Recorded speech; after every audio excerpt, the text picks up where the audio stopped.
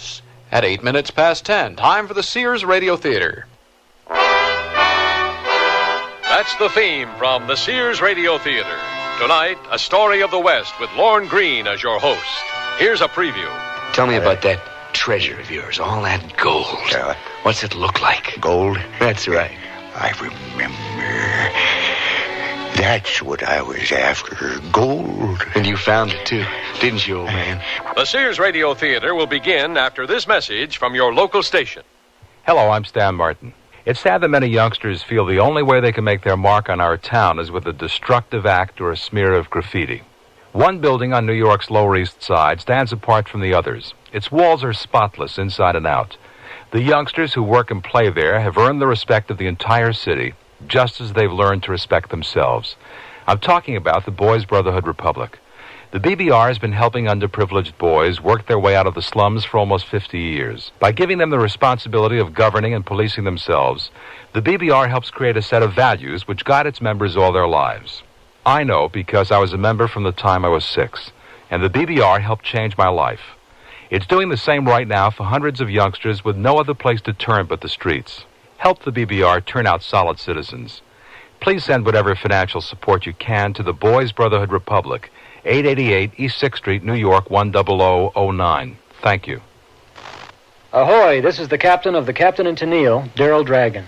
I have a tip for young people wanting a career in electronics or science. Amateur radio is a fun way to break in. I know several ham radio operators who learned so much with their hobby, they ended up as successful engineers or teachers. If we're to keep pace with the rest of the world, we need young men and women to study electronics. You see, once you earn a license, you'll be able to talk directly on the air to interesting men and women who've made it in all fields, such as doctors, judges, lawyers, baseball stars, and even in show business. I meet lots of them in television studios. The scientific types, by the way, have designed and built satellite relay stations, which are circling the globe right now, and hams have amateur television and teletype, too. Hams help each other as well as the public. Whenever disaster strikes, amateur radio operators usually are first to be ready with emergency communications. It's a true public service, and there's no age limit. You want to know more? It takes a bit of study, but it's sure worth it. Write Amateur Radio, Newington, Connecticut, 06111. This is Lorne Greene. Used to be, that's how you began a tale of the far west, with the sound of horses' hoofbeats pounding across the dry, blowing sand. A clean sound, to be blown away on the wind and leave no rude tracks to mar the golden sands of time. No more. Now in the New West, a different breed of men ride a different breed of horse.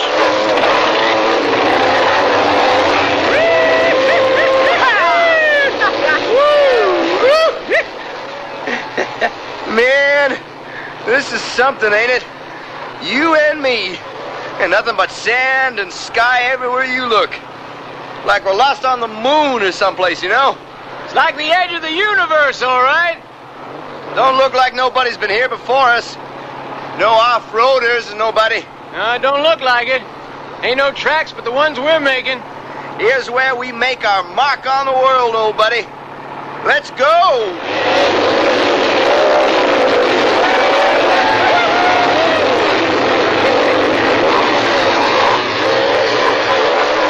What's that over there? Ain't no cactus. Some kind of shack, looks like. Maybe we aren't the only ones ever been here after all. Still don't see no tracks anywhere. Whoever it was must have come and gone a long time ago. Well, let's have a look, all right? Why not, man?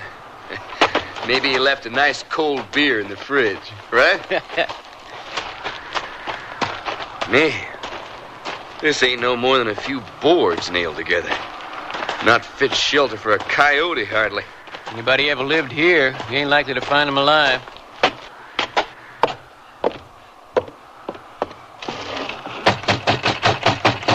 Hello? Anybody here?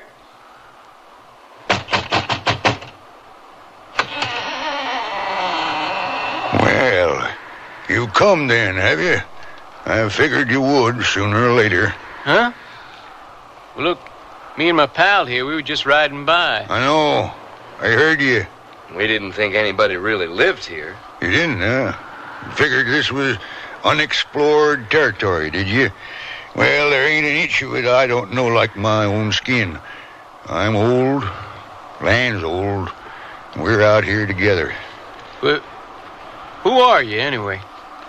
I'm the caretaker. That's who I am. And that's only the beginning of our story.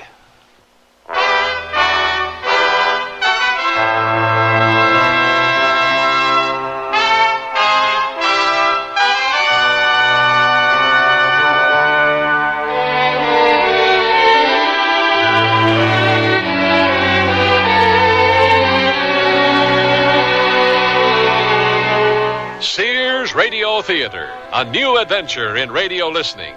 5 nights of exceptional entertainment every week, brought to you in Elliott Lewis' production of the Sears Radio Theater. Our story, Old Bones, by Shirley Gordon. Our star, John Daner. The Sears Radio Theater is brought to you by Sears Roebuck and Company. Sears, where America shops for value. It's here! It's here! The Great American Paint Sale is here! Now, save $3 to $5 on the same Sears paints that help preserve the homes of John Paul Jones, Betsy Ross, and other great American homes like yours. Save $5 on Weather Beater satin exterior paints, now $9.99 a gallon. Save $3 on Easy Living flat, ceiling, and semi-gloss interior paints, $8.99 to $9.99 a gallon. The Great American Paint Sale is here! Prices may vary in Alaska and Hawaii. Fill up on sunshine in cool, colorful sundresses from Sears, each so different, with shoulders bare or gently draped, in flounced or freewheeling lines, with details such as ruffles, smocking, and ribbon accents, too. Each a splendid sip right out of summer, in vivid solids, glorious prints, or clever combinations you'll have to see for yourself. So soak in lots of sun, in lots of sundresses, because each sundress is a great value, too, in misses and half sizes from Sears Dress Department. Sears wants to break the ice when it comes to buying a Kenmore refrigerator. So we're taking $50 to $100 off 3 models through June 30th. You save $100 on the 19 cubic foot side-by-side and $70 on the 17 cubic foot top freezer refrigerator. Both have automatic ice makers and Sears exclusive Humidrawer. Save $50 on a Kenmore 17 cubic foot refrigerator freezer without ice maker. All are frostless. Kenmore. Solid as Sears. Dates may vary in Alaska and Hawaii. All items available at most larger Sears retail stores. Go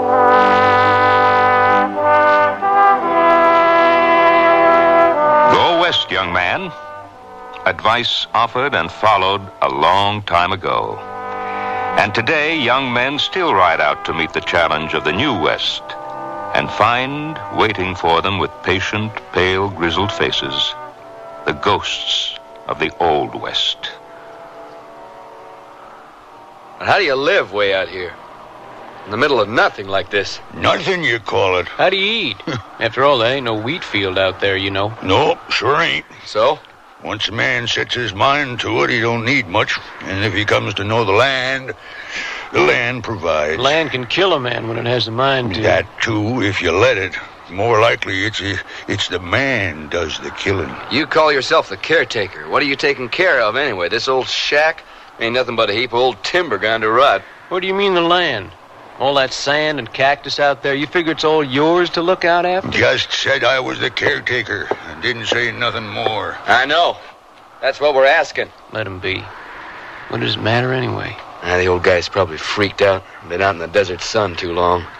You have any water to spare, old man? Our canteens could do with a refill. Water? You show me a man who can stick around out here without water, and I'll show you a humpback camel. He ain't so freaked out. Well, you give us some fresh water and we'll take off, I guess. Be unwise, I'd say. How so? A big blow coming up. I can smell it. You'd be riding straight into a sandstorm. Don't seem to me staying here under this pile of boards would make much difference. Suit yourself. He's been out here a lot longer than we have. Maybe we better listen to him. You don't have to listen to me. You just listen to that wind coming up. Yeah, I think he's right. We better lay over a while. But then it'll be getting dark. You mean stay here all night? If we have to. Day or night, don't matter. Pretty soon you ain't gonna be able to tell the difference. Come on in.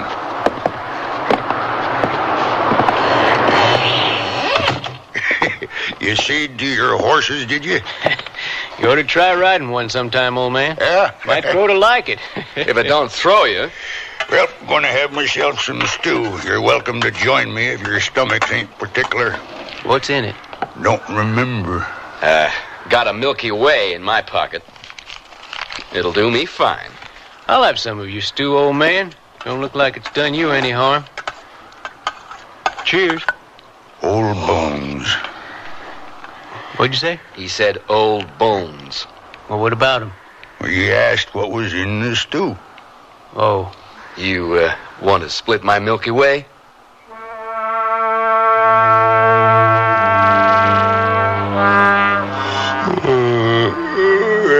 I don't know about you boys, but I'm ready to turn in for the night. Night? How can you tell? We haven't seen the sun for hours. When I feel like turning in, it's night. There's a couple of blankets over there in the corner. Help yourself if you want. Leastwise, they was blankets. Looks like we're stuck here for the night, all right. Well, it's better than being stuck out there someplace. Could have ended up in the old man's stew.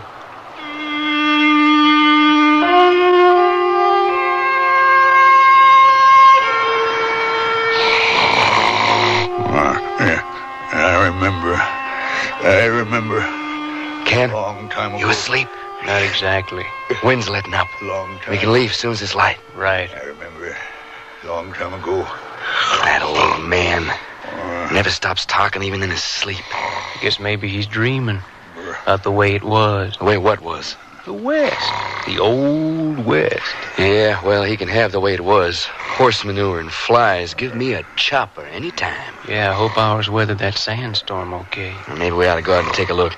Nuggets, buried treasure. Hey, man, you hear what he just said? Bury my buried treasure. Yeah, I heard. That old man's got a treasure buried someplace. Nuggets, he said. Well, it figures. He was an old prospector. Maybe he had to strike once. And buried it. Right out here someplace. So what are you thinking? You gonna go out and start digging up the whole desert to look for it? Well, not the whole desert. There's no reason we shouldn't just take a look around here before we go. Come on. Oh, you're crazy, man. Even if the old guy got a buried treasure around here somewhere, we ain't gonna find it. You never know. And even if we did find it, it wouldn't belong to us. Oh, come on, man. That old goat in there is gonna stay out here in no man's land till he rots. He ain't got no use for buried treasure. Well, we ain't got no chance of finding it. We ain't. Unless we start looking.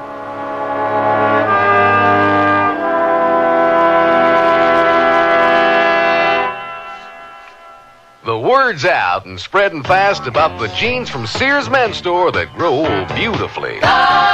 It's a sure sign they're feeling fine and feeling good. For the denim that keeps going strong a long time. Get them trim cut, regular cut, even get them pre-washed. The jeans that grow old beautifully. Now at most Sears retail stores. Dear, today I found the bedroom suite of my dreams at a great price. That's a coincidence. I found one that has all the features. Well, mine has authentic country styling. So does mine. Does yours have a beautiful 26-step finish? Nothing but, and I get a choice of 13 different pieces. All built to last for a long time? Yes, with sturdy tongue and groove construction and dovetail jointed drawers. Is yours Sears Open Hearth Bedroom Furniture? Sears Open Hearth Bedroom Collection. Expert craftsmanship at a reasonable price. Select from 13 different pieces. Now at most Sears retail stores. Sears National Automotive Sale. Dirt inside your shock absorbers can cause them to fail. Get Sears heavy-duty plus shocks with a self-cleaning wiper ring. On sale now, only $7.99 each. You save 20%. Installation available. And save now on Sears SuperGuard steel-belted radial tires. Steel-belted strength, smooth ride, radial performance. Super values, too. Save $40 to $76 on a set of 4. Sale ends June 30th at most Sears Tire and Auto Centers. Prices and dates may vary in Alaska and Hawaii. Stop at Sears. In the West, as in every place else, the old must give way to the new. But some things never change. Man's nature, for one. Across the centuries, from the time when the land was crisscrossed with the rutted tracks of rumbling wagons, to here and now, with its network of concrete freeways, Man's response to certain words remains unchanged. Words such as love and death and gold. There ain't nothing here but stuff that's no good to nobody anymore. Except in this. Figured he'd had to have a shovel around here someplace. Well, he has to dig the sand away to get out sometimes, I'll bet. In the hands of an old crazy like that, a shovel is for burying things. Burying his treasure. Nuggets. You heard him. Yeah, I heard him. But he didn't say where. Bet you it's right here. Right around this old shack someplace. Hey, man, it's going to be light any minute. The old goat will be getting up. Well, what are you going to tell him we're up to? It don't really matter what we tell him, does it? There's two of us and only one of him, and he ain't nothing but a crazy old man.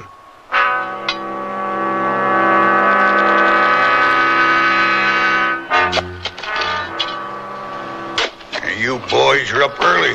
Couldn't sleep much. You jabber a lot in your sleep, old man. You know that? Nobody has to listen. But it might do somebody some good if they did. Hey, all these holes you're making, what do you figure you're up to? Oh, it's good exercise, digging. And you never know what you might find. Suppose so, but you just be careful where you dig. There's some place I don't want dug up. There is, huh? There is. What good is something you got buried way out here ever going to do you? Whatever does somebody good is nobody else's business, providing it don't do nobody else no harm. Who's talking about doing anybody any harm, old man? Well, nobody is. That's right. And then why don't we all have some breakfast? Well, what do you got? Always got some stew.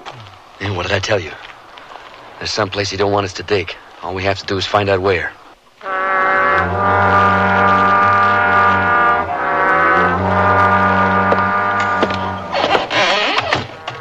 You decide on some breakfast after all? Yeah, I couldn't resist some more of that stew of yours. Yeah, what about you? Is that what you come in for, too? No, I ain't hungry. Oh, I wouldn't say that. I'd say you strike me as a hungry man. You mean greedy, don't you? Oh, greed. Now, that's something to watch your step about. It's like a snake with 16 rattles. That's right, old man. Better watch your step. But don't you worry. I've killed my share of rattlers in my day. Your day was the day before yesterday, old man. You ain't looked lately. It's already the day after tomorrow. I don't count my time by days no more. Speaking of time, we're wasting ours. Come on, Bob. Time you and me made tracks. Leave this old man out here all alone? No telling what could happen to him. And who'd know the difference? Till there was nothing left but a pile of old bones drying in the wind. None of us ain't gonna come to more than that anyway. The only difference is some of us are gonna come to it sooner than others. Where is this place you don't want us to dig up, old man? If I don't want you to dig it up, ain't likely I'm gonna tell you, is it? Come on, Bob, let it be. Used to have me a little old bulldog. He was stubborn. He'd get his teeth into something and there wasn't nothing could make him let it go. Nothing. And I learned to be just like him. Ain't nobody can be more stubborn than an old man. Especially a crazy old man. Where is it? You sure you don't want to try some of my stew? Where is it, I asked you? Oh, give it up, man. There's no way you can make him tell if you don't want to. Oh, yes, there is. You feel like telling me yet? I used to have me a burro. Stubborner than any little old bulldog. I learned from him. You are crazy, old man. Oh, man, what are you trying to do? Kill the old guy? Now, what good did that do us? I ain't gonna kill him, but if you don't wise up, old man, you're gonna wish I did. Oh, man, you're the one who's gone loco. I'm getting out of here. No, you ain't. We're in this together. I ain't in anything. Let go of me. Look, you'd like to get your hands on those gold nuggets, wouldn't you? Not enough to kill somebody. I ain't gonna kill him. Like you said. What good'll that do? I was just wearing him down till he felt like talking, that's all. Well, you do whatever you want. I'm moving on. No, you ain't. Well, you ain't gonna stop me. The hell I ain't. Let go! Now, what are you trying to do now? I told you ain't leaving. Let go, man! Get off that bike. Stay clear, will you? Anything you say, man. Bob, look out! There's a bull! There's a...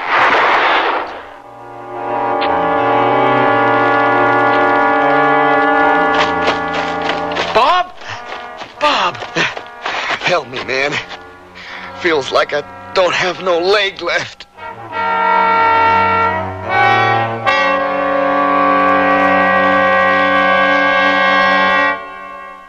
Sears Radio Theater will return after this message from your local station.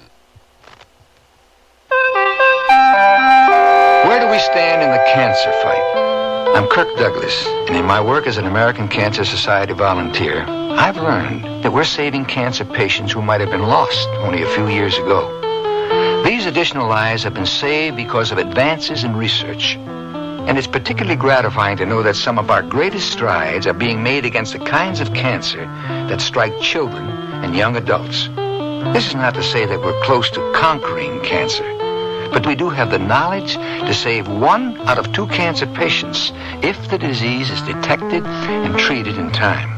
And each year we're able to save more and more patients. As one leading scientist said, I believe there's an end to the road, and I'm confident that we're going to get there. Help us get there. Please give generously when your American Cancer Society volunteer calls. Remember, it's your American Cancer Society. You've changed, Bernard. You're not the man I married. What do you mean, Francine? Remember the way you were, vulnerable. You made mistakes. But now look, you're confident. Everything you do turns out right. It's that book you sent away for. It's just a catalog from the Consumer Information Center. It lists more than 200 federal publications you can send for on building, fixing, eating. Buying, selling, working, playing, living. And more than half of them are free. Yes, Francine, the man you married is gone for good. All right, Bernard. But would you make just one more mistake for old time's sake? All right. For you, I'll just replace that window glass like I used to. Whatever you do, learn to do it better. Send for your free catalog. Just write Consumer Catalog, Pueblo, Colorado, 81009. Francine, send for that publication on first aid. What was that address? Pueblo, Colorado, 81009.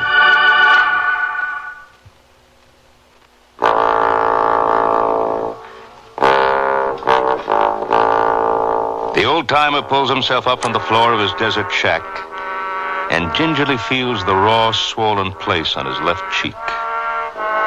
While a short distance away, his young assailant painfully extricates himself from under his fallen mechanized horse.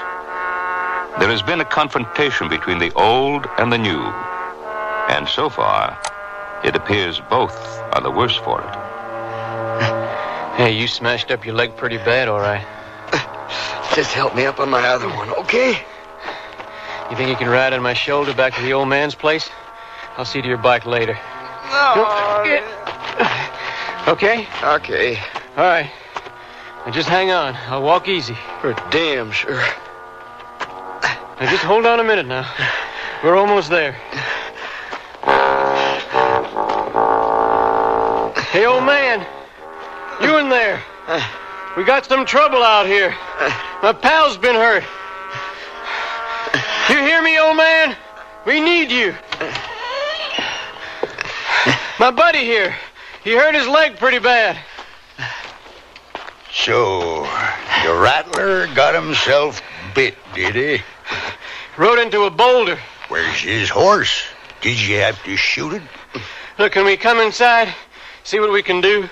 Don't put yourself out now, old man. I ain't killed every rattler I've come across. Come on, let's get him in on the cot.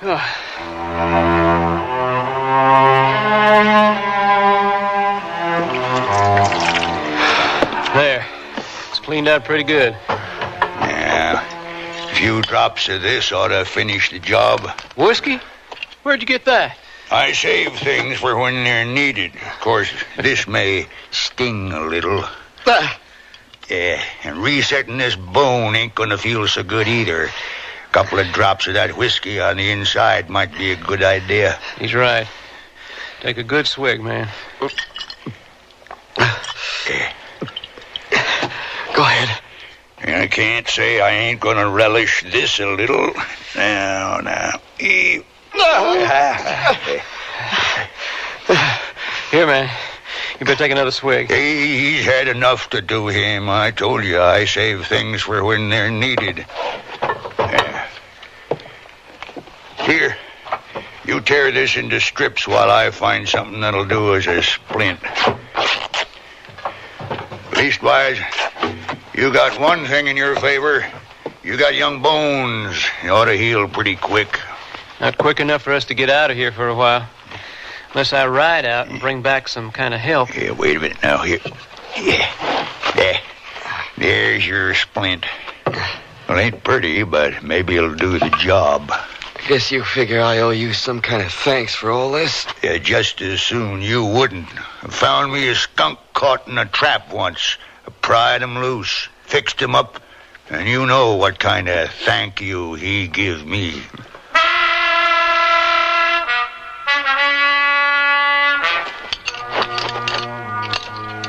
Well, that ought to do it. Let's see.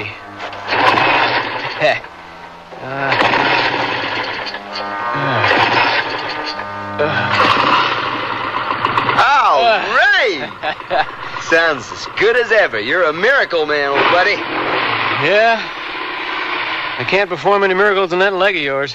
And getting your wheels back ain't gonna do you no good. No, there's no way you can ride out of here for a while. No. Seems like I'm stuck with the old man Stu. Where is he, by the way? I don't know. Gone off somewhere again, I guess.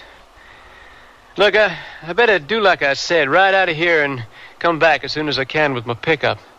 I can fix you up a bed in the back of it so you can make the trip out. Where'd you say that old crazy's gone off to? Out there someplace. Calls it his front yard. Yeah. Well, it ain't his.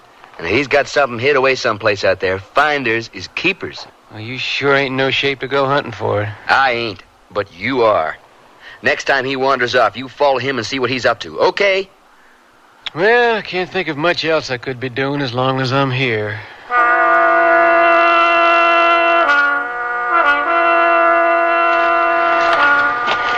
I'm still here, and I still remember, and that's what matters. Nobody can make the world turn around and go backwards. I ain't asking it to. Can't bring back something that's dead and gone. I wouldn't want to. But somebody ought to always be around who ain't forgot. Ain't important who, but hereabouts looks like it's me. I'm here, and I remember.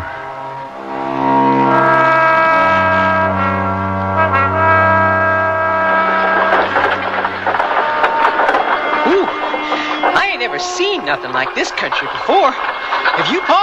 No, son, I never. Can't hardly believe I'm seeing it now. You think maybe I'll get so used to it I'll forget how it looked the first time? I don't know, son. Some things stay with us forever. There's no telling what things are going to be.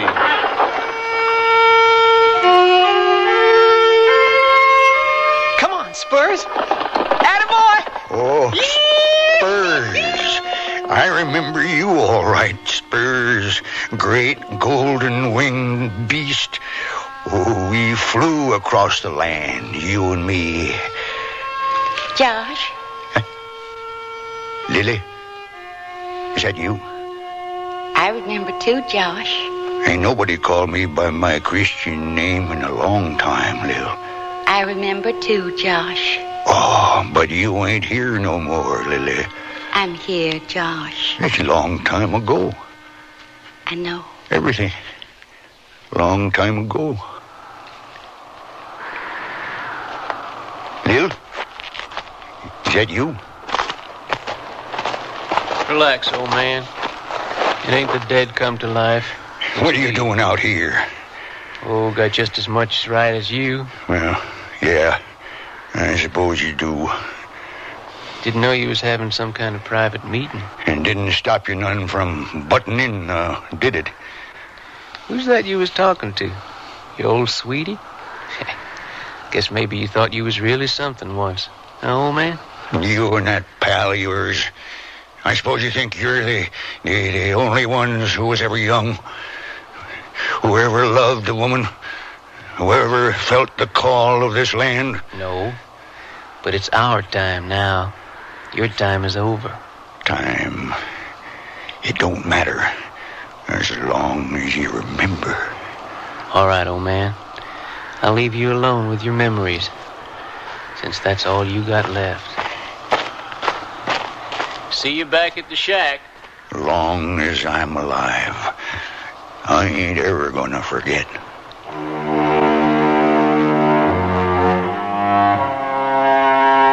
So, then what was the old man up to? He's having himself a secret rendezvous with an old girlfriend, that's what. Huh? Her name was Lily. She and the old man must have really had something good going once. What the hell are you going on about? Oh, you should have heard him standing out there talking with her, thinking they was all alone, just the two of them. I mean, they didn't know I was there listening to them the whole time. Wait a minute. You better ride out of here first thing tomorrow, for you're the one who needs help instead of me. Okay. When I come back with the pickup, you let me load you up and take you out of here, right? Right. And leave the old guy in peace. That's right.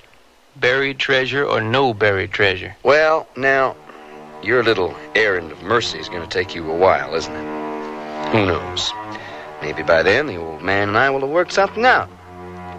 One way or another.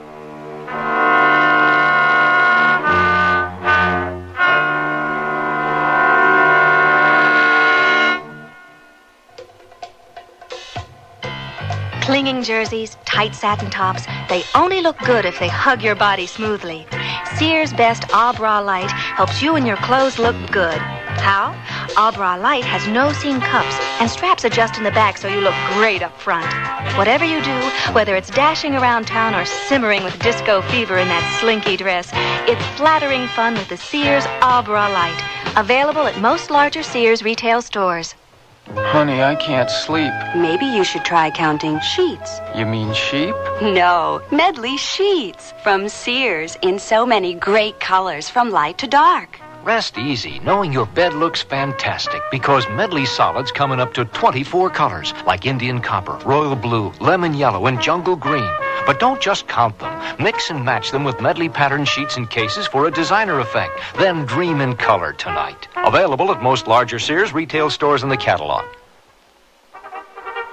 Here they come. More values from Sears, like $1.44 pull-on shorts and $1.99 tank tops for women. They're colorful polyester tank tops that slip on neatly over the double-knit nylon shorts. Shorts with elastic waist and stitched front creases. Just watch them go.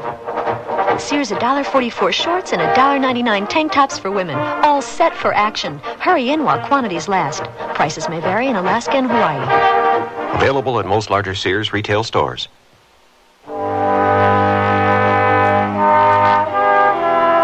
Lorne Greene again, and here's the concluding act of Old Bones. I'll be back as quick as I can, all right? Don't hurry on my account. You take care of yourself, old man. Don't concern yourself about me, young fella. I've been taking care of myself so long, it's got to be a habit. I'll see you, pal. Watch out for boulders.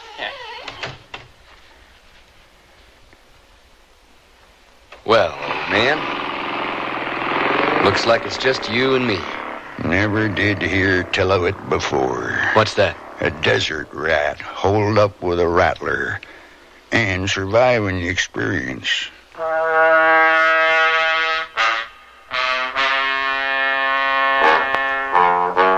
What are you fixing to do now, old man? Go wandering off again?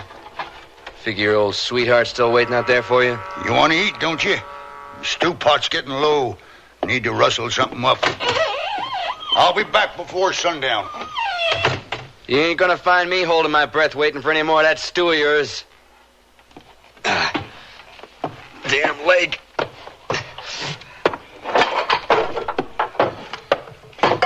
Where? Where's he got it hid? Buried, he said. Under the floorboards, maybe.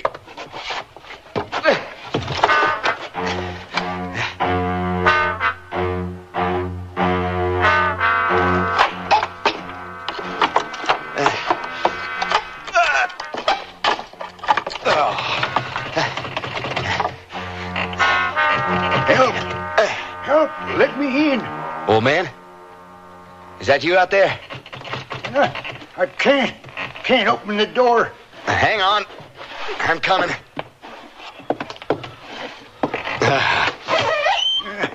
I'm afraid you'll have to help me if you can. What happened? Well, was expecting to be bit by a rattler, but wasn't expecting it to be a real one. Jeez. Yeah. Your leg. It's swollen twice its size. I think maybe I've had it this time. Oh, no, you ain't. Oh. Like I said, you're no good to me dead. Just hang in there, old man. It's my turn to play doctor. First, I'm going to have to cut you open. Can't say I ain't going to relish that. No, it's too late, but help yourself.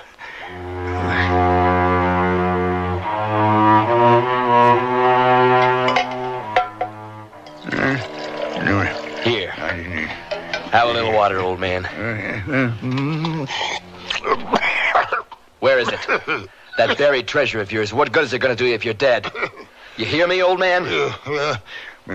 You ain't going to die on me. Not without telling me where you got it hid. Is it right here? Inside this shack someplace? Somewhere under these floorboards I've been pulling up? Where, old man? You have to tell me, you hear? Yeah, I remember. You better remember. You told me, Pa, the land.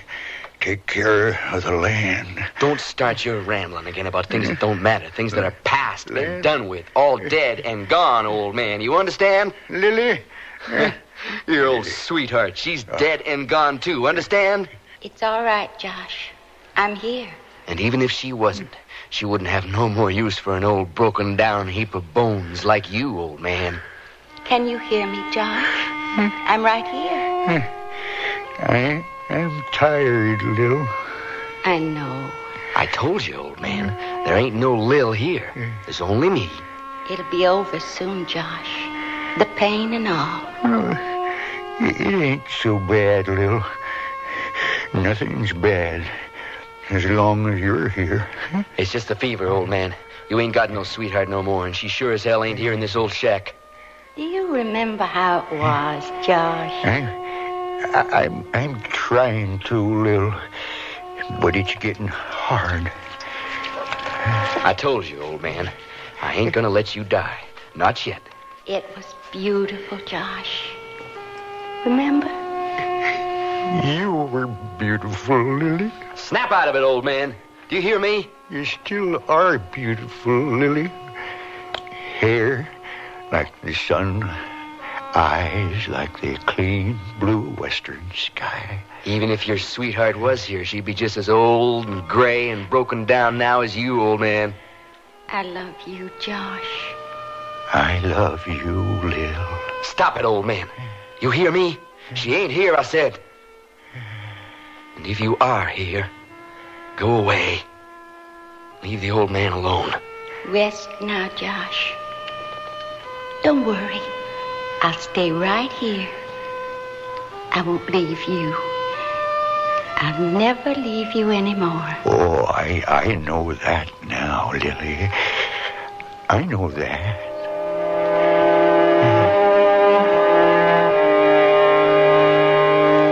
Old man? You still with me? Huh? Yeah. Tell me about that treasure of yours, all that gold. What's it look like? Gold? That's right. I remember. That's what I was after, gold. And you found it, too, didn't you, old man? I come out here to the desert. I was all alone then. That sweetheart of yours, Lily, then she didn't stick by you after all? No. I wasn't all alone. Not once you struck gold, you wasn't. Nobody's alone once he's got himself a fistful of gold nuggets. Hey, nuggets. It's right. I ain't forgot. And you ain't forgot what you done with him. Right, old man? Where you buried him. No. I ain't forgot. Right next to this old shack of mine. By that old barrel cactus. Well, now, old man, that's more like it. I'll get you another drink of water on that one. Here you go, old man. All we have to do now is wait for my pal to come back.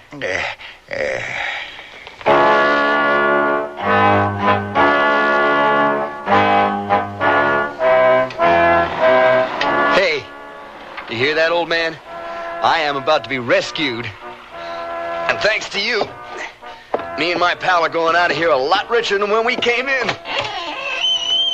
All right. Welcome back, man. Hey, pal. You okay? You know, you hadn't ought to be on that leg, you know. Man, I ain't hardly been off it. How come? Where's the old man? In here. But he ain't good for much just now. What happened? What's the matter with him? Rattlesnake bite. Don't look at me. It was a real rattler. Ask the old man. He'll tell you. The hell he will. He's dead.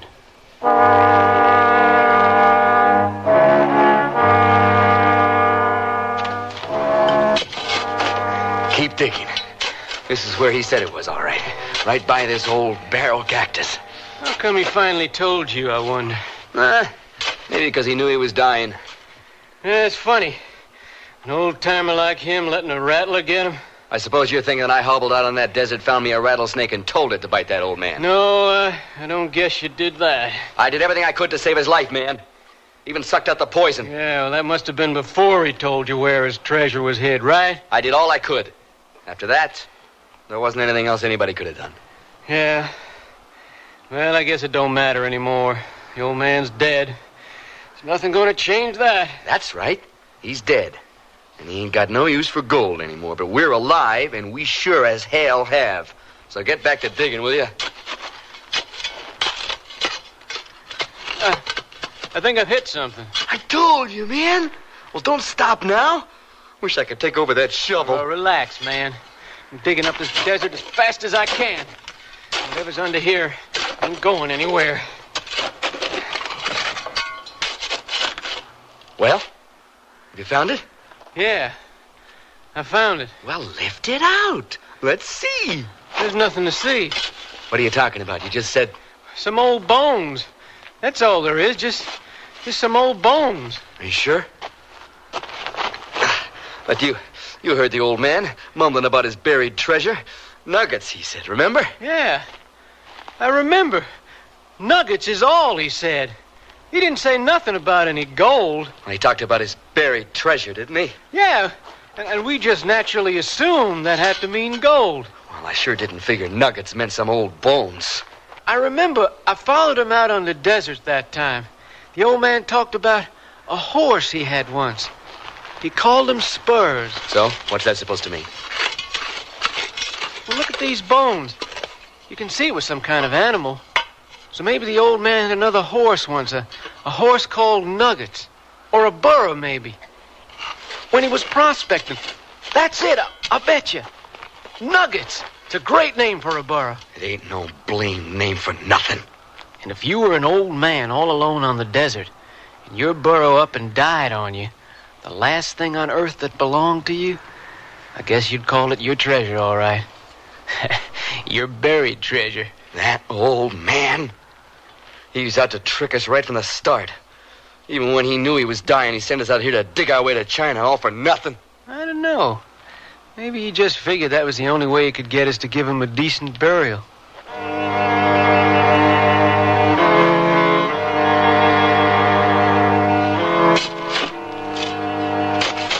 Well, that's it, old man.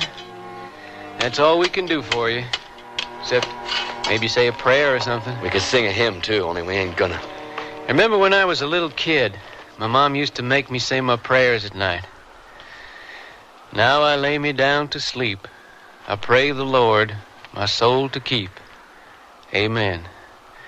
There's your prayer, old man. I guess it'll do. It'll do. Let's get my bike on the truck. Get out of here. In a minute. Well, what are you going to do now? I thought I'd put up a grave marker. A grave marker? What for? Nobody will ever see it. Well, just the same. Seems there ought to be something to show that old man was here. Sandstorm will just come along and cover it up. Let me have your knife. Some of that old man's craziness wore off on you for sure. Well, what are you putting on it? You don't even know the old man's name. Josh. Josh. That's what you called him out there on the desert. Let's get out of here. Yeah, let's.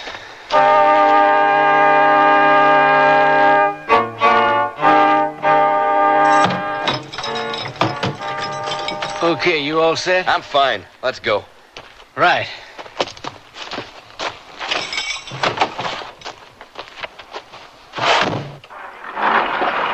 Hang on, man. We're off. Let her rip.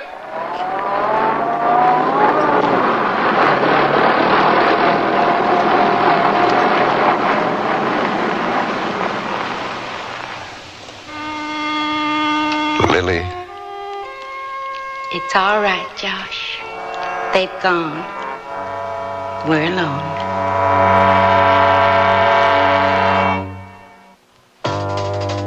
They wear them in Alaska, in Texas, in Maine. Wherever the territory's tough, the kids wear Sears Tough Skins. The toughest jeans in Sears Tough Jeans territory. Fashioned from a perma-pressed tri-blend fabric so tough, kids can actually jump on trampolines made from it. Sears Tough Skins in boys and girl sizes. Now in latest spring colors, styles, patterns. Brushed finish, too. You have tough kids, Sears has Tough Skins. Only in the children's store at most larger Sears retail stores and through the catalog. Sears National Automotive Sale. Dirt inside your shock absorbers can cause them to fail. Get Sears Heavy Duty Plus shocks with a self-cleaning wiper ring. On sale now, only $7.99 each. You save 20%. Installation available. And save now on Sears SuperGuard steel-belted radial tires. Steel-belted strength, smooth ride, radial performance. Super values, too. Save $40 to $76 on a set of 4. Sale ends June 30th at most Sears Tire and Auto Centers. Prices and dates may vary in Alaska and Hawaii. Stop at Sears. Sears, where America shops, invite you to apply for the Sears credit card. It gives you credit in over 3,600 Sears stores coast to coast. Whether you live or travel in any of the 50 states, there's a Sears store where you can shop for what you need for your family, home, or car. You can apply for the Sears credit card at any Sears store or by calling this toll-free number now. Call 800-526-0444. That's 800-526-0444. New Jersey residents call 800-652-2777.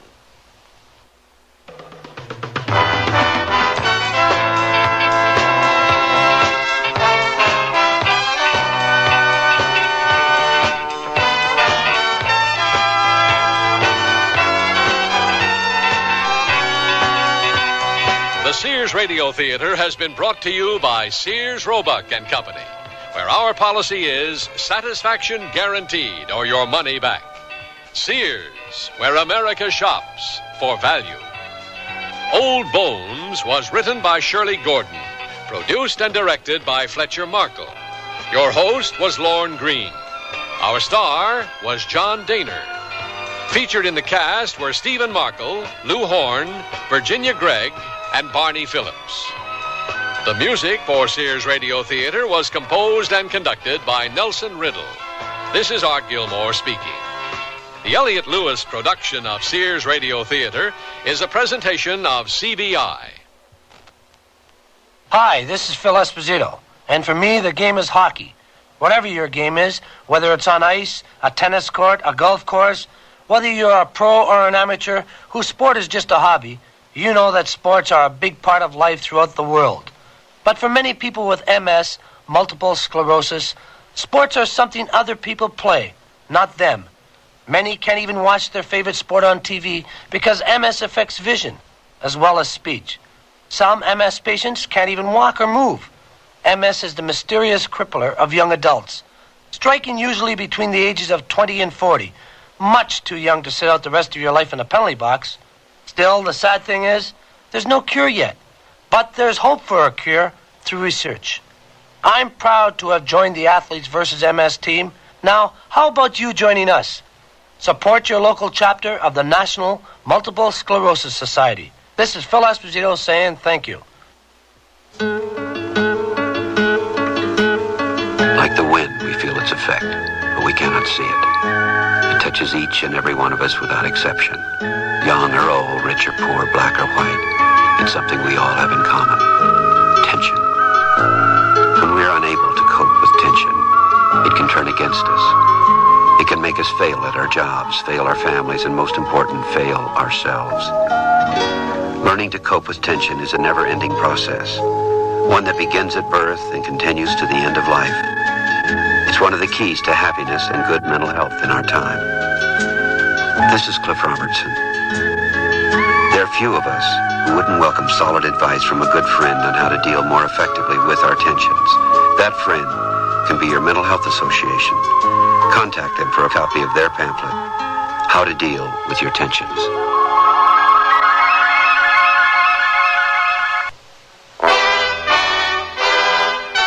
Tomorrow's Sears Radio Theater will be a comedy with Andy Griffith as your host. Let's listen. Where's Vietnam? It's right next door to Thailand, where my girlfriend Sirikit came from. This is the lady from Bangkok, the one you almost married? Right. Say, man, you got a good memory. Yes, Sirikit, I really cared a lot for that woman. So be sure and tune in tomorrow to the Sears Radio Theater. At 7 minutes past 10, time for the Sears Radio Theater. That's the theme from the Sears Radio Theater. Tonight's story is a comedy with Andy Griffith as your host. Here's a preview. I'm the only one around. You got a problem? Well, yeah, you see, Sergeant... I need a physical examination. So he can get in the Army. So he can get in the Army? That's right. He's got to have his physical today, Sergeant. Which is why I was sent here. This ought to be in a comic book. The Sears Radio Theater will begin after this message from your local station. Join Bob Jones for The Unexplained, Monday through Friday on WNEW at 12:15, 5:45, and 8:45 p.m., and on the Milkman's Matinee. These are true stories of an unusual nature.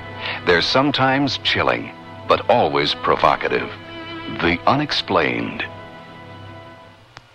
Hi, Ted Brown here. You know, everybody talks about the weather, but not with the experience and knowledge of our man in the WNEW Weather Center, Bob Harris. Hi, this is Bob Harris, now a part of the WNEW news team, and particularly the Ted Brown Show every weekday morning. Join Ted and the top-notch WNEW news staff, John Kennelly Sports, and me, Bob Harris, from the WNEW Weather Center every hour, Monday through Friday, on the Ted Brown Show and throughout the day.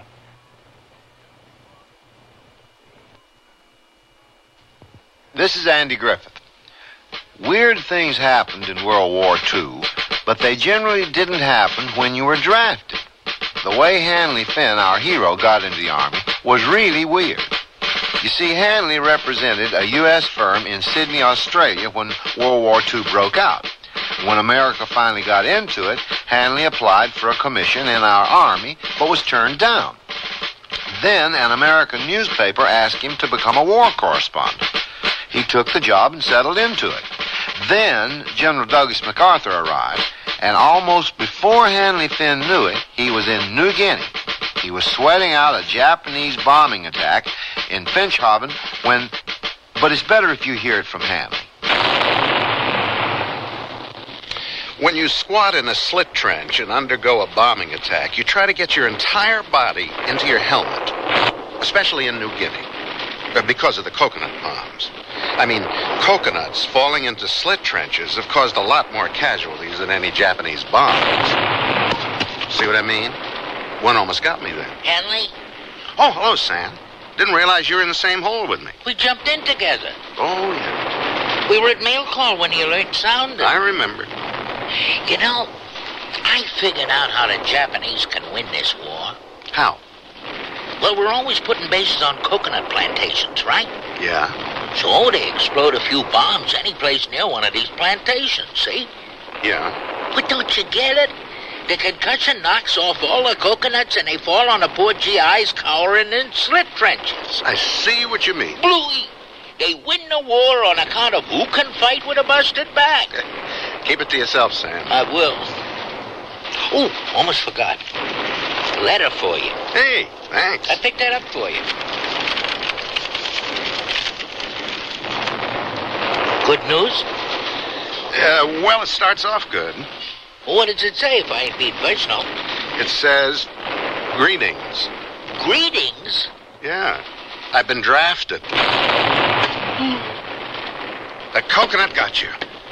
Sam? Sam? Medic! Medic!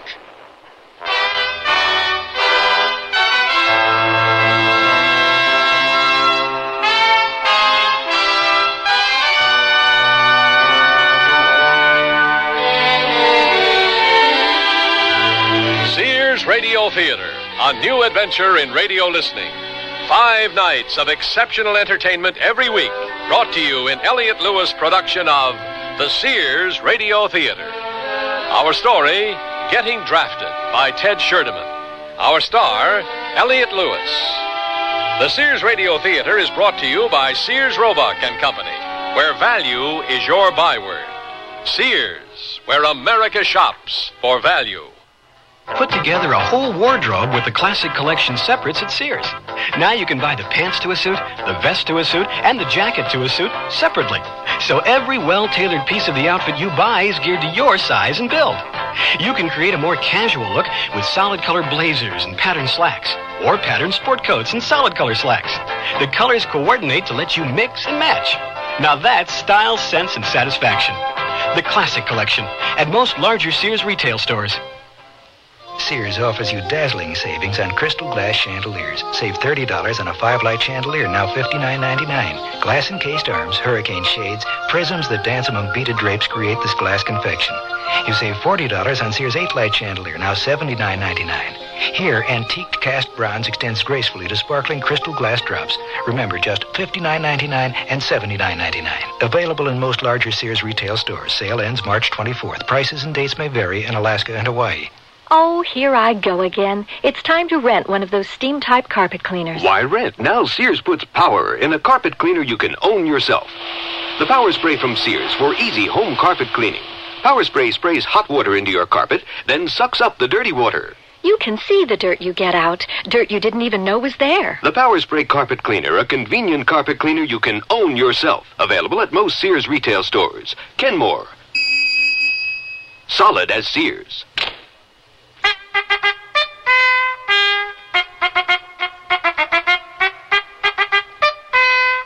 Hanley Finn, war correspondent, received his greetings while sweating out an enemy bombing raid in a slit trench in Finschhaven, British New Guinea. That is, he received a letter from his draft board telling him to report at once to be sworn in and receive his basic training in the Army of the United States. Now, at once was rather academic. The letter had taken nearly 6 weeks, getting from the draft board in New York to Sydney, Australia, and finally to that slit trench in Finschhaven. And Hanley Finn had to return to Australia to find the nearest replacement depot that could draft him. It was in Brisbane, at a former racetrack named Ascot. So we pick up Hanley Finn, war correspondent, at the Ascot Replacement Center. Well, it was absolutely... Major? Major, sir? Yes? This where I'm supposed to report? It is, if you want to bill it.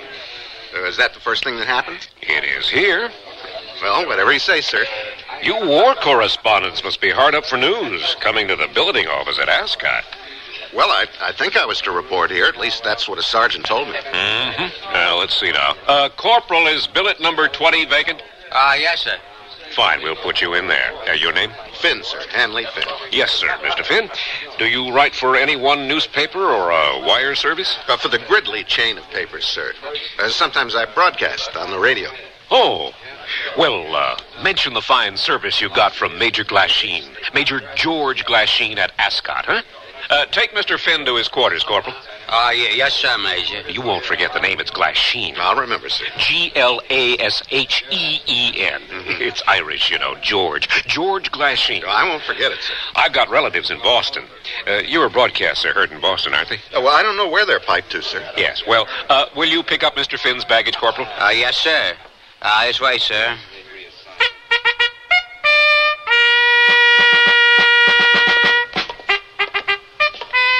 Lots of tents here. Yes, sir. What happens here? Not much. Men arriving from the States, men from the hospital. Men from the States are assigned to various units, and men from the hospital are sent back to their units as soon as they're well enough to travel. Mm-hmm. What's this building? That's where your quarters are, sir. Right in here, sir. This used to be a stable. Yes, sir. That's because Ascot was a racetrack. You don't like it, sir? I thought I'd get a tent. This is better than a tent. It's much better than I expected. Well, you see, war correspondents get the same bill as his officers. I mean, they rank you from captain up to light colonel. The lieutenants get tents. And captains, too, if we're crowded. You hit it on a light day. I had a feeling that Major didn't understand the pitch. How's that, sir? We'd better go back and see him again. But, sir, he already gave you the best billet he had. Yeah, that's why we'd better go back and see him again.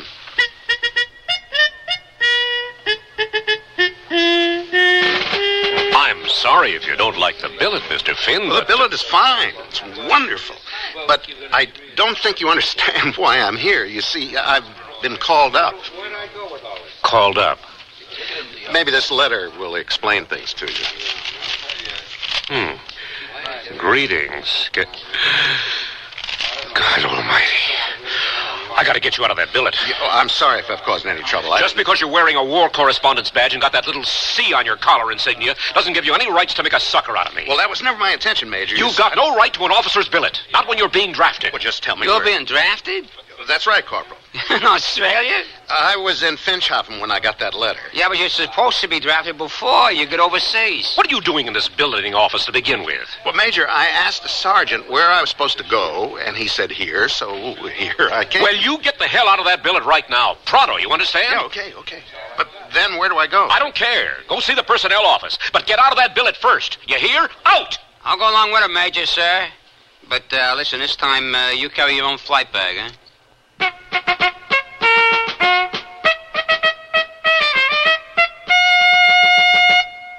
Hey, look, in here, inside this stylish man's dress shirt. I'm a Sears Value dress shirt label, just popping with pride, because Sears Value dress shirts are sure to be popular for a number of reasons. They have fashion spread collars, come in classic patterns and solids and short sleeves. You'll appreciate the perma-pressed polyester or polyester cotton blends for easy care, plus at low value prices, what a buy. Just look for me, the Value dress shirt label at Sears Men's Store, where style, sense, and satisfaction combine to label me right for you. I sell draperies at Sears. Yesterday, a lady came in and said that she'd been in and out of about every store in town looking for draperies and at this point didn't know what she wanted anymore.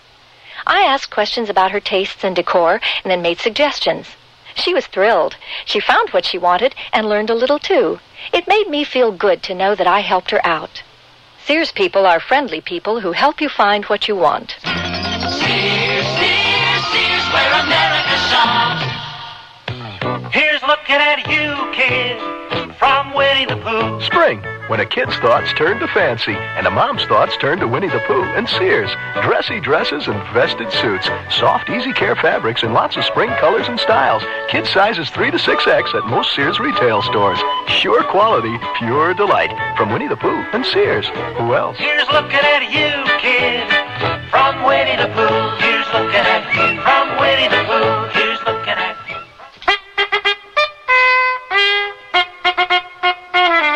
I don't understand this here. See, I got drafted in Sioux City. That's in Iowa. I know where it is, Corporal. I never heard of a guy being drafted over here. Well, you have now. Where's the personnel office? It's the next building.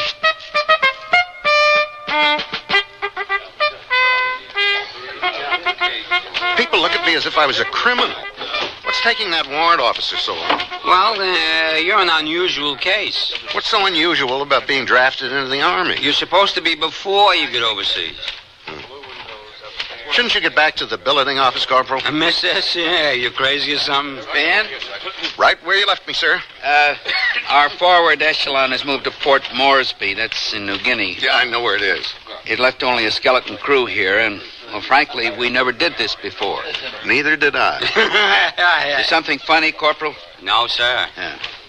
We finally found a copy of a form in a book. I had it typed out for you. It says true copy right there above my signature, see? Yeah, it should work fine. I think so. Now, you sign here, all 5 copies. All right. This is it? No, now you got to have a physical examination. Where do I go for that? Well, to our infirmary, I guess. I'll take Mr. Finn over there, sir. Fine, Corporal. Good luck, Finn. Thank you, sir. You'll need it. How much I needed it, I didn't know at the time. The corporal and I walked for what seemed like miles to the infirmary. We finally came to a building with a red cross on it. We went in, but there was nobody around. Each room was filled with things doctors use to treat people, but no people. On the second floor, we finally found a sergeant under a sign marked Chiropody Department. He had his feet propped up on a desk, and he was reading a comic book. Where's the doctor, Sergeant? Huh? He ain't here. Huh? He's out taking his weekly exercise. I'm the only one around. You got a problem? Well, yeah, you see, Sergeant... I have. I need a physical examination. So he can get in the Army. So he can get in the Army? That's right. We were told to Is this a rib or something? Is this the Ascot dispensary? It is. He's got to have his physical today, Sergeant. Which is why I was sent here. You know, this ought to be in a comic book. Well, you can phone the personnel department if you don't believe me. And I don't. So I'll call. I got a notice from my draft board. Pipe down. Yes, sir. Personnel office. Hey, what's the little C in the badge stand for? Correspondent. I was a war correspondent. Uh-huh. Hello, personnel office. This is Sergeant Panola over at the dispensary. I got a guy here who, yes, sir. Yes, sir, war correspondent according to this badge. Uh-huh. He's being drafted? Yes, sir. He's got to have his physical today. But, yes, sir. You was telling the truth. Honesty is the best policy. Well, then I'll be honest with you. I never gave a physical before. Well, that's all right. I'm okay anyway. You got to fill out some forms. Yeah, put your name, birthday, place of birth on there, all 5 forms. You got any carbon paper? Oh, sure, here. Yeah. You know, I don't remember my physical. Do you, Corporal? Well, you know, eyes, ears, feet. They listen to my chest. What'd they listen for? Search me. There you are, Sergeant. Uh-huh. How do you feel? Fine. You got any diseases? I don't think so. Childhood diseases? Oh, chicken pox, mumps, measles, the usual. Mm-hmm. Well, now we examine your eyes. Follow me. Okay. Not you, Corporal. You ain't being examined. Can I come along, Sergeant? No. You, follow me. Whatever you say. Okay, there's the eye chart on the wall over there. I see it. I ain't got the slightest idea how you test eyes. Do you know? Well, I'm 20/20 anyway, so this is a waste of time. What's 20/20 mean? That I'm perfect. I can read one line or all of that chart with one eye or both. Prove it. Cover one eye. E, J, B, C, S, T, W, V, U, Q, A, X, Y, I, N, M. Yeah, that was good. Now cover the other eye. E, J, B, C, S, T, W, V, U, Q, A, X, Y, I, N, M. What was that number you mentioned? 20/20? That's it. Eyes 20/20. Now we come to the ears. Look, about a year ago I had a physical exam when I was trying to get a commission in the Army. I didn't get the commission, but I passed the physical. I'm all right, really. Yeah, maybe so, but I gotta give you a physical. Now, you see these 3 stripes on my sleeve? I didn't get them for sloughing nothing off. Now, how'd they test your ears? Well, guy stood over in a corner and whispered, and I told him how it sounded. Yeah, that's all? Well, he had a tuning fork, and... What's the matter? Maybe I'll just whisper. You stand in that corner, and I'll go over this one. Hey, you hear me? Yeah? You still hear me? I do. Yeah, I guess you hear all right. I said I did. Ears 20/20. Just like my eyes. Exactly. Feet. Now we come to feet. Now, these I know something about. Take off your shoes and socks. Whatever you say, sir. Hey, don't call me sir. I'm a sergeant. Yes, sir. I mean, sergeant. I was a corroborator's helper before the war, you know. So? Now stand up and walk around. Mm-hmm. Hey, you said you was all right. I am. You got flat feet. Well, I know it. I was born with flat feet. You got flat feet. Look, Sergeant, the kind of job I'll have in this Army, I'll probably be sitting on my duff all day anyway. That has nothing to do with it. You got flat feet, and I'm taking no responsibility for passing a guy with flat feet. Now, to me, you are 4F. 4F? You heard me, and I'm calling that warrant officer in personnel, and I'm telling him to get somebody else to give you a physical.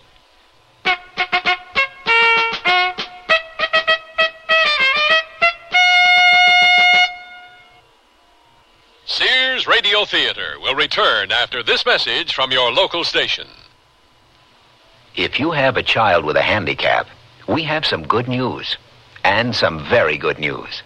The good news is there's a new law that guarantees your child the right to the special education he needs. Evaluation procedures conform to the corresponding requirements in the final regulation of Section 504. But here's the very good news.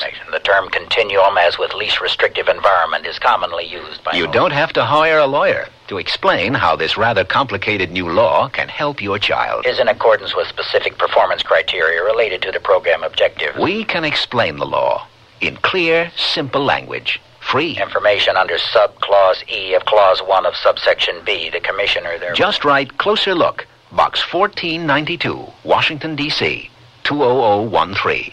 That's Closer Look, Box 1492, Washington, D.C., 20013. A public service message on behalf of the United States Office of Education.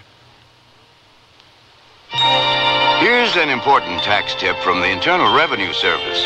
If you're 65 or older, there are some special tax breaks that you can claim, like a double personal exemption. That's right, an extra $750 for yourself, and still another if your spouse also is 65 or older. And there are advantages if you decide to sell your home and move to a smaller place. There's also a tax credit for the elderly. They're all spelled out in one of IRS's free publications, number 554, Tax Benefits for Older Americans. You can get copies by calling the IRS toll-free number listed in your telephone directory, or you can order by mail. There's even an order form just for that purpose in each tax package. Use it to send for the Older American publication or any other IRS publication or form you need. Tax Benefits for Older Americans. Get all the details now so you can take advantage of the benefits on your tax return.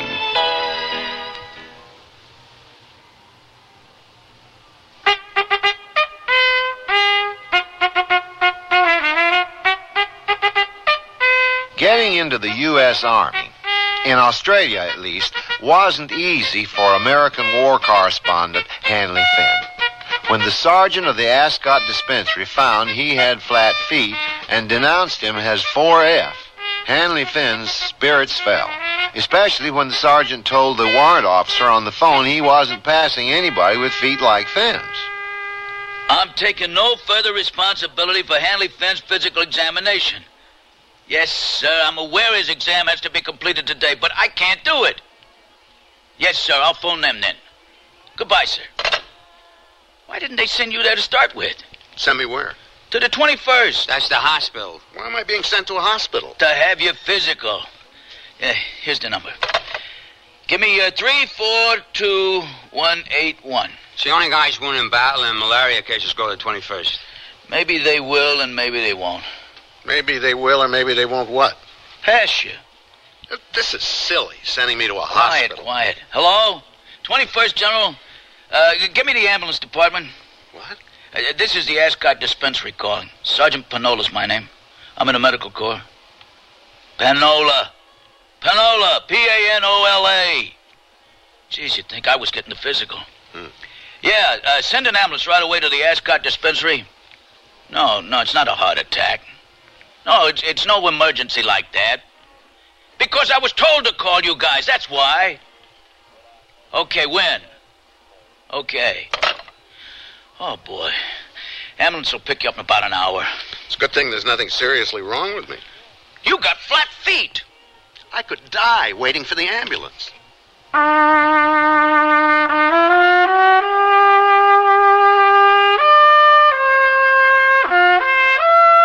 I said goodbye to the corporal from the billeting office and the sergeant at the dispensary after the Army ambulance finally showed up.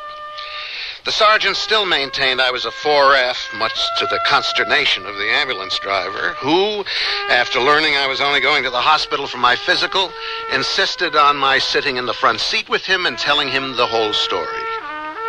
Now, driving on the left side of the road is something I've never gotten used to. But sitting up front in an ambulance, speeding like it was a matter of life and death, is something else again. Do you have to drive so fast? Oh, I gotta keep in practice.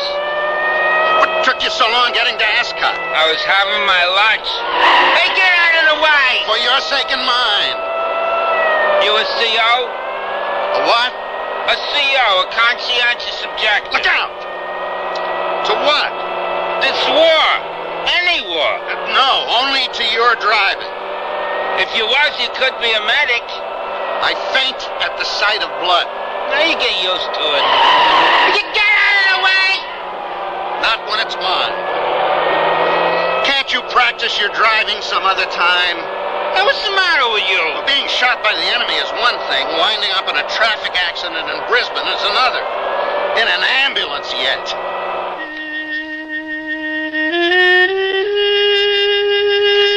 I was ready for the hospital by the time we managed to get to the 21st General. It was an old civilian hospital that had been taken over by the Army in Brisbane. The ambulance driver was no help in steering me to the place where I was to take my physical, so I ended up at a nurse's station marked in. You're here for a physical? Yes, ma'am. A draftee's physical? Yes, ma'am. You're supposed to be drafted before you're sent overseas. I know, Lieutenant. Well, I don't know where to send you. I can't put you in a room. You haven't been wounded, and you don't have malaria. You don't have, do you? Malaria? No, ma'am. Didn't think so. Room's out of the question. Yes, ma'am. Maybe the outpatient department will know what to do for you. Whatever you say, ma'am. Yes. That's where I'll send you. So where do I go? Let's see. Right down this hall, then to the left. To the left? No, right. Right. You go right at the end of this hall. Right. Got it. Oh, no. No? No. No, the easiest way is to go back outside and turn, let's see, left. Left. Yes, left. Left. And then you follow the walk until you see the sign outpatient. Until I see the sign outpatient. That's right. Thank you, ma'am. And tell them what you're there for. Oh, I will. And if they don't know what to do, you come back here. I'll make some inquiries as to what to do. Thank you, ma'am.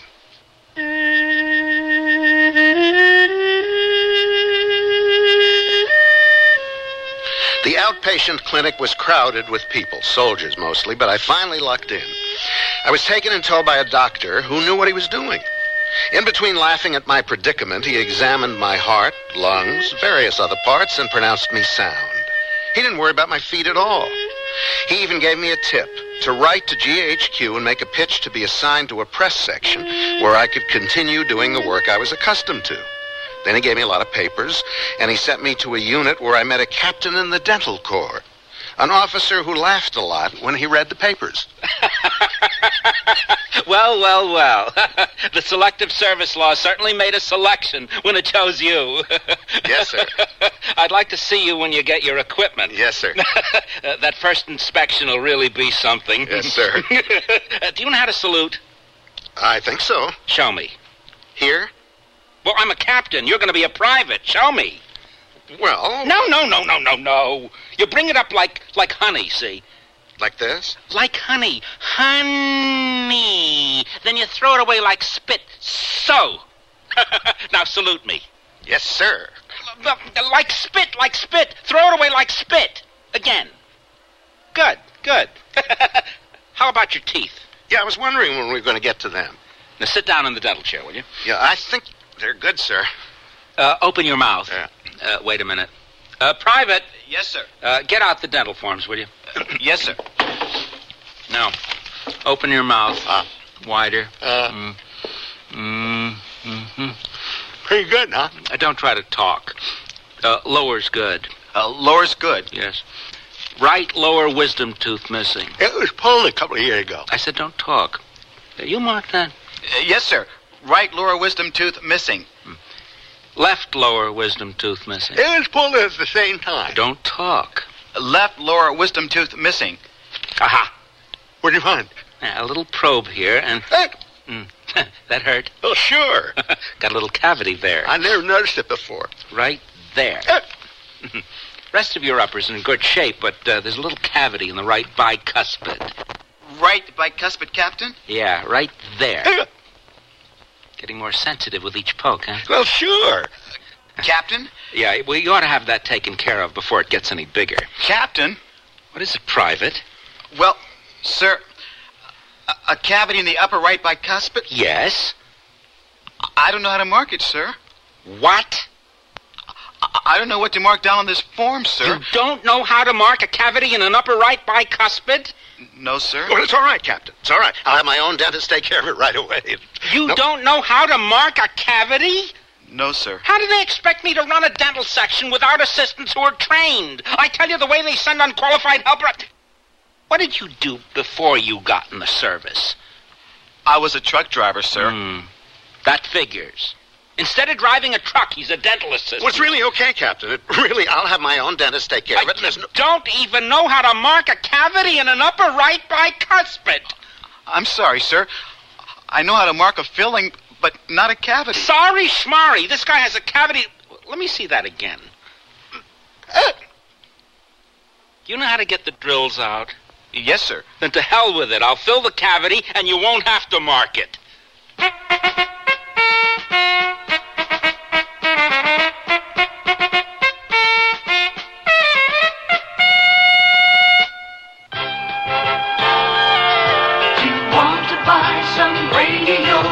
Tires all look the same. You've got to have good feelings. You've got to trust the name. You know our reputation. Remember what we said. When Sears is behind you, you come out ahead. It's tea time at Sears Budget Shop. Why? Because we have solid pull-on pants in tiny, typical, and tall sizes that fit you to a T. Team up the pants with a terrific coordinating top. Short-sleeved with yoke front, the top comes in tempting spring solids and prints. These tops and pants are terrific easy care polyester knits, so try them soon. They're great at coffee time or afternoon tea.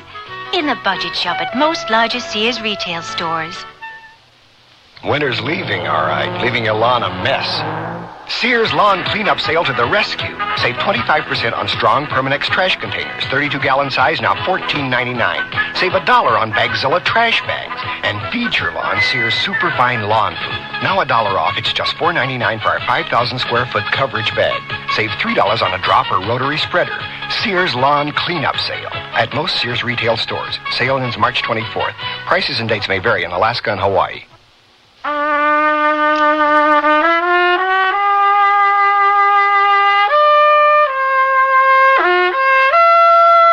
Now, as you heard, Hanley Finn's tooth was filled, and the dental officer's assistant didn't have to mark it. He marked the filling instead.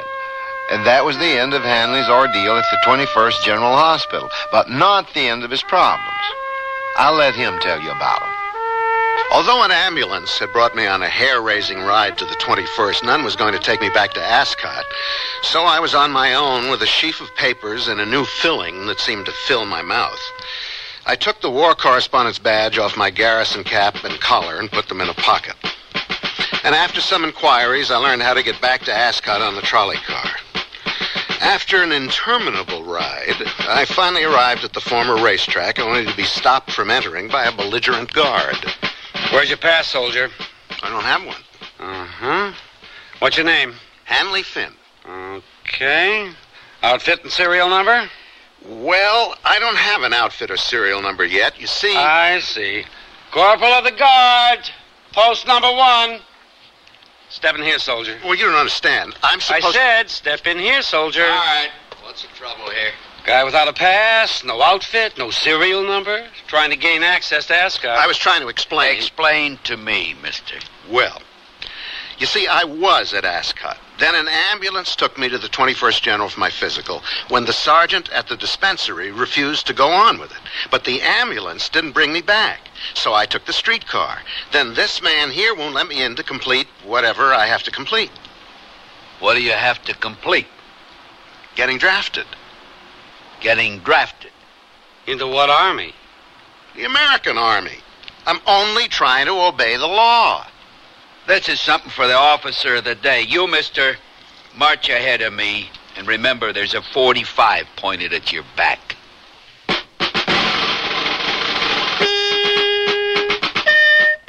I saw no reason for the corporal of the guard treating me like a criminal, but I marched ahead of him rather than argue. The officer of the day, a first lieutenant, was a nice chap who laughed a lot when I told my story. He said I didn't have to worry about the corporal of the guard shooting me since he was given no ammunition anyway. All he carried was an empty pistol. Even the officer of the day had no ammunition. Never did understand that. It prevents accidents. Oh. Well, first things first, we'll give you the oath. Now, repeat after me. Oh, raise your right hand. Like this? Yeah, that's good. All right, now repeat. I will bear true faith and allegiance to the United States of America. I will bear true faith and allegiance to the United States of America. Let's see. I will serve them faithfully against all their enemies. I will serve them faithfully against all their enemies. I will obey the orders of the President of the United States and the officers appointed over me according to the rules and laws of the Articles of War. I will obey the orders of the President of the United States and the officers appointed over me according to the rules and laws of the Articles of War. That does it. That does it. No, that's not part of the oath. Oh. I just meant we were finished. Oh. Now we send you to personnel to get your serial number, blood type, etc. Okay? Whatever you say, Lieutenant.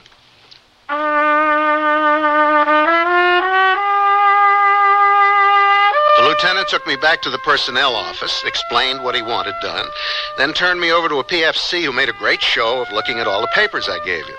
He copied down my name, where and when I was born, blood type, religious preference, told me what I'd be paid, stuff like that. He didn't know where I was to get my basic training and reiterated the phrase I'd heard so often it was coming out of my ears. You're supposed to be drafted before you get overseas. Finally, he gave me a serial number, which he said would be stamped on my dog tags, and told me to remember the number. Engrave it on your mind. In case you're captured, you only have to give your name, your rank, your serial number. Finn Hanley Private, or whatever you are. And number 39254196, and that's all, you see.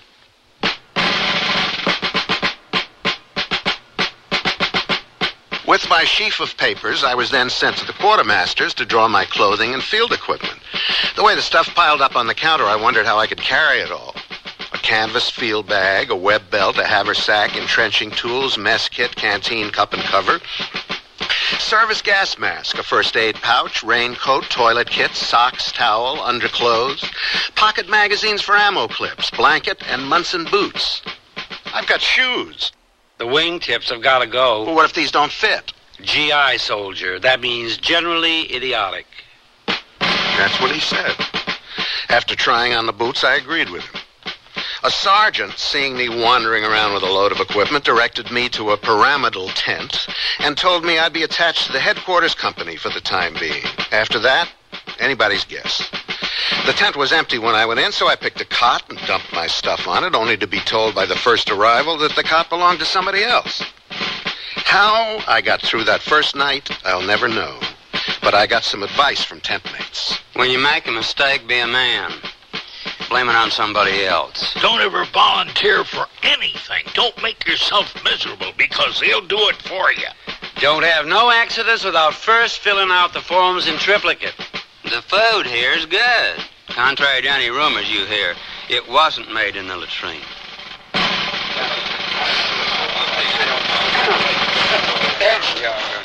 All right. Fall in. Attention. Dress right. Dress. You there.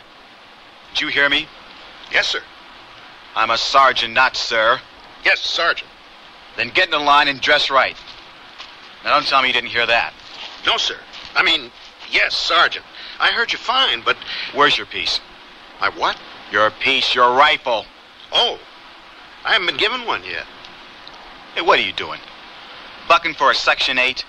I beg your pardon? You what? Maybe I can explain, Sergeant. You see... No talking in ranks. He's just been drafted, Sergeant, and he hasn't been... That makes two of you. Take Wonder Boy here, and both of you report to the kitchen for KP. You for 2 days, him for a week. But, Sergeant... Maybe a week of peeling potatoes and cleaning greasy pots to teach you some manners. But, Sergeant, I don't know how to dress right. Make that 2 weeks. A little KP can go a long way. After crying my eyes out during a day of peeling onions, I decided to take that medical officer's advice I got at the 21st General Hospital and write a letter to GHQ. I gave them all the facts.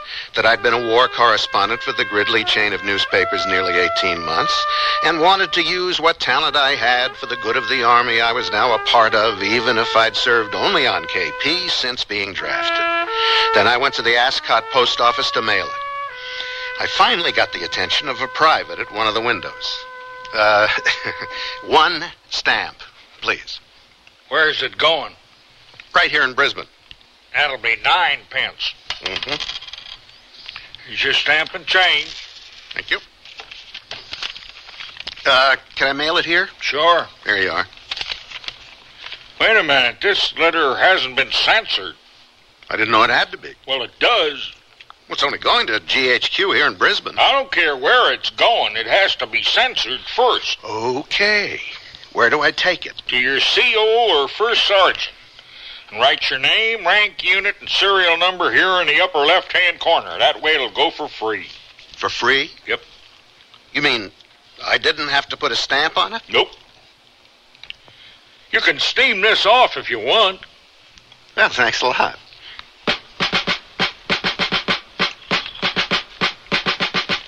This is your first day in my unit? My first day in the Army, Captain. Actually, I was sworn in yesterday. Late yesterday, sir. You were actually a war correspondent? Yes, sir. Now you're on KP? Yes, sir. Why? I'm not sure, sir. I guess because I had no rifle and didn't know how to right dress, or dress right, or whatever it's called. And you were drafted in Finschhafen? Yes, sir. I mean, that's where I was when I got the letter telling me I was drafted. Mm-hmm. Gridley newspaper chain, eh? Yes, sir. You know what this letter says? Well, I think so, Captain. You're asking for a transfer from my headquarters company. Well, yes, sir. I guess I am. You're aware I have to approve such a transfer? No, sir. I didn't know that, sir. You don't know much, do you? About Army ways? No, sir. Well, there you are, soldier. Passed. Well, thank you, Captain. Good luck. I'll approve if GHQ ever acts on it. You mean there's... Private Finn. I am an electrical engineer. I should be using my experience for something other than doing paperwork for headquarters company at the Ascot Replacement Center. Yes, sir. I requested a transfer to any Signal Corps outfit over a year ago from GHQ.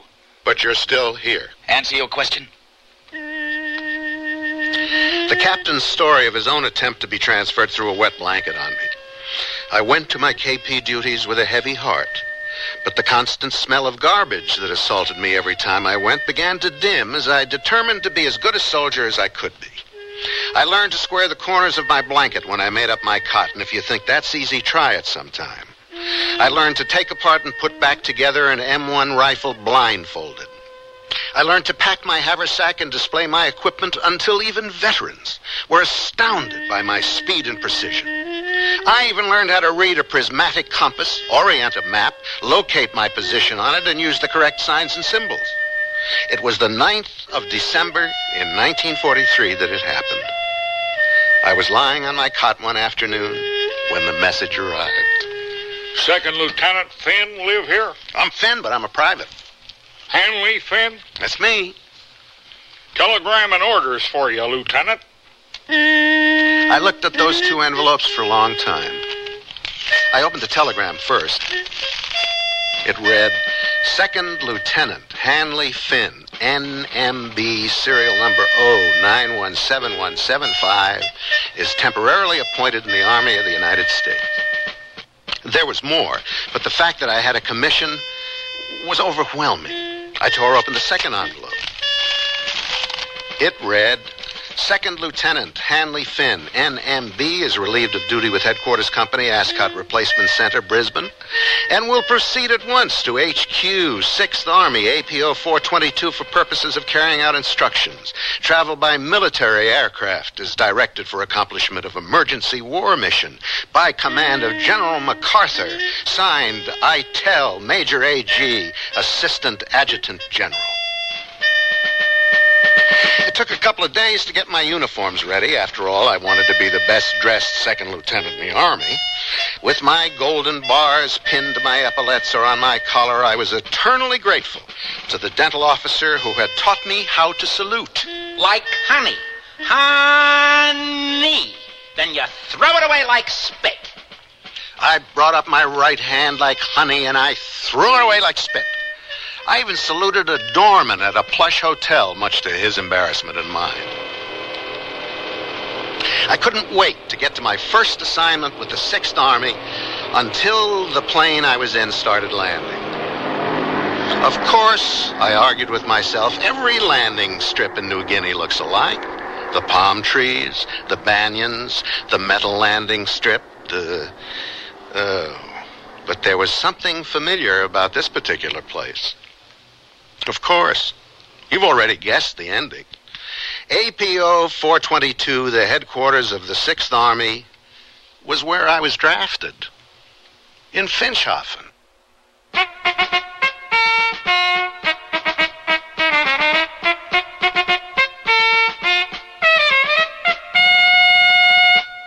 What would it cost to replace your car's muffler, including installation? Oh, I'd say about $50.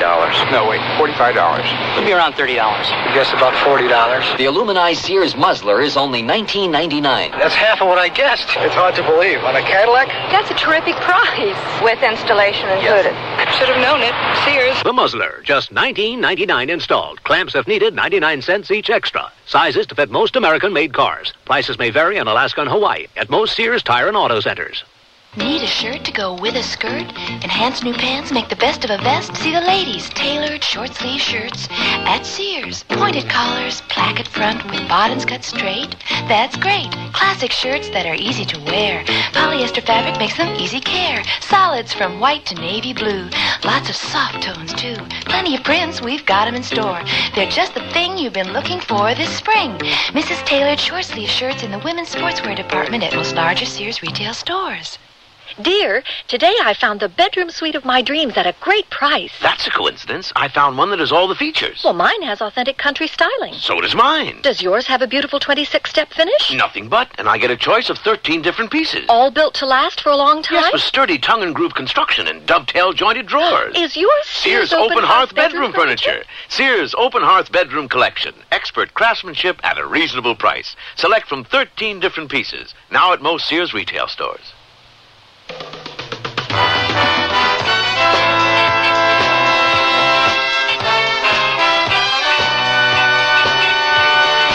The Sears Radio Theater has been brought to you by Sears Roebuck and Company, where our policy is satisfaction guaranteed or your money back. Sears, where America shops for value. Getting Drafted was written by Ted Scherdeman, produced and directed by Fletcher Markle. Your host was Andy Griffith. Our star was Elliott Lewis. Also heard were Marvin Miller, Byron Kane, Dawes Butler, Vic Perrin, Norman Alden, Shepard Menken, Tom Scott, Lee Millar, and Mary Jane Croft. The music for Sears Radio Theater was composed and conducted by Nelson Riddle. Art Gilmore speaking. The Elliott Lewis production of Sears Radio Theater is a presentation of CBI. Join hands with people everywhere. Each of us can do our share in Cares Crusade for children. This year, people of all nations are joining hands to improve the lives of the world's needy children. Through CARE, you can provide the families of these children with the means to grow their own food, to build medical facilities, safer water systems, and schools. Tomorrow's world is in our hands. Help make it a better place for all the children.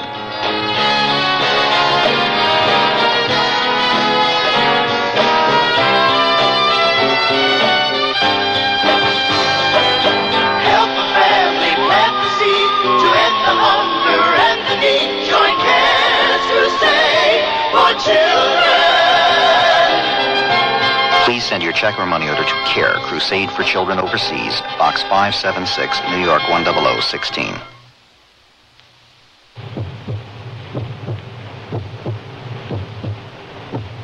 My name's Hart, Sam Hart. For years, I've been busting my pocketbook tracking the one they call the silent killer. High blood pressure. Lots of people are shadowed day and night by this killer. A lot of them know it, too, but don't protect themselves with the medicine their doctors prescribe. They say they feel just fine. This can be a deadly mistake. High blood pressure gives you no clues, no symptoms. but it opens the way for the big ones. Stroke, heart attack. High blood pressure's an enemy, all right. One you should never underestimate. See your doctor. Have your blood pressure checked. If your doctor prescribes medication, take it every day, no matter how well you might feel. Contact your American Heart Association for the locations of free blood pressure screenings. We're fighting for your life. Tomorrow's Sears Radio Theater will be a mystery with Vincent Price as your host. Let's listen. Look what I brought you. Mushrooms, darling. A whole basket full of them, all gathered within the last hour, and they should be cooked and eaten within the next. Oh, not again. Let me see. Darling, those are not mushrooms, they're toadstools. So be sure and tune in tomorrow to Sears Radio Theater. This is Edward Brown, WNEW News. It's 9 minutes past 10. Time for the Sears Radio Theater. That's the theme from the Sears Radio Theater. Tonight, a program of adventure with Richard Widmark as your host. Here's a preview. Holy suffering cats, look at that. It's an enormous stone statue. One of those Indian idols, do you think? Yeah. Why on earth they want to smuggle out something like that? They can't sell that on the black market, can they? It's the size of a house. The Sears Radio Theater will begin after this message from your local station.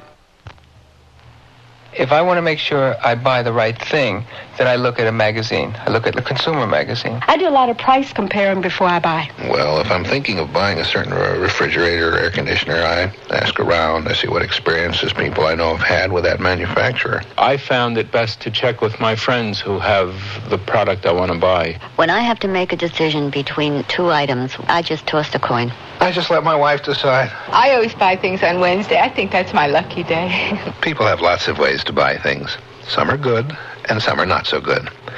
But one way that really helps is to read and compare warranties, just as you would price or quality. The law says on purchases of $15 or more, warranties must be available for you to see before you buy. You'll find that some are full and some are limited, so compare.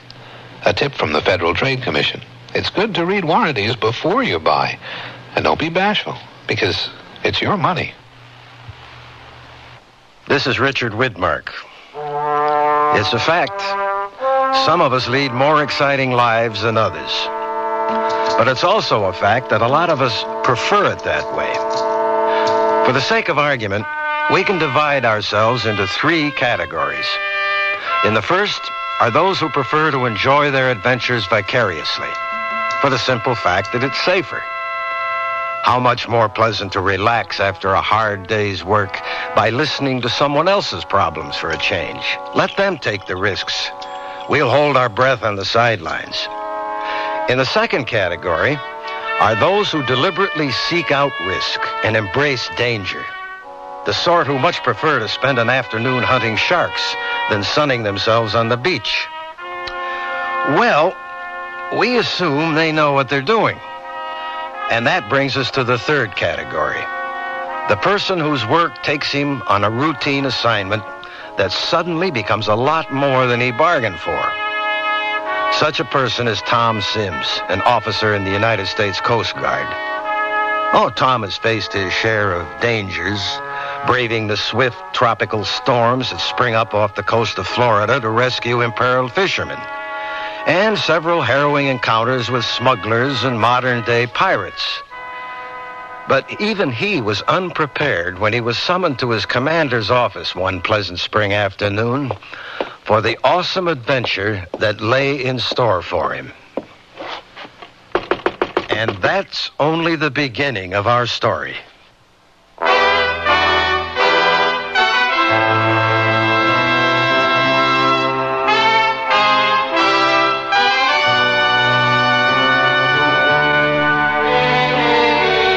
Sears Radio Theater, a new adventure in radio listening. 5 nights of exceptional entertainment every week, brought to you in Elliott Lewis' production of the Sears Radio Theater. Our story, Milwaukee Deep, by Percy Granger. Our stars, Barney Phillips and Tyler McVeigh. The Sears Radio Theater is brought to you by Sears Roebuck and Company. Sears, where America shops for value. I love to eat. But it takes so long to cook. That's why we both love our new Kenmore microwave oven from Sears. I can cook a 5-pound roast medium rare in just 30 minutes, or 3 strips of bacon in 3.5 minutes on a paper plate.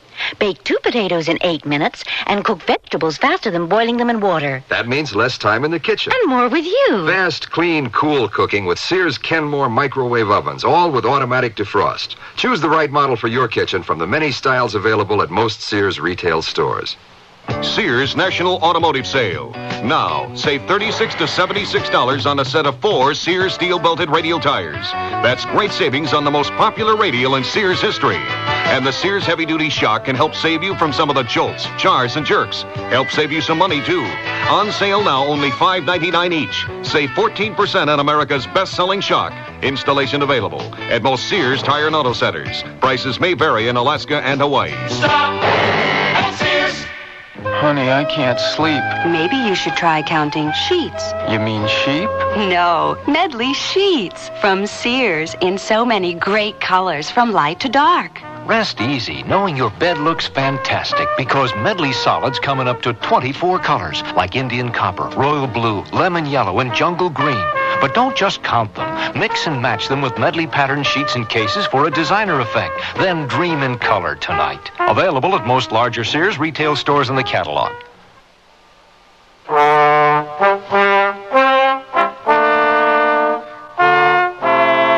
We're at a Coast Guard station in Pensacola, Florida. Lieutenant Thomas Sims has been summoned to his commander's office.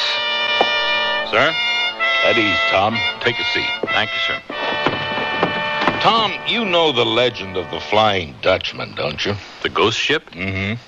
Condemned to sail forever without helm or steersman, while its captain played at dice for his soul with the devil. Yes, sir. Well, it seems we've got a Flying Dutchman of our own. A yacht was found adrift in the Atlantic near the Bahamas yesterday. Oh, I read about it in the papers this morning. Her crew had vanished. Well, certain details were kept from the press. For one thing, the boat wasn't completely abandoned. According to this report, they found one man still on board. So far, they haven't been able to determine his identity, but from his uniform, they assume he was a member of the crew. He was dead? Oh, he's very much alive, but gone completely mad. He's been in an incoherent state ever since they took him to the Naval Hospital in Miami. He keeps muttering that someone tried to chain him to a large stone, but that he hid from them. And then he lapses into a catatonic silence. They found no other survivors? No, and they're not likely to. A complete sweep has been made of the area, but as you know, that's one of the deepest parts of the Atlantic. The boat was found directly over the submarine canyon known as the Milwaukee Deep. It goes almost 30,000 feet straight down, nearly 6 miles. Another thing the press doesn't know is that there have been a rash of disappearances of pleasure crafts similar to this one. All yachts, all big. Vanished without a trace. This is the first one that's been found.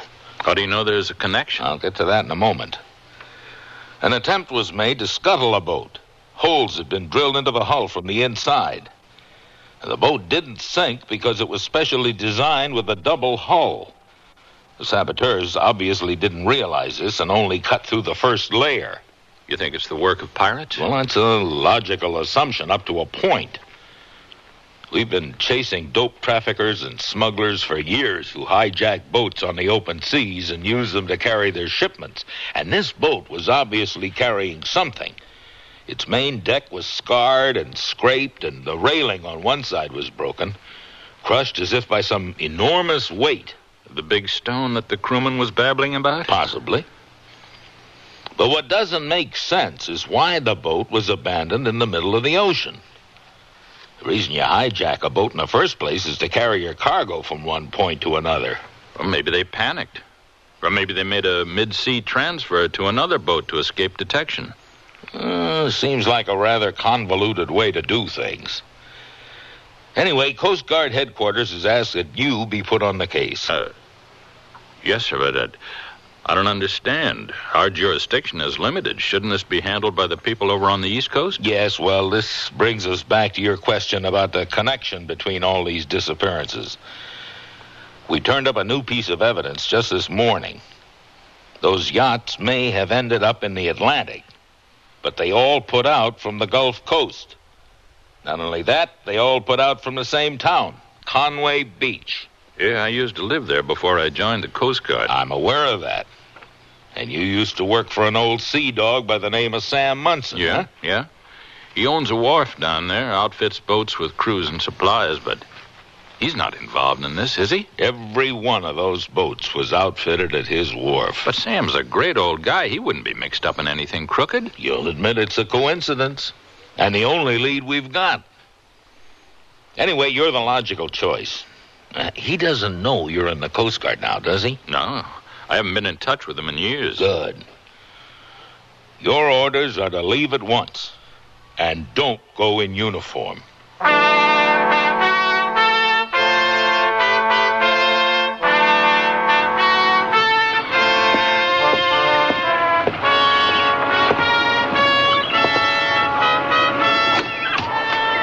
Hello? Anyone here? There's no need to shout, son. This ain't the Taj Mahal. Sam? That's me. Oh, Sam, it's Tom Sims. I'll be Tom. Good golly, it's been a long time. What are you doing down this here neck of the woods? Well, just passing through.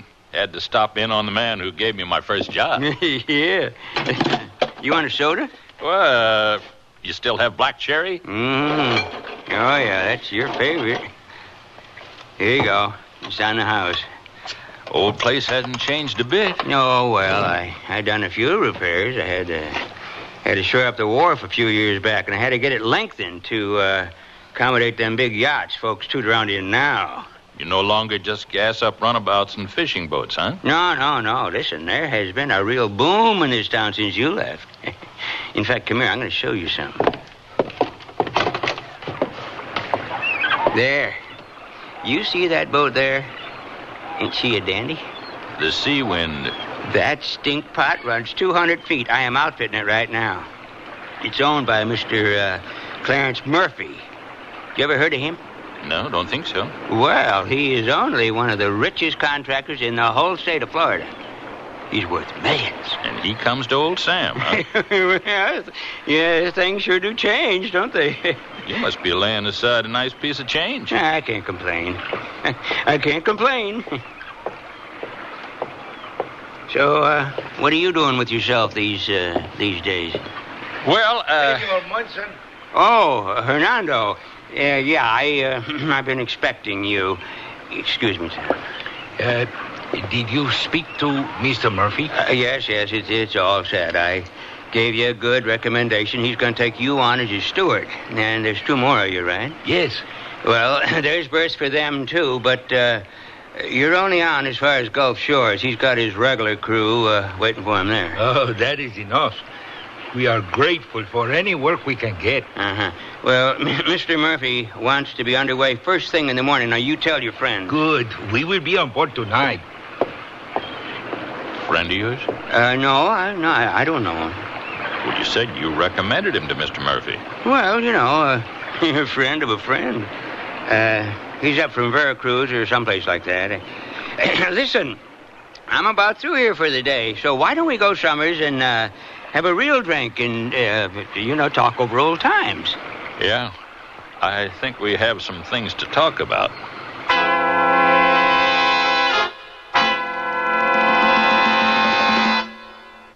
Let Sears Merry Mushrooms coordinates brighten your kitchen with woodsy charm. Save $7 on our 4-piece canister set. It's mushroom embossed ceramicware, now just $29.99. And save $10 over our 1979 spring catalog price on Sears 10-piece porcelain on steel cookware set, only $39.94. Lead Sears Merry Mushroom coordinates into your kitchen soon. Sale ends May 26. Prices and dates may vary in Alaska and Hawaii. A kiss goodnight, and your gift of Sears nightwear will send Mom sweetly into dreamland this Mother's Day. Their winsome, billowy nightgowns and sprightly PJs, or complete the appeal with a short or long dressing gown. Ruffles, spaghetti straps, prints, or solids. Just a few dreamy ways to choose Sears nightwear. All airy nylon tricot, loosely shaped for sleeping comfort. This Mother's Day, give Mom pretty nightwear from Sears, and sweet dreams. Take off on your vacation or to work this summer with Sears 4-piece outfit. Wear the jacket, shell, and skirt, or wear the jacket and shell with pants. Or choose a jacket and shell with 2 pair of pants. You can even wear them as separates. Now that's getting mileage out of your Sears 4-piece outfit. Breezy fashion prints and sunny solids. So whatever combination you put on, you'll take off in style. From the dress department at Sears. All items available at most larger Sears retail stores.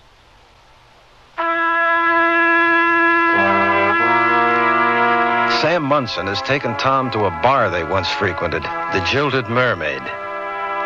Something in Tom's manner is making Sam nervous. He can't quite put his finger on it, but as he rattles on, he senses the younger man is waiting for an opening. Yeah, the new management pretty near wrecked this old bar when they took it over. Put up them awful murals. Covered everything in naugahyde.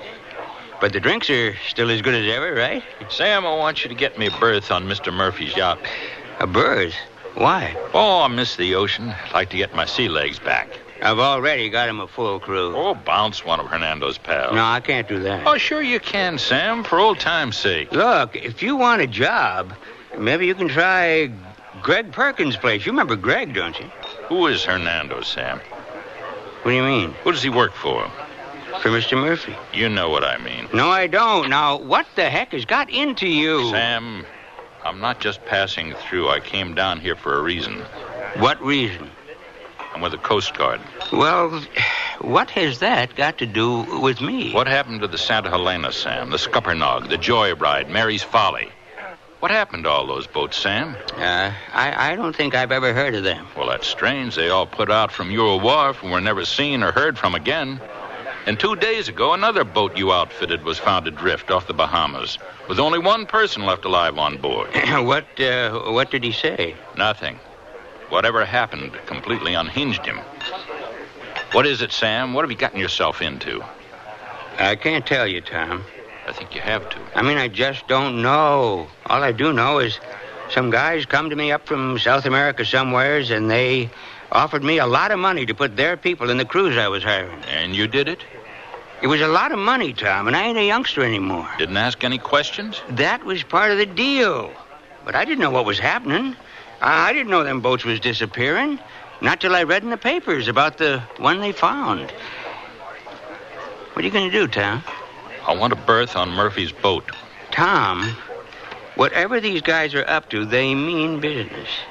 Okay, you talk to this fellow Murphy. You tell him I'm a friend of yours and I need a lift up to Gulf Shores. Tell him whatever you have to, but see that I get on that boat.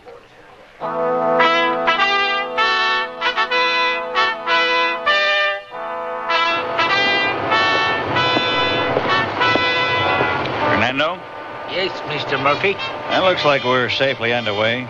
I'm going below to my quarters. Bring me a whiskey sour, would you? Yes, sir.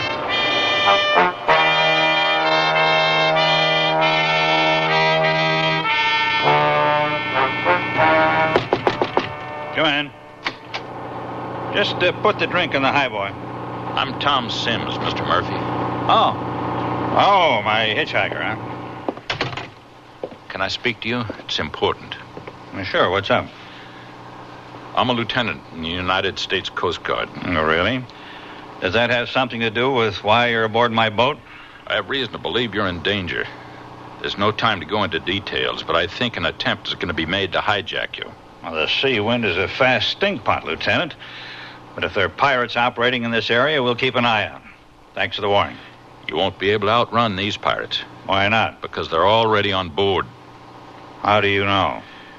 Your first stop is Gulf Shores? Yes, I'm picking up some fishing buddies. And you plan to refuel there? Yes. I've just been down to your engine room. Are you aware the sea wind is carrying enough fuel to get you halfway across the Atlantic? What? But I expressly ordered only enough gas to get us to Gulf Shores. We'd better put in for the nearest port at once. They'd be on you the minute you gave orders to change course. I brought a radio with me. It's in my sea bag down in my quarters. I'll contact the Coast Guard station in Pensacola with our position and our destination, and they'll put us under surveillance. Good. Yes, you do that. Oh, that must be Hernando. I asked him to bring me a drink. Mr. Murphy? Ah, and you too, Mr. Sims. What's going on here? Don't move, either of you. Oh, what do you want? What are you doing with that gun? We are taking over your boat. Come with us.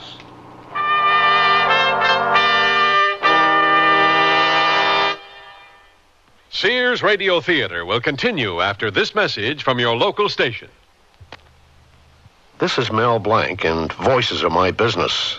In Warner Brother cartoons, you probably know me as the crazy little character Daffy Duck. or Porky Pig. or Me, Bugs Bunny, Doc.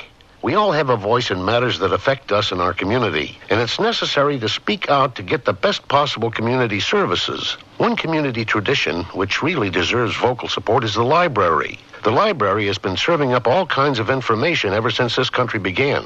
After all, you can get thousands of voices in the library's books, on film, records, and tapes, and you can borrow these voices freely. But the library can't give you such good service without a lot of vocal and personal support from you. This means you need to write or call your community officials and speak up for the library. It's all in the air, folks. At the library.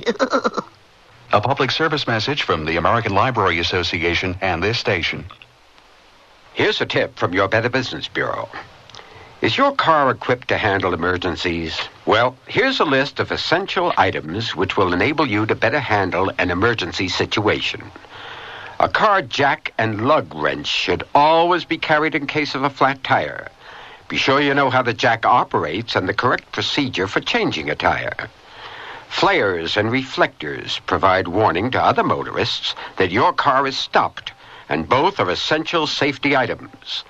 A tow strap or chain enables a car to be pulled out of the mud or the snow. Battery jumper cables help a motorist solve a dead battery problem quickly. A small fire extinguisher can prevent a small problem from turning into a large one. But you'd better keep it in the passenger compartment where you can get to it quickly. A first aid kit can come in handy in all sorts of minor medical emergencies. A tip from your Better Business Bureau.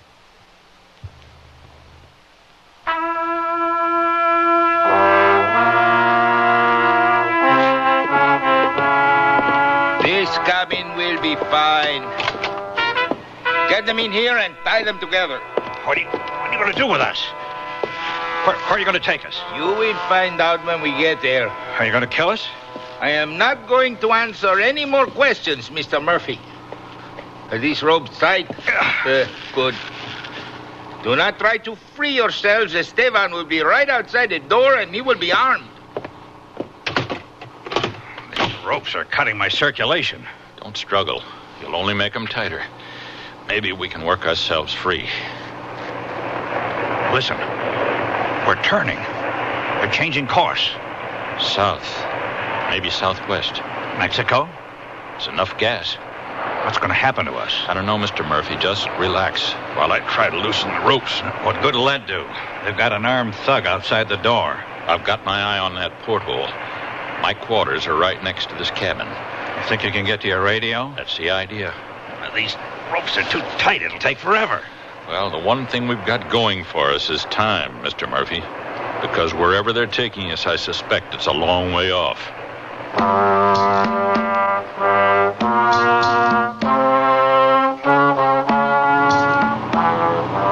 Ow! Oh, it's no use, Tom. You've been twisting us around all night long, and I'm exhausted. Not to mention sore. I think I've almost got it this time. It's dawn. We've been going for nearly 24 hours. Where the heck are they taking us, I'd like to know. There. I think I've done it. Yes, you have. I can feel the rope loosening. Oh, the rest should be easy now. Listen. Huh? What's that? What? We're slowing down.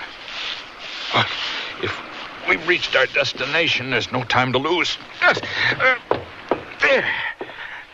Can you see anything out the porthole? Land? Jungle.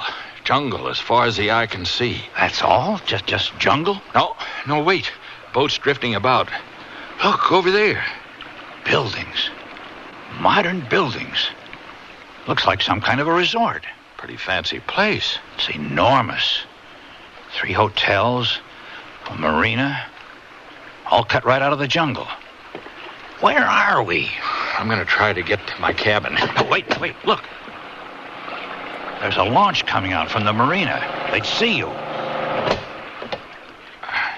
I'll have to try later.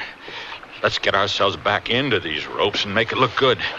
Maybe we're about to find out what's going on.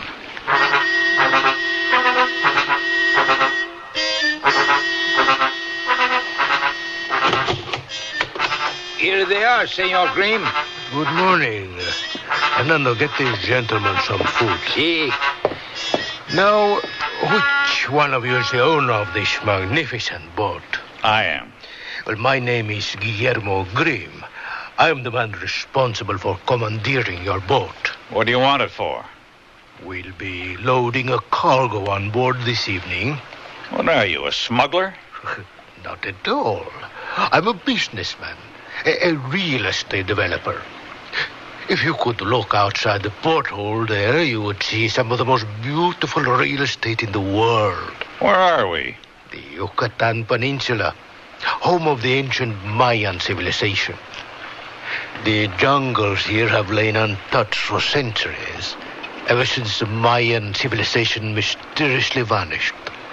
But now, thanks to the wonders of modern travel, a once inaccessible place such as this can be developed as a splendid resort area. Perhaps you've heard of it? The Costa del Samo?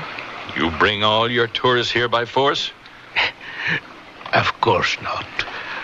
I'm sorry for the indignity and discomfort of your situation, but it was unavoidable. What are you going to do to us? As I said, the cargo will be brought on board this evening, and you will leave in the morning. Is the same fate in store for us as those 6 other boats you pirated? Other boats? What happened to their owners? I'm afraid I haven't the faintest idea what you're talking about. Oh, here is Hernando with some refreshment for you. Put it on the table there where they can reach it with their mouths. Si, senor. What's the cargo you're putting on board? That you will find out soon enough. Until tonight, then, enjoy your stay in the Yucatan.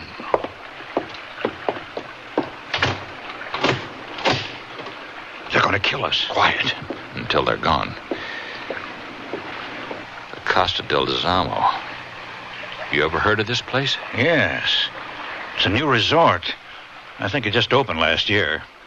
Some associates of mine were going to come down over the winter, but they changed their minds. Oh, why? I don't remember. They didn't say much about it. Let's get out of these ropes. I'm going to make another try to get my radio. What do you think they're smuggling? Drugs? Possibly. But I'm beginning to suspect it may be something else. What's that? Mayan statuary. There's an enormous black market trade in stolen artifacts. Looters have been combing these jungles for years, robbing temples, pyramids, anything they can get their hands on. Surprised there's anything left. But why steal boats to transport it? That sort of business is risky enough as it is without getting into piracy, too. I don't know. I opened my porthole to air out my quarters. I hope they didn't shut it. Here, help me. All right. Up. There. Can you reach it? Yeah. Hold on to my wrist. I think so. Got it. Is it open? Yeah.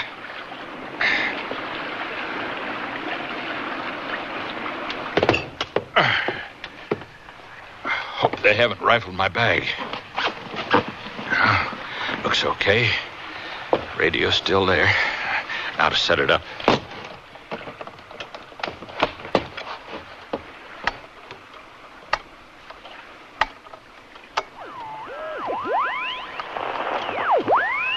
Hello, Pensacola Base 1. This is Lieutenant Sims. Do you read me?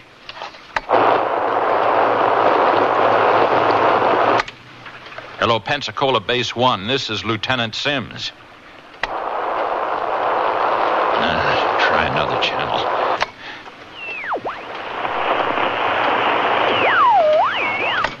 Pensacola Base 1, come in, please.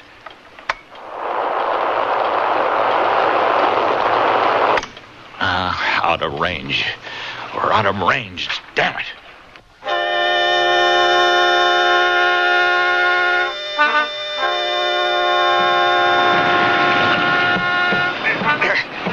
I've got you. Come on. Well, Are they sending someone down to rescue us? I couldn't get through. We're too far south. We're out of range. You couldn't get through to anyone? Not even Naval Air Station at Key West? Tried every channel, nothing. We're in the middle of nowhere here. What are we going to do? Can you swim? Of course I can. Think you'll fit through that porthole? Just about. We'll sit tight until nightfall and then swim ashore, find the road, and get to the nearest village.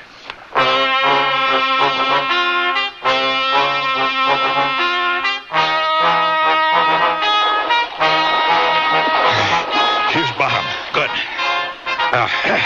Let's make for that clump of palm trees there. Anyone see us? I don't think so. Funny, this place is huge, but it looks like there's hardly anyone here. There's no one on the verandas. Hardly any lights on in the rooms. It's dinner time. Maybe they're all at dinner. There's the dining room. That looks pretty empty. Strange.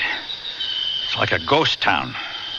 Those friends of yours who were going to come down, they didn't say anything at all? They did mention something about rumors. Nothing specific. Just that the place didn't have a very good reputation. People were afraid to come here for some reason. Well, there's no road along the ocean front. Let's make our way around back.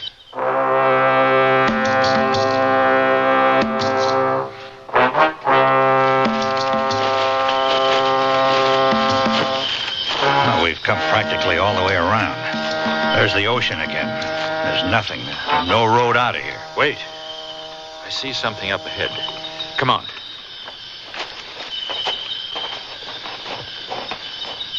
Here. Some road.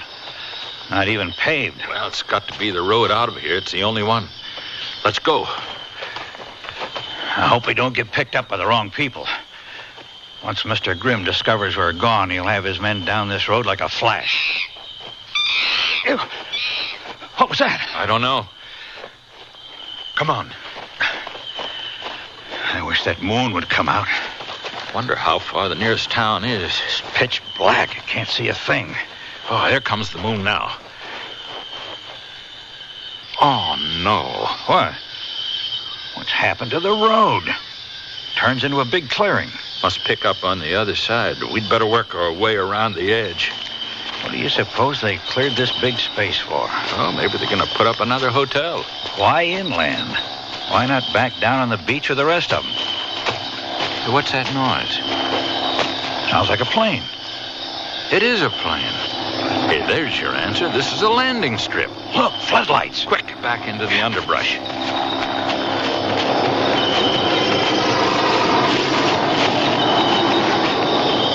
So, this is how the tourists get in and out. This is the wonder of modern transportation Mr. Grimm was talking about. You mean there's no road out of here, just an airfield? Look around. The place is lit up like the 4th of July. You see anything that looks like a road? We've got to go through the jungle? No way. We'd never make it. The nearest town's probably 100 miles from here. What are we going to do? Once they find out we've escaped, they'll come for us. And we've no place to go.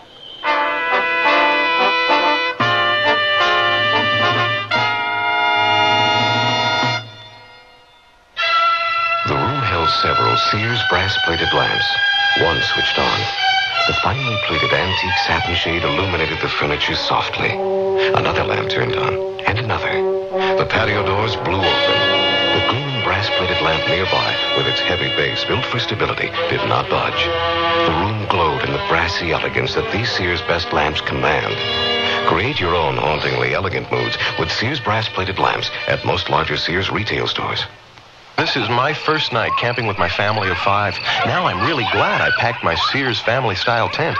It's Sears' best tent, tested by Sir Edmund Hillary, the first man to conquer Mount Everest. This tent stands 6 feet 9 inches in the center and has a sewn-in 10 by 14-foot floor. It sleeps 8, plenty of room for my family, even the dog. We like the windows that can be zip shut from the inside, and this large front canopy. Sears' best family-style tent is built to be lived in, and if it's good enough for Hillary, it's good enough for my family at most larger Sears retail stores. Sears National Automotive Sale. Now, save $36 to $76 on a set of 4 Sears steel-belted radial tires. That's great savings on the most popular radial in Sears history.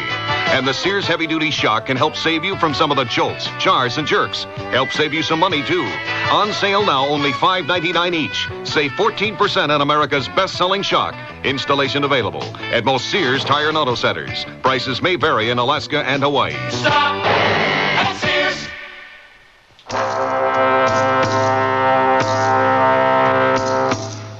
Richard Widmark again.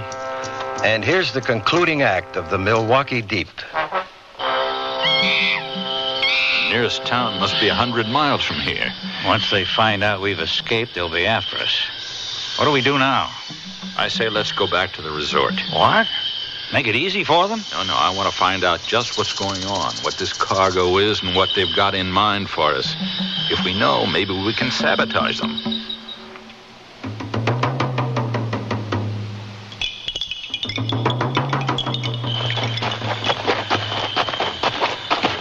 Hold up. That room there, on the ground floor with the open windows, looks like an office. There's someone in there. It's that fellow Hernando. Yeah, and Senor Grimm. Come on. So the takeover went smoothly. There were no problems? No, senor. Good. Now let's go ahead with the loading then, eh? Is the truck ready? See? Who are we taking out tonight? Chuck. Ha! My favorite. This is no time for jokes. Every day this is costing me thousands of dollars. And it's getting dangerous. They discovered that yacht at sea, and if that sailor recovers his wits and is able to talk, we're all finished. Come, let's go. Sounds like they're smuggling out people. Yeah. Hey, this is strange. What is? Look at the wall beneath the window here. It's cracked. And look over here. More cracks. No wonder there's no tourists here. Wonder what caused them. Well, that's no mystery. Substandard materials. I'm in the construction business myself, and you'd be appalled what some contractors will do to cut costs. I don't know. These walls almost look as if they'd been wrenched by some gigantic force. I wonder just what it is they are taking out of the jungle. What's that? Sounds like the truck they were talking about. There it is. The headlights. It's coming this way. Get down. Yeah. What's that thing on the back? Looks like a gigantic derrick. That's a hoist. The truck is counterweighted in the front. Whatever it is they're going for must be huge. Let's follow them.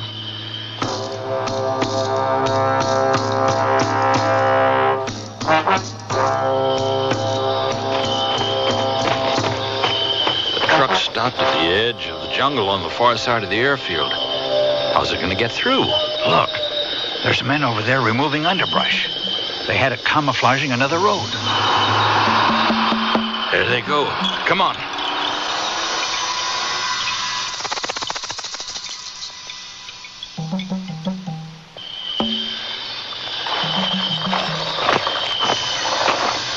Holy suffering cats, look at that. It's an enormous stone statue. One of those Indian idols, do you think? Yeah. Why on earth they want to smuggle out something like that? They can't sell that on the black market, can they? It's the size of a house. I don't know. But they've got chains around it. They're ready to lift it out of the ground. What's that? What's happening? Tom, the ground's trembling. Están las cadenas en su lugar. ¡Prende el motor! ¡Rápido, rápido! It feels like an earthquake.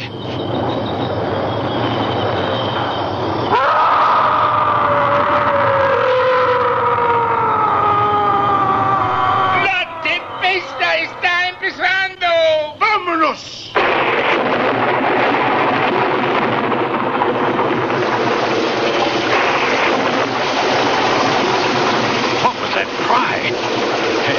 seemed to come from the statue itself. As if it were protesting its removal. Oh, that's nonsense. I think we have the answers to all our questions now, don't we? No, I don't believe it. It's not possible. The cracks in those brand new walls weren't the result of shoddy materials. The Mayans never left the Yucatan at all. Their spirits are still here.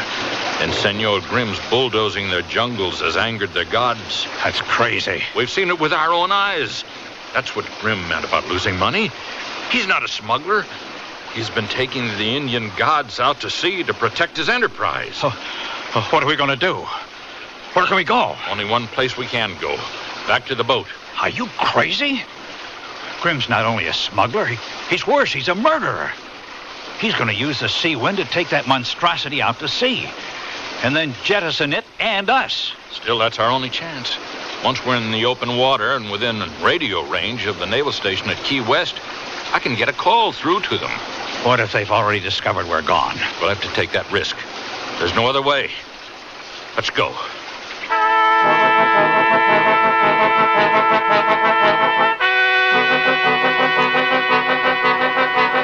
Get your hair good and dry, Mr. Murphy, or they'll know we've been out.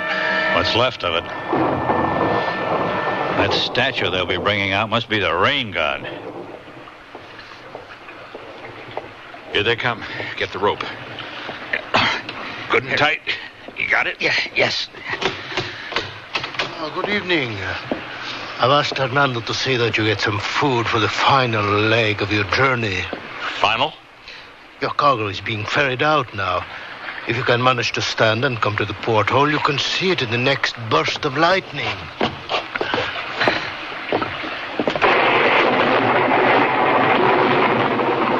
An ominous sight, no? What is it? Jack, the Mayan god of thunder and rain. He and his brethren have taken exception to my resort. So it has become necessary to exile them to the bottom of the sea. The Milwaukee Deep? Exactly. 30,000 feet straight down, nearly 6 miles. Even they cannot wreak their vengeance on me from there. It's an astonishing thing, no? The forces that exist which we cannot begin to comprehend. And what happens to us? You will remain down here until Hernando reaches the deep. And then you'll be taken up and chained to Jack, so that your bodies will not later float to the surface. The boat will be scuttled, Hernando and the others rescued by a helicopter which will follow you, and you... No, you can't.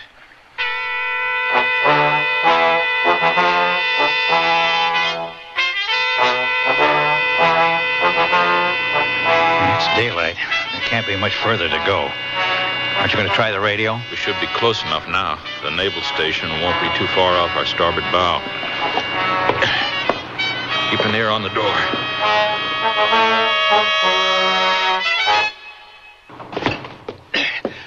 Well, did you get through? The radio was gone. Gone? They must have found it. My whole sea bag was missing. What are we going to do?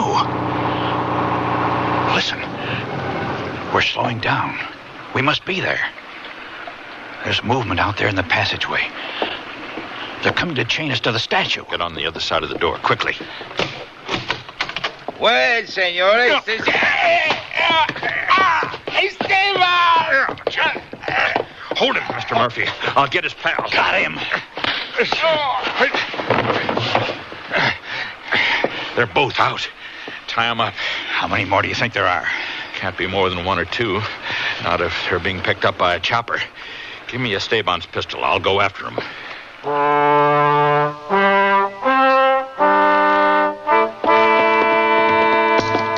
All right, Hernando. In here with your pals. Mr. Murphy, you got enough rope? I've got plenty. I was able to make contact with the Naval Air Station on the ship's radio. They're sending out planes to intercept the helicopter and an escort to meet us. Good. Let's get up on the bridge and head for home.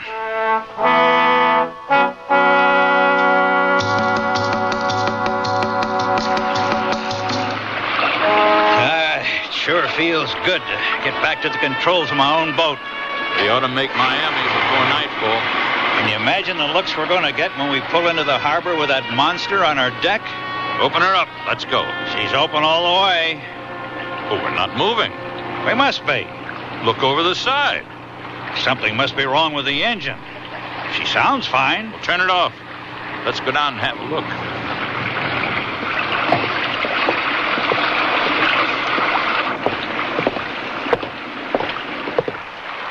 Tom, look over the bow, coming toward us. It's a wave. A gigantic wave. It's headed right this way. Try starting the engine and head into it. I can't. Now it's completely dead. It won't even turn over. Grab onto something quick.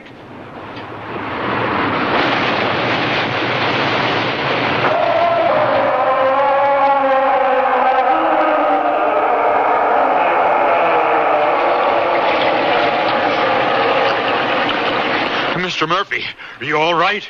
What happened? The statue. It's gone. Wave must have carried it overboard. How could it have done that without capsizing the whole boat? I don't know. But I have a feeling.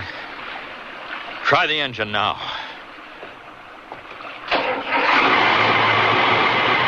It's going. The boat's moving. Tom, I think there must be something real about those Mayan gods. And that's the end of our story. The two men turned their boat toward home, and shock swept into the Milwaukee deep by his fellow gods, rests in their midst in the profound calm, far from the disruptive advance of civilization.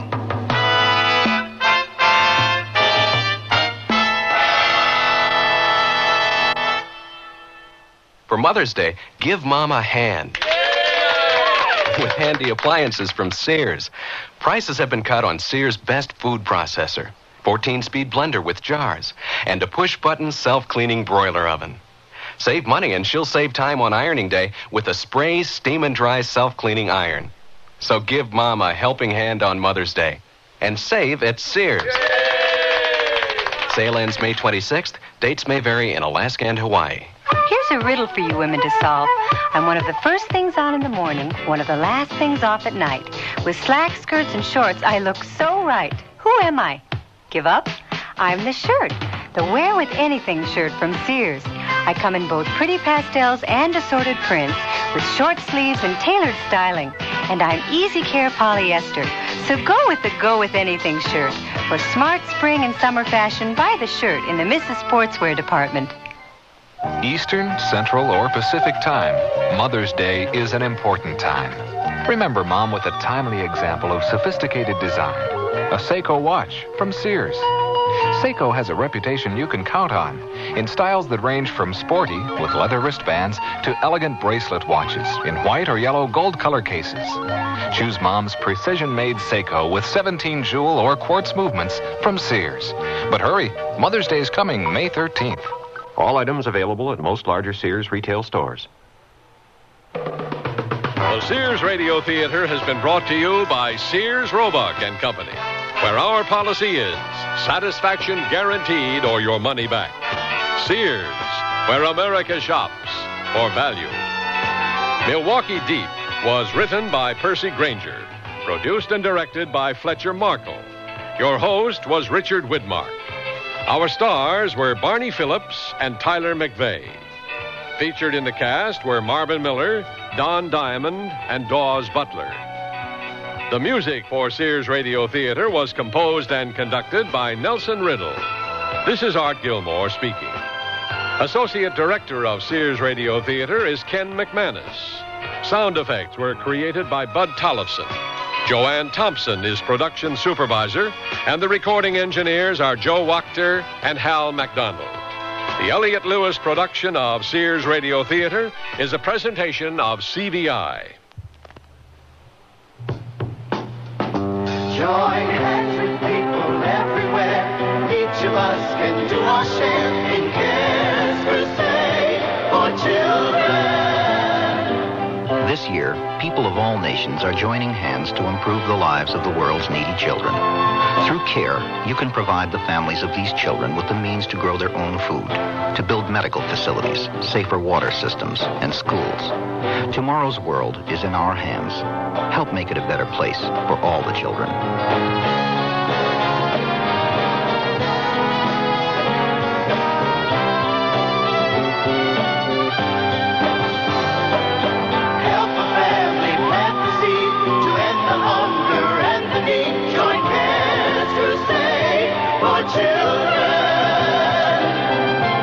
Please send your check or money order to CARE, Crusade for Children Overseas, Box 576, New York 10016.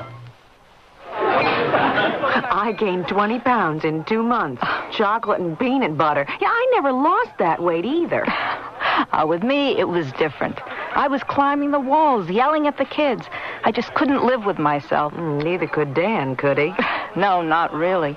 He said having a wife that smoked was better than being terrorized day and night.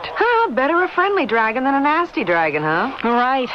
So anyway, I'm back to a pack and a half a day, addicted just like I was Let's before. hold it right there. The American Heart Association wants you to know that smoking cigarettes becomes a habit, not an addiction. Habits can be broken. Smoking is a matter of choice, not destiny. We can help you quit. You don't have to gain weight or climb the walls. Contact your American Heart Association for a free booklet that explains how to break your cigarette habit step by step.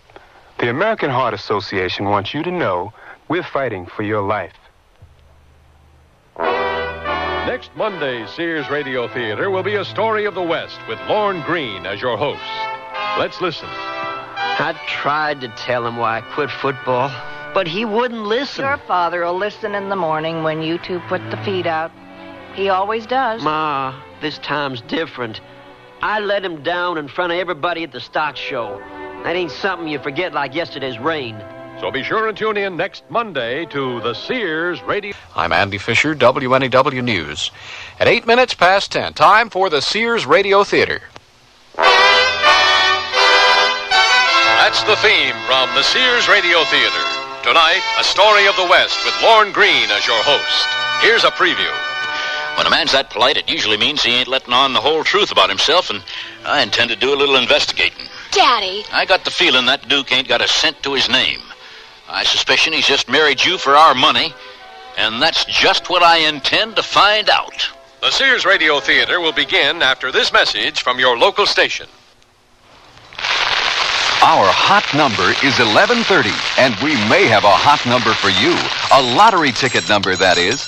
It's the WNEW $25,000 lottery game. To play, all we need is your name, address, and phone number. Then if we announce your name on the air any weekday between 6 a.m. and 10 p.m., you win $100 worth of slot machine lottery tickets from the Empire Stakes game. You don't even have to hear it. But if you do and call our hot number phone line within 30 minutes, we'll double the number of scratchable tickets to $200 worth. You could also be one of our 5 grand prize winners when the lottery game is over to receive $1,000 worth of the new Olympic lottery tickets. It's easy, and we could announce your name soon if you send it to the WNEW Lottery Game, Box 1130, Grand Central Station, New York. Scratch a hot number, and it could pay off for you from our hot number, 1130.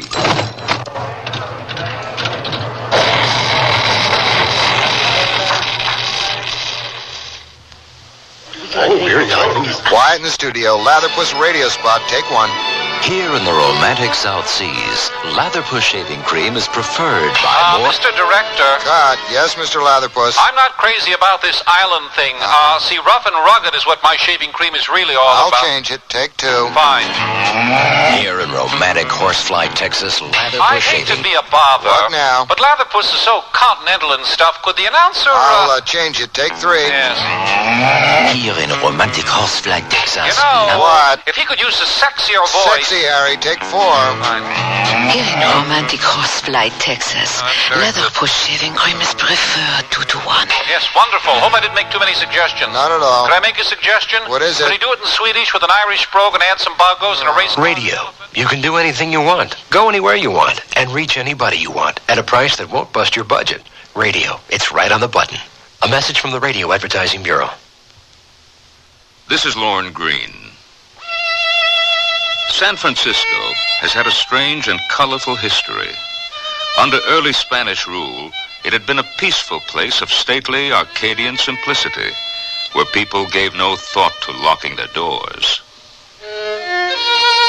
Then gold was discovered, and the barren hills of chaparral and scrub oak became the sites for elegant mansions, while the valleys filled up with a teeming, low-life society of gamblers and cutthroats who preyed on the innocent and unsuspecting. Socially, the town was a free-for-all. Eventually, an elegant society developed which was based on the amount of money one had emerged with from the scramble. But always there was the threat of violence.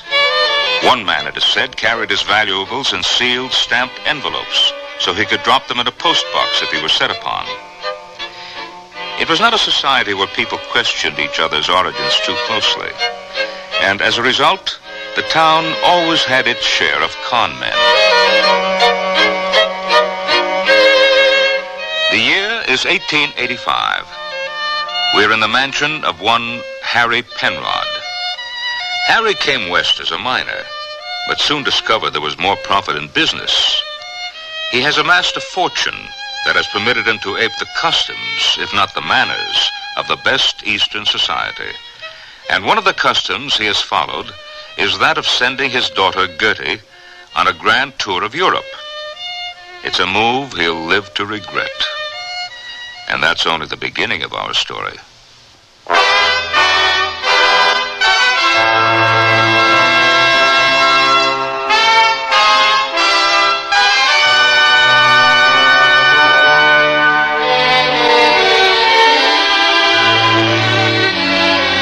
Sears Radio Theater, a new adventure in radio listening. 5 nights of exceptional entertainment every week, brought to you in Elliott Lewis production of the Sears Radio Theater. Our story, The Duke of Nevers, by Percy Granger. Our stars, Len Berman, Ann Given, and True Boardman. The Sears Radio Theater is brought to you by Sears Roebuck and Company. Sears, where America shops for value. Hi, I'm Bud Palmer, inviting you to the Sears Spring Home Appliance Sale. Come celebrate spring and save from $20 to $100 on selected Sears major home appliances. Save big on washers, dryers, ranges, and microwave ovens, refrigerators and dishwashers, sewing machines, vacuum cleaners, color TVs, and stereos. Celebrate spring. Save at Sears now. Sale ends April 28th. Dates may vary in Alaska and Hawaii. Available in most Sears retail stores. Kenmore. Solid as Sears. Sears National Automotive Sale. Now, save $36 to $68 on a set of 4 Sears Road Handler radial tires. That's great savings on Sears Best steel-belted radials. And save on Steady Riders, Sears Best heavy-duty shocks, the ones even Joey Chitwood's stunt team didn't wear out in a whole season.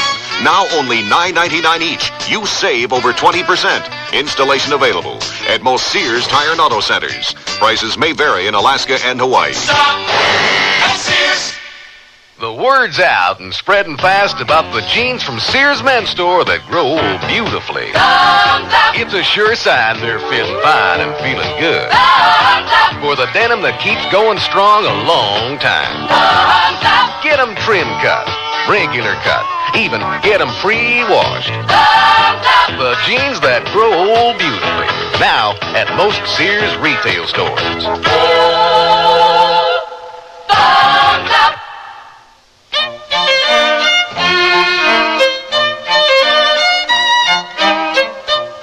San Francisco in the 1880s. Abundant wealth. And that attracts all sorts. Those who would share it and those who would take it.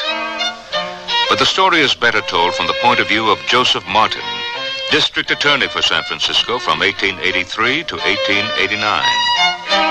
During my tenure as District Attorney, a number of memorable cases came before me.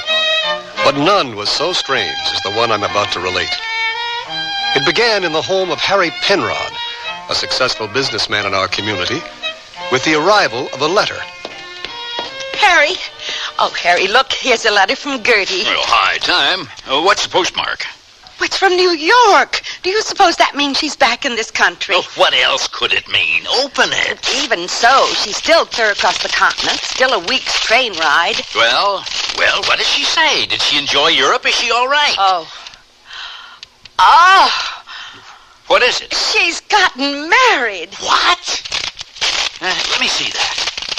To Charles Jules Francoise. The foreigner? Well, what else would you meet in Europe? Well, she says he's an aristocrat, a duke. A duke? Yeah, the Duke of Nevers. Harry, that means our Gertie's a duchess. But don't be ridiculous. She's barely an adult. Duke of Nevers. I'll bet. What's the matter? I don't want you rushing out telling all our friends about this. Not until we've at least met the fella. Why, Harry, whatever makes you think I'd do a thing like that? She's inherited your independent streak, all right. First insisting she'd be allowed to travel without an escort, and now without so much as a word of warning, she returns with some ne'er-do-well in tow. Think what it will mean to our position in society. I've taken care of our position in society with diligence and sound business principles. Oh, but a duke, Harry. It's the man who makes the title, not the title who makes the man. There's plenty of impoverished European noblemen who trade on a long string of impressive titles to worm their way into wealthy circles over here. I'll reserve judgment until I've met him.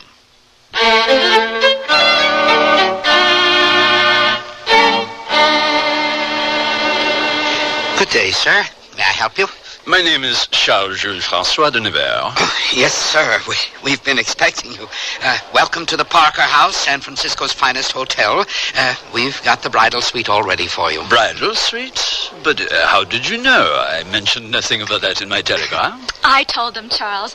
I sent them a telegram, too. I wanted us to have the best suite in the hotel. You're not angry, are you? Not at all. So, American girls really are famous for taking the initiative. I'll have one of the boys show you right up. But, thank you. You know, word of your arrival has been spreading around town like wildfire. You've already got quite a few calling cards and invitations. We have? Oh, Charles, isn't it just too wonderful? Mother must have accidentally let it slip out that we were returning.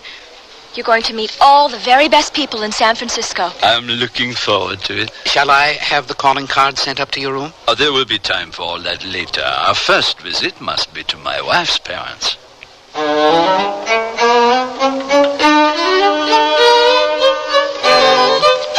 Gertie, my baby. Oh, I should say my little girl, since you're married now. Oh, Mother, I'm so happy to be back. I had such a wonderful time.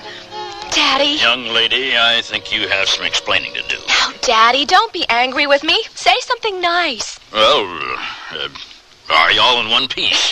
Yes. And you must be the Duke of Nevers. Nevers. Charles Jules François de Nevers. Uh-huh. Oh, please, we can't keep the Duke standing in the hallway. Let's all go into the parlor. Mrs. Penrod, I insist you call me Charles. Oh, dear, I'll try. Gertie has told me a great deal about both of you. And you've come anyway. How nice. Whatever she's told you, it's more than she's told us. About you, I mean. Oh, Daddy. No, my dear, your father is absolutely within his rights to wish to know something about the man who has spirited away his only daughter. Sir, I am the eldest son of the late Oscar Audin, Duc de Nevers.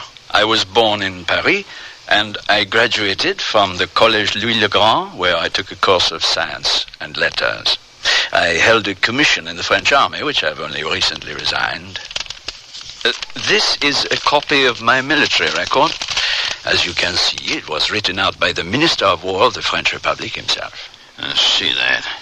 Wounded in the Sudan, made a Knight of the Garter and a Knight of the Legion of Honor.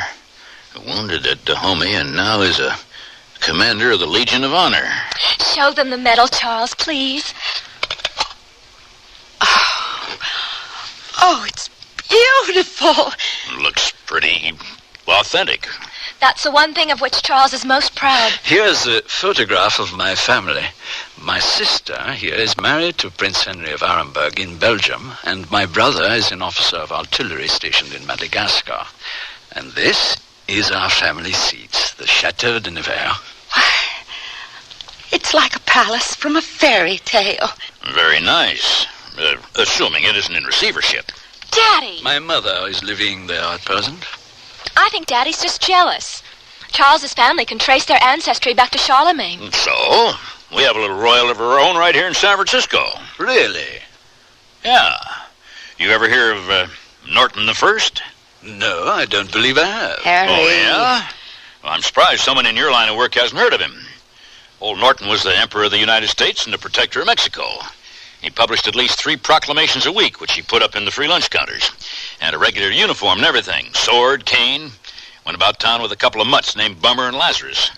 Kept an eye on things. Charles, Daddy's joking with you. Norton the First was just a harmless old crazy man. Everyone humored him. But I don't understand, Mr. Penrod. How did he get his titles? Simple. He made them up. Harry, don't be a bore. But he is absolutely right, Mrs. Penrod. That is precisely how titles come into being. It is only time which confers on them any significance. Well, I think it's shameful that we're treating the Duke as if he were on trial. Please, Charles, come with me. I'll show you the rest of the house. I'd be delighted. Mrs. Penrod seemed to be doing no more than her social duty in rescuing Charles from her querulous husband. But had anyone cared to notice, as she slipped her arm through the arm of her gallant son-in-law, she gave him a cool and appraising look.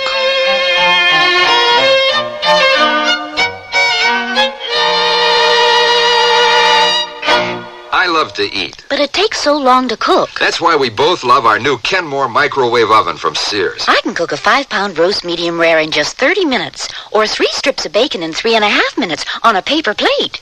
Bake 2 potatoes in 8 minutes, and cook vegetables faster than boiling them in water. That means less time in the kitchen. And more with you. Fast, clean, cool cooking with Sears Kenmore microwave ovens, all with automatic defrost. Choose the right model for your kitchen from the many styles available at most Sears retail stores.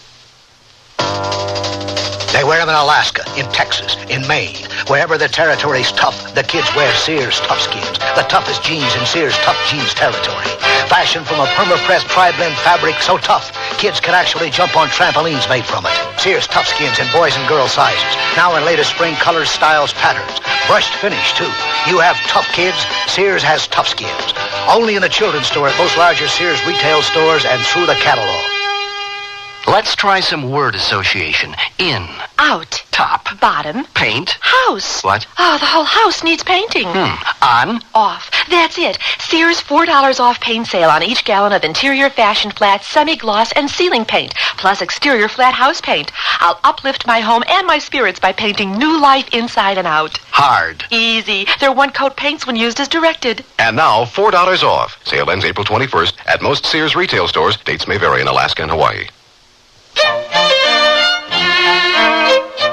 As we continue our story, Mrs. Penrod is leading her aristocratic son-in-law farther and farther out of earshot of her husband and daughter. Mrs. Penrod appeared to be pointing out the various knickknackeries around the house. But as she made small talk, a plan was hatching in the back of her mind. Your arrival has caused quite a stir, I'm afraid. All San Francisco's waiting to meet you. And I am most anxious to meet them. Actually, Duke, I did have an ulterior motive for wanting to speak to you alone. I have a proposal I want to put to you. Put to me? My father died recently. I'm sorry to hear that. Oh, he was an old coot. But he left me a lot of money that's just been sitting in the bank, and I've been looking around for a good investment. Can't your husband advise you? I want to find something on my own. So when Gertie told me she'd married a Frenchman, it gave me the most marvelous idea. Yes? Well, who ever heard of a Frenchman who didn't know about wine? Who indeed? But I don't understand. Duke, I have a confession to make. There is still 1 or 2 small but vital ways in which our city is not yet a civilized place. Do you know, for example, that we have no single importer of French wines? Oh, but surely you must. I mean, no knowledgeable importer. One who knows a good grape when he sees one, if you take my meaning. The riffraff drink gin cocktails and brandy smashers. They don't care. But the best people are desperate for the fine vintage wines of Europe. Oh, they would pay anything. Are you asking my opinion of such a venture? No. I'm asking your partnership. partnership? Oh, I could handle the business side of it. Every American woman knows about such things. But when it comes to knowing what wines to import, oh, goodness, I wouldn't know the real goods from snake oil. And you want me to purchase the wines in Europe? Oh, think of the angle from the private cellars of the Duke of Nevers. Nevers. Thank you. But I must tell you that as a gentleman, I never dabble in business. You wouldn't have to put up a cent. I'll give you enough money to go to Europe and buy out the lot. I'm sorry. I would be happy to advise you on your choices, but I could not act as your agent. Charles? Oh, there you are. I just looked at the time. If we're going to the opera tonight, we should get back to the hotel.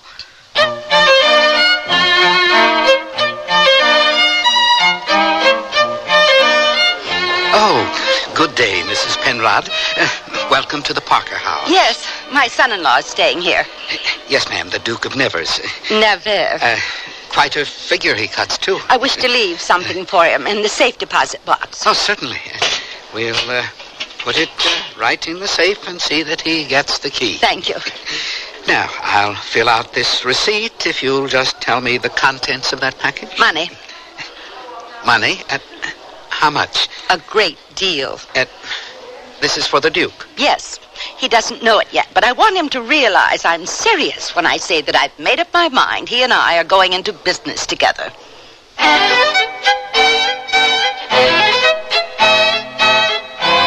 You wanted to see me, Daddy? Yes, Gertie. Have a seat.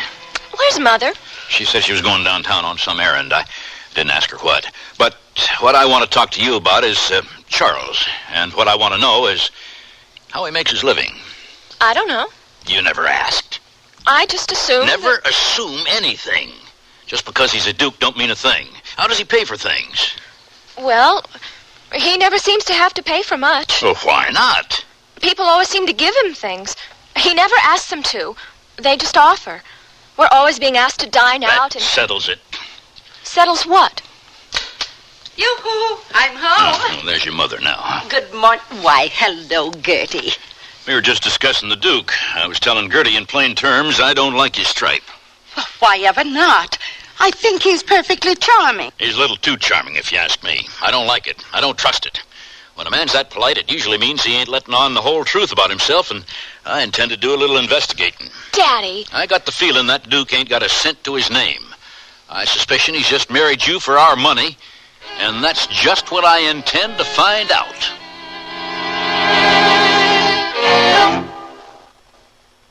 Sears Radio Theater will return after this message from your local station.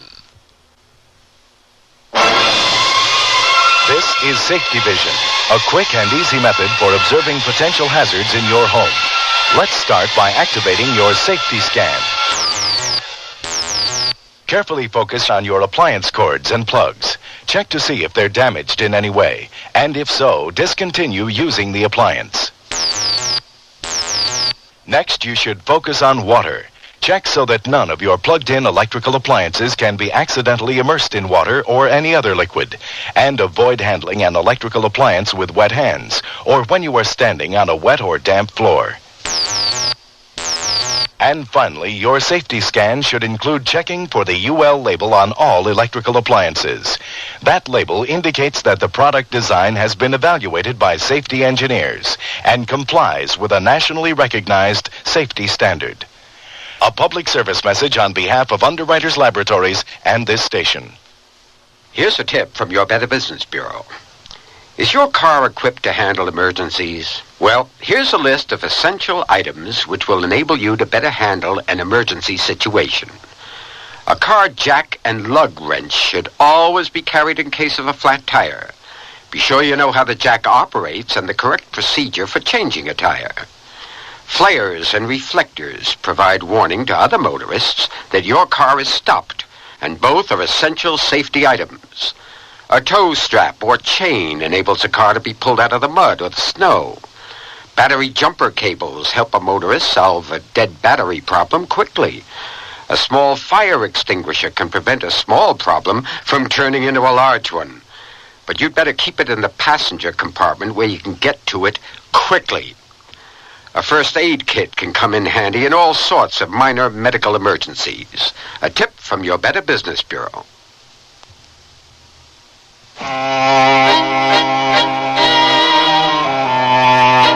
Thorn green again.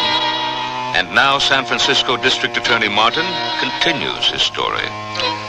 Harry Penrod followed through with his threat to hire private detectives to look into the financial standing of the elegant duke who had married his daughter. But as things were to turn out, he never had to wait for their report. Events moved far faster than anyone would have imagined.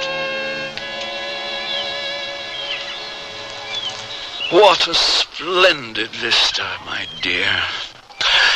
I really think there's no closer approximation of paradise than your beautiful San Francisco Bay. I thought it would be such fun to bring you here. I thought my parents would be so happy. Aren't they? I seem to have won your mother over quite completely. You have, but it's Daddy. Ah, well, no man is ever happy to see his daughter leave him. It's more than jealousy, Charles. Oh? Well, this is just so awful. When I went to see him this morning, he said he was going to hire a private detective. Well, what on earth for? To look into your financial background. Daddy's obsessed with finances. My financial background? He suspects I am one of those impoverished European noblemen who attaches himself to rich and gullible American women? I'm sorry, Charles. Please don't even think about it. I would never embarrass you or your father by making a public issue of it. There's more to it than that. Daddy's a very powerful man. He's got connections. Connections? What does that mean? He has influence. He knows powerful people. When he doesn't like someone, he has ways of hurting them. You think I am in danger? I think for your own safety, we should, maybe go back to Europe earlier than we planned. No, Gertie, I will not even consider such a thing. Why not? It would be an insult to your father. I would as much as be saying that I did not trust him. But you don't. Of course I do. Well, you shouldn't. Gertie, gentlemen live by certain rules of behavior, and one of those rules is that we must assume other gentlemen will abide by those rules. You don't understand, Charles. That's the way things are done in Europe, but it doesn't work that way here. I must assume your father is a gentleman, and until he should demonstrate to the contrary, I must trust that he will not conduct himself in anything less than an honorable fashion.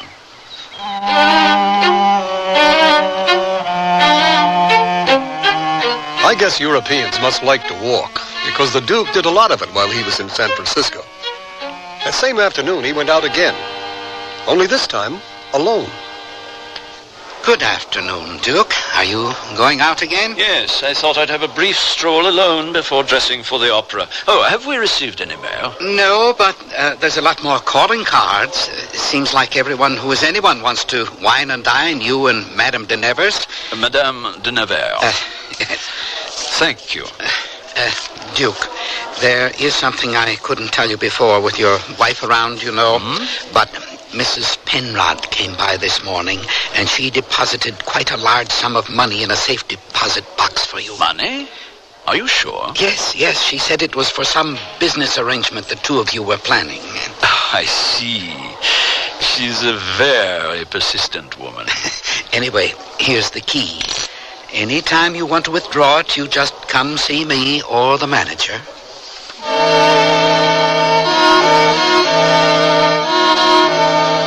I don't understand where he could be, Mother. He's not in the habit of keeping you waiting, is he? That doesn't seem very much like him. It's not. He said he was just going out for a walk, but that he'd be back in time to dress for the opera. Oh, well, obviously, the two of you can't continue to live here, the Parker House. Charles refuses to consider imposing on you and Daddy. Gracious, that's not what I was leading up to at all. It's time the two of you thought about finding a home of your own. Mother, Charles and I aren't going to be staying. You're not? This is just a visit. I wanted him to meet you and Daddy, but after that we're going to return to Europe. Oh, you mean live there permanently? I thought you realized. Well, of course he has that splendid chateau. It's far better than anything we have to offer. You live with his mother, then.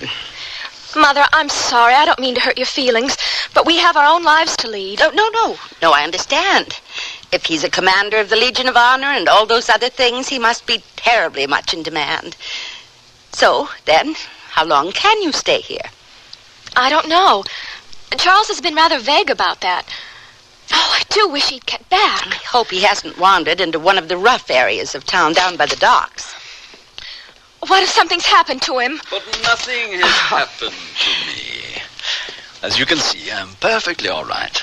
Charles, I was so worried about you. Forgive me. I was unavoidably detained by a most unfortunate incident. Good day, Mrs. Penrod. Good day, Charles. What happened? Well, as I was on my way back to the hotel, I saw a policeman in the act of arresting a young couple on some trivial charge. I took the liberty of inquiring with all due civility what the trouble was. The policeman was quite rude. He told me to mind my own business. You didn't get into trouble, did you? Not at all. I was able to get the whole affair settled without the slightest difficulty. Oh, really? What did you do? The only thing a man of honor could do. I posted their bail. How noble. There, you see, Harry was completely wrong about you. I had no choice. The policeman with his rudeness had challenged me. And you put up the money to set them free. I had no money with me. What did you do? Our family owns some property here in San Francisco, a house. Oh, really? I put it up as collateral. But these people, do you know anything about them? If they don't show up in court to answer the charges against them, you'll lose your house. Well, I think you behaved splendidly. I don't understand. Why didn't you tell me you own property here? Oh, gracious. Who could that be? Yes? Are you Charles Jules Francois, the Duke of Nevers? Heavens, a policeman. Yes, officer, I am the Duke of Nevers, at your service. Officer, what's happened? Why, excuse me, miss, but I got orders to bring this gentleman down to the station house. Whatever for? Well, he's under arrest. Arrest? What for? For making a false statement to the police in the matter of ownership of a certain piece of property which he offered as collateral for a bond. I'm sure there's been some mistake. Well, if there is, we'll straighten it out in the district attorney's office. Daddy. Daddy must be behind this.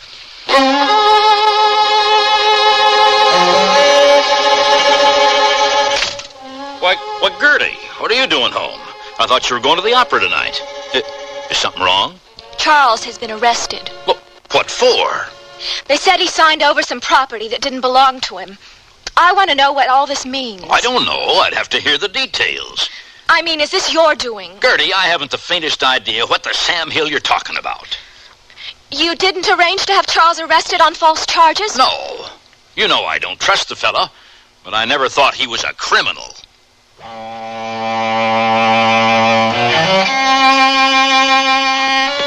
Oh, dear. Think of the scandal. Just think of the scandal. Charles is innocent. I'm sure there's some awful mix-up. Even so, the very taint of arrest. It put such a bad face on things. Here's the district attorney's office. And here's where I come in. The first I personally ever heard of Charles Jules Francois, the Duc de Nevers, was from the lips of a breathless and very beautiful young girl, all a-tremble with indignation. And I thought fear. So you see, sir, my husband couldn't have possibly done such a thing. It doesn't even make sense. I agree. But I've spoken to the arresting officer, and I have the arrest report here before me. It all seems to be in perfect order. Then send for Charles. I'm sure he can explain everything. When I laid eyes on the Duke of Nevers, as most Americans called him, I was confused. He was tall, distinguished, with an excellent cut to his clothes, obviously a man of breeding and refinement. I had to keep reminding myself that he was a prisoner. Please, have a seat, Mr. de Nevers. Thank you. Cigarette? Thank you, I don't smoke. Now, maybe you can get us to the bottom of what we hope is a regrettable error. May I speak confidentially? Sir, I have suffered great humiliation at my arrest. I am an officer and a gentleman of France. Were my family to be aware of my present situation, they would never recover from the disgrace. Well, I don't think we can keep it out of the press, but if you can clear the matter up now, it will minimize the damage. Of course, it has all been a most awful mistake. Now, you're charged with making a false statement to the police. Yes. Is that true? Of course not. Is this your signature? It is. You knowingly swore to this document, stating you owned this piece of property. I did. But the property isn't owned by you. I have the deed right here. It belongs to Mr. Garrett Thompson. Oh, heavens. We know the Thompsons. Yes. Well, that's both perjury and fraud. You'll have to answer to the charges unless there's something you haven't told me. As you wish. Your passport says you're French. That is correct, though recently I resigned my commission in the French army. Well, all your papers seem to be in order. But if you can offer no further explanation, we'll have to hold you for trial. Heavens. Mother, what is it? My money. What money? I sent a large sum of money over to the Parker house. It is perfectly safe, Mrs. Penrod. What if Harry was right after all? What if he's made off with it? Mother, he's right here. The money is where you left it. I have not touched it, nor did I ever intend to do so. How can I believe you? Mother. If you wish to see for yourself, Mrs. Penrod, here is the key. Mrs. Penrod flew out of my office in a cloud of petticoats and feathers. The Duke spoke at great length about his several careers and his travels. He discoursed knowledgeably on literature. He spoke of a number of inventions he'd made. And the more he talked, the more I wondered how such an extraordinary person could permit himself to be charged with perjury. But since he'd say no more about it, I had no choice but to have him escorted back to his cell. That left me the task of consoling the distraught Mrs. de Nevers and waiting for the next developments in a case that echoes in my mind even today.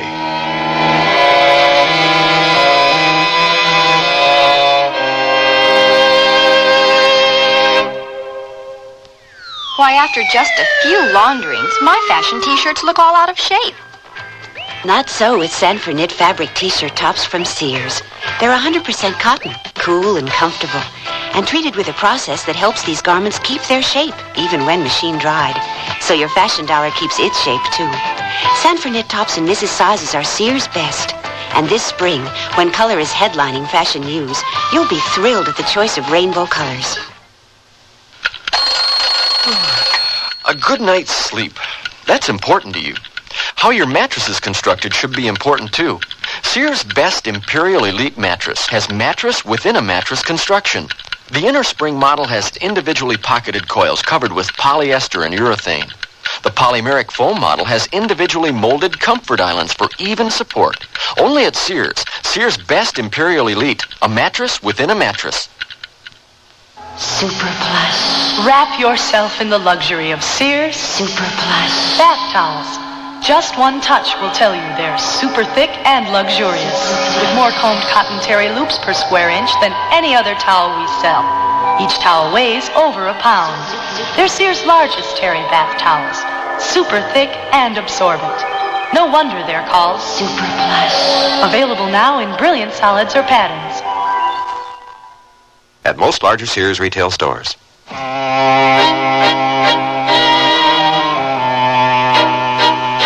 Thorn green again, and here's the concluding act of the Duke of Nevers. I stepped out of my office to save the Duke's young wife the embarrassment of my presence in her distress. I motioned to my assistant, Jake. Yeah? What is it, Counselor? Apparently, Mr. de Nevers' last address was London. I want you to cable the London police and see if they have anything on him. Why, what makes you think they would? I don't. But we might as well check with them. Sure thing, Counselor. I'll send a cable straight off. When I returned to my office, I found the young Mrs. de Nevers had brought herself under control. In fact, she arose with such dignity that I fancied some of the Duke's manners had rubbed off on her, and she, for the first time, had become aware of the title she held by marriage. But before she could leave, her mother unexpectedly re-entered my office. Mr. Martin. Oh, Gertie, you're still here. Yes, Mother, but I was just leaving. No, not just a minute. I have the most extraordinary news. I've just been to the Parker house. The money I left for the Duke is still there, every cent of it. Well, I'm glad to hear it. How could I have jumped to such horrid conclusions about him? Surely now you can let him go. I'm afraid he isn't charged with theft of your money, Mrs. Penrod, but with perjury. But doesn't this prove he's innocent? It doesn't answer the charge against him. I must say, though, it leaves me very puzzled as to the motive for his actions. He's an educated man. Certainly must have known what the consequences would be. You don't suppose? Oh, gracious. What, Mother? Well, what if he's not quite right in the head? Mother! Well, we all admit it was a crazy thing for him to do. I know he seems perfectly nice, and I'm sure it isn't his fault. But I have heard that European nobility is fond of, marrying amongst themselves, if you take my meaning. And we know what excessive inbreeding can do to one's character. Mother, that's outrageous. Perhaps the Duke will see fit to enlighten us at his hearing. There's going to be a hearing? There'll have to be, in a week's time. In the following week, the press had a field day. Duke dupes cops went the headlines. Then one day, my assistant burst into my office. Afternoon, Counselor. Hello, Jay. What have you got there? Well, it's from the London police. Concerning the Duke of Nevers? Of all the pious frauds, cast your eye on this. It's an arrest record. That's right. False pretense, fraudulently obtaining a carriage for which he had not sufficient funds. So he's not only a perjurer, but an ex-con. What in the world is the man up to? I don't know about that London incident, but the one here seems pretty clear. He figured to get in good with that couple he bailed out and take money from them later. No, if extortion was his racket, why didn't he just skip town with Mrs. Penrod's money when he had the chance? Well, then, what is his game? I haven't the faintest idea. But I did have an idea. Faint to be sure, but an idea nonetheless. That evening I had dinner at my club. My thoughts kept returning to the Duc de Nevers. I'd never met anyone more fitted to be a duke than he. I'd felt myself in the presence of a truly superior being as we talked, a cultivated citizen of the world. His arrest record didn't make sense. I retired to the club library and fetched down a copy of the Larousse Encyclopedia, Volume N. There it was. Nevers, capital of the department of Nievers. Ducal palace built in 1475. Sold to the Cardinal Mazarin, 1659, who left it to his nephew, who in turn left it to... and so on until what I had expected to find, I found. But still, the shock was so great, I left the club quickly and returned to my house.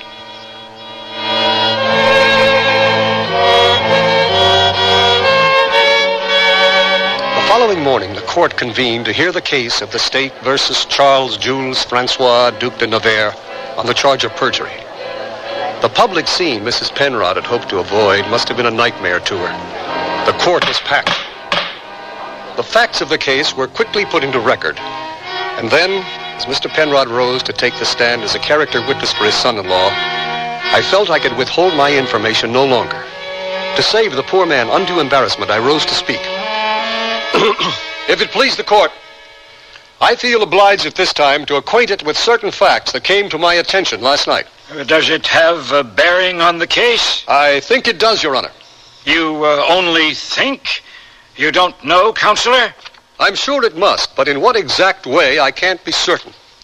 The line from which the Duke claims to be descended is a distinguished line that includes cardinals, generals, and statesmen. But unfortunately, it is also a line which has been extinct for over 100 years. How do you like that? He's not only a perjurer and an ex-con, he's an imposter. My announcement had an effect I hadn't anticipated. The court was immediately adjourned in the utmost confusion until the following day when sentence would be passed. How could anyone have made up a lie in such detail? The Duke had letters of introduction, official documents seemingly bearing all the correct seals, medals, photographs. Why? What drove him? That evening, he had a single visitor to his cell.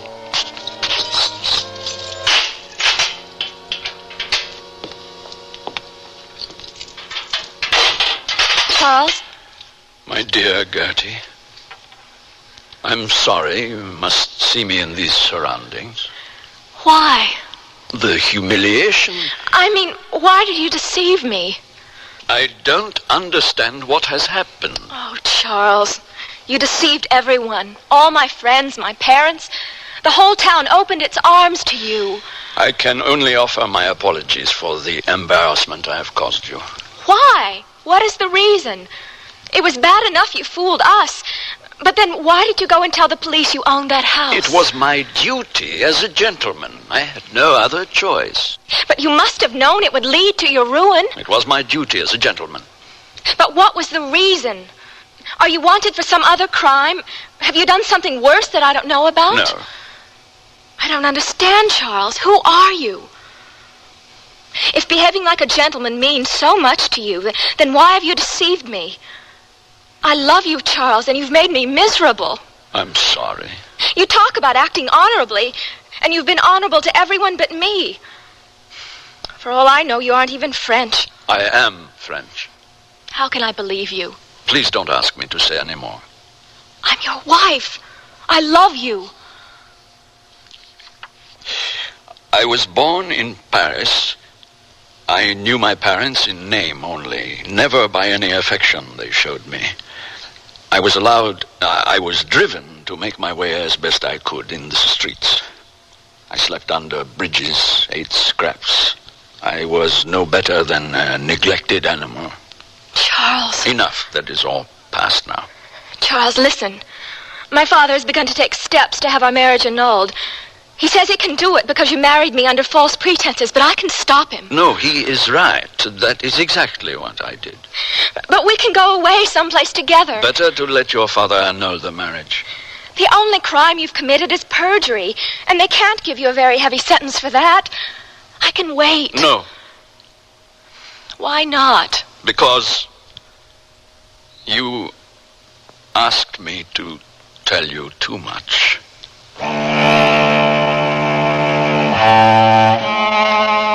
When Gertie left the Duke's cell, she didn't say a word, nor did she ever speak of what passed between them that evening. The following morning, the court was packed with all the city society folks, all buzzing with curiosity about the mysterious Charles Jules Francois, and not just a little vindictive in their desire to watch the final humiliation of the man who had so completely deceived them. So much did poor Mrs. Penrod's distress grow with the entrance of each of her social rivals, that finally she could bear it no longer and had to be escorted to a small chamber to be revived with smelling salts. It's too bad that she did, for she missed the final chapter of this extraordinary tale.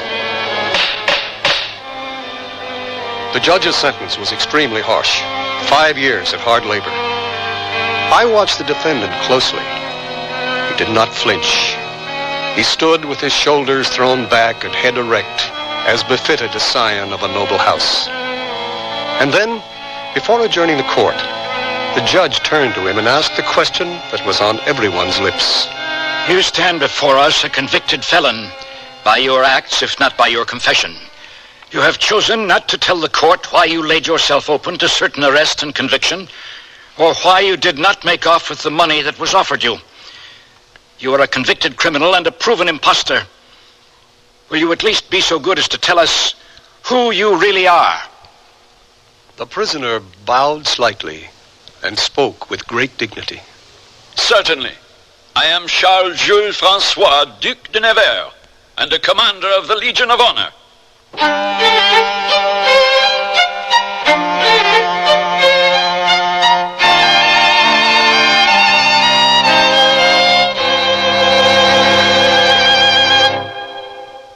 Sears National Automotive Sale. Now, save $36 to $68 on a set of 4 Sears Roadhandler radial tires. That's great savings on Sears Best steel-belted radials. And save on Steady Riders. Sears Best heavy-duty shocks. The ones even Joey Chitwood's stunt team didn't wear out in a whole season. Now only $9.99 each. You save over 20%. Installation available at most Sears Tire and Auto Centers. Prices may vary in Alaska and Hawaii. Stop at Sears. Oh, here I go again. It's time to rent one of those steam-type carpet cleaners. Why rent? Now Sears puts power in a carpet cleaner you can own yourself. The Power Spray from Sears for easy home carpet cleaning. Power Spray sprays hot water into your carpet, then sucks up the dirty water. You can see the dirt you get out. Dirt you didn't even know was there. The Power Spray Carpet Cleaner, a convenient carpet cleaner you can own yourself. Available at most Sears retail stores. Kenmore. solid as Sears.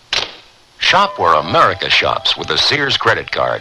You'll be able to choose from over 100,000 Sears products and services at everyday low prices. Just say charge it. At Sears, it's satisfaction guaranteed or your money back. So visit your Sears store today to apply for your credit card. Or just phone toll-free 800-526-0444. Find out why Sears is where America shops for value. Remember, phone 800-526-0444. In New Jersey, residents call 800-652-2777.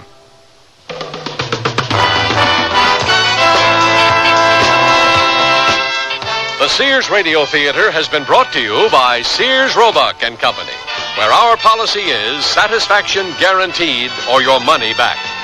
Sears, where America shops for value.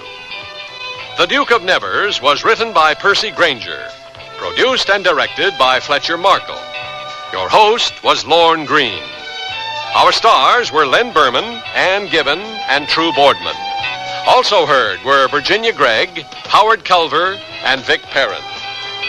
The music for Sears Radio Theater was composed and conducted by Nelson Riddle. Art Gilmore speaking. The Elliott Lewis production of Sears Radio Theater is a presentation of CVI.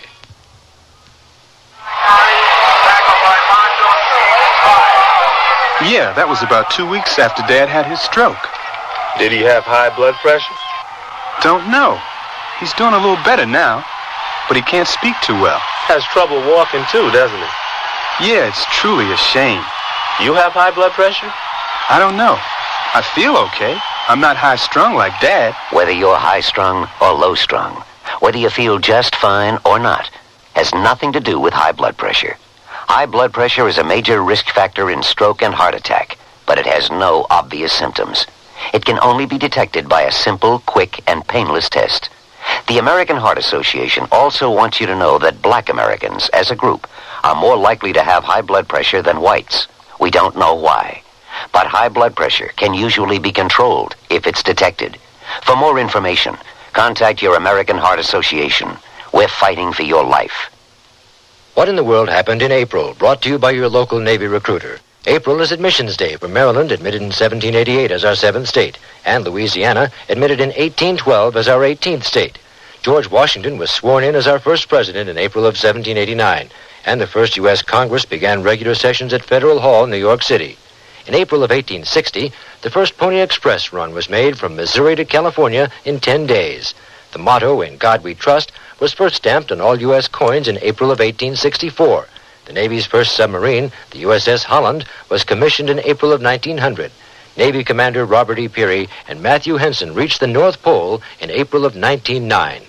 What in the World happened in April is brought to you by your local Navy recruiter, who will answer your questions about Navy opportunity. Or in the continental United States, call 800-841-8000, toll-free. In Georgia, 800-342-5855. Navy. It's not just a job, it's an adventure. I'm Charles Scott King, WNEW News. At 9 minutes past 10, time for the Sears Radio Theater. That's the theme from the Sears Radio Theater. Tonight, a program of adventure with Richard Widmark as your host. Here's a preview. A whiteout is headed for Keyhole Basin, Mr. Haverly. I'd like your permission to delay operation on all our lifts until the whiteout danger passes. Well, this is an early morning eye-opener, even for an old man like me. Oh, I think a whiteout would open any ski resort owner's eyes, Mr. Haverly. The Sears Radio Theater will begin after this message from your local station. This is Safety Vision, a quick and easy method for observing potential hazards in your home. Let's start by activating your safety scan. Methodically focus on your hair dryer. Is the dryer mistakenly plugged in while not in use? Is it in a position where it could possibly fall into water and be a shock hazard? And is the dryer grill free of lint and hair? This time, focus on your electric food preparing appliances. Are they out of the reach of young children? And check that the appliance cord does not hang over a table edge or counter. Next, your safety scan should include checking all electrical appliances for an indication that the product design has been evaluated by safety engineers and complies with a nationally recognized safety standard. To do this, check for the UL label on the appliance. A public service message on behalf of Underwriters Laboratories and this station. This is Richard Widmark.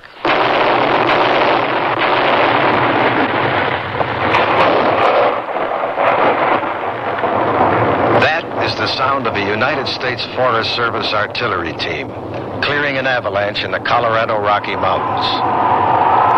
The sound waves of the blank artillery shells loosen the stressed snow. At express train speed, the avalanche plows down its time-worn path. High winds blow in the avalanche's wake. World War I military commanders in the Italian Alps first discovered that avalanches could be triggered by artillery fire. But the myriad variables involved make exact avalanche prediction a thing of the future. Temperature, the steepness of the mountain slope, any rapid change in weather conditions, the rate of snowfall, even the crystal formation of the snow itself are all determining factors in avalanche prediction. At Colorado's Keyhole Basin Ski Resort, Ski Patrol Captain Skip Blanchard and team member John Titus collect resistograph readings on the resort's one possible avalanche slope. Well, the shaft struck the bottom of the snowpack, Skip. Okay, let's withdraw the shaft. The resistograph will record the slope strength to load pressure. Strength to load pressure reads 4-1. This slope's a regular Rock of Gibraltar. Oh, yeah. For today, anyway. Skip doesn't realize how closely his remark portends tomorrow's radical weather change. Within 24 hours, a raging blizzard, a whiteout, will lock into the Keyhole Basin Ski Resort, dumping enough wet snow to reduce the slope's strength to load pressure to 1-1. The whiteout guarantees Keyhole Basin's first unpredicted avalanche. And that's only the beginning of our story.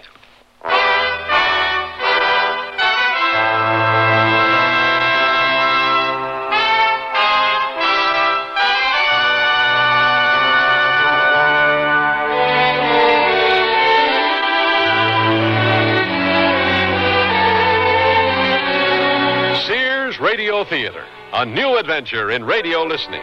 5 nights of exceptional entertainment every week. Brought to you in Elliott Lewis' production of the Sears Radio Theater. Our story, Whiteout, by Bruce Martin. Our stars, Joan McCall and Linda Kay Henning. The Sears Radio Theater is brought to you by Sears Roebuck and Company. Sears, where America shops for value. And now a special message of interest to shoppers across America from Sears. Everybody has been talking about inflation. Well, here's what Sears is helping to do about it. Starting the 1st of May, all prices in Sears Spring General Catalog will be reduced 5%. This means a discount of 5% will automatically be taken off the price of anything and everything you order from the Spring General Catalog between May 1st and July 31st, 1979. Also beginning in May, Sears retail stores across the nation will reduce their regular price of selected items, which means you can expect even greater values. In addition, for limited periods of time, Sears will sharply reduce the price on scores of items in our retail stores. Watch for these Sears super values on TV, radio, and magazines and your local paper, and you'll benefit from price cuts each month. Everyone wants to control inflation. These are some of the ways Sears is helping to do it. Sears, where America shops for value. Strawberries! Stoneware with hand-painted strawberries! 45-piece set plus extra serving bowl. Sears strawberries! Sears hand-painted strawberry stoneware has delectably sweet country looks, and durable, this dishwasher-safe stoneware resists chipping, cracking, or fading, even when exposed to your oven, freezer, or microwave oven. Enhance your table with these pretty strawberries from Sears. Strawberries! Sears stoneware with hand-painted strawberries! At most larger Sears retail stores.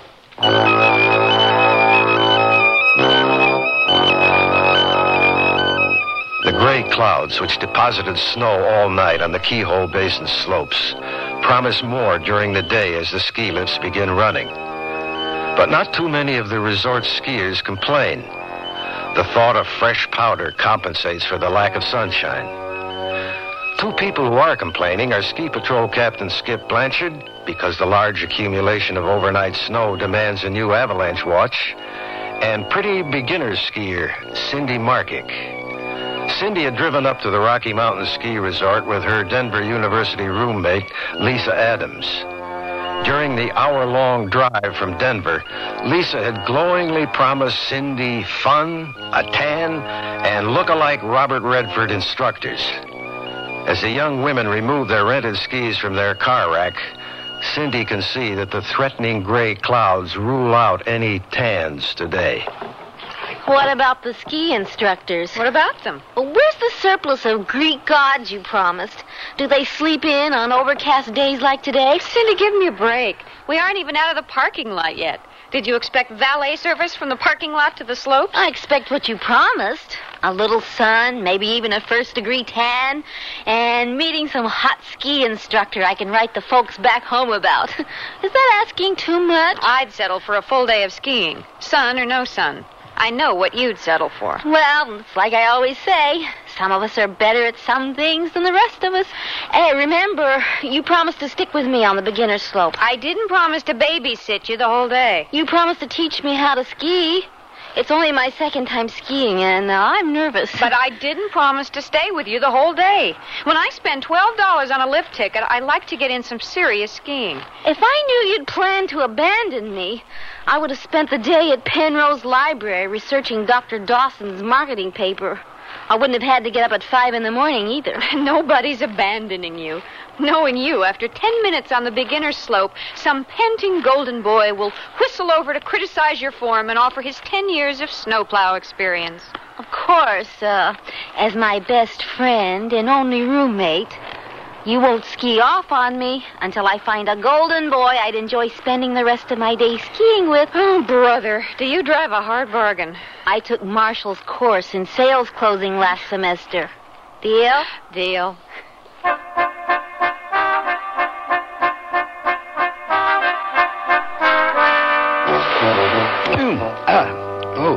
Iron gets hot fast. John, that's a dumb way to test a hot iron. Yeah, but it's great on finger burns. What you should do is let the iron heat up, then apply your wax directly to the iron. Skip, I've been waxing skis for a long time, okay? I bet you burnt your finger quite a lot, too. Yeah, I should. Something coming in on the shortwave. I'll get it. Calling station K2XCD. Over. Station K2XCD, Keyhole Basin Ski Patrol. Want a tip on the weather, pal? Stay indoors. Big Red, how's my favorite Indian at the National Weather Service these days? My heart is heavy, and it's not from eating too much of your white ice fried foods. We're tracking a storm system moving fast out of the northwest. A whiteout, Skip. Gale force winds with enough snow to fill Rhode Island and zero visibility, and thought you ought to know. Definitely. Thanks for the shout. Is the whiteout headed for Keyhole Basin? Over. Not at the moment. But it's a 10-mile front, and we can't pinpoint a declared route yet. How's your avalanche watch? Over. Keyhole has only one avalanche slope. In the mall between our barrel run experts and beginner slopes. John and I measured the slope strength to load pressure at 4-1 yesterday. Good. Even with last night's 6-inch accumulation, your mall avalanche slope is in a stable condition. I'll holler back at you if the whiteout swings your way. Oh, we'd appreciate that. Especially since this whiteout is dropping so much snow. I've seen slopes avalanche under as little as 2-1 pressure. I'll catch you later, Red. Oh, I sure hope we don't catch that whiteout. Too much excitement for me. You and me both. Do me a favor? I'm not waxing your skis for you. No. Hustle me a Danish from the coffee shop. I haven't had breakfast yet, and the lifts don't open for another 20 minutes. All right. But I want those skis waxed by the time I get back. Aye, aye, Captain. Apple, if they got it.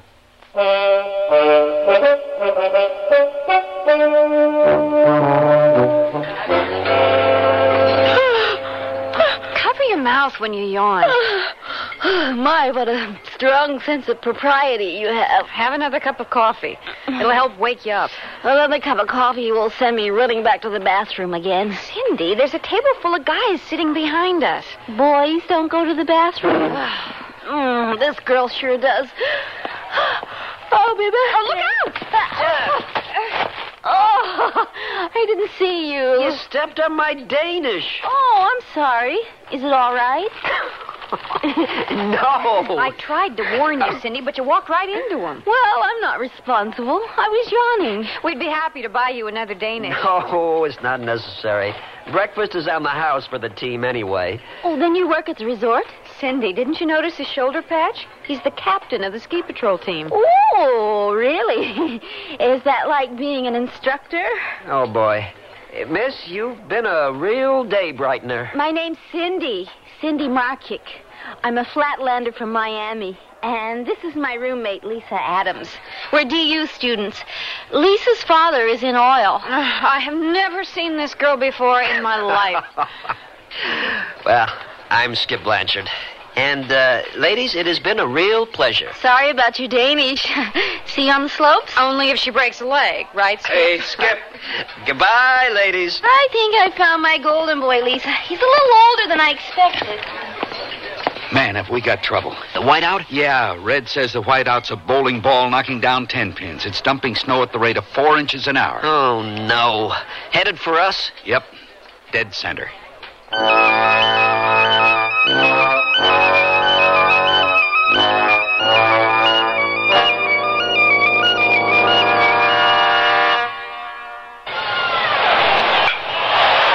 Makes a hit this Father's Day with exciting menswear and popular accessories. We've got quite a lineup of values, each a sure winner for Dad. Find complete looks he'll wear to work, out to dinner, to the tennis court, or the baseball game. Plus extras from ties to T-shirts, robes to wallets, underwear basics to belts. We've hit all the bases at prices you'll like. So put Dad on Sears Father's Day team, and he'll know you're no rookie when it comes to gift selection. Sometimes choosing a Father's Day gift almost requires an executive decision. But at Sears, I found the solution with hardly any effort at all. The lightweight executive attaché case. The man at Sears says it's their #1 bestseller. And I knew Dad would go for its great fashion looks in black or brown. This 4-inch molded attaché is durable, strong, and lightweight to help Dad weather those trips to and from work. The executive attaché for Father's Day. From Sears. Nothing but the best for my Dad. Like Sears Best Double Knit Slacks on sale for Father's Day. Regular cut slacks are just $13.99. That's $4 off. Choose popular solids and refined patterns in wrinkle-resistant double knit Fortrell polyester. Top off his day with Sears Best Short Sleeve Knit Sport Shirts. Also at $4 off. Now just $9.99. It's Sears Best for the best guy I know, Dad. Sale ends June 16th. Prices and dates may vary in Alaska and Hawaii. All items available at most larger Sears retail stores. A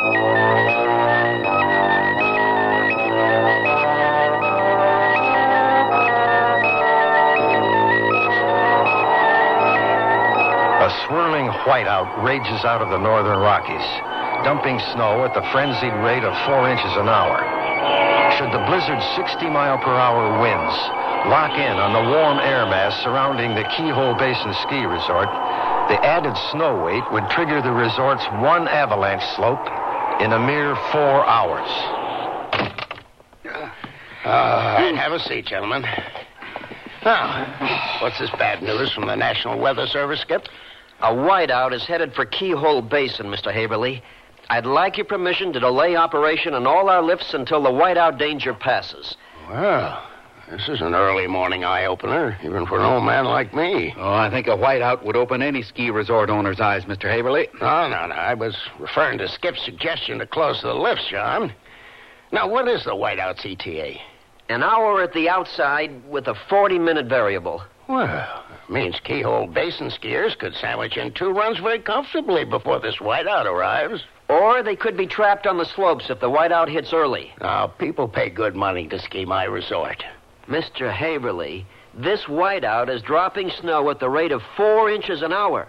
That means the avalanche on the mall between the barrel run experts and beginners slopes could slide in a few hours. Well, all right. I'll tell you what I'll do. I'll cancel all ski lessons scheduled on the mall until you can update your avalanche watch tomorrow. Well, that's a good first step. Now, you understand, Keyhole Basin's reputation is at stake. My lifts run until the very last minute before this whiteout hits. Am I clear? Yes, sir. Come on, John. We'll clear the mall instruction field ourselves. I'm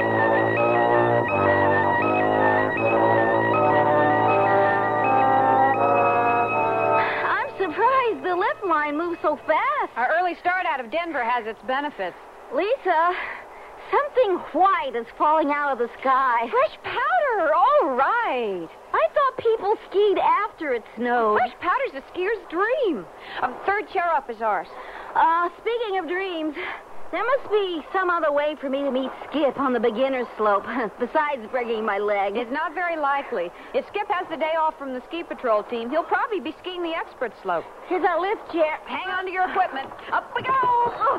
This is a yes! I'll bet if it wasn't snowing so hard, we'd have a nice view. Check out this skier in the yellow parka below us. Look at him rip over those moguls. Lisa, I hope I don't embarrass you later when I need help from the ski patrol team. The ski patrol team was set up to protect skiers' lives. And Captain Skip Blanchard is just the man I want protecting mine. You make a fool of yourself up there on the slopes, and I will abandon you.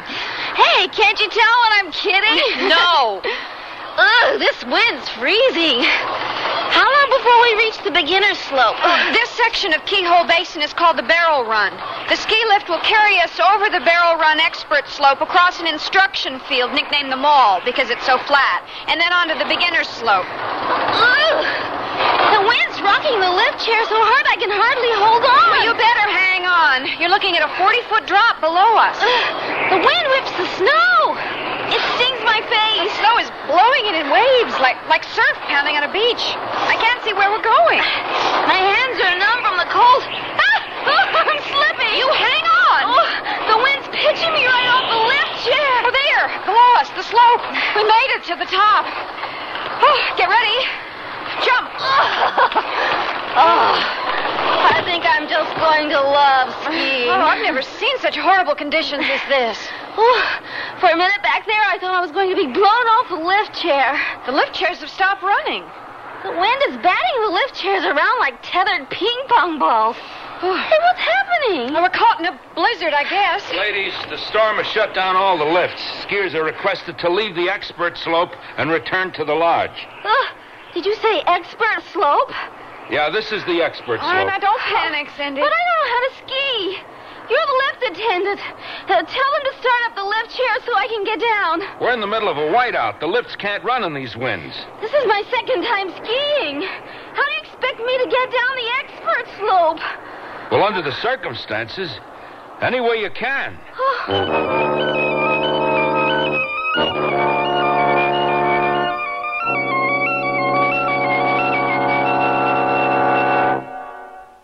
Sears Radio Theater will continue after this message from your local station. Like the wind, we feel its effect, but we cannot see it. It touches each and every one of us without exception. Young or old, rich or poor, black or white. It's something we all have in common. Tension. When we are unable to cope with tension, it can turn against us. It can make us fail at our jobs, fail our families, and most important, fail ourselves. Learning to cope with tension is a never-ending process, one that begins at birth and continues to the end of life. It's one of the keys to happiness and good mental health in our time. This is Cliff Robertson. There are few of us who wouldn't welcome solid advice from a good friend on how to deal more effectively with our tensions. That friend can be your mental health association. Contact them for a copy of their pamphlet, How to Deal with Your Tensions.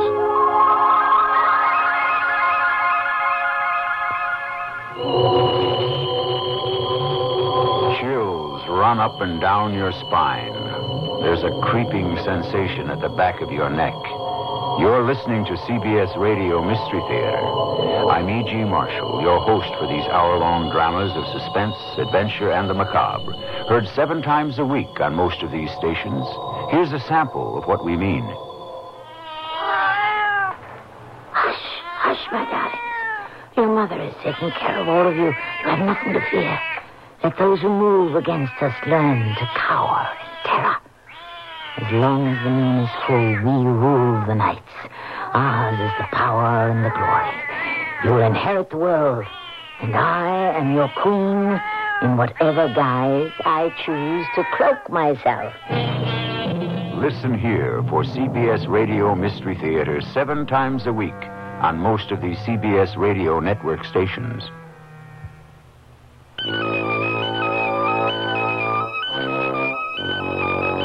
Imagine you're on your second ski trip ever. The lift chair carries you above the ski slopes when suddenly a biting wind pitches you from side to side, threatening to spill you 40 feet to the ground. The pelting snow stings your face. It's all you can do to hang onto your lift chair. Then out of the blinding snow, you finally see the crest of the slope. Equipment intact, your partner helps you land on the slope on your skis. The wind howls around your ears as the ski lift attendant tells you you are on the expert slope. The storm has shut down all the ski lifts. On your second time skiing, in zero visibility and biting cold, how would you get down the expert slope? I'm sorry, but you'll have to leave this lift site. It's company orders. Even in picture, postcard perfect weather, my friend couldn't possibly ski down the expert slope. You can't force her off the lift side in a blizzard. The wind's so loud I can't hear myself think. We're in a whiteout condition. You see my windbreak over there? You mean that box? Your windbreak is smaller than a phone booth. You ladies squeeze inside. I'll stand outside and explain the situation to you. Okay. I'll go in first, Lisa. This windbreak is the size of a coffin standing on edge. Oh, it's nice to get out of the wind, though. I'm still freezing. Now, look, you'll both freeze pretty soon if you remain on the lift site. Your friend is shivering. Rub your hands, Cindy. My hands went numb. Back on the lift chair. Snow treats Miami like it has plague. Never visits us there. Look, I'm wearing thermals with 2 pairs of sweat socks and waterproof snow boots. My job is to stick by this walkie-talkie and report any damage to the lifts. Now, you ladies are wearing ski boots. The wind chill factor will take your feet first up here. I'm willing to take my chances on the lift chair. No, the lift chairs are out. You'll have to walk down. Oh. Carry your skis down the slope. It's too steep. Look, I don't want to frighten you, but your friend had better start moving around, build up her circulation. I know what you're saying is right, but there must be some other way for her to get down the expert slope. All right. Take the back trail down. It isn't as steep after the first quarter of the way down as this side of the expert slope. Okay. Now stick to the trees until you reach the instruction field. They call it the mall. Real flat looking. You'll know it when you see it. Ready? Do I have a choice, Lisa? No. Look, I'll notify the ski patrol of your route on my walkie-talkie. You'll get your rescue wish after all, Cindy. I didn't want Skip coming after me this way. You girls are friends of Skip Blanchard? Yeah. Tell him the girl who stepped on his Danish in the coffee shop is scared out of her wits.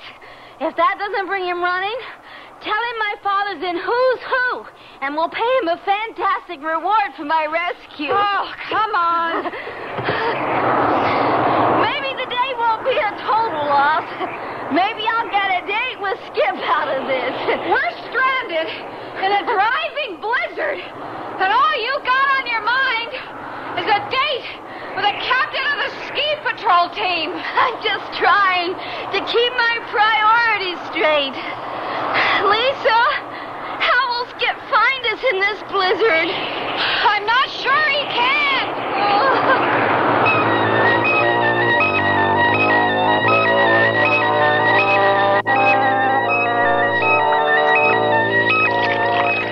Skip, you take yours black, right? Yep. Thanks, John. Mr. Wade? Black's fine with me. Oh. So, fill me in on the gory details, Mr. Wade. Well, nothing to romanticize. It happened on a mogul at the end of a long line of linked turns. I hit an ice patch. Wind must have scraped the surface clean of powder. Next thing I know, I can't grip my right ski pole. A broken hand makes it tough to grip anything. Indeed.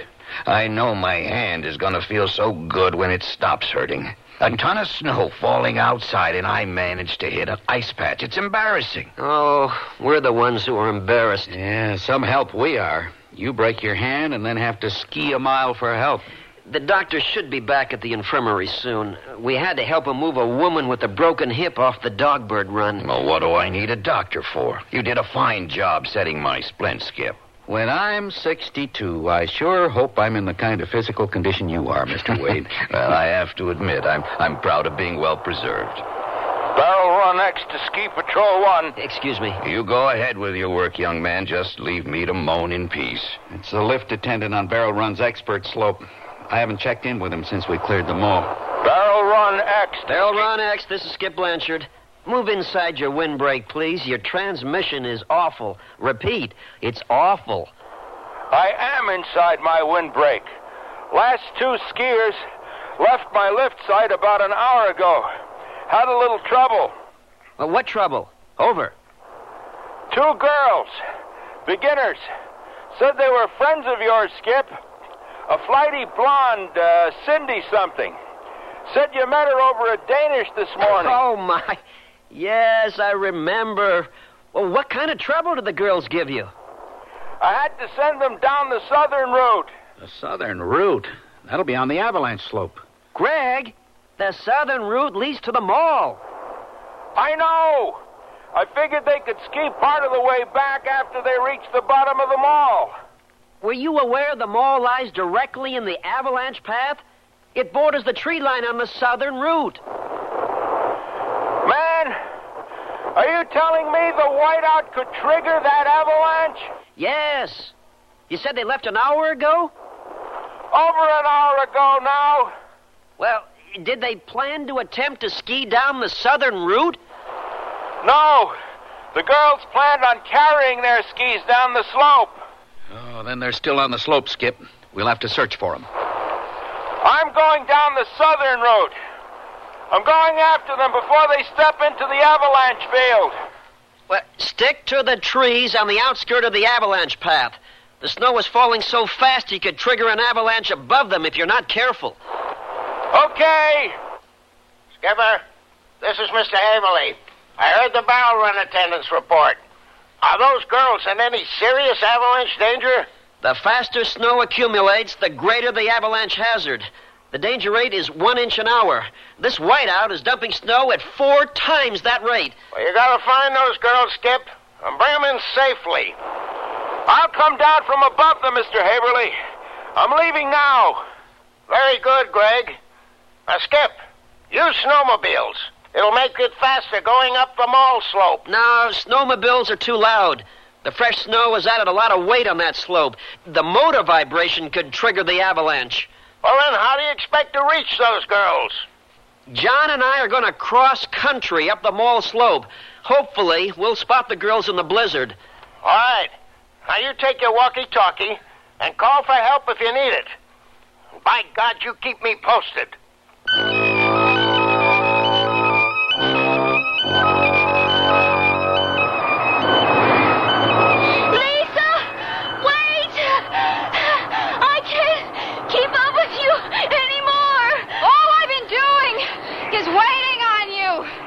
You've lagged behind ever since we started down the slope.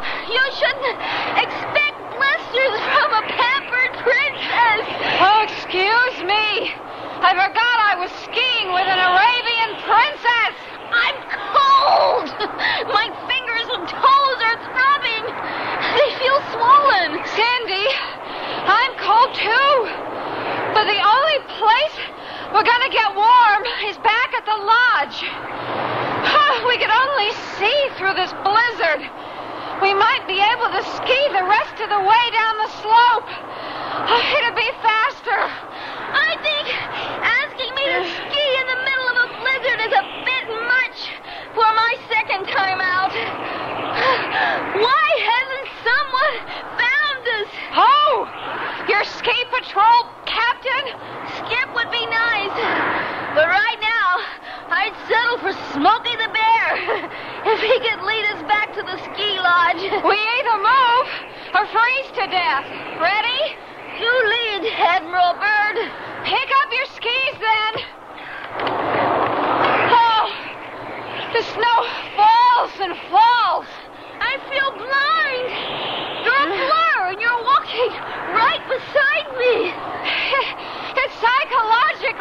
suffocating. Did I ever tell you I was claustrophobic? Stop making me laugh. But I'm trying to frighten myself. The wind! It's blowing me backwards! Enough! Enough snow!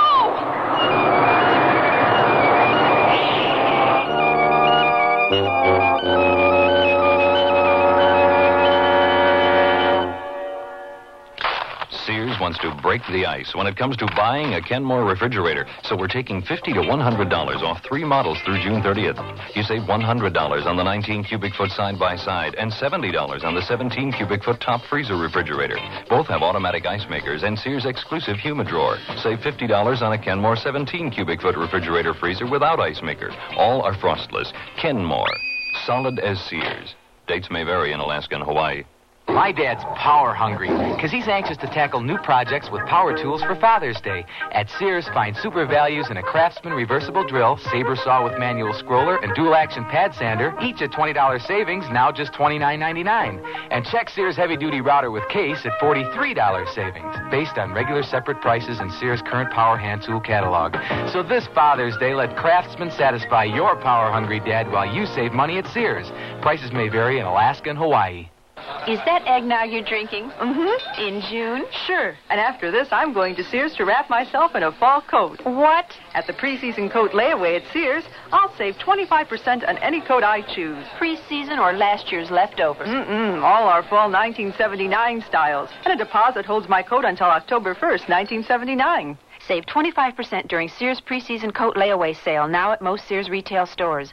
Sale ends June 23rd. Dates may vary in Alaska and Hawaii. All items available at most larger Sears retail stores.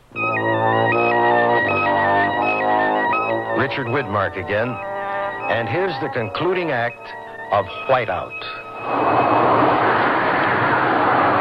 We've reached the outer edge of the instruction field.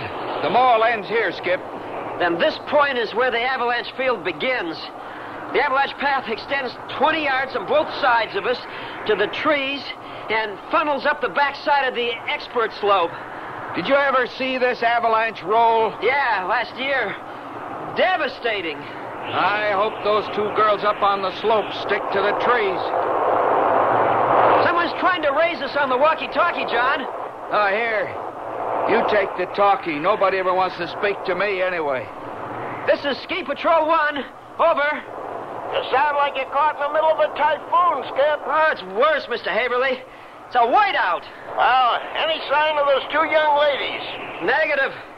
The wind whips the snow around like a sandstorm. We have little better than 0 visibility. Skip! This is Greg. Greg, where's your position? I'm in the trees about a quarter of the way down the backside of the expert slope. Oh, that's good. You stick to the tree line. Crossing the avalanche field that high up on the slope could bring it down on the rest of us. This is Mr. Haverly. I'm speaking from the lodge. Now, I want those girls found, but not at the risk of your own lives. Now, you use your head up there. Mr. Haverly, the 3 of us are already risking our lives. Skip, I found a ski pole, but I can't be certain it belongs to those girls. Well, let's hope it does. A lost pole would force them to stick to the trees coming down the slope. That probably explained what's taking those girls so long to get down the slope. They must have wasted time hunting for the lost ski pole. I think this blizzard explains their delay, Mr. Haverly. Skip's not kidding. The wind and snow are unbelievable up on this part of the slope. I can see 5, 6 feet ahead of me, no more. Well, you work your way slowly down that slope, Greg. I don't want you passing those girls. Slow is the only way down. The trees are pretty dense up here. You have to check each step. John and I will start fishtailing our way up to you, Greg. Keep your walkie-talkie line open. You men now, holler good and loud when you spot those girls. I don't want to be getting the dark on this thing. I'm worried sick. Roger.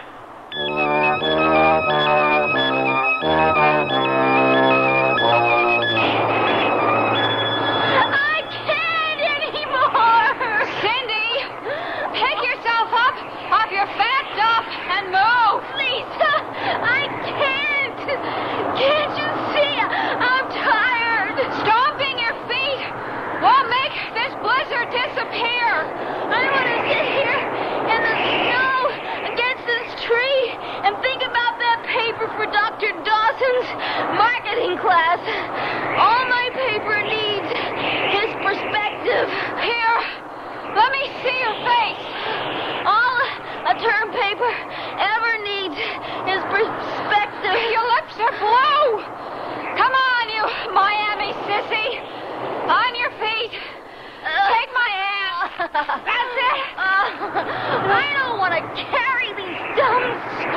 anymore. You'll carry your skis. We're going to use them soon. I'm cold. Move! You'll feel better. I'll bet the rental people will make me pay for that ski pole I lost. Cindy, you worry about the dumbest things. First, you worry Skip Blanchard won't come running to your rescue. Now, you're worried about a lost ski pole. Oh, I forgot about Skip. Well, I haven't. Keep walking. You're doing better. I'm going to give that ski patrol and the lift operators a piece of my mind when we get back to the lodge. You can't convince me that novice skiers like us haven't been stranded by blizzards on the expert slope before.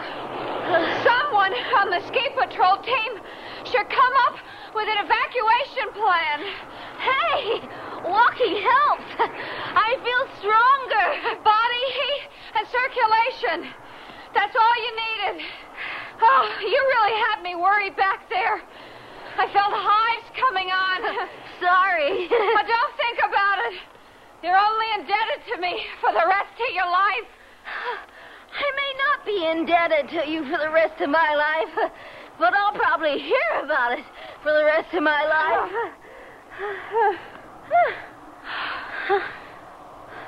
Hey, the snow's letting up. Oh, look up at the sky. Hey, there's a patch of blue. The sun's shining through like a big spotlight. Oh, what a beautiful sight. Oh, I can see right through these trees. The slope is clear. Oh, this must be the mall where the lift attendant told us the ski instructors hold their classes. The slope doesn't look very steep from here down. Well, don't you think you could ski down the rest of the way? Sure would be walking. Oh, but I lost my pole. We only have 3 ski poles. Oh, this slope is a piece of cake for me. I can handle it with only 1 pole.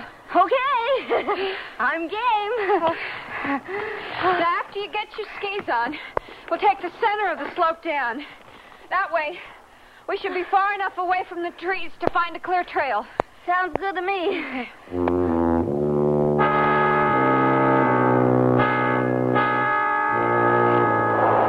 Ski Patrol 1, this is Greg. Over. We read you, Greg. Over. Skip, I've spotted them. Thank God. Weight's been held down here at the lodge. Mr. Haverly, please keep off the band. Yeah, where are they, Greg? On the edge of the tree line. The girls are putting on their skis. They're going to ski down the last third of the avalanche field. You gotta stop them. Here's what I want you to do, Greg. Move out of the trees. John and I are moving out now. You should be able to see our red and yellow parkers through light snow. Holler when you see us. John, can you see the girls? No, not from this angle. Greg, we can't see the girls from down here. I see your position, Skip. The girls are closer to you than they are to me. They're roughly 300 yards up from you.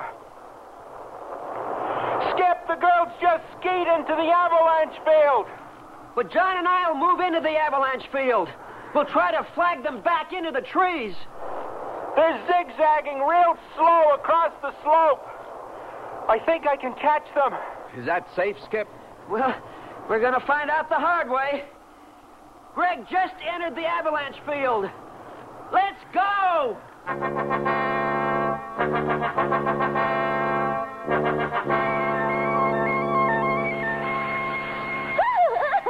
Oh, I'm shaky on these skis. You're doing fine, Cindy. Oh, Lisa, I see 2 skiers ahead of us. Hey, they're waving at us. I see them.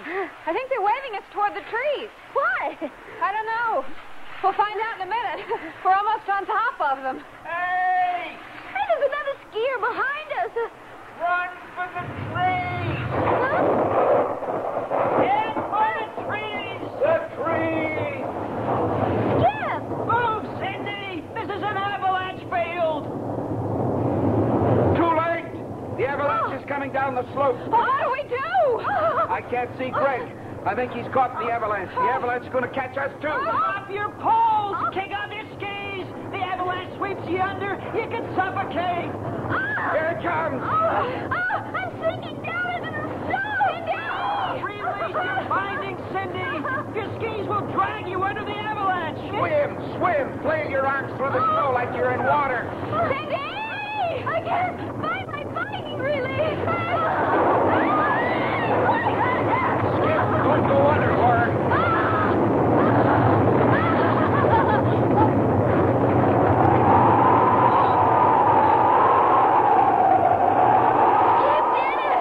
He released my skis. Where is he? Where's Skip? Oh, he's buried under the snow. No, there he is behind you. Oh, look at you. You look like a snowman. Well, you're a little white yourself. Is it over? That's all, folks. Oh. Hey, where's Greg? Oh, Greg?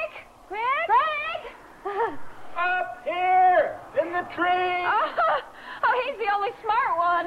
That's where we were waving you to. Oh, I thought you were waving because you were happy to see me, Skip. Well, I am happy to see you.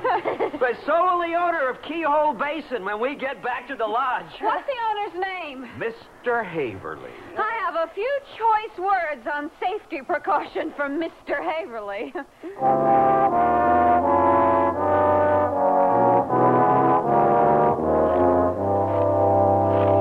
Even if Skip said he'd carry me on his back up the slopes, I wouldn't accept his offer. Dinner is different. I just wish you didn't prod John into asking me to double with you and Skip. I feel embarrassed. Maybe John really doesn't want to take me out tonight. Oh, of course he does. I saw John giving you the eye. I just helped him speak his mind, that's all. Here, let me have your skis. I'll lock them on the ski rack. Excuse me, you ladies through skiing for the day?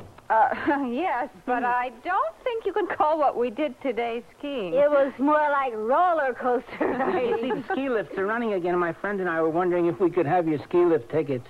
You have no idea how horrible the conditions are up on the slopes today. The wind turned all the slopes into one big sheet of ice. Still overcast. You could be caught in a blizzard like we were. Oh, far out. Sounds like a real challenge, a real test of ability up there today. Are you guys for real? Here, take our lift tickets. Let them find out for themselves, Cindy. We've had enough skiing for one day, right? You said it.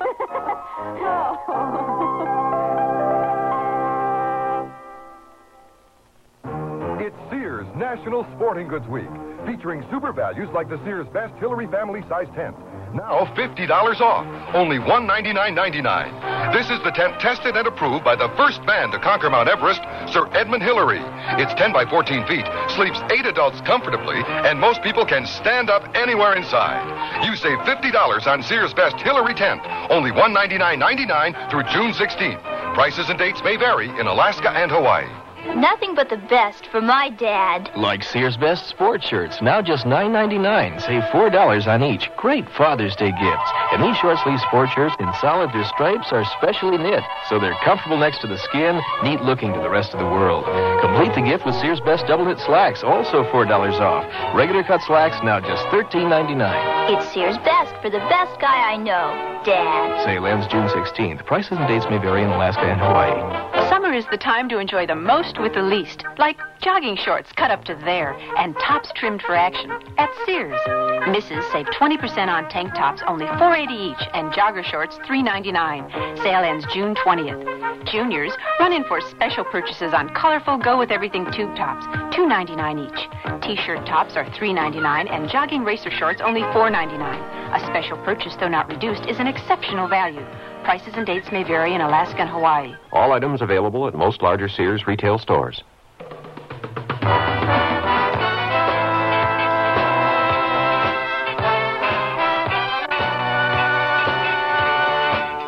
The Sears Radio Theater has been brought to you by Sears Roebuck and Company, where our policy is satisfaction guaranteed or your money back.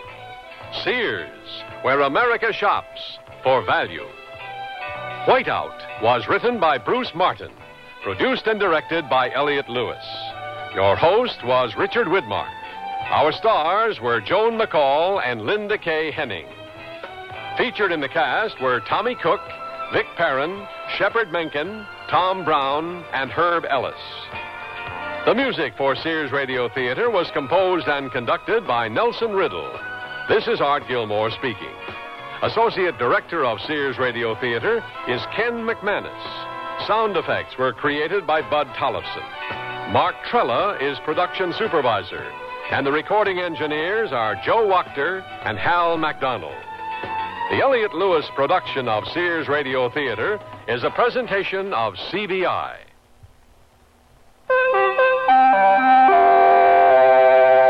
I'm Henry Winkler, and I'm an actor, and I'm proud of it.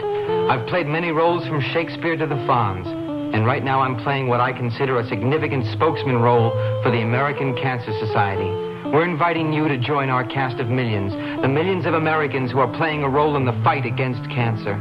Scientists in research laboratories, the people helping cancer patients with rehabilitation and other services, many of them former cancer patients themselves. All those volunteers playing an important role, ringing doorbells to help raise the funds needed to bring about a happy ending to our centuries-old drama, the war against cancer. That's your role. Act. Send a generous check now to your American Cancer Society. It's not a small part. As Shakespeare said, many strokes, though with a little axe, felled the hardest timbered oak. Remember, it's your American Cancer Society. You've changed, Bernard. You're not the man I married. What do you mean, Francine? Remember the way you were, vulnerable. You made mistakes. But now look, you're confident. Everything you do turns out right. It's that book you sent away for. It's just a catalog from the Consumer Information Center. It lists more than 200 federal publications you can send for on building, fixing, eating. Buying, selling, working, playing, living. And more than half of them are free. Yes, Francine, the man you married is gone for good. All right, Bernard. But would you make just one more mistake for old time's sake? All right. For you, I'll just replace that window glass like I used to. Whatever you do, learn to do it better. Send for your free catalog. Just write Consumer Catalog, Pueblo, Colorado, 81009. Francine, send for that publication on first aid. What was that address? Pueblo, Colorado, 81009.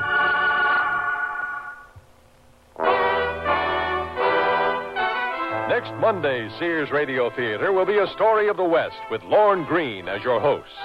Let's listen. Now stop moving this way and put down the axe. Why should I, Mr. Marshall Blodgett? Let me give you two good reasons, Smith. First reason over here in my left hand is Mr. Winchester. Second reason over here in my right hand, meet Mr. Colt. So be sure and tune in next Monday to the Sears. At 9 minutes past 10, time for Sears Radio Theater. Tonight is a program of adventure with Howard Duff as your host. Here's a preview. I can cut up both two ribbons with a heavy machine gun. No. I want to get my hands on him alive. I have a score to settle. But what is he doing here? I can't believe it. He must know he never leave here alive. The Sears Radio Theater will begin after this message from your local station. Like the wind, we feel its effect, but we cannot see it. It touches each and every one of us without exception. Young or old, rich or poor, black or white. It's something we all have in common. Tension. When we are unable to cope with tension, it can turn against us. It can make us fail at our jobs, fail our families, and most important, fail ourselves. Learning to cope with tension is a never-ending process, one that begins at birth and continues to the end of life. It's one of the keys to happiness and good mental health in our time. This is Cliff Robertson. There are few of us who wouldn't welcome solid advice from a good friend on how to deal more effectively with our tensions. That friend can be your mental health association. Contact them for a copy of their pamphlet, How to Deal with Your Tensions.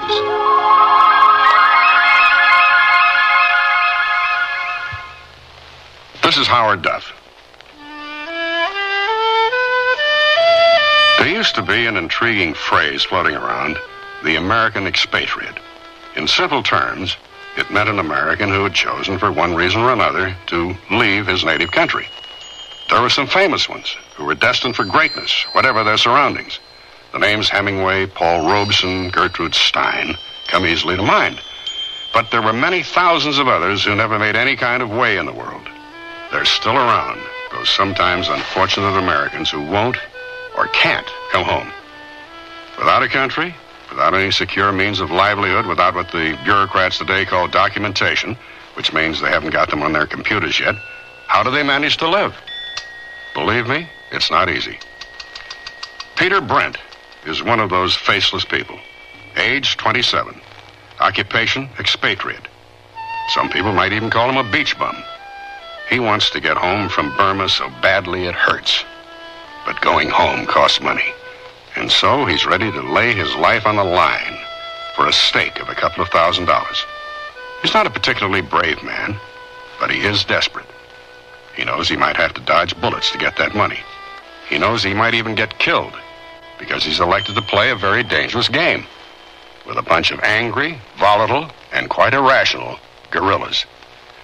And that's only the beginning of our story.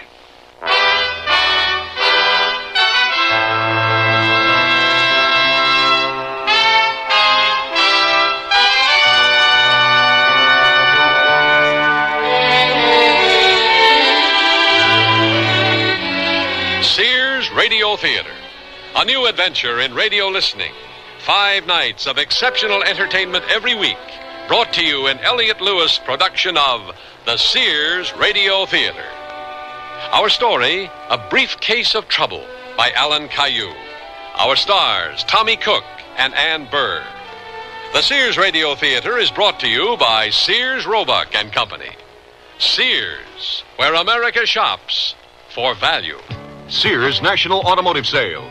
Dirt inside your shock absorbers can cause them to fail. Get Sears Heavy Duty Plus shocks with a self-cleaning wiper ring. On sale now, only $7.99 each. You save 20%. Installation available. And save now on Sears SuperGuard steel-belted radial tires. Steel-belted strength, smooth ride, radial performance. Super values, too. Save $40 to $76 on a set of 4. Sale ends June 30th at most Sears Tire and Auto Centers. Prices and dates may vary in Alaska and Hawaii. Stop at Sears. The word's out and spreading fast about the jeans from Sears Men's Store that grow beautifully.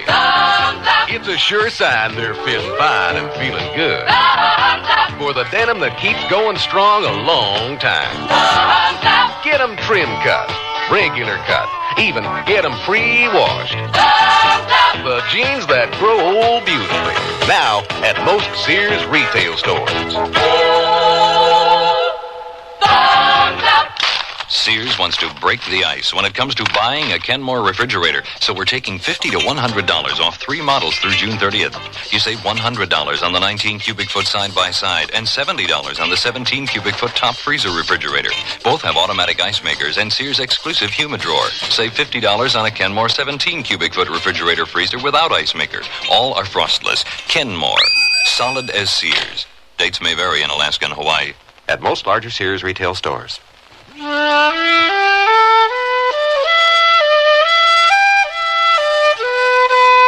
in Burma, a republic of Southeast Asia. It's a beautiful country, filled with very beautiful people. But the beauty is getting to be rather deceptive these days.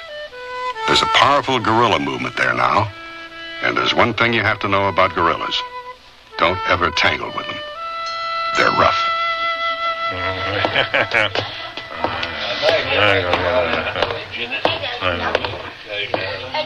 Peter, the woman just come in at the bar.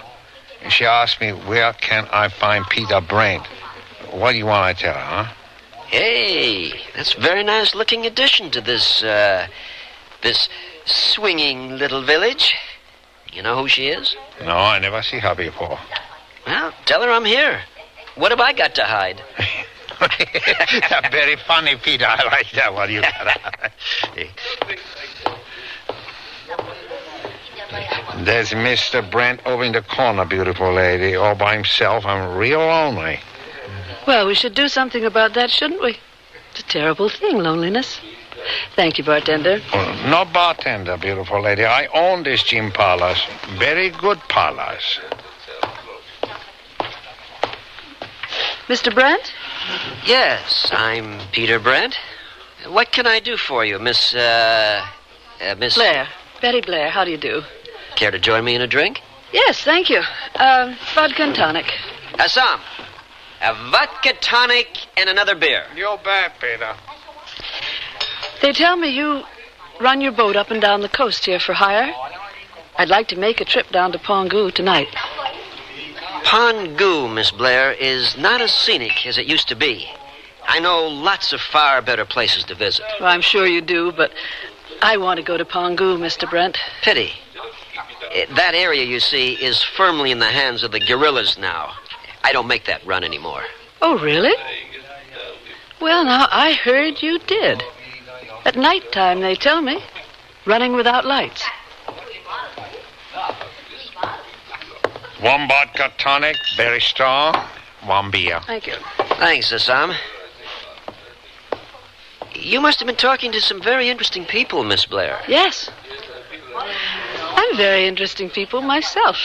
I noticed. But it just isn't safe down there anymore. I have $2,000 for you if you'll take me down the coast to Pongu, escort me through the lines of your guerrilla friends, and bring me back again when I've done what I have to do. A couple of points. First of all, the guerrillas are not my friends. Frankly, I don't give a damn whether they win or lose. Really? For the last 3 weeks, you've been delivering packages to them. Packages of currency. And that makes them your friends. It means that you can move around there safely, something which very few other people can do. You're very well informed, aren't you? Mm-hmm. I make it my business to be well informed. Well, there's something you obviously don't know, and that is that the guerrillas don't have friends. They just have people who can be useful to them. Like you? Okay. A guy came to me a couple of times and said, take this package down to Colonel Saline. Here's $100. That's what I've been doing. And it doesn't make me anything more than a messenger boy trying to earn a buck. Now, what do you have to do down there? Oh, I just pick up a briefcase that got left behind there. By whom? By me. I was in the village of Pongu last night when the guerrillas attacked it. They beat down the door of the house I was staying in, and I jumped out a back window and ran down to the beach where I had a motorboat hidden. I got away by the skin of my teeth, but I lost everything, even my purse. I didn't mind too much about my passport or papers, money, because those can all be replaced, but I also had a briefcase filled with... Are we in business? I really need that $2,000, Miss Blair. Well, it was a briefcase containing a lot of very compromising papers. And it's safely hidden just outside the village, but I must get it back. I'm very committed to my work, Mr. Brent. Committed? Very old-fashioned word. Perhaps. Last time I heard it was when they committed my Uncle Charlie. I think you'd better tell me what your work is. I'm an agent of the United States government, Mr. Brent. And that's all I can tell you. I hate everything about it. Then let me appeal to your sense of patriotism. No. You'll cut more ice if you just keep saying over and over, $2,000, $2,000. It means a ticket home. Well, then? Hey, you said you'd lost all your money. I also said those things are easy to replace. I have a feeling I should get my head examined, but... Okay. My boat. Tonight. 9 o'clock. It's moored at the wharf. The only sloop there. Yes, I know that. And I can't tell you how pleased I am that your inherent American sense of duty has come to my rescue, just when I really need help. We might run into an awful lot of trouble, of course. Are you up to it? Oh, I've seen trouble before. Probably more than you'll ever see in your lifetime. Yes, I'm up to it. It might be all plain sailing, but then again, it might not. Can I get paid up front? I'll bring the money with me. Good. With $2,000, I can really live it up. And I'd like to remember the last couple of days of my life for as long as I live.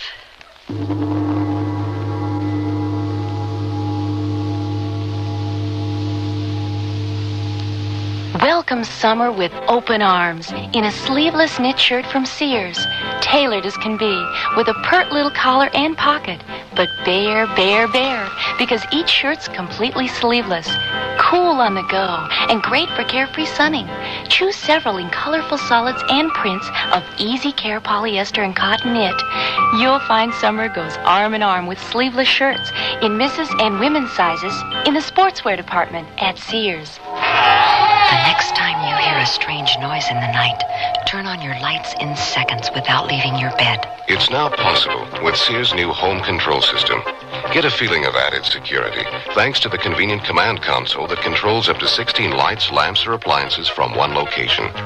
This $39.99 console sends coded signals to lamp, wall switch, or appliance modules available at $13.99 or $14.99 each. Prices may vary in Alaska and Hawaii.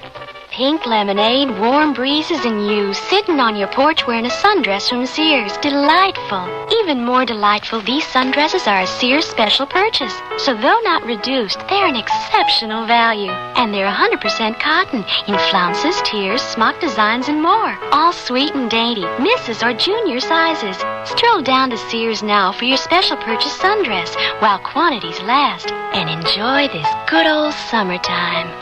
All items available at most larger Sears retail stores.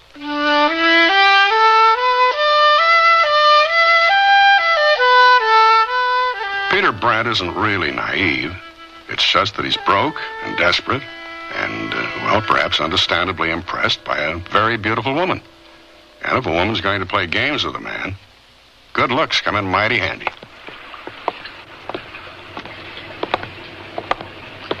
That's the boat there.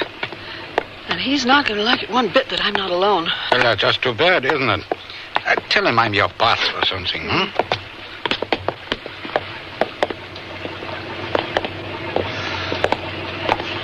Mr. Brent?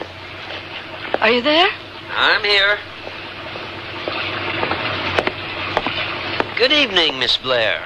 Oh, you didn't tell me you'd have company. My boss, Peter Brent, Carl Richter. And I promise, Mr. Brent, that I won't get in your way. I was hoping I might inject a little romance into this escapade. Oh, well. And I don't want to sound like an unprincipled hireling, but, did you, bring the money? Yeah? Here. Another of your little packages of currency.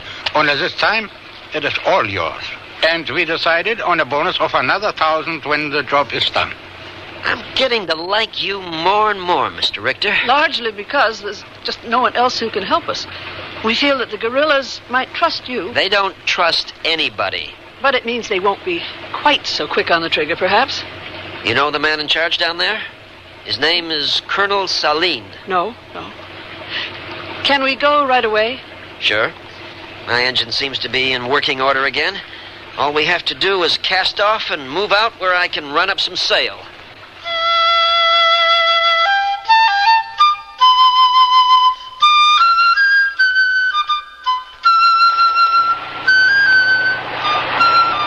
Tell me more about this Colonel Saline. He's a very rough man.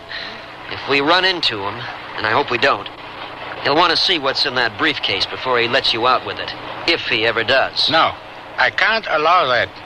Peter, we were hoping that we could pick it up without anyone knowing about it. But if we're found, what excuse do we have for being there? Have you thought about that? I was hoping, too, that you'd be able to find one.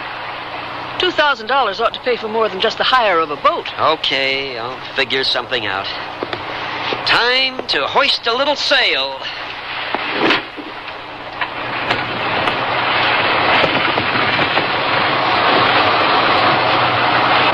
Now then, there's a little problem been worrying me.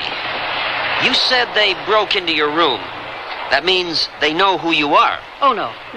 They don't even know I exist. They were looking for government soldiers. There were several of them in the village. Well, then you really didn't have to run, did you? I mean, crashing through the window in your baby doll pajamas. Or do you sleep in the raw like I do? There was a lot of shooting, and I was frightened. And I was not in my pajamas. I hadn't gone to bed yet. It was great to know that even you can be sensibly scared when you have to be. Okay, I can cut the motor now. You want to tell me what it was you were doing down there in the first place? I mean, Pongu isn't exactly a tourist resort these days, even for spies. I don't think you have to know about that. It has nothing to do... The United States government likes to keep an eye on these rebel movements, Mr. Brent. The assignment was merely to sound out the local people. I thought Congress had put a stop to all that kind of jazz. Well, I'm quite sure they believe that to be true. It allows them a sense of virtue, so it would be churlish of us, wouldn't it, to disillusion them? Would you like to tell me the name of the outfit you belong to? Not really. And you sound very suspicious, Peter. There's no reason for it, I assure you. I just have this crazy feeling, a very persistent feeling that somehow, just maybe, I'm being suckered. Well, don't worry about it. It's in a very worthy cause.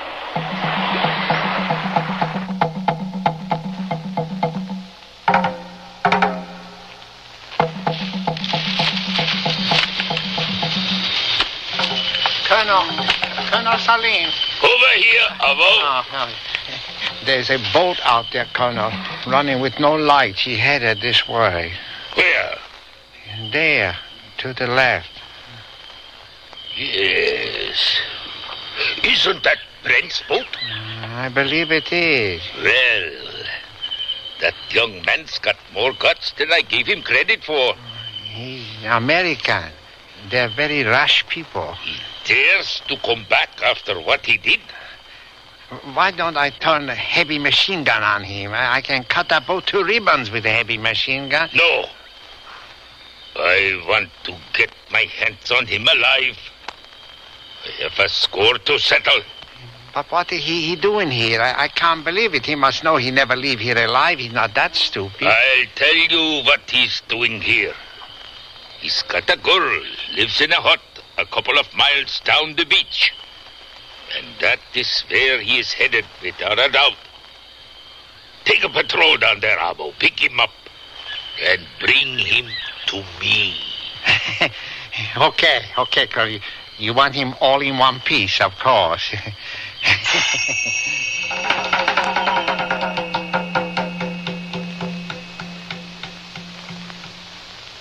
Sears Radio Theater will return after this message from your local station. You've changed, Bernard. You're not the man I married. What do you mean, Francine? Remember the way you were, vulnerable. You made mistakes. But now look, you're confident. Everything you do turns out right. It's that book you sent away for. It's just a catalog from the Consumer Information Center. It lists more than 200 federal publications you can send for on building, fixing, eating. Buying, selling, working, playing, living. And more than half of them are free. Yes, Francine, the man you married is gone for good. All right, Bernard. But would you make just one more mistake for old time's sake? All right.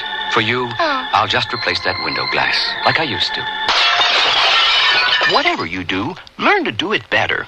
Send for your free catalog. Just write Consumer Catalog, Pueblo, Colorado, 81009. Francine, send for that publication on first aid. What was that address? Pueblo, Colorado, 81009.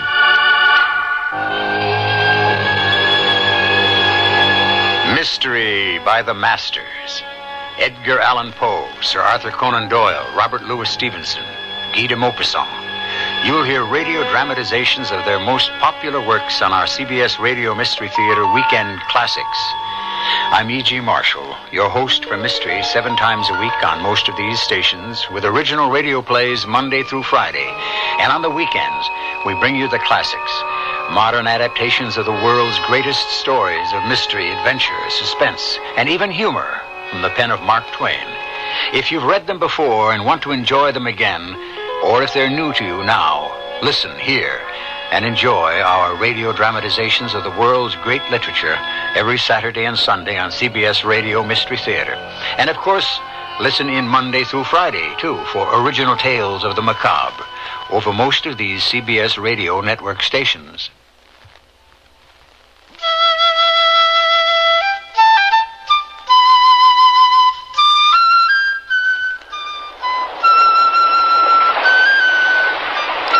How much further? We're nearly there. See any signs of life on shore? No. No, but it's very dark there. You wouldn't be scared, would you? No? Well, you should be. As scared as I am. The village is a little way down the beach, but I'm going to land right here. There's a creek where I can hide the boat. And there's a fisherman's hut there. A harmless old man. He's got a daughter. A very pretty little thing. Friendly? That's one way of putting it. I'm really very fond of her. Maybe I'll even marry her one day.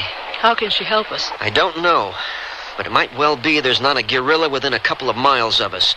She'll know about that. Okay. I'm taking us in.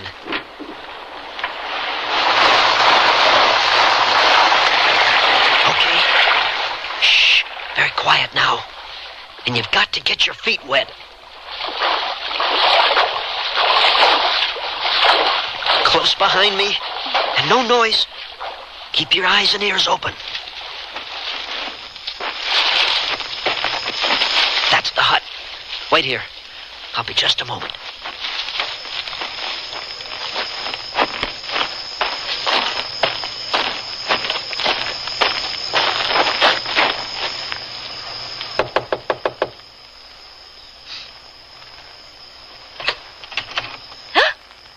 Peter! Fila. Oh, good to see you again. Are you alone? Just my father. Like always, when you come, I send him to bed. Come in. It's too long I don't see you. Wait. The guerrillas. Are there any of them around here? What gorillas? All day I don't see no gorillas.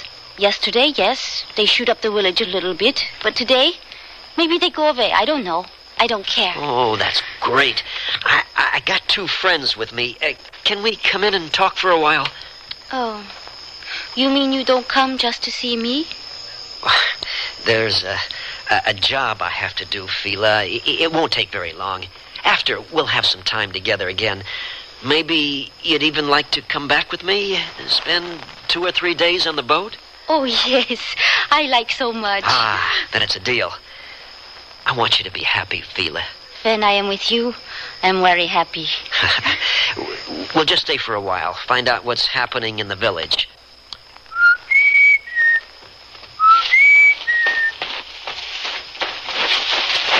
It's very pretty, the girl. You like? As a matter of fact, she's a pain in the neck. Is it all right, Peter? We got lucky. It seems there are no guerrillas anywhere near us. This is my girl, Fila.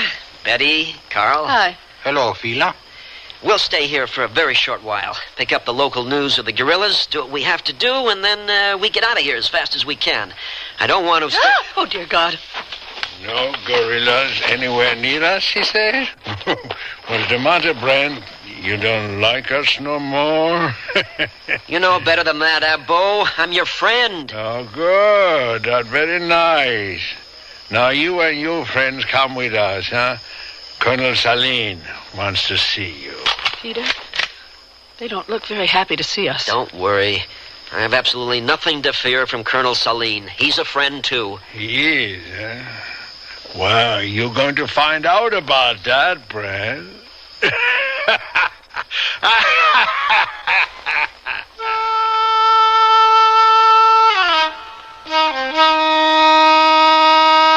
There seems to be a difference of opinion about whether our hero Peter Brent should consider Colonel Saline as a friend. And in the remote community of Pongu, on the seacoast of Burma, the difference between friends and enemies is not unlike the difference between life and death. Peter Brent, along with the mysterious Betty Blair and her friend Carl Richter, are about to have a demonstration of that difference.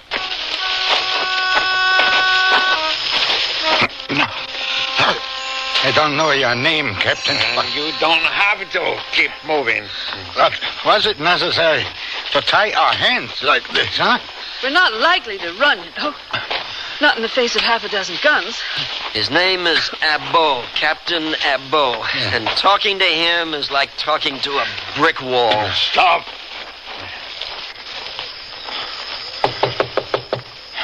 Come. The prisoners, Colonel Saline. Bring them in.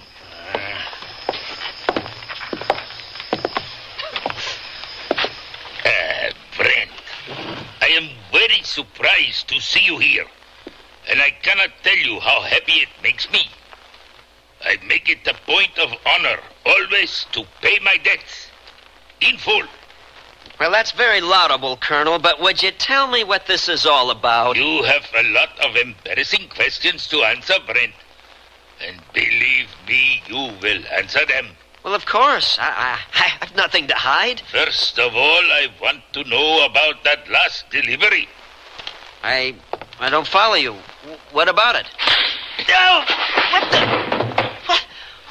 What was that for? Hey, cut it out! Just to teach you, don't play games with me. What happened to the money? What do you mean, what happened to the money? Are you crazy? I handed it over to Captain Abbo here, the same as always. If you didn't get it, it means that he stole it, and I wouldn't put it past him. Do you mind if I get up? Do that. I might want to knock you down again. But 12 days ago, I handed Captain Abbo the package just the same as I did 6 times before. A package of 10,000 counterfeit dollars. Counter? What are you talking about? Counterfeit dollars. That's impossible. Not even good counterfeit. And I passed it all on to my supplier in exchange for guns. You know who my supplier is? How should I know?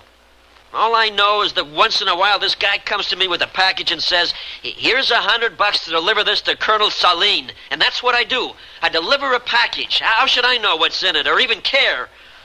Outside of this 10,000 square miles of stinking jungle, nobody cares. About you or your crummy revolution. My supplier is General Chin Su-hei of the nationalist armies up in the mountains. He delivered the guns I had ordered. I paid him with the currency you brought me. And a few days later, he sent it all back to me with an escort of 400 of his troops. They took all those weapons back again. How can I fight a revolution without guns? Will you tell me that? No, will you cut that out? I don't know anything about your damn currency. I delivered a package. It was sealed like always. I didn't open it. If someone cheated you, it was your finance man, not me. Yes, of course. But you will have to explain that to General Chin, Brent. And I even shudder to think what he will do to you. I lost faith. And now perhaps I can recover it by giving him a present. You! Next question. What are you doing in the company of these two good-for-nothing people? Well, now, that is a very easy question to answer. Though I don't know about that good-for-nothing gentleman. But Miss Blair hired my boat for $100 to come down here and try and recover something she lost. Which was? Her handbag. She's a tourist. And she got scared, understandably so, when your men took over the village last night. And she ran. Somewhere along the tracks, she dropped her handbag. That means she lost her passport, her credit cards, her driver's license, all that kind of stuff. You have to realize that an American abroad without all that documentation becomes a non-person. And we don't like that. So she figured it was worth $100 to come looking for it. Miss Blair, a tourist? We know her better as very successful. Shut up, Abbo! Yes, sir. A very imaginative story, Brent. I do not believe a single word of it. Neither will General Chin, and he has far less patience than I have. Abbo. Colonel. Take our guests out and make them comfortable. A rope around their necks and around the trunk of a tree will secure them, I think. And send a runner to General Chin. Invite him to breakfast with me. Tell him I have a present for him. 3 presents as a token of my goodwill and esteem. One of them is a very beautiful young woman in whom he can find great pleasure. One of them is a non-entity, just another throat to cut. And the third is the man who robbed him of those $10,000.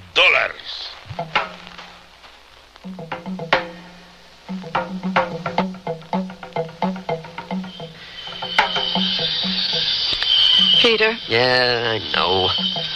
Colonel Saleem's idea of comfort isn't easy to take. All these ropes. Peter, do you know this General Chin?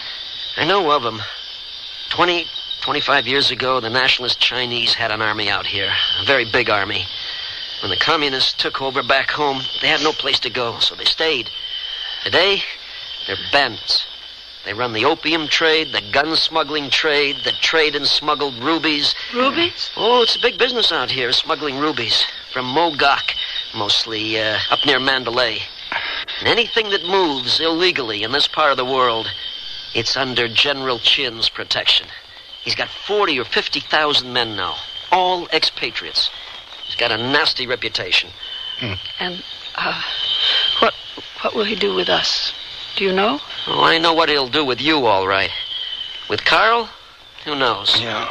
And with me, I don't even want to think about it. And I don't like being referred to as a non-entity just so that I can have my throat cut. You got us into this mess, Brent. Now, you get us out of it. Richter, I gotta tell you. Yeah? You are a number one... Shh. Listen.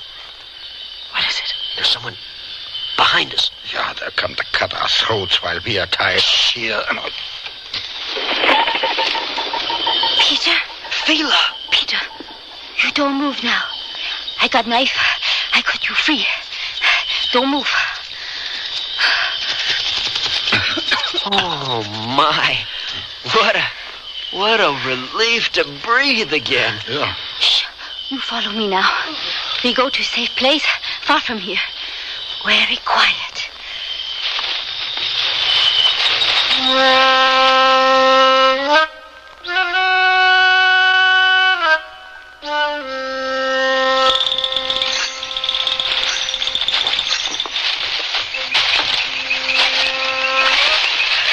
Peter, you did it. No, Fila did it. Oh, Fila. Oh, I want to thank you. We all thank you. You promise me you tell me 2-3 days with you on your boat? Oh, Fila. 2 or 3 days. A lot more than that if you want. You mean? You don't mean? Oh, yes. That's exactly what I mean. Yeah, well, let's give the romance a minute or two to run its course, and then we can... Can we go and pick up my briefcase? Don't you think we pushed our luck far enough? Why don't we get ourselves down to the boat and get out of here while we can? Not unless you want to throw away that bonus. Oh, yes. The bonus. Okay. Let's see if we can push it just a little bit further.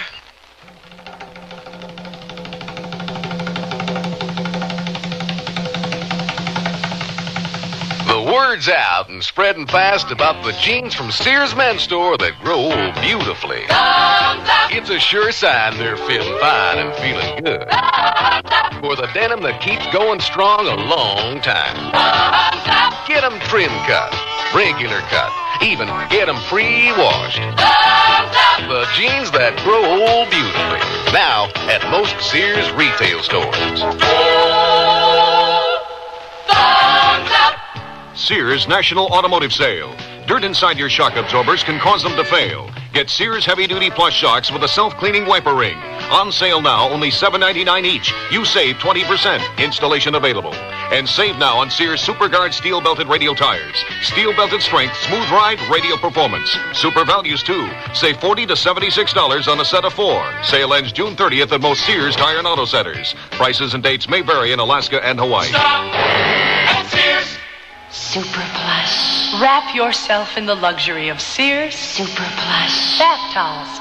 Just one touch will tell you they're super thick and luxurious, with more combed cotton terry loops per square inch than any other towel we sell. Each towel weighs over a pound. They're Sears' largest terry bath towels, super thick and absorbent. No wonder they're called Super Plus. Available now in brilliant solids or patterns. At most larger Sears retail stores.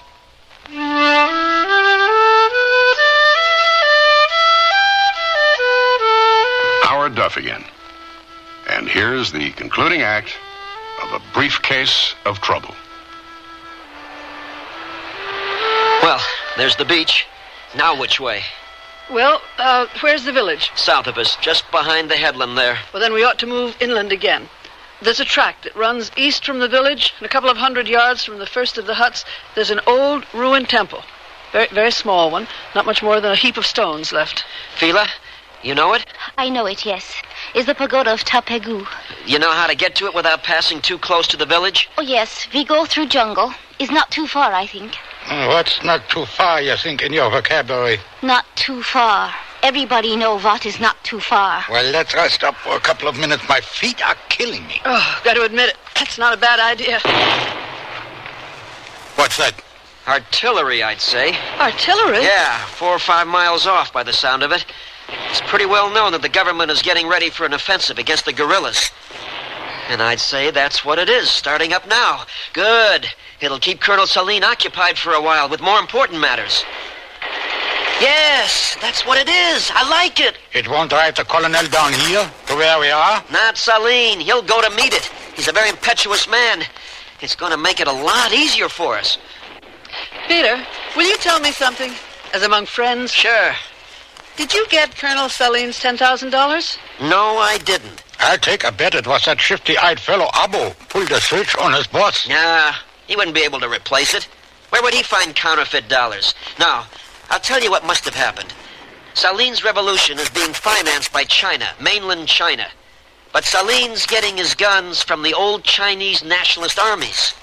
Ah, the communists must have found a certain ironic pleasure in passing counterfeit currency to their old enemies. And if you ask me, it's a shame that General Chin found out so quickly. Let's be on our way.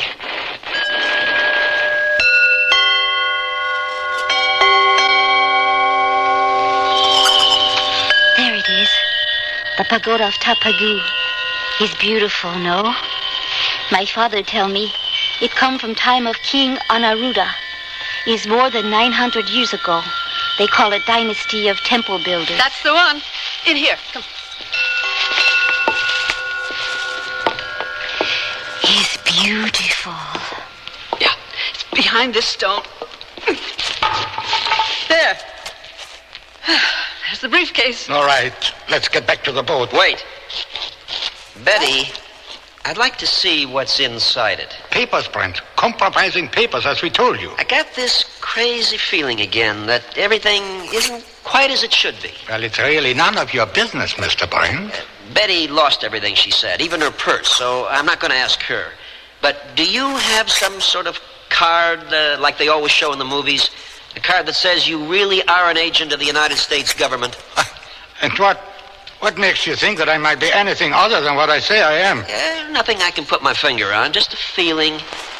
Maybe it's because I really don't like you too much. Well, you must be aware that bureaucrats don't strive too hard for public approbation, Mr. Brent. I still want to see what's in that briefcase.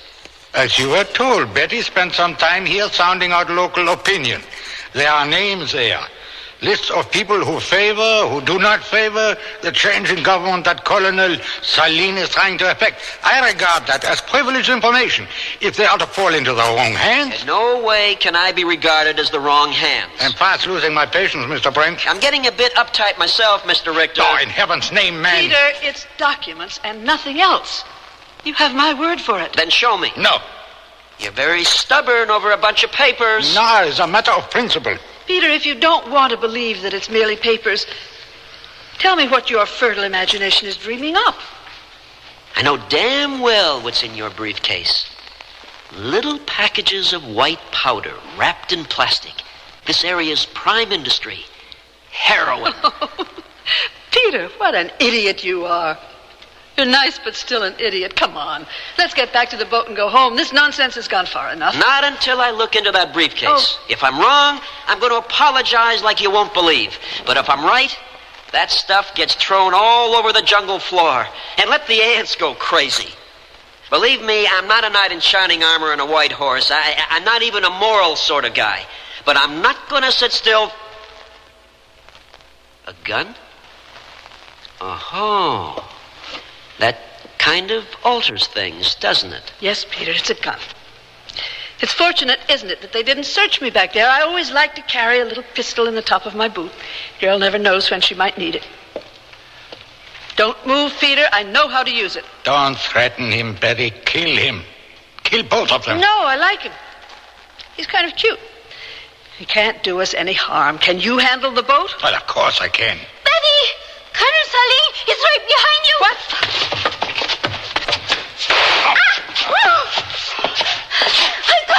I got her! I'm holding her! Get the gun! Let go of me, you dead savage! I've got it! All right. Now, you just lie there, Carl Richter. You move an inch, I'm going to put a .22 slug right between your eyes. You too, Betty. I'm kind of nervous now. I'm not really responsible for my actions, so just lie still. And Fila. Oh, thank you for that very imaginative diversion. I have to say it. It saved the day. I am very bright sometimes, Peter. Peter, Brent, if I live to be 100, I'll get you for this. Yeah, Fila, open up that briefcase for me, will you? Okay. Papers. More papers. More... What is it? Rubies. Rubies, Peter. Just look at them. Rubies. I should have guessed. 4, 7, 10, 12, 16, 19, 23, 27, Peter. You are a very rich man. 27? Show me a handful. Yeah, careful now.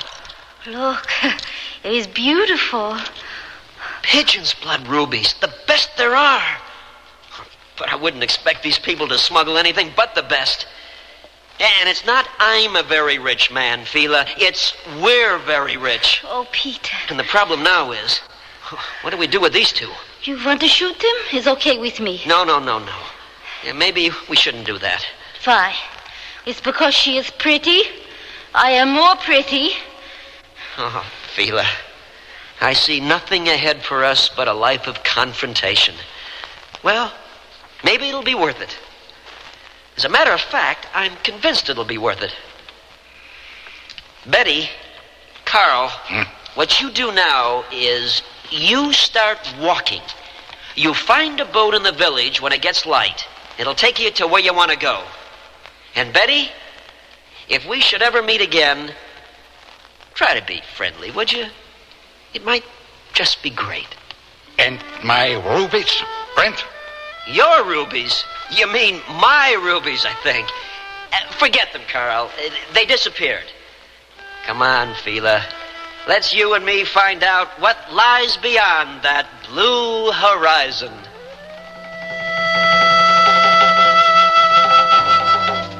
They wear them in Alaska, in Texas, in Maine. Wherever the territory's tough, the kids wear Sears Tough Skins. The toughest jeans in Sears Tough Jeans territory.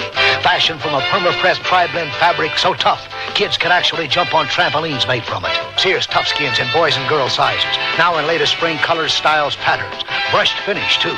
You have tough kids, Sears has Tough Skins. Only in the children's store at most larger Sears retail stores and through the catalog. Generations ago, families dined by the warmth of the open hearth. Today, Sears rekindles this spirit with its open hearth dining room furniture. Faithfully rendered early American designs and careful workmanship give it an heirloom quality. The satin glow and warm highlighting of Sears open hearth take 26 steps to achieve. There's no shorter method to bring out the beauty of the wood. And like all good furniture, open hearth is made to last for a long time with sturdy tongue and groove and mortise and tenon construction. Choose from 16 different pieces of open hearth at most Sears retail stores. Sears, where America shops, invite you to apply for the Sears credit card. It gives you credit in over 3,600 Sears stores coast to coast. Whether you live or travel in any of the 50 states, there's a Sears store where you can shop for what you need for your family, home, or car. You can apply for the Sears credit card at any Sears store or by calling this toll-free number now. Call 800-526-0444. That's 800-526-0444. New Jersey residents call 800-652-2777.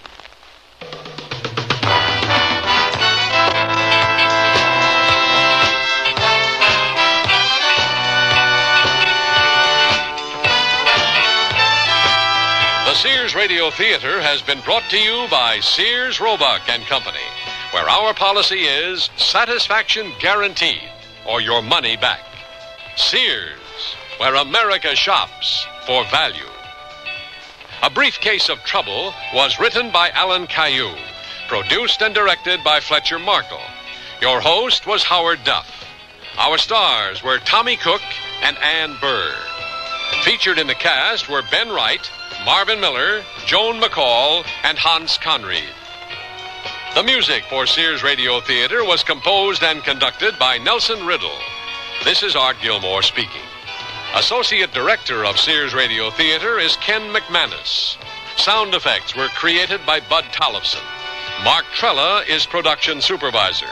And the recording engineers are Joe Wachter and Hal MacDonald. The Elliott Lewis production of Sears Radio Theater is a presentation of CVI. Where do we stand in the cancer fight? I'm Kirk Douglas, and in my work as an American Cancer Society volunteer, I've learned that we're saving cancer patients who might have been lost only a few years ago. These additional lives have been saved because of advances in research. And it's particularly gratifying to know that some of our greatest strides are being made against the kinds of cancer that strike children and young adults. This is not to say that we're close to conquering cancer, but we do have the knowledge to save 1 out of 2 cancer patients if the disease is detected and treated in time. And each year we're able to save more and more patients. As one leading scientist said, I believe there's an end to the road, and I'm confident that we're going to get there. Help us get there. Please give generously when your American Cancer Society volunteer calls. Remember, it's your American Cancer Society. Blanche and Tony are deeply in love. It was their perfect night, a beautiful night, with all the proper ingredients for murder. Honey, pass the whipped cream. I will not. Blanche, I love whipped cream. Do you love me? Of course I do. More than whipped cream? Tony, you're overweight as it is. Now, Thelma... Thelma? Thelma's doing volunteer work for the American Heart Association, and she was telling me... A lot, knowing Thelma. Tony, I'm serious. A fatty diet is no good for your heart. I don't want you having a heart attack. But, honey... Tony, you could use a lot less, honey. You've been living on sugar alone. Now, we're going to get the American Heart Association's cookbook and make our diets heart healthy, so we can be together for a long time. Oh, Blanche, you're sweet. Sweet? Yeah, I know. Contact your American Heart Association for information about a heart-healthy diet. We're fighting for your life. Next Monday's Sears Radio Theater will be A Story of the West with Lorne Green as your host. Let's listen. Tell me about that treasure of yours, all that gold. What's it look like? Gold? That's right. I remember. That's what I was after, gold. And you found it, too, didn't you, old man?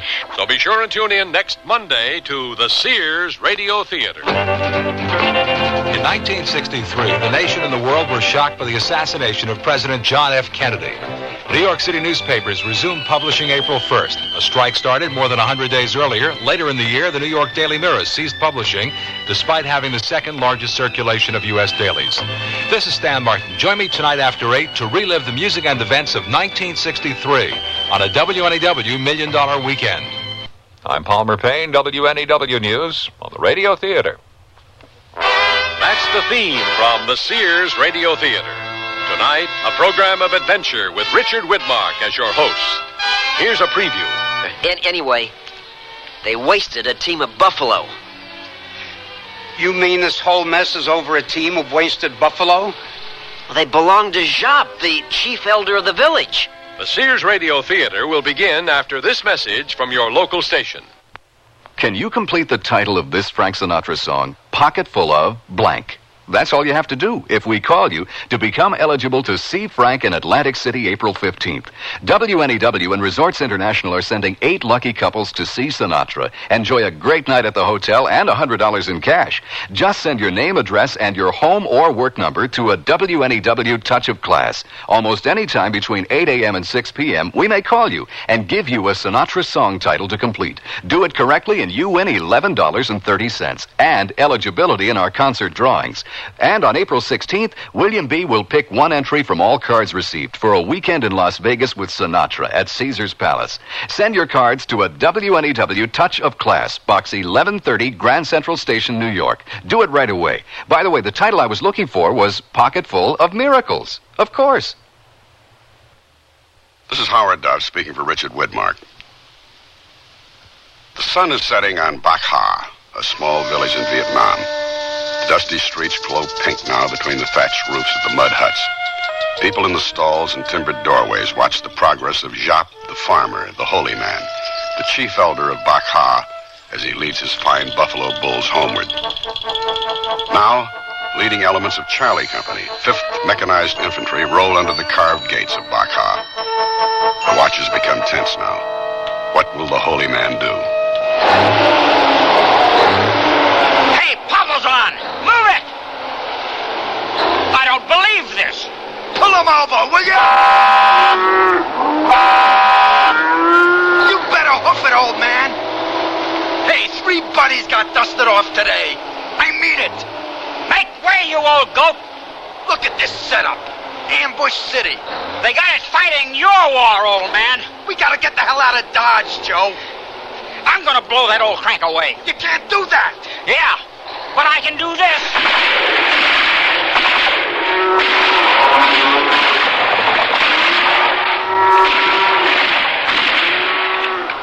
The holy man shivers in an alley, staring after the mangled remains of his fine beasts.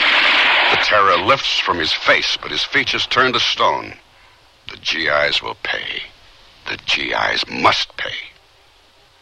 And that's only the beginning of our story.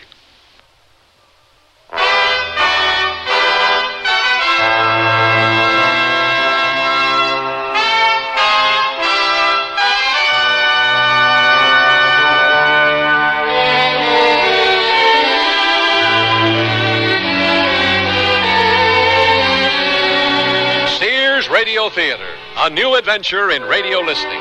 5 nights of exceptional entertainment every week.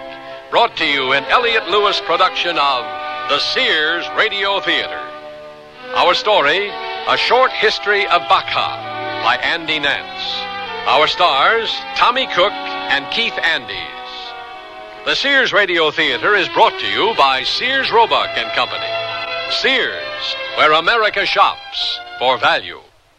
This year, my mom is dressing me up in pretty things from the Sunny Bunch collection at Sears. That's right. She'll look fresh and feminine in these dresses and separates. I can choose from frilly, colorful dresses, bouncy skirts, pants, and just the right coordinating tops. Sizes 7 to 14 in easy care fabric that's machine washable. Whether I'm going to a birthday party or just school, my Sunny Bunch clothes make me feel special. You are special. Thanks, Mom. Available at most larger Sears retail stores. How long do your pantyhose last? Do you want the answer in minutes or hours? You should try Sears Endurables. The pantyhose that lasted an average of 18 days of normal wear in a test with 400 women. The women in our test wore Endurables day after day after day, and as a group averaged 18 days.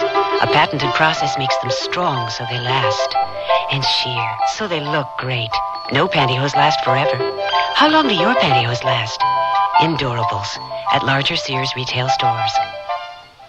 Tell us the one about Roebuck's jeans, old-timer. You mean genuine Roebuck's jeans from Sears? Shucks, the Western way of life begins in a pair of authentic Western Roebuck's jeans. Made out of hard-working denim? Roping calves, wrestling steers? Why, that's the kind of action heavyweight Roebuck's was made for. Hey, how about looks? Well, whether you're a rodeo star or a city dude, perma-pressed Roebuck's help give that neat, rugged cowboy look. Roebuck's, the men's jeans that won the Golden West at most larger Sears retail stores.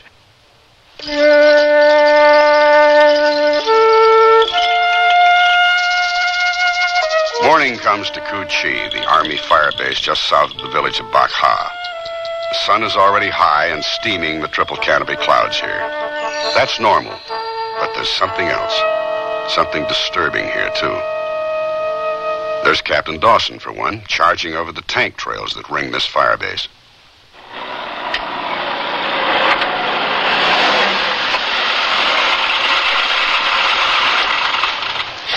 Hey, Private, I want a word with you. Yes, sir. Eckstein report, sir. Damn it, Private. Don't salute me on the bunker line. You want to get me snipered? Oh, no, sir. Never mind. No sniper would take that for a salute anyway. What is going on around here? Well, sir, we're rebuilding this bunker. Me and my crew, that is. I know that, Private. These gooks been giving you any trouble? My crew? Oh, never. Why, Captain? Well, nearly had a mutiny at Bravo Bunker. You know anything about that? What, sir? This gook revolution has hit this base.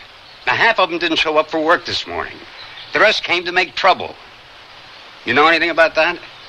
I think so, sir. How? They told me, sir. Hey, Mama-san, what's all this buzz about, huh? Private, what's wrong with these gooks? They don't speak English, sir. Well, if they don't speak English and you don't speak gook, how do you tell them anything? Sign language? No, sir. I really don't know, sir. I'll ask Bao. Why can we talk to each other, Bao? We care for you, Howie. We have magic words. You care for us. You have magic words. Strong magic. Better than dreams. Very strong magic, Howie. What did she say? I don't know, sir. Inscrutable, aren't they? Come over here, Private. Now, every linguist we got couldn't get a hint about this. Well, you say you know something about it. So lay it on me. Yes, sir. Well, yesterday, some soldiers came through the village on big track vehicles, and they must have been on some highly frustrating mission because they... Just stick to the facts. Yes, sir. Anyway, they wasted a team of buffalo. You mean this whole mess is over a team of wasted buffalo? Well, they belong to Jacques, the chief elder of the village. So what? Well, sir, he's like the colonel. He's like I get the picture. And they made quite a mess, sir. The Vietnamese have a lot of civic pride, and what with the blood and the gore... I get the picture, Private. Now, how long's this old man's temper tantrum going to last? Well, he'll have to get some satisfaction, I guess. These gooks know this Zop fellow? Yes, sir. Okay, Private. You go talk to them, then I'll tell you what to say. Sir. What now? Well, when you speak of Zop, would you please say Ong Zop and try not to use the word gook, okay? Right. Babao, my captain wants me to ask you some questions. Let him ask his own question. Oh, Babao, please. He really wants to help. Oh, very well. Ask her if Zop reported this incident to us. Has Ong Zop told his trouble to the soldiers at the gate? Oh, of course not. What did she say? Farmers don't speak to soldiers. Don't get smart, Private. Yeah, but they don't, sir. Look, Private, you have got to persuade her that we can't clear this mess up unless we contact Ong Zop. Now ask her if we can go into the village and speak with him. Oh, no way, sir. I'll decide that, Private. Ask the question. All right, sir. Babao, will Ong Zop consider holding audience with us? Ong Zop had entertained the idea of audience with you for a number of days. I have spoken to him about you. Ong Zop would be very pleased to meet you, even in this bad season. Come here, Private. What was she saying? Well, sir, she says Ong Zop will meet with me, but not with you. What in the Sam hell? Hey, listen, will you? She's invited me to meet with the elders. Now, there's no refusing such an invitation. To do so would cut them off from me. I couldn't work with them again. Okay. Now, here's what I want you to do. Tell those goots to take off. When you get back from the gate, get yourself shaped up. And by all means, polish those boots. I'm sure the old man will want to see you, and he'd flip if he sees you like that. Sir, when am I supposed to tell Bow? You weren't here last June, were you? Well, no, sir. I don't see what that's got to do with it. Yeah, I thought so. 2 grunts slipped across a perimeter. For some women, I guess. And we found them in the morning hanging in barbed wire. 3 guesses, Private. What's the old man going to say about this? You have no idea, sir, how important this is. Private, if it was up to me, I'd take you there myself. You are a washout, Private. A total washout. You could mess up a 1-truck convoy. Now, I think it's high time you did something around here in terms of your whole act. Yeah, I'd let you go. You'd come back dead or a silver. Either way, that's one hell of an improvement. Yeah. What can you tell that old bag? You're not going. That's what you can tell her. Why? Because that's the way it works around here. We don't send duds into combat. We let them play in the sand. Did I get through? You are not going.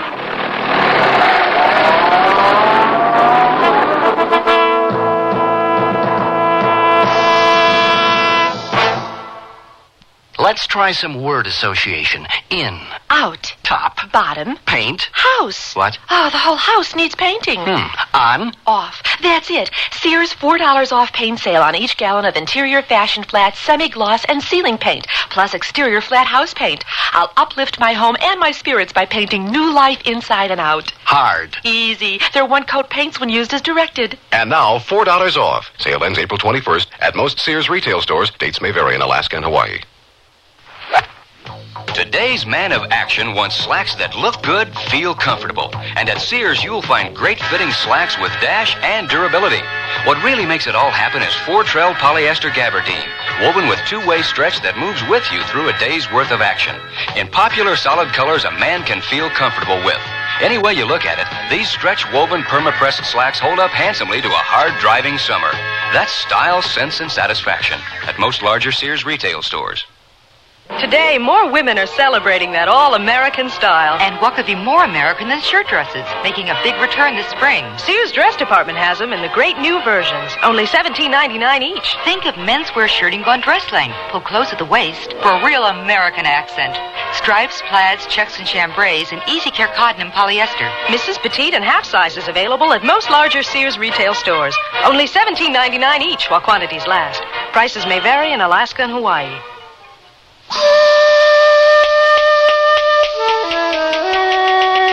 They stood there silently, the old Vietnamese woman, the young American soldier. After a few moments, she approached him. Did he insult you? He was afraid I'd get hurt. You might be right. There could be some danger. There were some young men in the village this morning. They wore clothes like my son, but it is said they are not choosemen. But no problem. You can walk to the village with us. You come now. I can't go now, but I'll be there. I'll get there for sure. You come with us right now. I'll be there, Babao.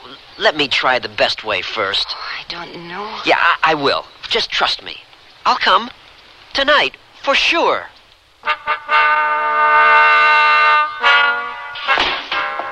Private Eckstein, Private Eckstein. I've been hearing your name everywhere. All Captain Dawson talks about this evening is Private Eckstein. The same with Lieutenant Ozorowitz. The same with Top. I gotta go see Colonel Marshall. I know. The Colonel wants you front and center at 1900 hours. Even the old man has Private Eckstein on his mind. All this worries me, Eckstein. You know why? I gotta convince him to let me go into the village. It worries me because all these people are talking about Eckstein. And I don't know what's going down with Mr. Eckstein. And when they talk about Eckstein, they're talking about me. Eckstein's my man. I own Mr. Eckstein, lock, stock, and barrel. You read me, Eckstein. Now, what's the buzz? Well, sir, Something awful happened in the village. 2 grunts wasted the chief elder's buffalo. So Captain Dawson made me find out about it.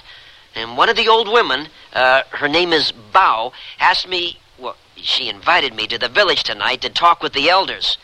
And I gotta do it, Sergeant. I got to. They'll really be hurt if I don't.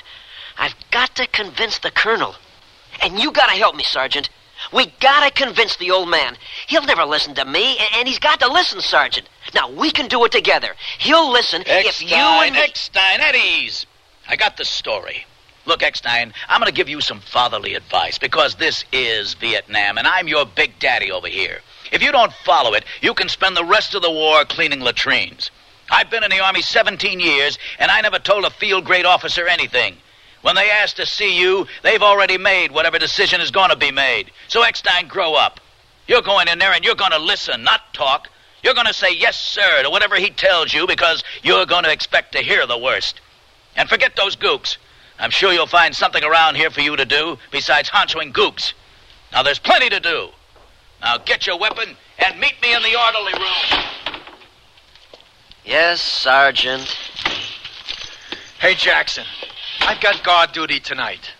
Watch Eckstein for me, will you? He's crazy enough to try to slip past the bunker line. He's a fool.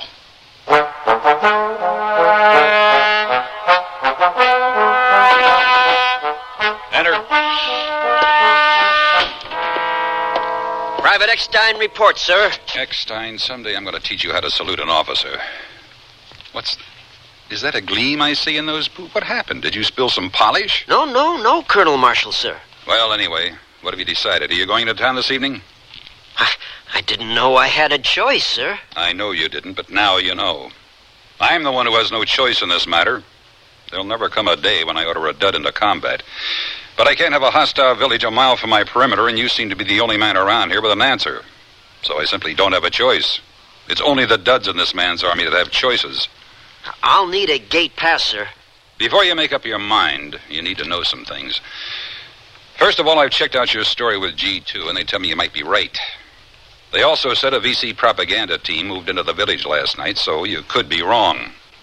But I want you to know there's a war going on. Dawson tells me you're pretty chummy with these gooks around here. He thinks you might be deluded. He doesn't think I should send you into a hostile village at night. I agree. I'm not sending you in there. I'm giving you a choice. Nevertheless, I feel compelled... Yes, Eckstein. Compelled to inform you there's a war going on. You're out in the big, bad world, Eckstein, in a real, live war. People get killed here every day. And Eckstein, this is the nitty-gritty. You can't expect everybody to love you anymore, you understand? Nobody out here is going to love you. Least of all these gooks. Now think about that.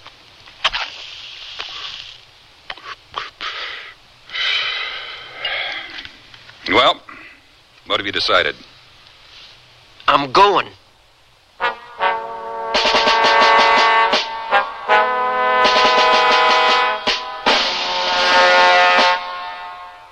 Sears Radio Theater will return after this message from your local station.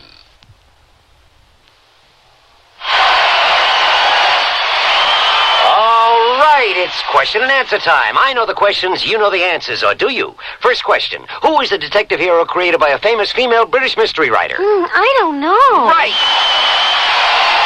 Second question, which author was the creator of Sam Spade and a close friend of Lillian Hellman? Martin Mayonnaise. Correct for 1,000 bobolinks. Third question, what is the name of the greatest killer of all time?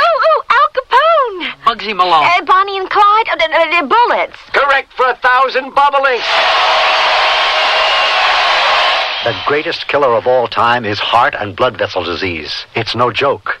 More people die of heart and blood vessel disease each year than of all other causes of death combined. We'd like to change that. We're the American Heart Association. Call us to find out where free blood pressure screenings are being held. Remember, we're fighting for your life. I'm lost and lonely, scared and sad, trembling at the thought of making you mad. My love is yours, but at times you're so cold. If life's like this, take me before I grow old. This song was written by a man now serving time in a state prison. Most of the men and women in prison today were abused children, and many abused children grow up to abuse their own children. Child abusers can be helped. Find out how. Write Prevent Child Abuse, Box 2866, Chicago, Illinois, 60690. Please stop the hurt I've suffered since my birth. Join the abused child's fight. Put an end to the sleepless night. A message of the Ad Council and the National Committee for Prevention of Child Abuse.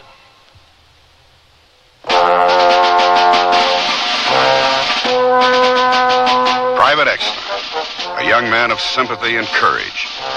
Private Eckstein, known by some as a fool. Private Eckstein, prepared to risk his life to keep some semblance of peace in the midst of insanity. Well, what have you decided? I'm going. Why, Eckstein? Never mind. I don't want to know. Now, let's get down to business. What's it going to take to satisfy this Jap fella? I don't know, sir. Well, you promise him anything he wants. The old goat's got us over a barrel.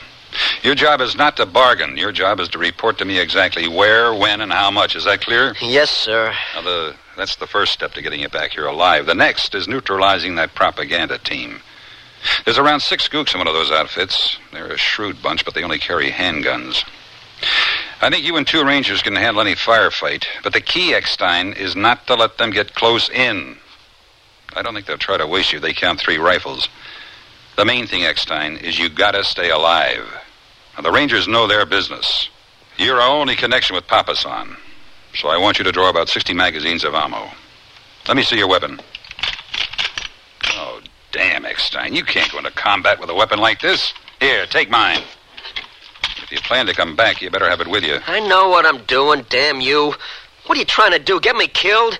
You never asked me what... You want a courts-martial, Private? Yeah, I apologize for my language, sir, but I wanted You're insubordinate, Private. Are you going to listen to me, sir? I have no intention of listening to you. I've had enough about you. You're dismissed. This is not going to work, sir. The Vietnamese... That's quite enough, Private. You're dismissed. You got to hear me out. I can have the guards haul you out of here right now, and that's what this is coming to. I don't give a damn. You're a coward if you don't hear me out. I'm not going to call the guards. I'm going to throw you out myself. You're a coward because my way will work and your way never worked, and you don't want to hear about it. You're right, Eckstein. I don't want to hear about it. Well, then you're a coward. At ease, Eckstein. I'll hear what you got to say. I'll hear it. Then I'm going to read you your rights, handcuff you, and lead you to the stockade. You'll do about a year for this, Eckstein. It ain't a bit fair, Eckstein, but you understand my position. In my long life, no man lived to call me a coward. But if I was to lay a finger on you, 15 years would be lost. So you're going to pay for it. Not the way I'd have it, but good enough for the likes of you. Fair enough. But you're going to let me see those people first. I think I know a damn sight more about the Vietnamese than you do. In the first place. The right to talk formally with the elders is a high honor. There are thousands of ways to cause insult and abuse. The only thing worse than coming armed is coming with an armed guard. Besides, if you have Rangers standing outside the elders' hooch, that propaganda team will have the whole village convinced we've wasted the elders. A propaganda team won't shoot an unarmed man in public. It's bad showmanship. Now, it's got to be done my way. I can do what you've asked me to do, but they aren't Indians, and we aren't cowboys. Oh, yes, there's a war going on, but it isn't between me and Jap. After this, I truly don't care. I'd be sending you to certain death. Do you understand? The other way won't work? I mean, they won't even talk to you. They don't trust you. They want to talk to me. My way is the only way. We make a combat mission out of it, and it won't work. Now, if you don't let me go, you are a coward. Yeah, it's that simple. Eckstein, you're going to have to understand this. You're not old enough to see it yet, but you're going to have to try. I used to think, that is, I've always told myself, there's a fine line between what's truly courageous and what's foolish. I was wrong. No such line exists. If it succeeds, it's an act of courage. If it fails, it's foolishness. To be a coward or to be a fool, that's the choice. These regulations on my desk, I can't fight a war with them. I've got to try things. That's how wars are fought. What works wins. What fails is part of the cost. I think I understand. I don't think you do. This is the scenario, Eckstein. The gooks get offended. Sometimes it's imagined. This time it's real. So in comes the VC. Things start happening here on the post. I have to lay off the Vietnamese workers. This makes them unhappier. VC begin to operate from the village. I have to garrison it. Eventually, I'll have to reduce it to rubble. You say you know more about them than I do.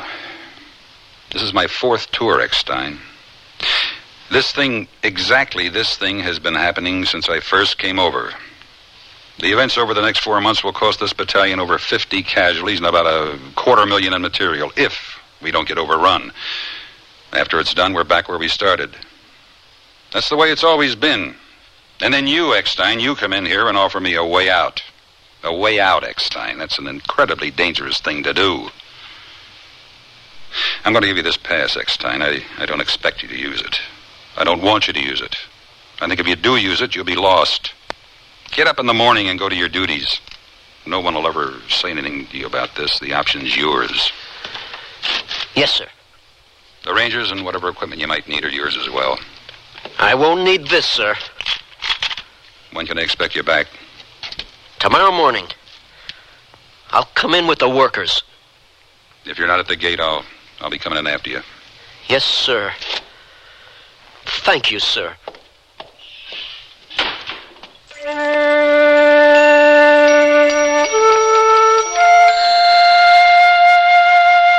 I watched the coming of Howvee for a very long time.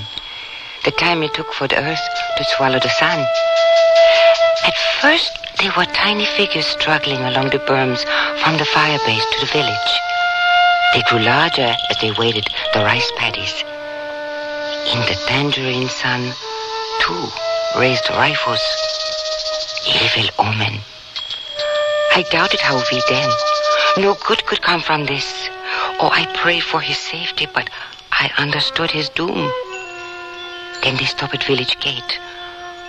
A long moment passed, and then as my heart stopped, the 2 armed men turned away. Howvee, alone, unarmed, entered the dark streets of Bakha. His body diminished, his step uneasy, all eyes hidden in darkness.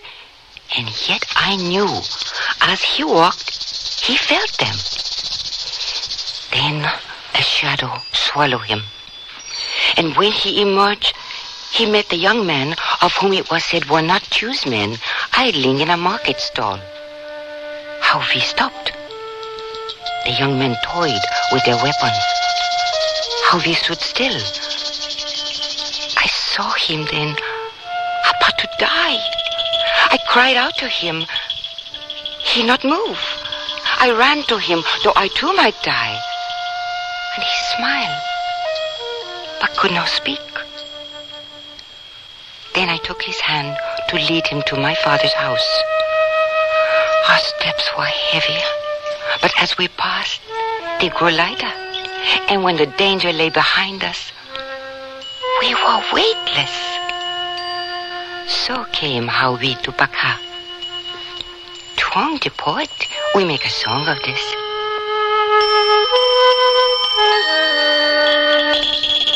Would you like some rice beer? Oh, thank you, Your Honor. You must be Howvee. I am Truong, a farmer. This is our leader, shop. I am much too honored by your presence, sir. You need not worry, Howvee. If you become too honored, we will remind you of your humility. You come at the most opportune time in our conversation. We cannot conceive of the cause of a recent incident. 2 young men like yourself came to the village yesterday and committed a most unreasonable crime. They destroyed my 2 buffalo. They riddled the animals and then drove their machines over them, bloodying these holy streets. We want to know why, Howvee. I don't think I can give you a reason. No one told me why this thing happened. I was sent by my elders to make amends for it, but I don't know why it had to happen. It's a bad season. Harvey, you are young, and of course you do not know, but all the seasons I remember have been bad. I know, Harvey, the question we are asking is difficult. But we must learn the answer before we may proceed. You may meditate, if you like. Your Honor, I have to confess, I don't know how to meditate. We're just lonely men, Your Honor. We come over here puzzled over the reasons we have come. It doesn't even seem to matter. Our honor is measured by our loved ones, and they're too far away for us even to imagine the distance. Our free minds live with them, talk to them. We're here as machines of war, like the machines that trampled your buffalo. And when the season has come for our return to our villages, then we will be men again. We are men without families, men without guidance. Why did the soldiers execute my buffalo? There was no command given to slaughter the animals. It was like an act of passion. Passion for what? Time, I guess. Time passes very slowly for a soldier. Now, I know it's going to be hard for you to understand, but time favors the farmer. It's a moral confusion, I guess. I can't find the words for it. Harvey? Harvey, my son? Yes? Harvey, my son, are you meditating? No, Your Honor. I am inexperienced with rice beer. I thought it was a bad idea. You must leave the rest for us to drink. There was a question in my mind. That is most unusual by our custom. Do they do that in America? Perhaps we too should listen to the young. Yes, sir. I need to know what we can do to amend the crime we committed. Ah, yes. What do you think you should do? Well, we should give you something of value. How much? As much as you want. How much is that? Well, it should at least equal the value of 2 water buffalo. Well, maybe more, I guess. Only 2 water buffalo equal 2 water buffalo. That is enough. Would you like some money as well? What for? Well, if you didn't want it, you could give it away. I could not keep it, nor give it to my friends, nor even to my enemies. If money would disorder my life, and I am wise, then think how disordered it would make my people. And I would not give it to my enemies because I would not want them more disordered than they already are. Besides, in all my experience, there has always been an end to money. But there is no end to the usefulness and productivity of 2 strong and testicular buffalo. I would take your money because that is what plagues you, but what would I do with it? I have so much to learn from you. That is true.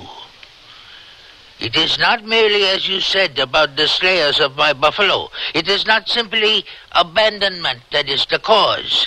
The question is why your elders would put so much power in the hands of children. And the answer is you have too much to master. The more one has, the harder it is for him. Just as a big man must work harder to curb his appetites.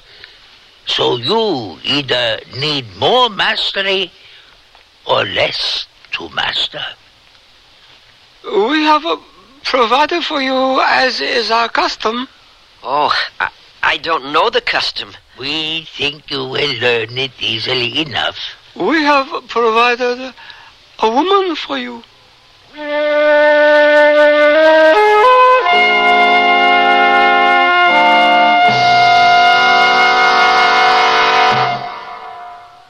Sears National Automotive Sale. Now, get the full power of the maintenance-free Sears 48 battery. for a full $7 off its regular low price. The Sears 48. On sale now, just $42.99 with trade-in. And get great savings on Sears' best-selling belted tire, the Dynaglass Belted 25. Now save $14 to $28 on sets of 4 at most Sears Tire and Auto Centers. Prices may vary in Alaska and Hawaii. Tell us the one about Robux jeans, old-timer. You mean genuine Robux jeans from Sears? Shucks, the Western way of life begins in a pair of authentic Western Robux jeans. Made out of hard-working denim? Roping calves, wrestling steers? Why, that's the kind of action heavyweight Robux was made for. Hey, how about looks? Well, whether you're a rodeo star or a city dude, perma-pressed Robux help give that neat, rugged cowboy look. Robux, the men's jeans that won the Golden West at most larger Sears retail stores. Your baby's room. Furnish it with the quaintness and charm of Sears Jenny Lynn's crib, dresser, and chest.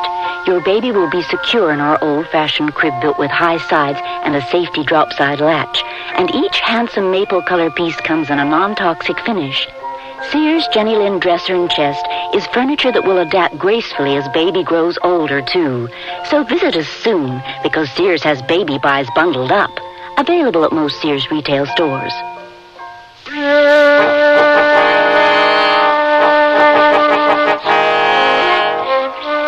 Howard Duff again with the concluding act of A Short History of Baccha.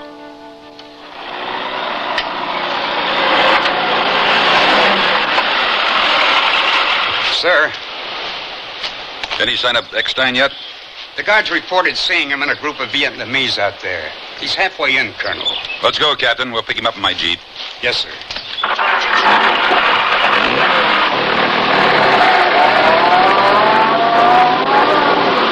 There he is, Colonel. Where? That group up ahead.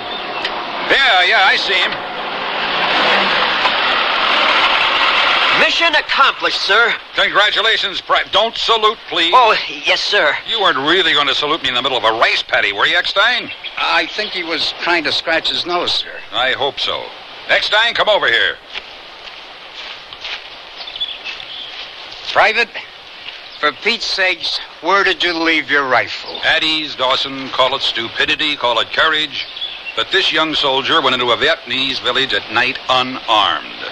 Unarmed? Unarmed. I can't believe it. What'd the old goose stick us for, Eckstein? Sir? How much did those 2 buffalo cost us? You won't believe this, Colonel. Try him, Private.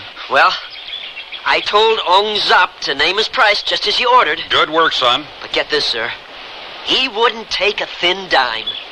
It's worse than I thought. No, sir. All he wants is 2 more buffalo. That's all? Yes, sir. Good ones, though. Young and strong. Bulls. He uses them for breeding. That's easy. I don't know. He won't take money, you say? I saw some good ones near T. Sing, sir. That village is VC anyway. How are you going to move them, Captain? 2.5, sir. And load them? Crane? We got to clear the crane through General Wayrime. No way. Couldn't we buy him, sir? That goes through division. Area specialists. We'd be laughed out of the regiment. I don't mind being laughed at. I know rear echelon wouldn't stick their necks out. He won't take money, you say? That's right, sir. Look, Eckstein, here's what I want you to do. Turn around and go back to the village. Find Mr. Jop. Tell him like this. See, we're not farmers, so we don't know one buffalo from another. He could end up with a couple of duds if we had to pick them, right? So ask him to shop around. When he finds a pair he likes, tell him to let you know. Then you and Captain Dawson go buy them. We'll buy them on condition the owner delivers. You got that? Gee, I don't know if they'll see me uninvited, sir. You don't have to go, son. We can try waiting him out. No, I'll try it, sir. I understand perfectly why you don't want to go back. You must have been through hell. I want to go, sir. Well, you don't have to go now. You can put it off for a few days. I'll even give you time off, Eckstein. With all due respect, gentlemen, I really want to finish this up. I understand. Only this time, take this rifle. I can't, sir. I order it, Private. I tried that, Captain. It didn't work. Well, we can't allow it this time, sir. I've got a feeling... We don't work that way. A hunch, sir. You'll get over it, Captain. Wish me luck, gentlemen. If I don't hear from you before lunch, I'm going to be very concerned. Yes, sir.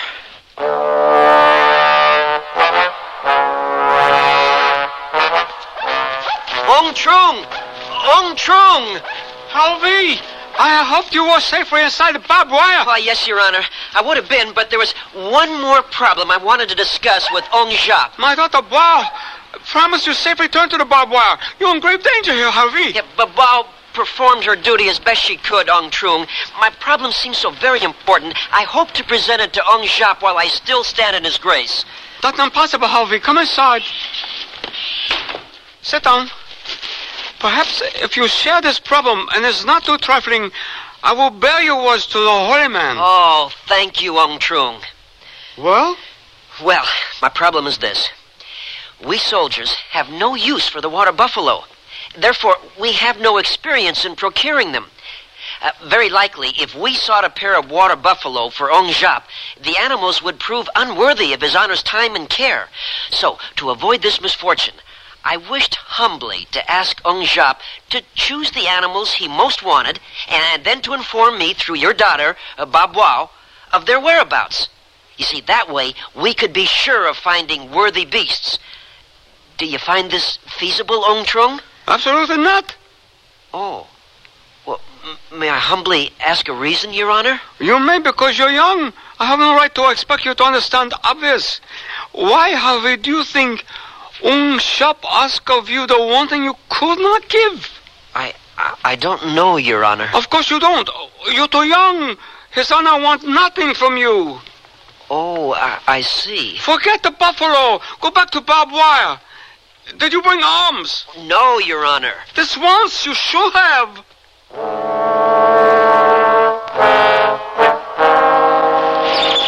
Babao, please, I must ask you. Harvey, how could you do this to me? Babao, forget that and please help me think. How am I going to explain this to the Colonel? Oh, the white-haired one. I thought you were safe with him. Now I have lost face with my father, Harvey. Harvey!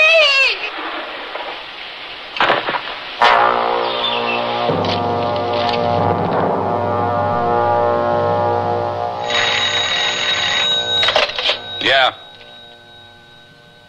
Right. The guard shack called. Our man's on his way. Outstanding. We're on our way. Have medevac standing by. Alert 4th Wolfhounds. What happened, sir? Eckstein's hit. Let's go.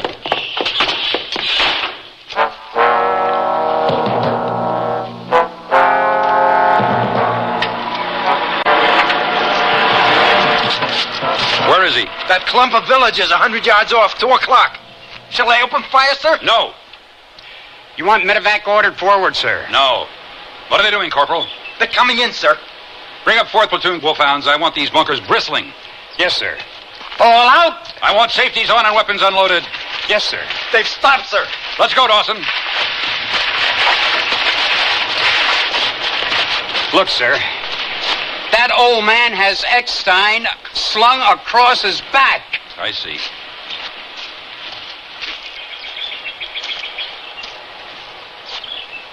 You're burdened, old man. We both are, white-haired GI. We have paid dearly for peace. We have peace again, old man? The swine who have slain Harvey and who have stirred my people's anger, they have lost face in our village. I'll open my gates to your people. Does Harvey have people? I'll send a medal to his mother. She won't be insulted? I hope not, old man. I sincerely hope not. Soldiers have strange ways. If ever there's trouble again, we'll talk. I would be honored. So long, old man. Peace, white-haired one.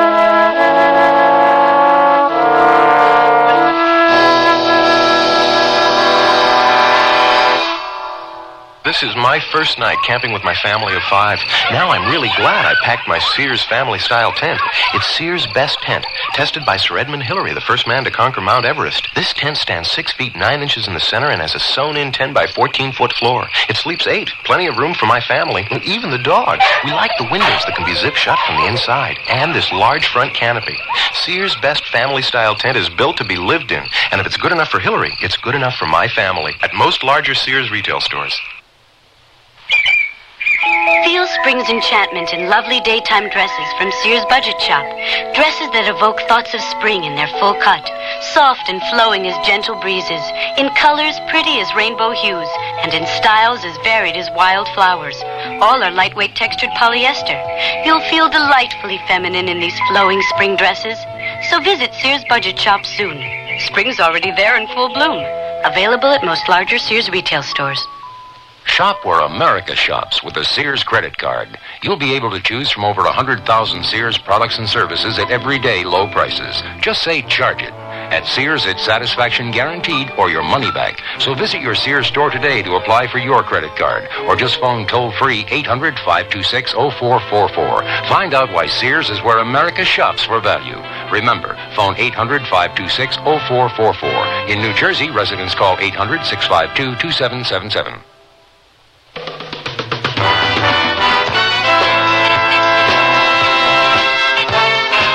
The Sears Radio Theater has been brought to you by Sears Roebuck and Company, where our policy is satisfaction guaranteed or your money back. Sears, where America shops for value. A Short History of Baccha was written by Andy Nance, produced and directed by Elliott Lewis. Our stars were Tommy Cook and Keith Andes. Also heard were Dawes Butler, Marvin Miller, Lillian Baeff, Tom Drake, Norman Alden, Sam Edwards, and Stanley Director. The music for Sears Radio Theater was composed and conducted by Nelson Riddle. Art Gilmore speaking. Associate Director of Sears Radio Theater is Ken McManus. Sound effects were created by Bud Tollefson. Joanne Thompson is production supervisor. And the recording engineers are Joe Wachter and Hal MacDonald. The Elliott Lewis production of Sears Radio Theater is a presentation of CBI. What in the World Happened in April? Brought to you by your local Navy recruiter. April is Admissions Day for Maryland, admitted in 1788 as our 7th state, and Louisiana, admitted in 1812 as our 18th state.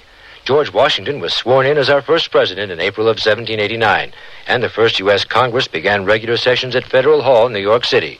In April of 1860, the first Pony Express run was made from Missouri to California in 10 days. The motto, "In God We Trust," was first stamped on all U.S. coins in April of 1864. The Navy's first submarine, the USS Holland, was commissioned in April of 1900. Navy Commander Robert E. Peary and Matthew Henson reached the North Pole in April of 1909.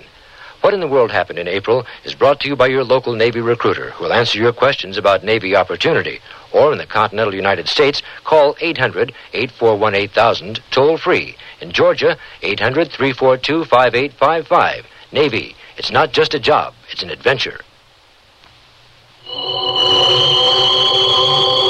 Chills run up and down your spine. There's a creeping sensation at the back of your neck. You're listening to CBS Radio Mystery Theater.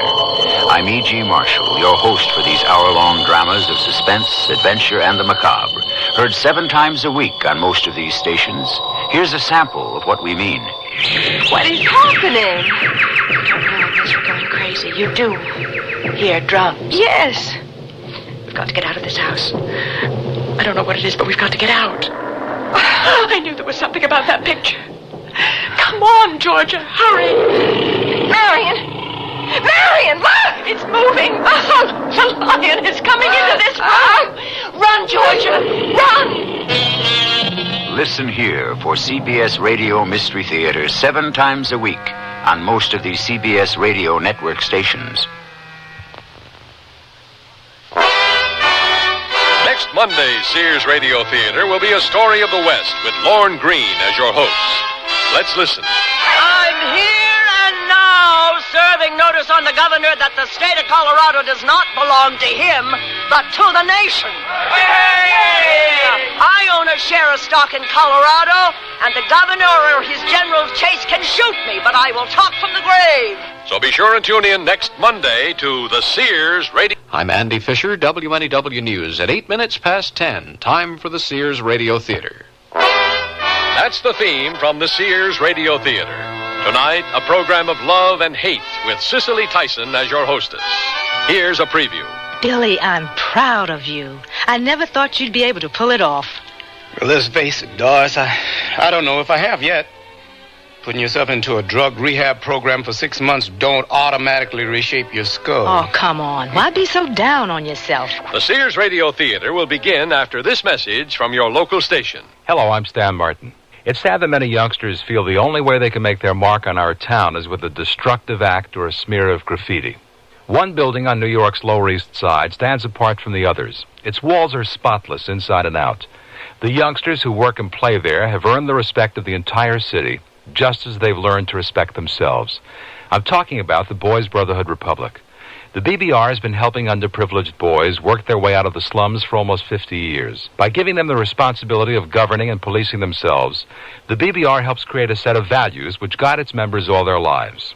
I know because I was a member from the time I was 6, and the BBR helped change my life. It's doing the same right now for hundreds of youngsters with no other place to turn but the streets. Help the BBR turn out solid citizens.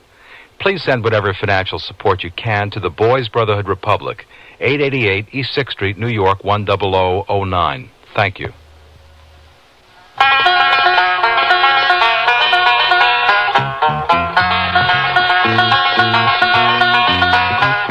Your lung association says smoke's not just your affair. That smoke screen that you puff around pollutes non-smokers' air. It's bad for kids and older folks with lungs not up to par. It's damaging for you, of course, but your smoke travels far. Your lung association says please keep this thought in mind.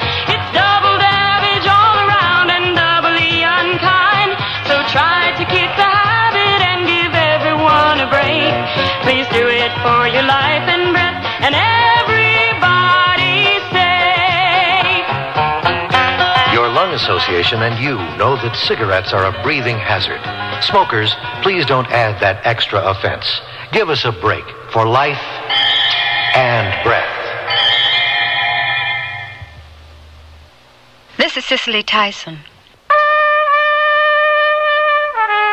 Our story is about a man who seemed incapable of doing right for doing wrong. There were people who called him a musical genius in the purest, most uncommercial sense in which the term can be understood. He was a deeply troubled human being who seemed occasionally to yearn for a harmonious life, but denied the possibility of ever achieving it by using drugs, artificial escapes into false bottom utopias. This story is an attempt to show facets of the man that were never revealed to the public. Listen to this.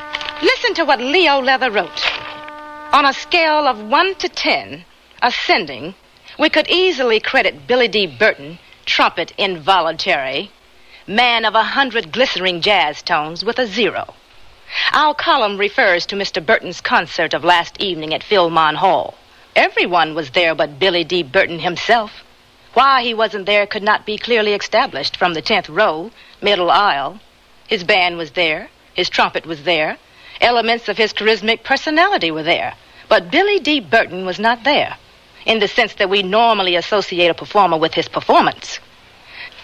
Leo Leather. Who the hell does he think he is? Yeah, who does he think he is? Ah, come on. Now, both of you know I was out of it last night. Out of it. And that's the truth, Billy. You were out of it. And Leo Leather, one of the most influential jazz columnists in the country, caught you in your act. I don't care what this guy says. You were... Ah, shut up, Percy. You wouldn't know the truth if it beat you over the head. Billy, you've got to pull yourself out of this dope bag. It's killing you. I don't think anyone would have any trouble reading between the lines in this column. You've got to pull out. I know. When, Billy? When? Don't know. Soon, I guess. I don't know. And that's only the beginning of our story.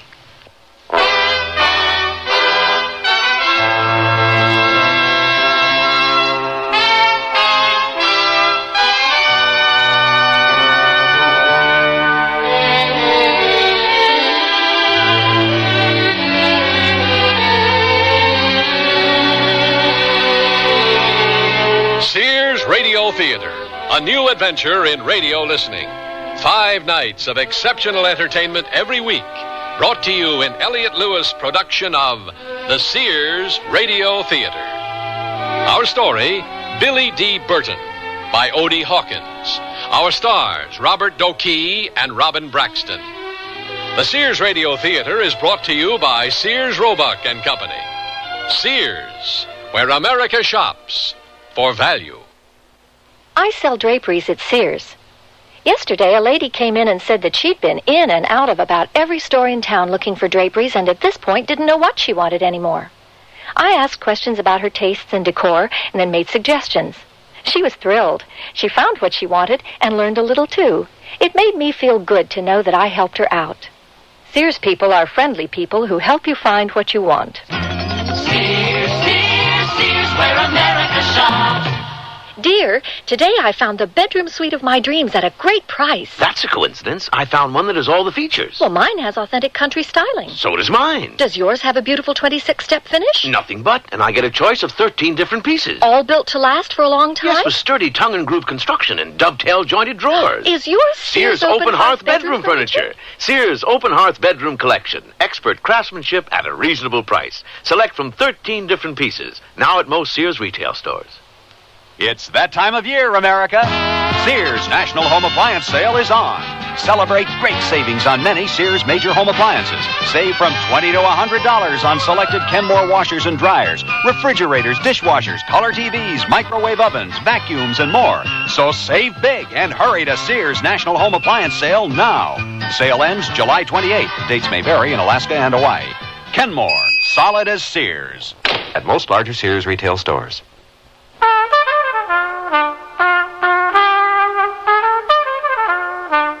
Inevitably, we find ourselves looking backward as we rush forward, realizing that what happened before will occur again. Isn't that the formula for a legend?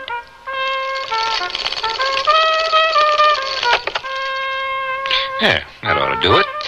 I keep promising myself I'll get a new tape recorder, one of the fancier models that operate by remote control. Well, that wouldn't be as much fun for you, would it? I guess you have a point there, Mrs. Burton. Now then, shall we go on? Oh, yes. I welcome the chance to tell the truth about my son. And Jazzway Magazine welcomes the chance to print the truth. You were giving us a brief look at what Billy Burton was like as a boy. Oh, he was the sweetest thing. He was the closest thing I've ever known to a perfectly behaved child. He was always ready to go to the store or lift something for me. Never any problem with fighting or any of the kind of stuff that boys normally do. And as a boy, did he offer any evidence of being musically inclined? Well, I can't really say that he showed any interest in music. Not really. But whenever he went over to Sadie's house... Sadie? My sister, Billy's aunt. Well, whenever he went over to visit, he just seemed to enjoy blowing on my brother-in-law's old trumpet from the high school band.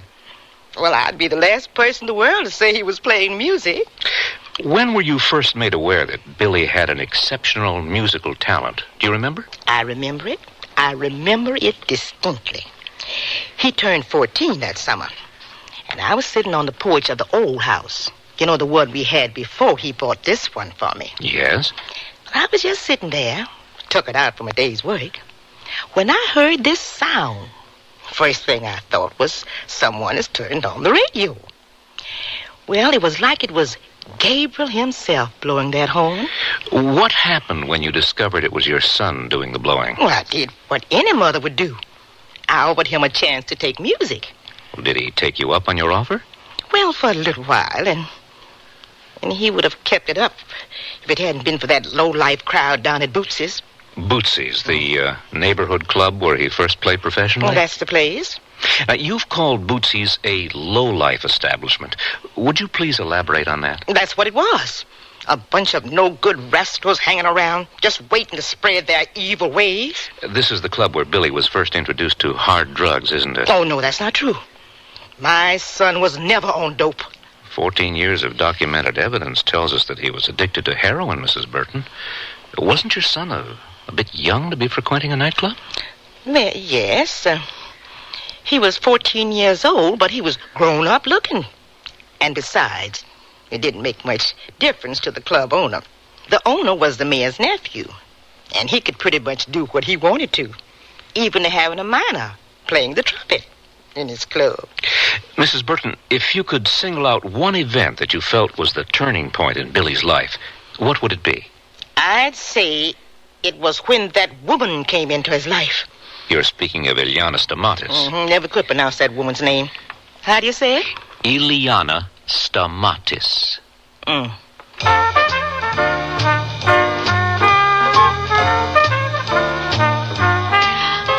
Being introduced to my own country after a youth spent in Swiss schools, courtesy of my rags-to-riches immigré papa, getting away from art classes at the Sorbonne, a brief fling at marriage and photography. I'm still interested in photography. How old were you when you met Billy D. Burton? Please refrain from asking undiplomatic questions, young man.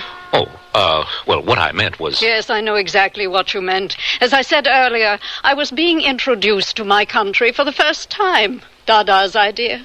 I'm sure he never had a Billy D. Burton in mind when he suggested that I see America. Was there some sort of formal introduction made when you met? No, none of that junk. I made it plain that I wanted to be taken to, entertained by, exposed to the lower classes. The lower, the better. I couldn't make myself believe that the lower classes were any better than the underclasses. All of them were purely American, in my opinion. You were a snob, in other words. How did you see Billy D. Burton? In my own country for the first time, and I was made aware of that class, the artistic elite, which is nourished by a bloodstream that does not depend on money or heritage for its position. I came, I looked, I heard, and I wanted two of them. Unfortunately, one was enough.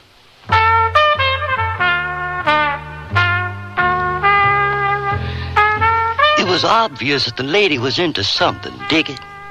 What I mean is, you could look at her and tell she was out there. Any whack chick who could pop through boots as looking like a million stones and capable of holding a mug at the same time had to be out there. It was obvious that the lady dug Billy. Now, I don't mean like dug him physically. It was a genius art thing. She knew he was somewhere, and she wanted to take him to other places. How could I stroll in, see genius at work, and simply walk out? Billy D. Burton? Well, of course, professional ethics would prevent me from revealing the results of 7 years of psychoanalysis. But I can say this to you. Monsieur Burton was completely out of his mind. You understand? Très intelligent, but mad as a hatter.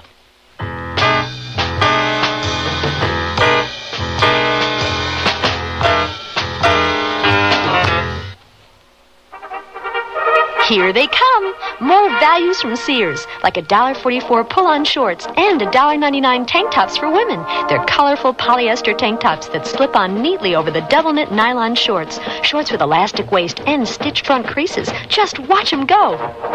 Sears $1.44 shorts and $1.99 tank tops for women. All set for action. Hurry in while quantities last.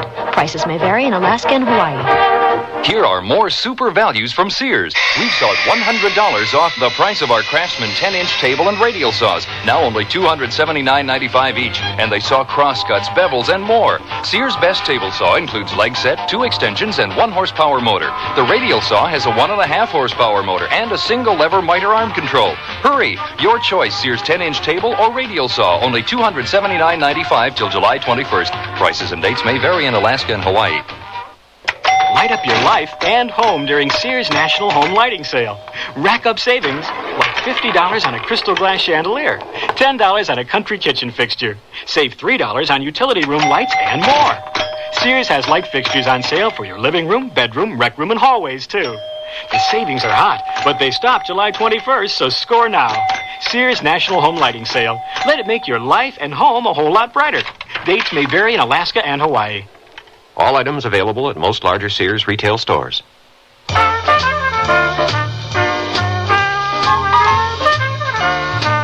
well-known path for a chosen few is straight uphill, but the path is full of pitfalls.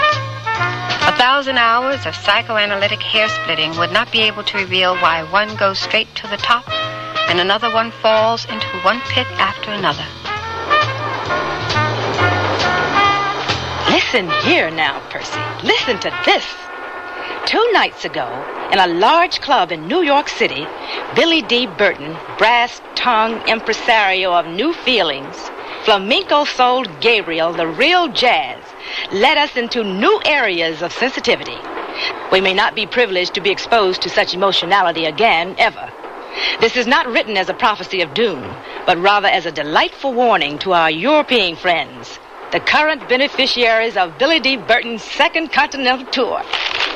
Well, when Leo Leather likes you, he shows it. You said it, kiddo. What could be better to start a tour off with? Where's Billy? I'd like for him to see this. You're going to hate me for what I have to tell you. Risk it. Where is he? In New York. We're on our way to a Billy D. Burton concert in one of London's largest music halls. Thousands are waiting to hear him, and Billy is in New York? How in the hell could he be in New York when he's supposed to be on this train? Doris, please. It's a long... Don't Doris me, you gutless punk. I gave you instructions to stay with him every single moment. I did, Doris, I did. Well, if you stayed with him every moment, you ought to be able to tell me where he is. In New York. New York? Let me explain. He had to make a trip to the John just before we boarded in New York, and he gave me this note. But I didn't know what kind of note it was until we were preparing to take off. What note? What did it say? Where is it? It said, got a little unfinished business to take care of. See you in London. Why didn't you tell me this before we boarded this train at Harwich? Why did you lie and tell me he was sleeping? Why? Percy, if Billy doesn't make it on time for this concert, I promise you, not a threat, you understand? A promise. I promise you that you will never work in Hollywood again. Do I make myself clear? Crystal clear, Doris. Now, what was this unfinished business about? The usual, I would imagine.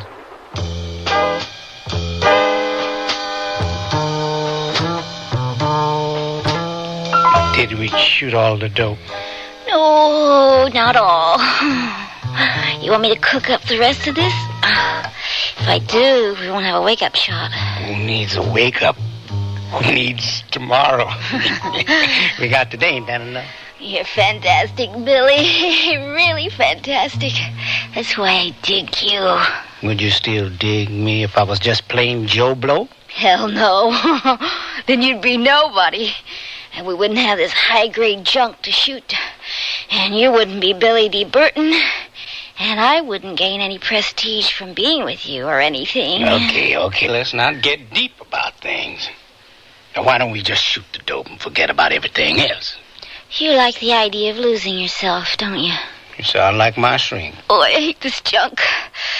This garbage going through my veins. I do, too. Then why do we do it? Because we both are infantile idiots who are afraid to face our reality. What's your reality? My reality is being in front of a mob of Englishmen this evening. If my international watch is right. Will you make it? Who knows? Am I? I just might make it.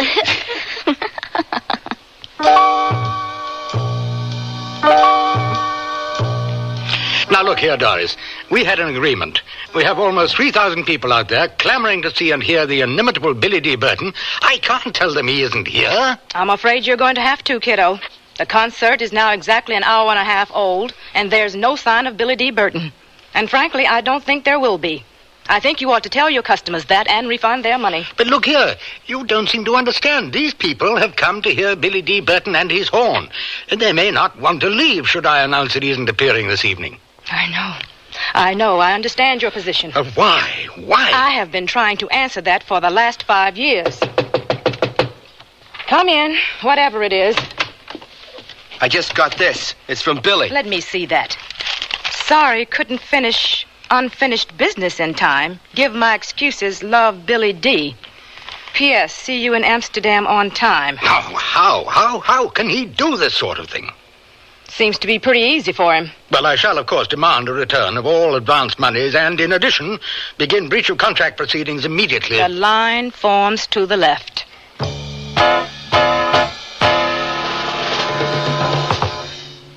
Sears Radio Theater will continue after this message from your local station. You've changed, Bernard. You're not the man I married. What do you mean, Francine? Remember the way you were, vulnerable. You made mistakes. But now look, you're confident. Everything you do turns out right. It's that book you sent away for. It's just a catalog from the Consumer Information Center.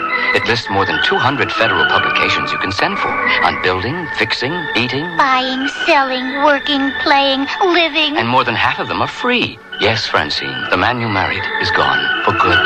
All right, Bernard. But would you make just one more mistake for old time's sake? All right. For you, I'll just replace that window glass like I used to. Whatever you do, learn to do it better. Send for your free catalog. Just write Consumer Catalog, Pueblo, Colorado, 81009. Francine, send for that publication on first aid. What was that address? Pueblo, Colorado, 81009. Say, this is Bob Hope. I've spent a happy lifetime on radio and television, and I'd like to put in a good word for the hobby that made broadcasting possible. You see, about 60 years ago, some early radio experimenters developed our first stations. Today, there are nearly 1 million amateur radio operators around the world talking to each other, standing ready to provide us with emergency communication in time of disaster, and still developing new electronic techniques.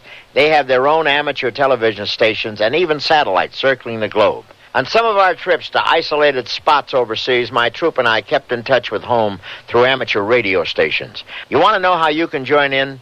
Now that many people are discovering the fun of talking by personal radio, maybe you'd like the really exciting and wonderful world of amateur radio. It takes study, but it's worth it. For free information, write to the American Radio Relay League, Newington, Connecticut, 06111. Like they say, tune in the world with amateur radio. Over.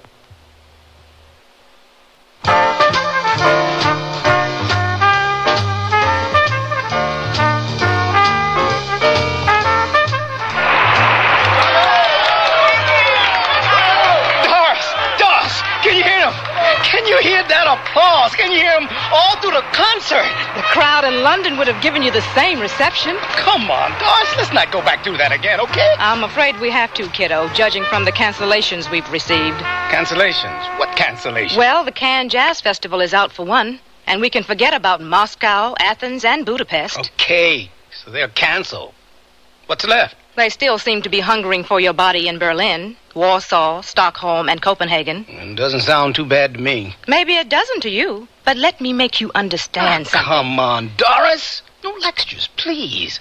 You sound like my mother when you go off on these little trips. Okay, no lectures. Just a shot of truth, okay? Okay, rap to me. Go on, I'm listening. No, you're not listening, Billy. You're spaced on dope. And what I'm saying probably makes no sense to you. I hear you, Doris. I hear you. I still got my stuff together. Now you know that.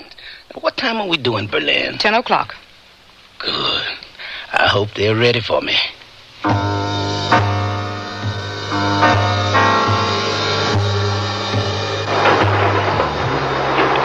What made you do it? What in the world possessed you to go on stage an hour late to begin with, and then insult those people by giving them a Hitler imitation and calling them all Nazis? Did I do that? You better believe you did it. I quote, "You people are just a bunch of Nazis. You always were and you always will be." Man, are you out of your mind? Could be. Sometimes I wonder. Oh, I've got a terrible headache. I'll talk to you later.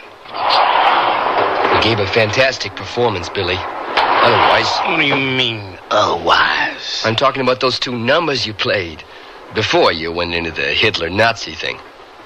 I played 2? Yeah. I'm sure they'll never forget you. I'm sure. Listen, Percy, I want you to cop some dope for me when we get to Copenhagen. I'm fresh out and I'm beginning to be a little edgy. Oh, sure, Billy, but you told Doris that... Come on off the soapbox. Forget that. Okay, Billy. Okay.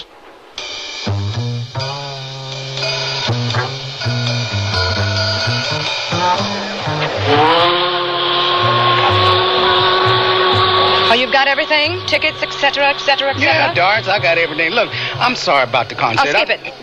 Look, are you sure you don't want to fly? The boat will take a week. Like I said, I just don't seem to be able to deal with flying this week. Billy. Yeah, Doris? See your shrink as soon as you get in, okay?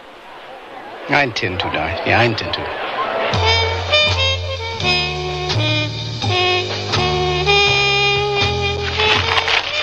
Here's Leo Leather's latest. Listen to this.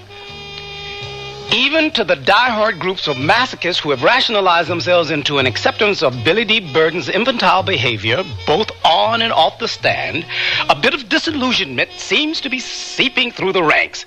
3 evenings ago, fresh from an untriumphant European tour, Billy D. Burton alternately depressed and scandalized just such a group.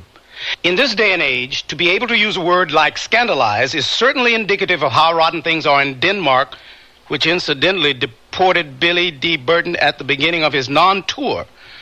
One wishes it possible to be able to give a more positive report on a performer who formerly offered us, with each performance, an earful of greatness and from time to time, a whisper of genius. I think Leather's column says it all. The hell it does. Now, where we booked this weekend? I have a skiing date. Oh, come on, Doris. I know you got enough clout to get me in somewhere. You've killed yourself, Billy. Your record sales are uneven, meaning down. Your personal appearances have come to an end because you only seem to attract crazies when you finally do put in an appearance. I'll reform. Let's skip the pious stuff. I can only think of one place offhand that would give you a chance to appear on its stage. Great, I'll take it. It's close by. Well, what kind of door are we talking about? Very little. This is the Lodestar. The Lodestar? The Lodestar. Take it or leave it. What about Vegas and Reno, one of those Hollywood spots? The Lodestar is one of the Hollywood spots. Take it or leave it. What kind of money? Like I said, very little. Well, the Lodestar it is.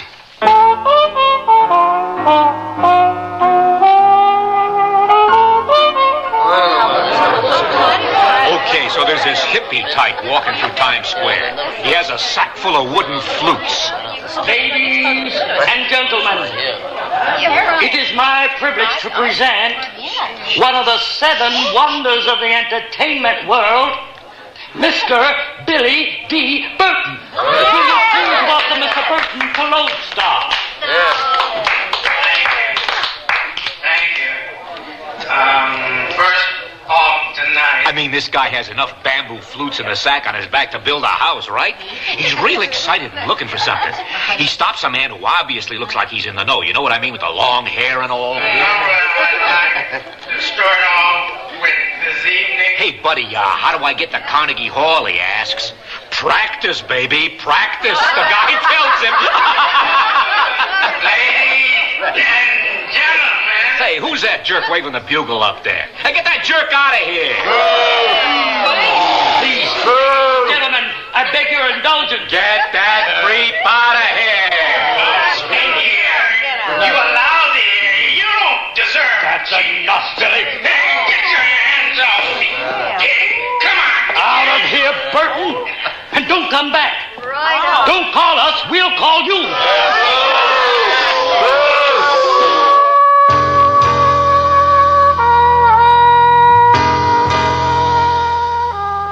And, then what happened? They booted me out. That's what happened. Kept my pay.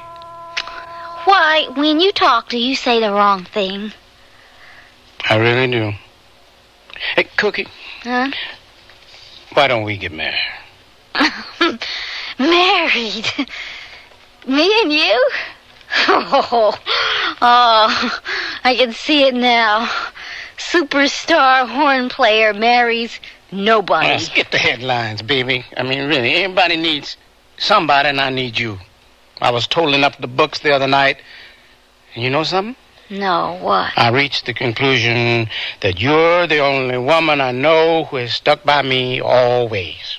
Your manager is still in your corner? I don't want to talk about her. I want to talk about us. Come on, Billy boy. Skip the emotional trip. I got a past that stretches around the corner, and it's filled with bums, creeps, you name it. Cookie. Maybe we could kick together. You know we have to sometime. You know that, don't you? There's even less a future for either of us, together or apart, shooting heroin. Billy, I can tell that you're sincere. Let me think it over for a bit, okay? Okay. But just remember, the third time round is always the easiest. Did we shoot the last of the dope?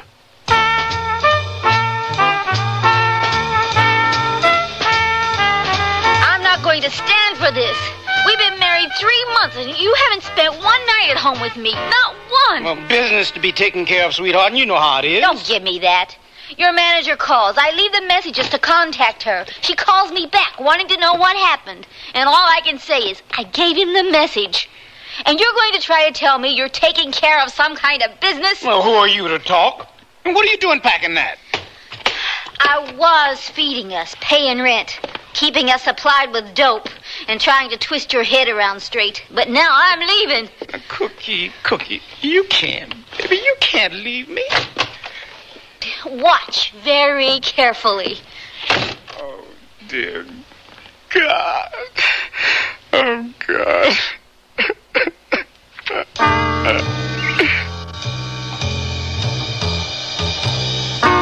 Billy, I'm proud of you. I never thought you'd be able to pull it off. Well, let's face it, Doris, I don't know if I have yet. Putting yourself into a drug rehab program for 6 months don't automatically reshape your skull. Oh, come on. Why be so down on yourself? If you can kick a drug habit, you can fight all the rest of the demons. Now, how about joining me for a taste of my poison? Scotch and soda? Right on the money, kiddo. Right on the money. Now, let's have an understanding about this Tahoe gig. Nick Ross was and is an old fan of yours. He's willing to come close to top dollar for his room, with the option of holding you over if everything works out all right. But don't worry, I'm on the right track. Good. You've got 2 weeks to prepare for the first show. 2 weeks? Well, you could take longer if you wanted to, but we felt the sooner you got back onto the track, the better. Yeah, I guess you're right. Terrific. Now, the crucial part. The money isn't great, but the room has prestige, and it means you'll be given a hearing by you-know-who.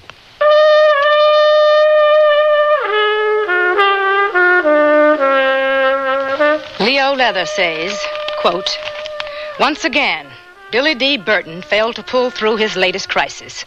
If he had offered us any indication that his recent stay in a drug rehabilitation unit had served any purpose, I think most of his audience would have offered goodwill with their tepid applause.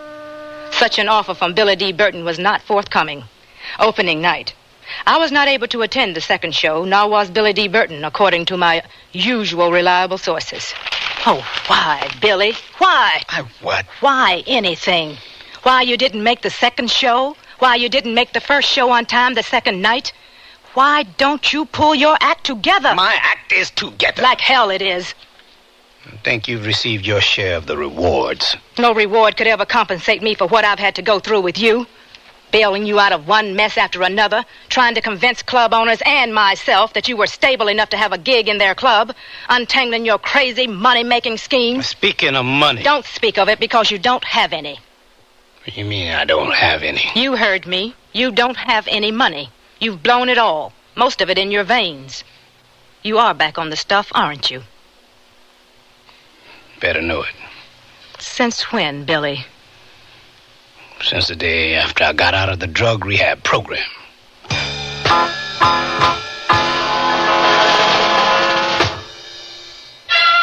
The room held several Sears brass-plated lamps.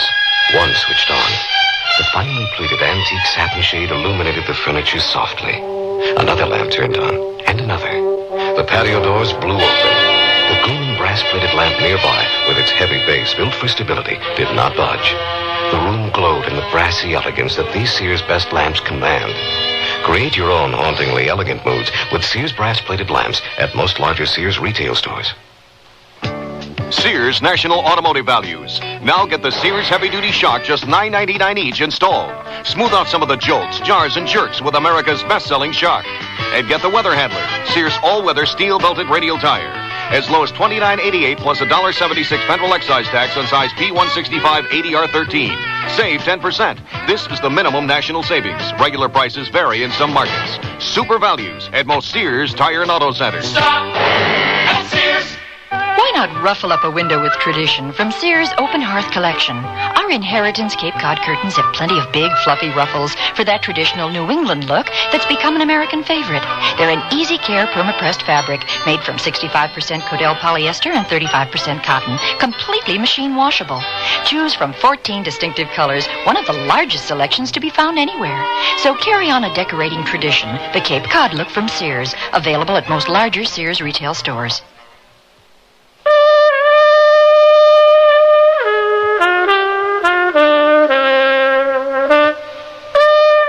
Cicely Tyson again, and here's the concluding act of Billy D. Burton. What did you say your name was? You hard of hearing or something? Billy D. Burton. What does the initial stand for? Well, some people say the D is for damned. My mother says it's for Dylan. Then you are the Billy D. Burton. Yep, I am the Billy D. Burton. And I'm broke, and I'm applying for welfare, and you're a social worker, and you've bought all my albums, and you're one of my greatest fans, right? Well, all that happens to be true. But I'm beginning to feel a little nauseated from the way you make it sound. I'm sorry, baby. I guess I'm feeling pretty negative about a lot of things these days. Yes, I understand. Now then, you know you are eligible for a grant. We have a category for unmarried, poverty-stricken, single males. That's me. I'm pinching myself. Well, you wouldn't understand. Let's face it. You are Billy D. Burton. How could you understand what that means? Well, maybe I can't. Want to try me? Maybe. Well, forget about lunch. I can hardly afford me. You like boiled hot dogs? I only live a couple of blocks from here.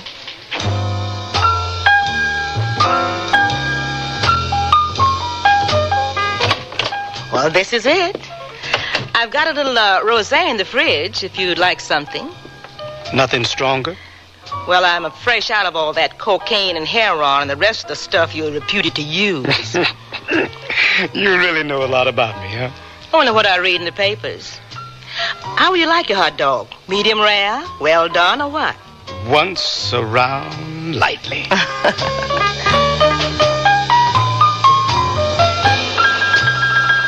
Billy, are you aware that we've known each other for almost 5 months? No, I wasn't aware. And are you also aware that you've been drinking gin straight with your scrambled eggs and toast for the last 3 weeks? No, is that so? So what? Well, what are you planning to do other than drink gin every morning? And whatever it is that you do after I go to work. Well, what is it you'd like to have me to do? I don't know. I just don't know.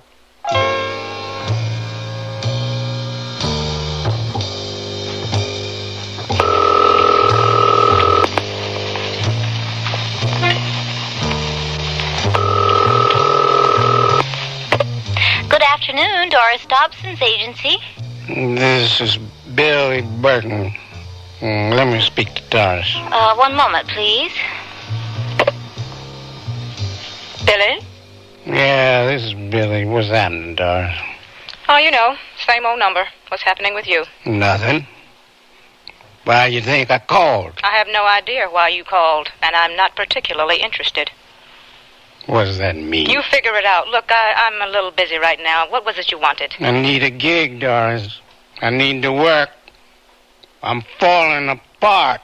I can't help you, Billy. Oh, come on, Doris. You've always got an ace up your sleeve somewhere. Everybody's booked. Sounds like you're trying to tell me something, Doris. Are you listening? Yeah? Goodbye, Billy, and good luck. Oh. So that's the way the world ends.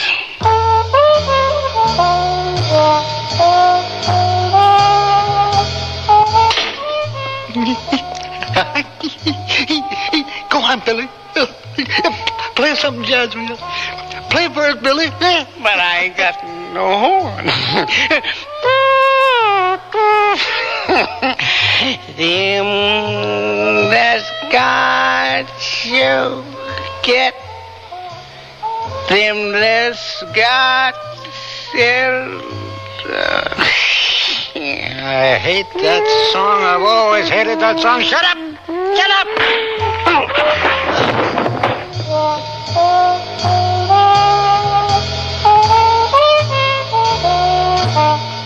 Billy?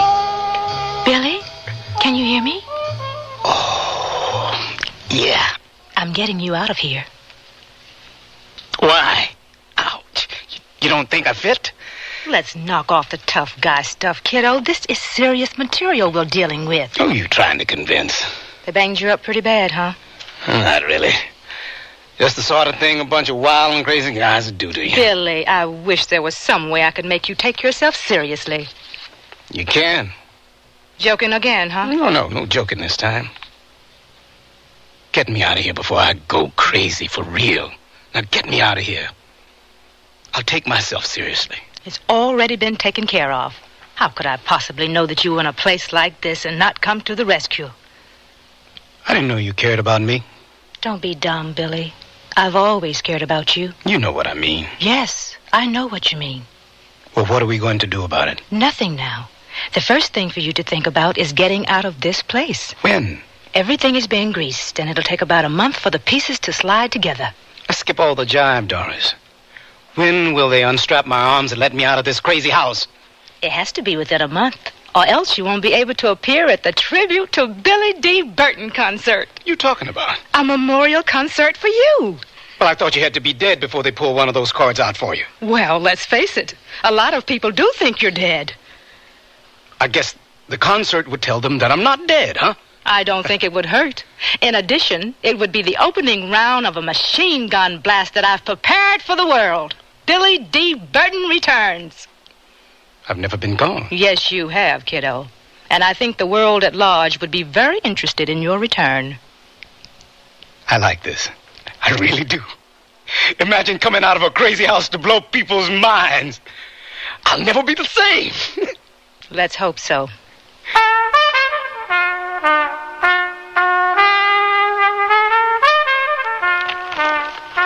It was truly a heavy scene.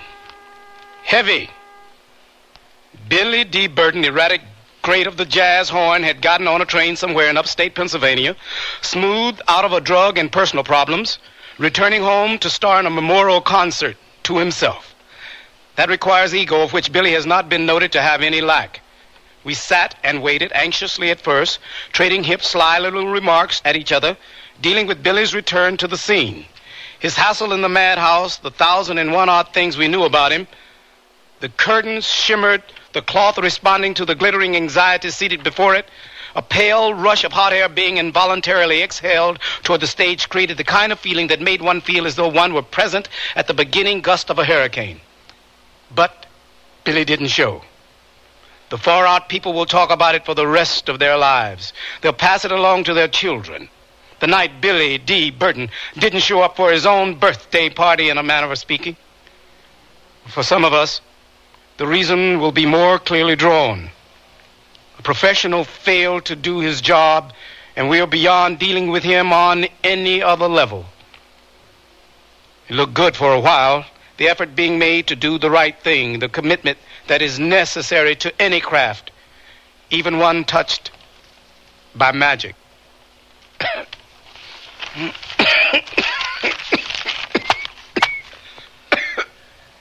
A little bit like reading your own obituary, huh?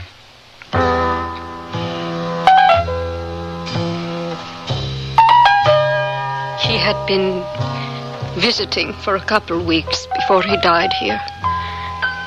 It was an unbelievable sort of spiritual happening.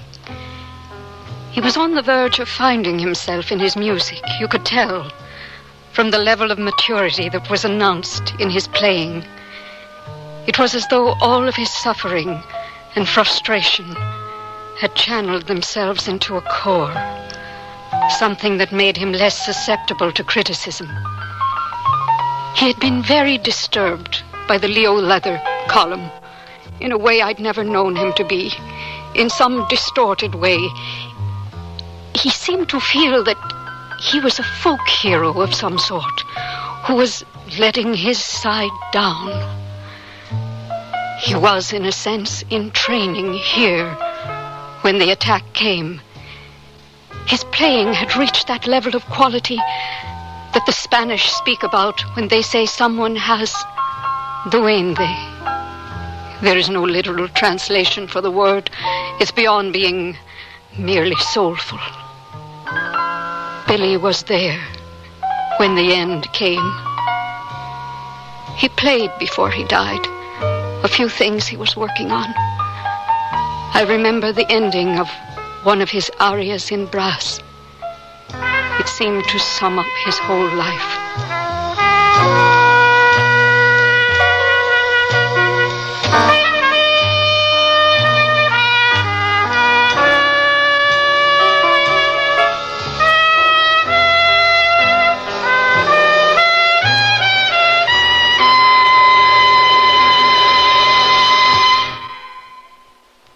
It's that time of year, America. Sears National Home Appliance Sale is on. Celebrate great savings on many Sears major home appliances. Save from $20 to $100 on selected Kenmore washers and dryers, refrigerators, dishwashers, color TVs, microwave ovens, vacuums, and more. So save big and hurry to Sears National Home Appliance Sale now. Sale ends July 28th. Dates may vary in Alaska and Hawaii. Kenmore, solid as Sears. It's another super value from Sears. The great summer savings go-round clearance in women's fashions. Save 25 to 40% on looks that add savvy to summer. Give cool, colorful dresses a whirl. Be in the summer swing in shorts and tops from the budget shop. Find much more in our Junior Bazaar and Mrs. Sportswear departments, too. The great summer savings go-round. A super clearance while limited quantities last. Sears, where America shops for value. You must paint the house. But I can't. The money, the work. Paint or else. Oh, someone help. Never fear. Sears House Paint Sale is here. You'll save $3 on each gallon of Sears paint. Just $6.99 for interior flat and ceiling paint. Only $7.99 for exterior flat and interior semi-gloss paint. And it's one coat only paint when used as directed. I'm saved. Person. Sears Paint Sale ends July 21st. Prices and dates may vary in Alaska and Hawaii. All items available at most larger Sears retail stores.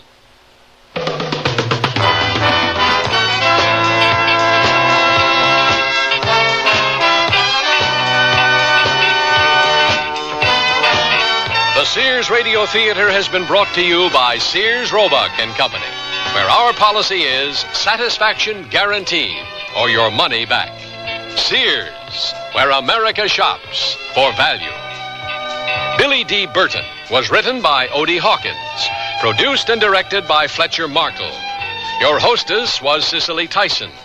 Our stars were Robert Dokey and Robin Braxton. Featured in the cast were Helen Martin, Stephen Markle, Byron Kane, Joan McCall, Ben Wright, Peggy Weber, and Jim Mapp. The music for Sears Radio Theater was composed and conducted by Nelson Riddle. This is Art Gilmore speaking.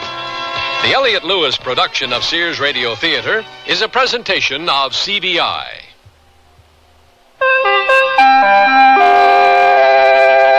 I'm Henry Winkler, and I'm an actor, and I'm proud of it.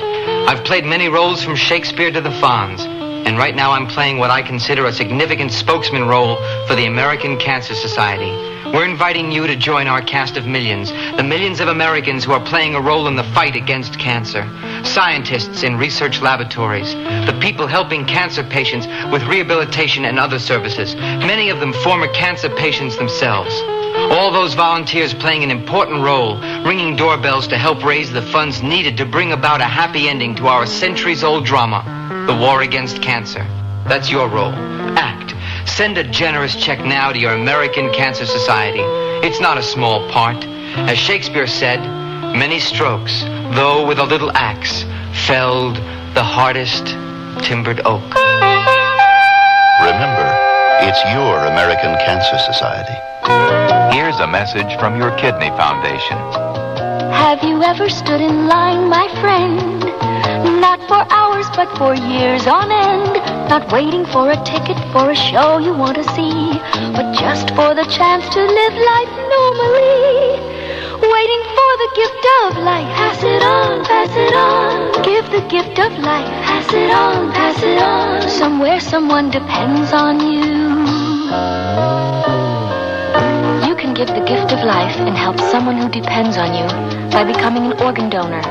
You can sign a special line on your driver's license or get an organ donor card from your Kidney Foundation. A moment to sign could mean a lifetime to others. Remember, we're talking about life. Pass it on, pass it on. Give the gift of life. Pass it on, pass it on. Somewhere someone depends on you.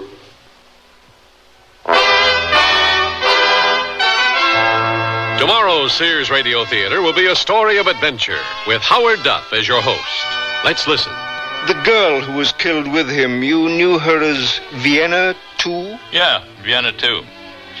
She wasn't very bright, actually. No. Can you believe such stupidity? An amateur working with the professionals. So be sure and tune in tomorrow to the Sears Radio... It's 7.5 minutes past 10. Time for the Sears Radio Theater. That's the theme from the Sears Radio Theater. Tonight, a program of love and hate with Cicely Tyson as your hostess. Here's a preview. A ring would look wonderful on this finger. Clem, you shouldn't say that. Say what? You shouldn't say that about a ring. You shouldn't ever say things like that unless you mean it. I mean it. The Sears Radio Theater will begin after this message from your local station. This is Safety Vision, a quick and easy method for observing potential hazards in your home. Let's start by activating your safety scan. Carefully focus on your appliance cords and plugs. Check to see if they're damaged in any way, and if so, discontinue using the appliance. Next, you should focus on water. Check so that none of your plugged-in electrical appliances can be accidentally immersed in water or any other liquid. And avoid handling an electrical appliance with wet hands or when you are standing on a wet or damp floor. And finally, your safety scan should include checking for the UL label on all electrical appliances. That label indicates that the product design has been evaluated by safety engineers and complies with a nationally recognized safety standard. A public service message on behalf of Underwriters Laboratories and this station. This is Cicely Tyson. We're all familiar with that romantic phenomenon called love at first sight. Some of us may have actually experienced it, either as the one who loves or the one who's the object of that love. Most of the rest of us have seen it, or at least heard about it, happening to other people. It's always better, of course, if the phenomenon is a mutual affair. If it is mutual, then it's a pleasure to be part of it, or even to observe it. If it isn't mutual, then it's often a puzzle for all concerned. The story you're about to hear involves love at first sight and the separate ways in which 3 different people remember how it happened. One of them is an outsider. He reacted to her like a hit on the head the moment she stepped out of the shadows into the lamplight on the porch that night. I can't say it was love at first sight, but he always insisted it was. Then there's the young man himself. She was one of the most beautiful women I've ever known. She wasn't a woman, really, a girl. But I felt something big and important inside me, and I made a mistake about it. And, of course, the young lady in question. After a few days, he started to look at me more and more in that funny way he looked at me when we were first introduced. Other men have looked at me that way, and I've never liked it. But with him, it was different. And that's only the beginning of our story.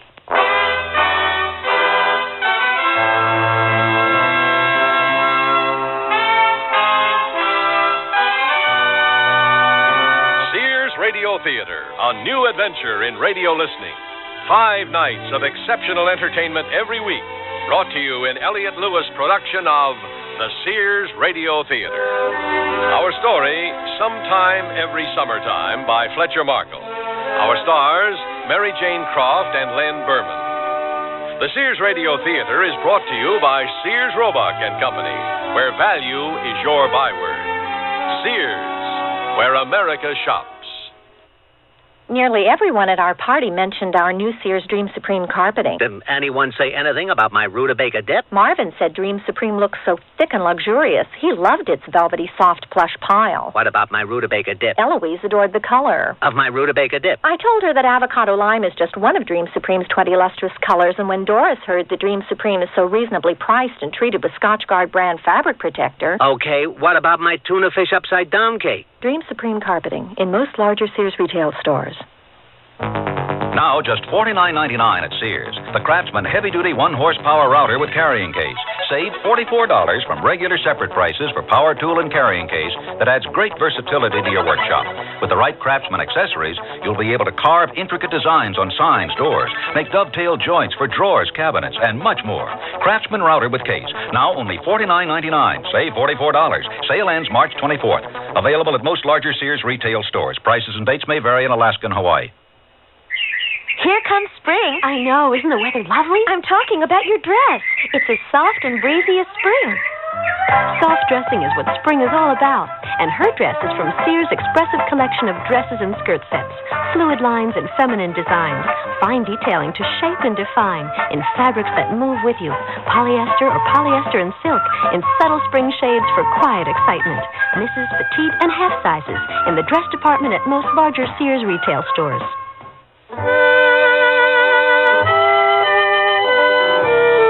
As I mentioned earlier, you're now going to hear 3 different versions of the same love story. The first version, Act 1 of our play, is told from the point of view of an outsider. He is neither the one who loves nor the one who is the object of that love, but he is a valuable witness to the occasion. It was one of those unimportant affairs that you associate with a certain time of your life, a certain season and a certain place. Unimportant, but the kind of thing that sticks in your memory like a sprained ankle or a near miss on the freeway. And whenever something turns up to remind you of that time and that season and that place, you remember it very clearly. There were 3 of us that summer: Charlie Holmes, myself, and Clem Waldron. It was a warm and sticky August about 6 years ago, and all we wanted was 2 weeks of a good time. Going up to the island on the lake boat, standing at the rail, Charlie said, I plan to become a vegetable. I want to sit in the sun and sweat and vegetate. For 2 weeks, my friends, all I want to do is vegetate. That'll last about 1 day. Hey, look at that sloop. Trim. Very. Why don't we hurry up and get there? I hate boats. That won't be long now, Clem. That's the island over there, the other side of us, to port. Starboard. All right. Well, in a minute, she'll blow that... She did. Let's collect our stuff. Your turn to carry the record player, Walter. If we're here, I'll carry anything. In half an hour, I'll be sitting in the sun on the porch of our little cottage, prepared to be a vegetable. It was that kind of summer, and we were feeling that kind of crazy. The island was one of those little islands about 2 hours run up the lake from the city, a resort, a vacation community, alive less than 6 months of the year. There were a lot of ordinary summer cottages sloping up from a pocket harbor at the southern end, a lot of ordinary summer noises and smells, and a lot of unbelievably wonderful summer girls wearing very little more than their suntans. The 3 of us worked in an advertising agency, a pretty soft routine, but empty and unsatisfactory enough to make it good to get away. We got 3 weeks of vacation every year, 2 in July or August, 1 at Christmas. And Charlie and I had always gone off someplace for those weeks and pretended we hated the advertising game and acted like the foolish bachelors we surely were. That summer was Waldron's first vacation since joining the agency, and we asked him to go along because we had lunched and partied together a few times, and he was a nice guy and didn't know many people in town. After we'd cleaned out the cottage and had some supper and looked the place over, the stores, wharf, boathouses, hotel, the open-air dance pavilion, picnic grounds, nothing changed, only grayer and older by one winter, we sat on the porch and smoked. It was about 10 o'clock and fully dark, and Charlie said, I like the cottage we had last year better. Why? This place is all right. Last year's had screens on the screen door. Oh, we can fix that. One at the back's the only bad one. Where are we from the place you guys had last year? Not far. Around the other side of the bluffs. Cottages here are all the same, operated by the hotel, rent's the same, dirt's the same. Aha! Female merriment. That sounds interesting. Next door, is it? No, the cottage ahead, to the left, on the edge of the bluffs. There's 3 of them. They're alone. How convenient. And when did you get this encyclopedic information, Waldron? Before supper, when I went out for cigarettes. And you didn't think it worth mentioning? I forgot about it. Are they that bad? I've only seen one of them. She was hanging out some washing. We talked for a minute. Domestic tableau. What's she look like? How old was she? 23 or 4, I'd say. What'd you talk about? The island, the weather, vacations, neighbors. That's more like it. How long they been here? They came yesterday. Shall we take our chances, Charlie? We will. How's our beer supply? 3 6-packs with the groceries we lugged over this afternoon, right? We had a bottle of Chianti with the spaghetti tonight, leaving 2 unopened, right? Right. Where's the flashlight? Oh, on the table beside you. Gotcha. Okay, go ahead. Well, what's the matter with you? sitting there mumping on that pipe? I came up here to relax, Charlie, not to go on fox hunts. Oh, for Pete's sake, Walter. Go ahead. Don't let me stop you. You'll cooperate, though, won't you, Clem? Oh, sure, Mac. I'll talk to one of them. Then do your stuff, Charlie. But if they don't look intelligent, don't feel bad about coming back alone. Huh? You know me, Mac. I'm a trustworthy guy. And I can start being a vegetable tomorrow. Charlie disappeared into the darkness, and we watched his flashlight swing along the path to the cottage on the bluffs. We heard him knock on their door, and the door opened with a splash of light. Charlie talked and laughed with them for a few minutes, and then we saw them all coming out the front door, and the door closed. It was dark again, and there was only Charlie's flashlight coming along the path leading the way. Hey, let's have some light on the porch. Oh, better light the lamp, Mac. A lamp? Oh, sure. You got a match? On the table there. Oh, okay. You got him. I hope Charlie didn't get us tied up to a pack of dogs. 3 lonely men and 3 lonely women not knowing each other. That sort of thing can't be allowed. Glow of welcome. Now, let me see if I can get all the names straight. Fran, this is Clem Waldron and Mac McFedry. Hello. Hi. Hello. And Helen, what's your last name again? Rowley. Rowley, that's it. Yeah. Clem Waldron, Helen. Oh, hi. We met at supper time, didn't we? We did. That was a lot of laundry for a short clothesline. Yeah. Hey, Waldron, let me get the formalities over with. And Mac McFedry's Helen. Hi. That's a complicated name. Oh, call me Mac. And where's Mary, don't hide. Oh, come on, Mary. There you are. Mary Thomas. It is Thomas, isn't it? Mary's kind of shy. She likes to just nod her head. Mary, Mac McFedry's. Hello, Mary. And Clem Waldron. Hello, Mary. Yes.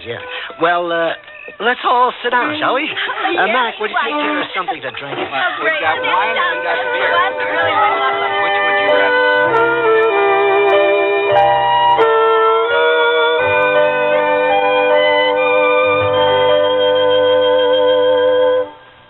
The word's out and spreading fast about the jeans from Sears Men's Store that grow beautifully. It's a sure sign they're feeling fine and feeling good. For the denim that keeps going strong a long time. Get them trim cut, regular cut, even get them pre-washed. The jeans that grow beautifully. Now at most Sears retail stores. Understand you type fast. Yes? Accurate? Well... That's okay. You'll be typing on Sears' exclusive Corrector electric typewriter with easy correction and more. It's Sears' best. Try typing Sears Corrector typewriter. Whoops. Now, first, Sears is S-E-A-R-S, not Z. So, backspace to the incorrect letter. Tap the correction key. Now the mistake is blocked out. Next, type the correct letter. Then proceed. Yes, Daddy. I sell draperies at Sears. Yesterday, a lady came in and said that she'd been in and out of about every store in town looking for draperies and at this point didn't know what she wanted anymore. I asked questions about her tastes and decor and then made suggestions. She was thrilled. She found what she wanted and learned a little, too. It made me feel good to know that I helped her out. Sears people are friendly people who help you find what you want. Sears, where America shops.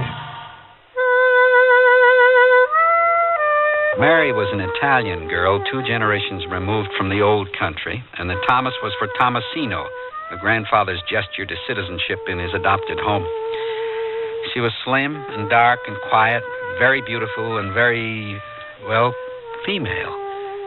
Waldron reacted to her like a hit on the head the moment she stepped out of the shadows into the lamplight on the porch that night. I can't say it was love at first sight, but Waldron always insisted it was. I think it was just a sharp awareness of a bachelor's loneliness and the sudden shock of finding unexpected beauty as a neighbor in a summer place like the island. Not much more. At least it didn't seem so at first. Mary and Helen were elevator operators in a department store, and Fran, the third girl, was a waitress. Helen was only plain, according to Waldron, and we got along fine. Fran and Charlie hit it off, too, without having very much in common. Both Charlie and I leaned pretty heavily on that easy intimacy that goes with romps on the beach, the shared preparation of meals, and warm summer nights with nothing on your mind but the weight of the stars. At first, it looked like a good holiday. Beginning the next morning, after a long night sitting out on the porch getting to know each other, we talked back and forth as if we were all living in the same cottage, ignoring the 100 yards that separated us. Charlie, you going down to the beach? It's Fran. Anytime you say, Fran. Now? About 2 minutes. Right. You going down, Mac? Sure, Helen. You better get into your trunks. I'll just be a second. Where's Waldron? Where do you think? Clem took Mary to the beach an hour ago. I wondered where... My, it's going to be like that, huh? Looks like it. Will you keep me company, Mac, old buddy? Me you can count on. Clem and Mary kept their own hours, had their own meals at the hotel, or a picnic lunch at the beach, or out in a rented boat. And the four of us were left to ourselves. We kidded Waldron about it whenever we saw him, and Waldron said, I'm in love. He said it often, but he said it as if he were trying to convince himself. I'm in love. I love that girl. It was embarrassing, even for Charlie and me, who knew him pretty well, or thought we did. But he was like some kind of zombie. Helen and Fran told us that Mary didn't say anything much about it at night when the girls went to bed. Just told them that Clem had said he was in love with her and gave them no indication of her own feelings. Whenever we saw Clem and Mary at the beach or in the open-air dance or sitting out on the bluffs at night, it was like seeing a couple of strangers. Charlie and I always thought of Waldron's painful words. I'm in love. I love that girl. It turned out to be a pretty disappointing holiday for Charlie and me. I don't know how it affected Helen and Fran. After they went back to town at the end of their 2 weeks, a day ahead of us, we never saw them again. Mary stayed over an extra day, and the four of us went back together. But Charlie and I might just as well have been on another boat for all it mattered. We never did find out what happened between them because Waldron was transferred to an eastern office of the agency soon after we got back, and we weren't really close enough friends to correspond. The whole business was pretty trivial, I guess, but I remember it whenever I see a girl who looks like Mary.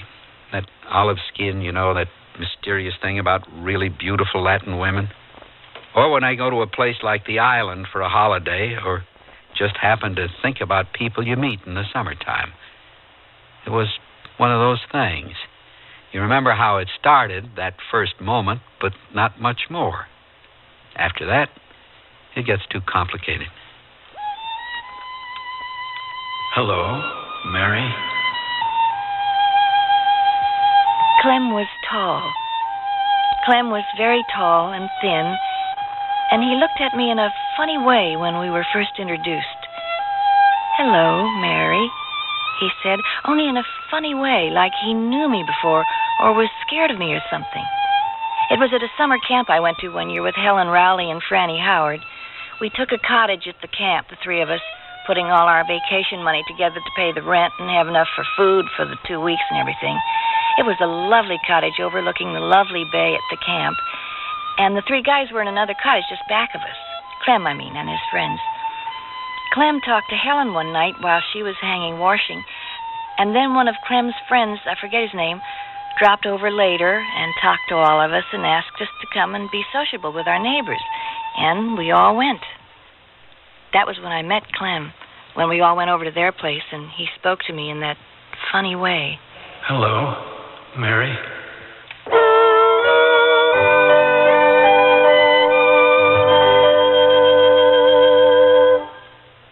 Sears Radio Theater will return after this message from your local station. Listen with your heart and you'll hear more than words. Grandma? Yes, sweetheart? Did my mother ever do anything bad? Well, what do you mean? Did she always clean up her room? Listen with your heart and you'll hear love. Seems to me I had to remind her to clean up her room on occasion. Sometimes I forget, too. Well, everyone forgets once in a while. Listen with your heart and start to understand. Grandma, does my mom Jimmy more than me? No. No, your mother used to ask me that about her brother. Really? Listen with your heart and you'll hear love. You remind me an awful lot of your mother when she was a little girl. Listening, caring, and sharing. That's what understanding is all about. Listen with your heart and you'll hear love. From the Mormons, the Church of Jesus Christ of Latter-day Saints.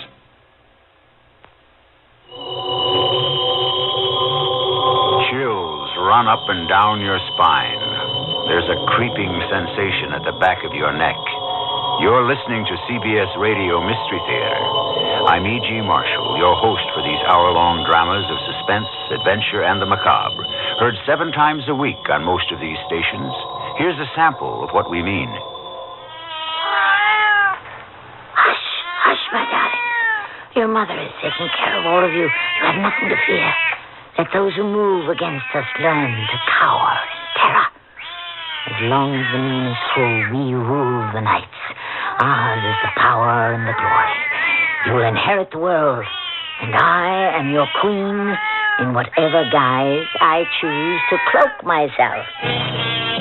Listen here for CBS Radio Mystery Theater 7 times a week on most of these CBS Radio network stations.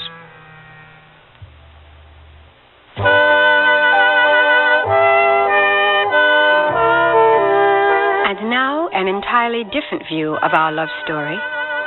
An inside version from the young lady in question. Hello, Mary.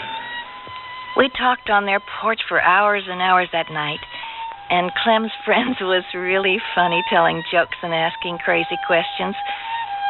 Clem was very nice to me and talked to me a lot more than he talked to Helen or Franny, and we had a lovely time.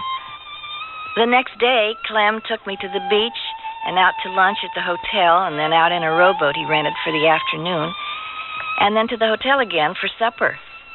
That night, we got cushions and a rug and went and sat on the bluffs a little ways below the front of our cottage and looked down at the bay and the boats that were always there. It was a lovely evening, and Clem was very nice. I can remember almost everything he said. How old are you, Mary? Guess. I could, but I think I'd be wrong. Try. Oh, I'm sure I'd be wrong. Go on, guess. 22? 22, am I right? Yes. Oh, I spoiled it. I had to go and guess it the first time. Did you want me to think you were older? No. Younger? No. Well, what then? I guess I just didn't want you to guess right, that's all. It's no fun when somebody guesses right. I know. Well, I was going to say 23. I almost said 23. Did you? Sally! You're very, very beautiful, Mary. Oh, you. So brown. So how did you get so much sun in only 2 days? Oh, well, that isn't just sun. Oh, of course not. I forgot. What's the Thomas for? Tomasino. That's your real name, is it? Thomas is my real name now. Tomasino's my grandfather's name at home. Were you born here? Oh, yes. Sally! Why wasn't I lucky enough to meet you back in the city? Well, there's a lot of people in our town. A lot of girls. I bet you know a lot of girls back in town. Not many. None at all like you. Is that you down there, Mary? Yes.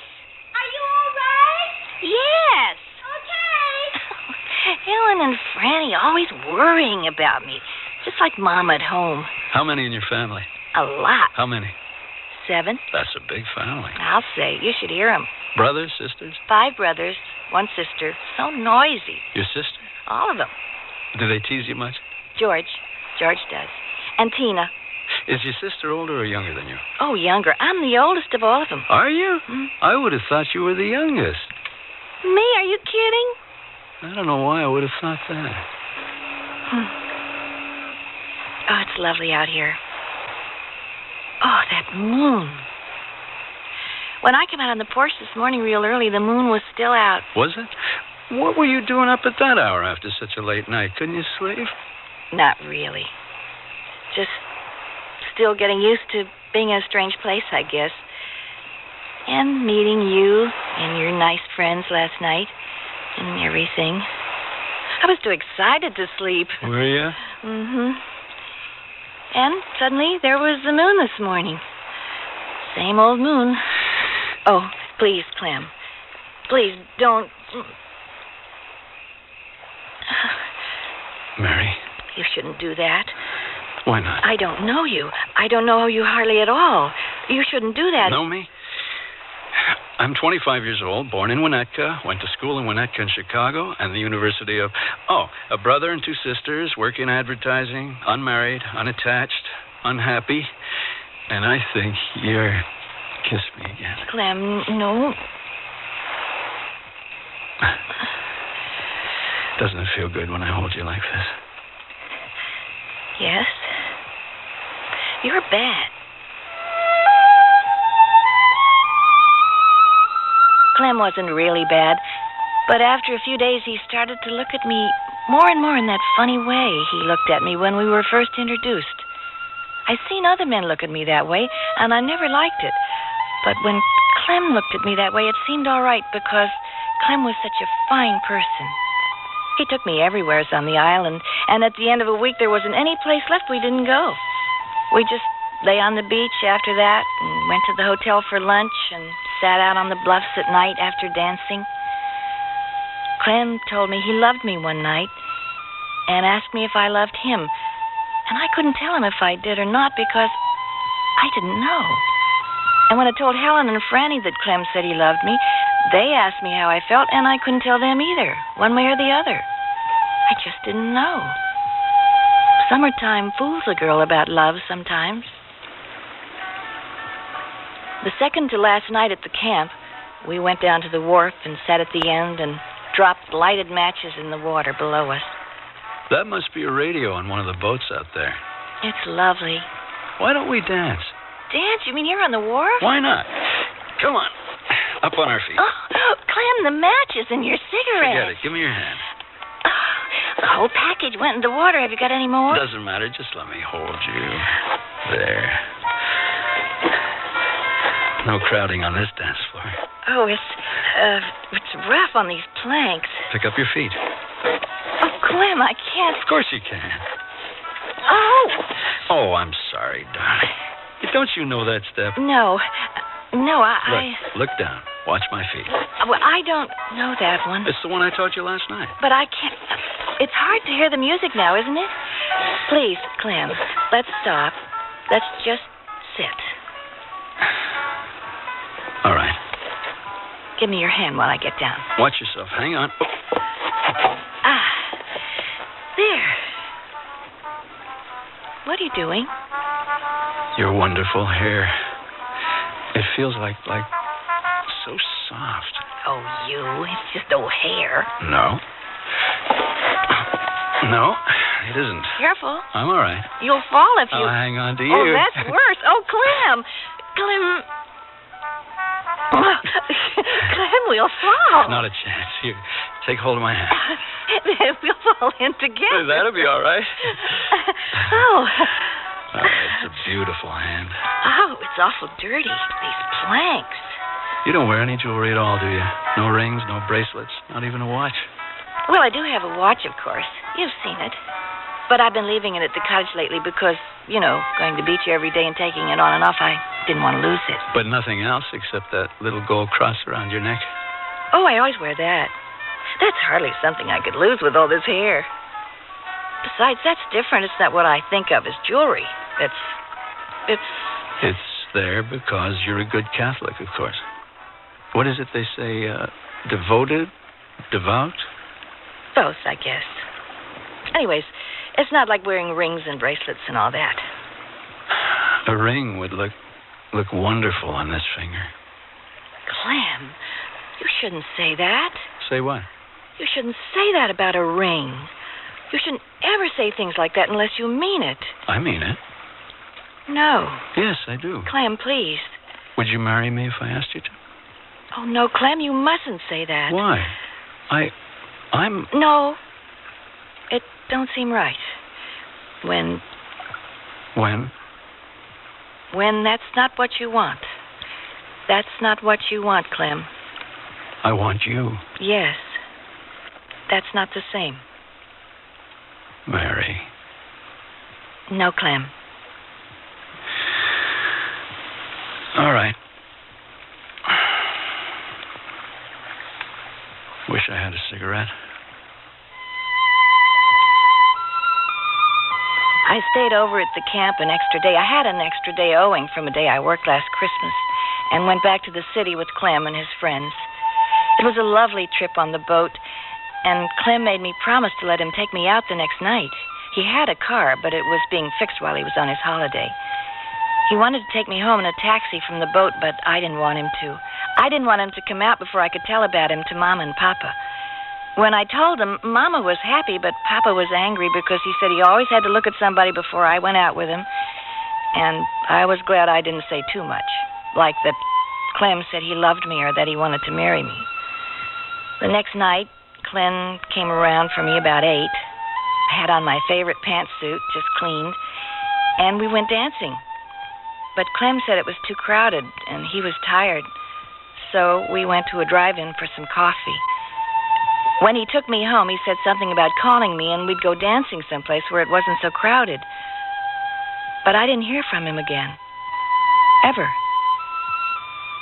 Maybe it would have been different if I'd said yes to him, either when we were up at the island or when he asked me to go to his apartment back here in town. But he knew I couldn't say yes to him. He knew that very well. So, must have been something else. That was 5 or 6 years ago. But every summer since then, when I've gone to a camp and met other nice people, I think of Clem.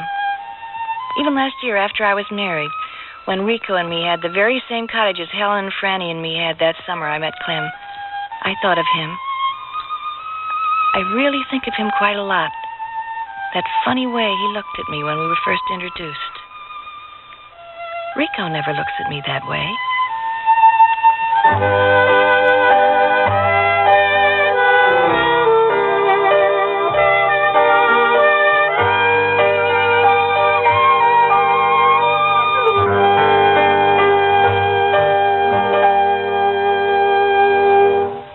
Put together a whole wardrobe with the classic collection separates at Sears. Now you can buy the pants to a suit, the vest to a suit, and the jacket to a suit separately. So every well-tailored piece of the outfit you buy is geared to your size and build. You can create a more casual look with solid color blazers and patterned slacks, or patterned sport coats and solid color slacks. The colors coordinate to let you mix and match. Now that's style, sense, and satisfaction. The Classic Collection at most larger Sears retail stores. Oh, here I go again. It's time to rent one of those steam-type carpet cleaners. Why rent? Now Sears puts power in a carpet cleaner you can own yourself. The Power Spray from Sears for easy home carpet cleaning. Power Spray sprays hot water into your carpet, then sucks up the dirty water. You can see the dirt you get out, dirt you didn't even know was there. The Power Spray Carpet Cleaner, a convenient carpet cleaner you can own yourself. Available at most Sears retail stores. Kenmore. Solid as Sears. Here's looking at you, kid, from Winnie the Pooh. Spring, when a kid's thoughts turn to fancy and a mom's thoughts turn to Winnie the Pooh and Sears. Dressy dresses and vested suits, soft, easy care fabrics, and lots of spring colors and styles. Kid sizes 3 to 6X at most Sears retail stores. Sure quality, pure delight. From Winnie the Pooh and Sears. Who else? Here's looking at you, kid, from Winnie the Pooh. Here's looking at you, from Winnie the Pooh. Here's looking at you.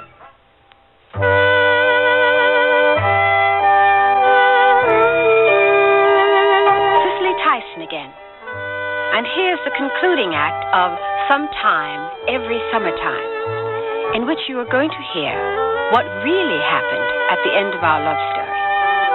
A version from the young man in question. Hello, Mary. She was one of the most beautiful women I've ever known.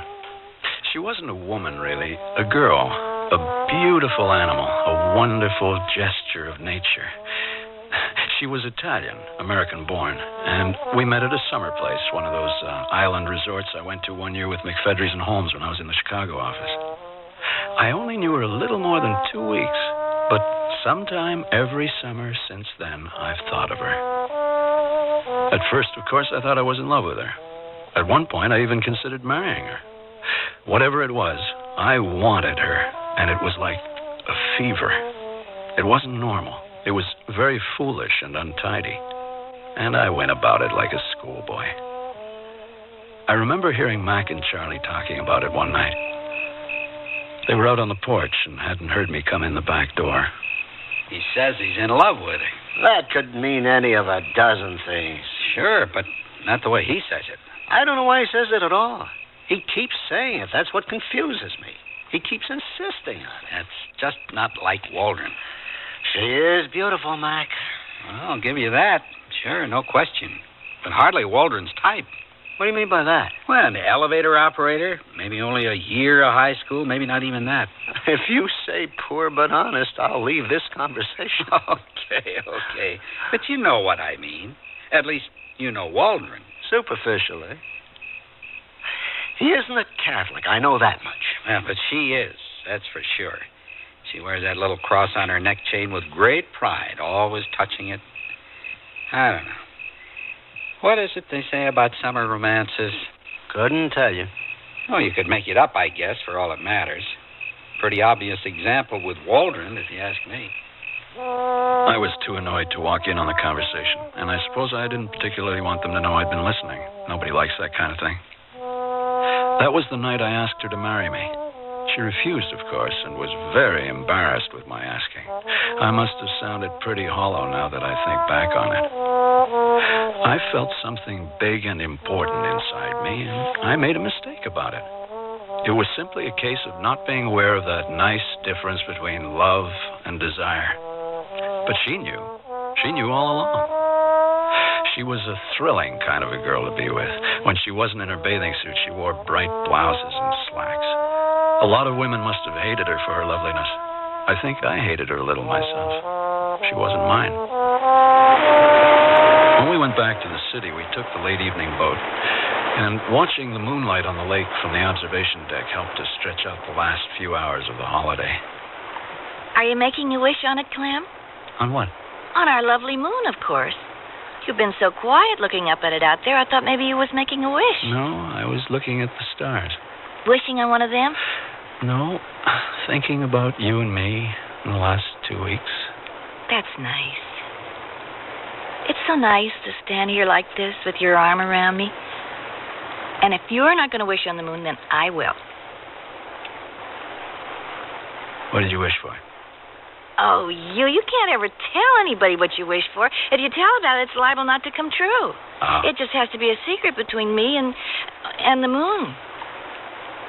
But you can tell me what it was you was thinking about the last 2 weeks, because thoughts aren't the same as wishes. Mine are. It was a lovely holiday, wasn't it? It was more than that, for me anyway. It was another world. Is that what you was thinking about just now? Partly. But I don't think I should tell you about the rest of it. Why not? It might spoil your wish. You better not do that. When we got back to the city, she wanted to go home alone, refusing to let me take her in a taxi. So I got her address and made a date to call for her the following night. It was an address in the far east side of town. And when I drove out in my car the next night, I had trouble finding it. It was a narrow 2-story house between a bakery and a metal workshop. It was still daylight, no lights on, and you wouldn't have thought anybody lived there. I went loudly up the steps of the low porch to the door, trying to trample down with my feet the thoughts that were running through my head. Howya? Good evening. You Mr. Waldron? Yes, I'm George. Oh. We saw your car pull up. My sister just yelled down that she'd only be a minute. Come on in. Thank you. Good evening. George, turn that off. Are you Mr. Sit down, Mr. Waldron. Excuse us, there's supper dishes. Mama took the children to the early movie show. I seen the picture. It's lousy. Shut up. Nice to see you, Mr. Waldron. I don't think she'll be so long. Girls, here now. Of course, it's perfectly all right. Lots of time. What business are you in, Mr. Waldron? Business? Oh, I'm with an advertising agency here. Everett and I'm Fuller. in the grocery business myself. Oh. You happen to notice my store in the next block? Next door? No, that's over Shinsky. I'm down the next block. No, I didn't notice it. No. What do you do in the advertising business, Mr. Waldron? Billboards and all like that? Yes, all like that. Uh-huh. Business good? Oh, yes, pretty good. We're doing good, too. Oh, Oh, here she is. All got up to go places. Gee, don't she smell good? This time she was wearing a shiny knit pantsuit that had been worn too often and was too small for her. She had her long hair pulled up into a sort of tight braid wound around her head, and somehow she didn't seem to be the same girl I'd fallen in love with 2 weeks earlier. She was still beautiful, very much so, but she looked a little tacky, and there was a feeling of uneasiness about her. We went dancing, and it wasn't any good. It wasn't the same as it had been at the open-air pavilion on the island. You remember last night, Clem, when I wished on the moon? Of course I remember. Well, guess what? Now I can tell you what I wished. But didn't you say a wish might not come true if you told somebody about it? Oh, it's all right now, because it did come true. It did? Oh, yes. You see, last night on the boat, I didn't think I was ever going to see you again. And that's what I wished for, that I would see you. And here you are. Oh. Yes, here I am, stepping all over you. I'm so sorry. Oh, no, don't be, please. It was me as much as you. We're both pretty tired, I guess. First day back at our jobs. It's hard to get used to the same old routine again. How'd it go with you, Clem? Didn't it all feel like an awful letdown? Oh, it certainly did. All that work piled up on my desk. But at least I could sit down to it. You've been on your feet all day. I'll say. They're having some kind of end-of-summer sale at the store, and I got stuck with an elevator that had a busted seat. You know, those little seats that fold out for the operator to perch on? You miss not having it, believe me, when you're real busy on a sale day. Of course you do. If I'd known about that, I never would have suggested we go dancing.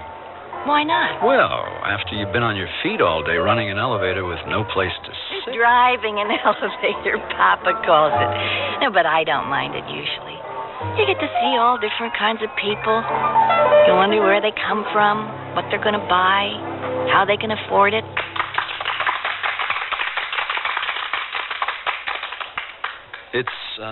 It's awfully crowded, isn't it? I'll say. It's as bad as a full elevator. Yeah. Would you like to go? Why don't we? Why don't we drive over to my apartment and sit out on the balcony? I've got a marvelous view of the lake. No, Clem. You know I can't do that. Not yet. Then why don't we go someplace quiet and have a coffee? All right. I realized I had become so used to being alone with her during those 2 weeks on the island that now I couldn't stand sharing her with other people. We ended up sitting in my car in a drive-in halfway back to her house. But even there, we weren't able to be by ourselves. The car hop who served us turned out to be a friend of hers. So, when did you get home then? Just last night. Today was my first day back at work. So how was the island this year? Did you have a good time? I'll say. We had a lovely time. Is that where you met this one? Oh, it was, as a matter of fact. This is Clem Waldron, Peg. Clem, Peggy O'Neill. Hello, Peggy. Hi, Clem. About time we got introduced. With us two talking across you like this all the time. Well, I'd better hustle some more trays. I see some lights on. Can I hot up your coffee for you? No more for me, thanks, Peg. Clem? Just a check, please. You want the bad news? You got the bad news. And that's for you. Please keep the change. Well, thanks a lot. That's the best keepers I've had all night.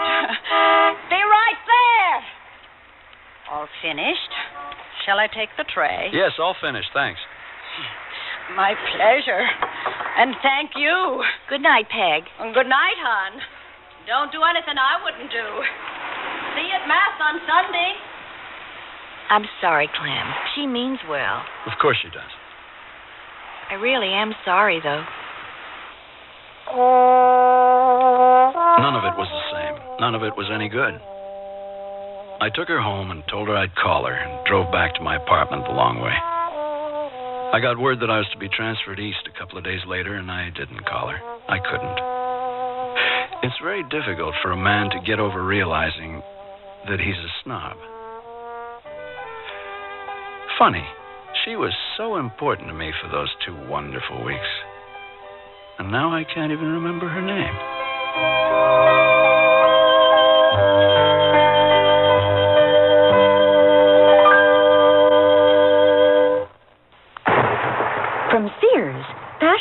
stands off the storm, salutes the sunshine. Step out, military flair. These double-breasted trench coats get down to details. Choose olive green or khaki tan Dacron polyester and cotton, sizes 8 to 18. Another fashion winner, the new quilt trim sheared shoulder coat with self-belt in chino beige polyester and cotton, sizes 6 to 16. Both coats come with a nylon lining. Fashion that stands off the storm, salutes the sunshine, in the coat department at most larger Sears retail stores.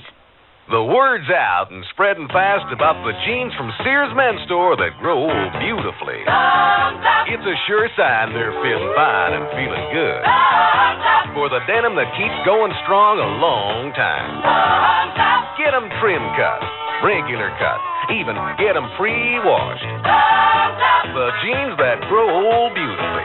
Now at most Sears retail stores.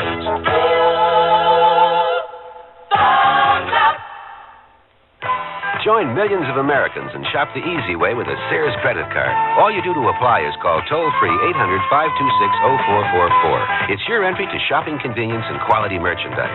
Your card will be accepted at over 3,600 Sears stores across the nation. And you can choose from over 100,000 Sears products and services. Even use it for your catalog orders, in the store or over the phone. Just say charge it. Call 800-526-0444. New Jersey residents, call 800-652-2777 for your Sears credit card.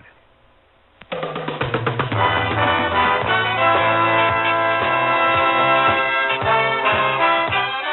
Sears Radio Theater has been brought to you by Sears Roebuck and Company, where our policy is satisfaction guaranteed or your money back.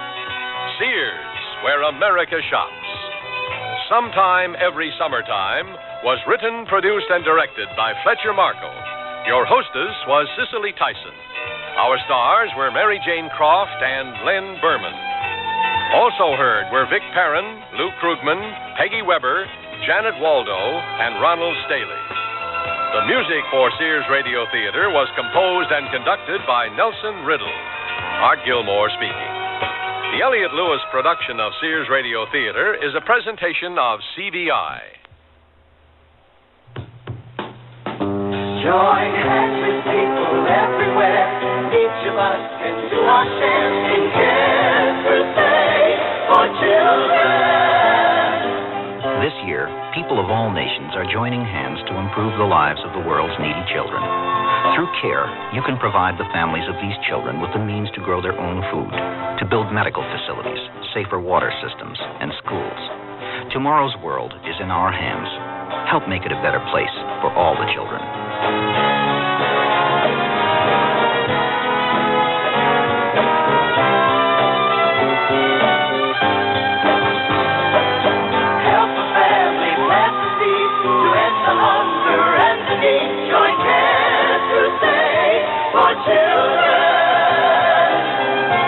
Please send your check or money order to CARE, Crusade for Children Overseas, Box 576, New York 10016.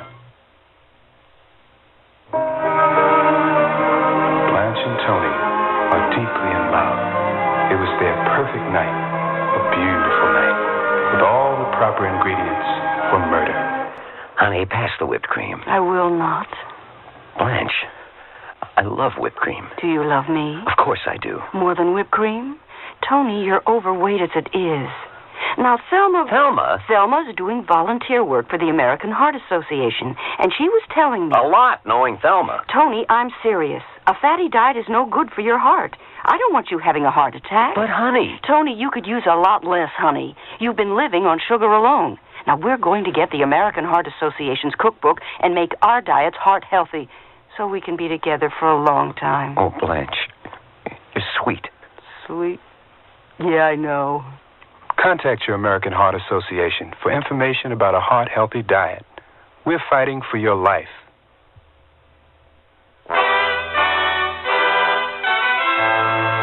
Tomorrow's Sears Radio Theater will be a story of adventure with Richard Widmark as your host.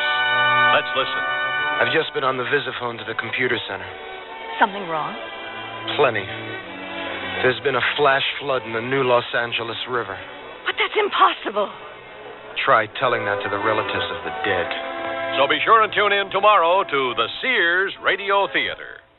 I'm Andy Fisher, WNEW News. At 8 minutes past 10, time for the Sears Radio Theater. That's the theme from the Sears Radio Theater. Tonight, a program of love and hate with Cicely Tyson as your hostess. Here's a preview. Listen, the hamster gestation period is only 16 days or so. Only 16 days? Mm-hmm. Each litters between 8 and 11 babies. They're weaned in 3 weeks, can be taken from their mothers in 5 weeks, mature in 6 to 8 weeks, and are ready to breed in 10 to 12 weeks. The Sears Radio Theater will begin after this message from your local station. Hello, I'm Stan Martin. It's sad that many youngsters feel the only way they can make their mark on our town is with a destructive act or a smear of graffiti. One building on New York's Lower East Side stands apart from the others. Its walls are spotless inside and out. The youngsters who work and play there have earned the respect of the entire city, just as they've learned to respect themselves. I'm talking about the Boys Brotherhood Republic. The BBR has been helping underprivileged boys work their way out of the slums for almost 50 years. By giving them the responsibility of governing and policing themselves, the BBR helps create a set of values which guide its members all their lives. I know because I was a member from the time I was 6, and the BBR helped change my life. It's doing the same right now for hundreds of youngsters with no other place to turn but the streets. Help the BBR turn out solid citizens. Please send whatever financial support you can to the Boys Brotherhood Republic, 888 East 6th Street, New York, 10009. Thank you. Tell them plaids are out anyway. Yeah, we'll back order his silly trousers. We get the piece goods on the 4th, we finish them on the 15th, we ship them on the 15th. That means you receive shipment on the 18th. Oh, no. That's a Sunday. The 19th, at the absolute latest. I'm very sorry. Thank you. Nobody but nobody showing cuffs this year. They're a waste of good polyester, which, by the way, no one's buying either this year. Yeah. Oh, okay, baby. Ciao. Boy, the things people expect from you these days. Here's that invoice, Mr. Stanley. Are you feeling all right? You're sweating. It's heartburn or something. Get me a seltzer. I feel nauseous. It could be heartburn. It could be heart attack. Know the symptoms of heart attack. Contact your American Heart Association. We're fighting for your life. This is Cicely Tyson. There are billions of people on our planet Earth. That 2 people out of that many could find each other and fall in love is, as Louise Ledlow would say, a mathematical improbability. But she and her boyfriend Curtis Cleaver have beaten the odds. I love you, Louise. And I love you, Curtis. But we can't get married. Why not? Have you seen my bank balance lately? What balance? Exactly. I don't care, Curtis. I don't want a house. I don't even need an apartment. A vacant lot and a tent, a sleeping bag under the stars. Look, all I need is one terrific idea. Then I'll be able to give you everything you've ever wanted. But all I want is you, Curtis. And you've been so distant lately. Light years away from me. Are you angry with me? Oh, why would I be angry with the woman I love? Because I can't see your vision of great things to come. Because all I see is that I love you. Louise, out of the billions of people on Earth, somehow we found each other. Now, you're the mathematician. You know that it's at least 1,000,000 to 1 shot. And Louise, I think I'm really going to find that idea. But what Curtis doesn't realize is he may find what he's looking for, but end up losing something very special to him. Something he hadn't bargained on. And that's only the beginning of our story. Sears Radio Theater, a new adventure in radio listening. 5 nights of exceptional entertainment every week. Brought to you in Elliott Lewis' production of the Sears Radio Theater. Our story, The Hamster Caper of Curtis Cleaver, by Annie Caroline Schuler. Our stars, Robert Towers and Noel North. The Sears Radio Theater is brought to you by Sears Roebuck and Company. Sears, where America shops for value. The word's out and spreading fast about the jeans from Sears Men's Store that grow beautifully. It's a sure sign they're fitting fine and feeling good. For the denim that keeps going strong a long time. Get them trim cut, regular cut, even get them pre-washed. The jeans that grow beautifully. Now at most Sears retail stores.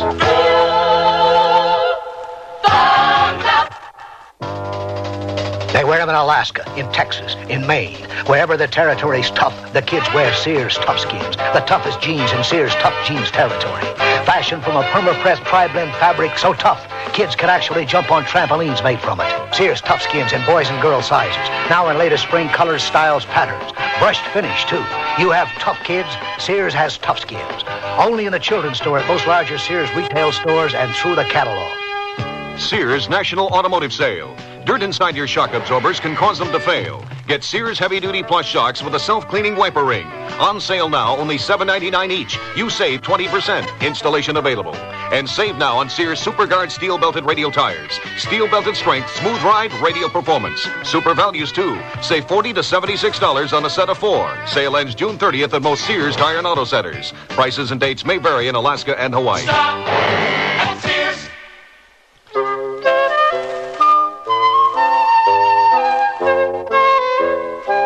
The shops on Main Street in Sedgley, California, supply students from nearby Snellenberg University with the necessities of college life.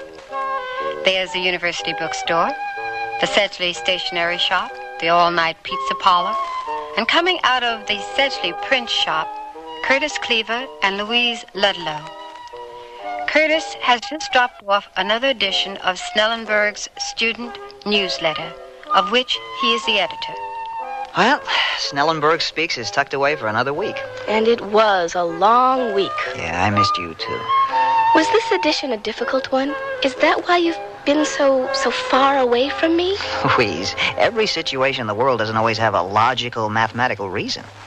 I'm sorry. Oh, I am too, Louise, really. But lately, I don't know. There are so many things spinning around in my head.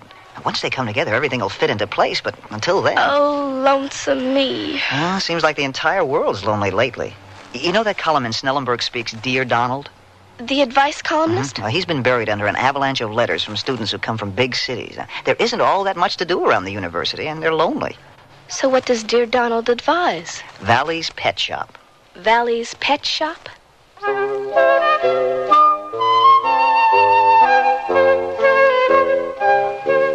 Curtis, look through that window. I've never seen Valley's so crowded.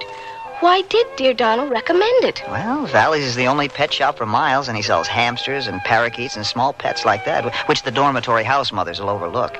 And, Dear Donald is Mr. Valley's nephew. But how many poor college students can afford to pay $12.99 for one hamster? $12.99? Look at the sign in the window. For a little ball of fluff? Expensive fluff, if you ask me. I wonder why Valley charges that much. Hey, I would imagine hamsters practically raise themselves. Don't eat much. Well, come on, Curtis. Our one day together is quickly dwindling away. Louise, wait. Uh-huh. Yeah, I'm getting it. No, gone. It's right on the tip of my fingers and it's gone. Good. Good? How can you say that, Louise? All this thinking all the time. I'm doing it for us. So we'd have more time together, lots of money. Wouldn't have to slave away doing all... You won't change your mind, will you? You don't intend on getting married until we're millionaires. Well, maybe just half a millionaires. At the rate we're going, we can celebrate getting married and getting Social Security in one grand sweep. Oh, you know I want to get married very, very much, but not until we're more independent financially. And when do you think our Independence Day will happen, Curtis? Louise, I can feel it within my grasp. Think for a minute, Louise. Just look around you at all the super ideas other people have had that have made it big. Look at the pet rock. And how much thinking did it take to pick up a rock and put it in a box? Look, that guy was probably straining for years. Then in one golden moment, whammo. Or how about the saying, keep on trucking? 3 little words on T-shirts, buttons, bumper stickers. They've gotten worldwide attention. Curtis, all I'm asking is your attention to 3 little words that are very important to me right now. I love you. Louise, just a couple of minutes. I want to go inside the pet shop and look around, huh? Please? I guess I wouldn't be so in love with you if you weren't a crazy genius. Lead on.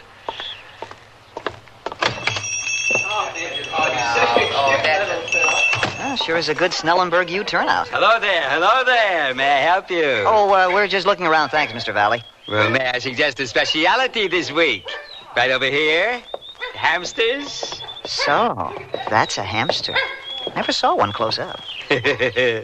Adorable little creatures, aren't they? They look like fat mice. Ah, you're interested in mice. Oh, well, that cage is... Here, I'll take this book. All about hamsters. Very good, sir. That's $5.95. Ring up 631 with tax. Curtis, $6.31 with tax? Trust me, Louise. I've got this feeling. It keeps coming back. I'm really close to something. Excuse me. Mr. Valley, I've got a complaint. Complaint? About what? Your unfair prices. Dear Donald advised me to get a little hamster to keep me company in the dorm, but I'm a student and I'm poor. Sir, I sympathize with your problem. But believe me, I'm not price gouging. You could get them cheaper direct from a breeder. But the closest is way over in Marlow. Oh, gee, this is terrible. All I want is a little companionship. A little love. Love!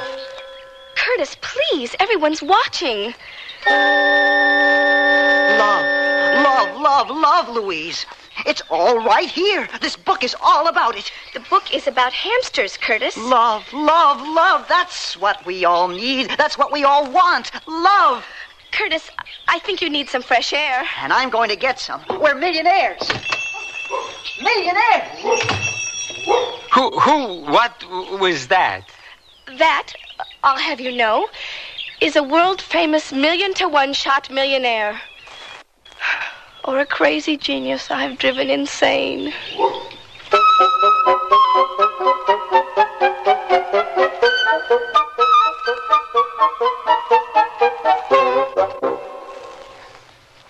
Sears wants to break the ice when it comes to buying a Kenmore refrigerator. So we're taking $50 to $100 off 3 models through June 30th. You save $100 on the 19 cubic foot side-by-side and $70 on the 17 cubic foot top freezer refrigerator. Both have automatic ice makers and Sears exclusive humid drawer. Save $50 on a Kenmore 17 cubic foot refrigerator freezer without ice maker. All are frostless. Kenmore. Solid as Sears. Dates may vary in Alaska and Hawaii. Fill up on sunshine in cool, colorful sundresses from Sears, each so different, with shoulders bare or gently draped, in flounced or freewheeling lines, with details such as ruffles, smocking, and ribbon accents, too. Each a splendid sip right out of summer, in vivid solids, glorious prints, or clever combinations you'll have to see for yourself. So soak in lots of sun, in lots of sundresses, because each sundress is a great value, too, in misses and half sizes from Sears Dress Department. It's here! It's here! The Great American Paint Sale is here! Now, save $3 to $5 on the same Sears paints that help preserve the homes of John Paul Jones, Betsy Ross, and other great American homes like yours. Save $5 on Weather Beater satin exterior paints, now $9.99 a gallon. Save $3 on Easy Living flat, ceiling, and semi-gloss interior paints, $8.99 to $9.99 a gallon. The Great American Paint Sale is here! Prices may vary in Alaska and Hawaii. All items available at most larger Sears retail stores. By the time Louise catches up with Curtis, he's halfway up Main Street. Curtis has had a vision in Valley's pet shop, and he wants to start turning his dream into a reality. But Louise has other ideas. Curtis! Are you all right? Guess where I'm going? Over the deep end. I give up. This is it, Louise. You've got an idea? Louise, we're going to be independently wealthy, socially secure. Well, this must be some idea. Love makes the world go round, Louise, and it's going to make us rich. Look, I'll take you home because I've got to start working on it immediately. I promise we'll have plenty of time together later. Take me home? Yeah, I have lots of organizing to do. Couldn't use my help? Oh, I didn't think you want to spend your free time. I know I'm the mathematician of this team, always dealing with realities, certainties, and sure things. But it's dull sometimes, you know? Always finding out in advance how something will turn out. Your logical mind has kept my feet on the ground when my head was in the clouds. Many times. And I don't know if that was right of me or not. Curtis, your world is so topsy-turvy, upside down and totally unpredictable. But very, very exciting. So at least, for a little while, can I share your scheme with you? You want to hear about it first? I love you and I trust you. Just tell me what to do first. On our way to the first $1 million? Well, we get a loan. But we have no collateral, Curtis. Who'll give us a loan without collateral?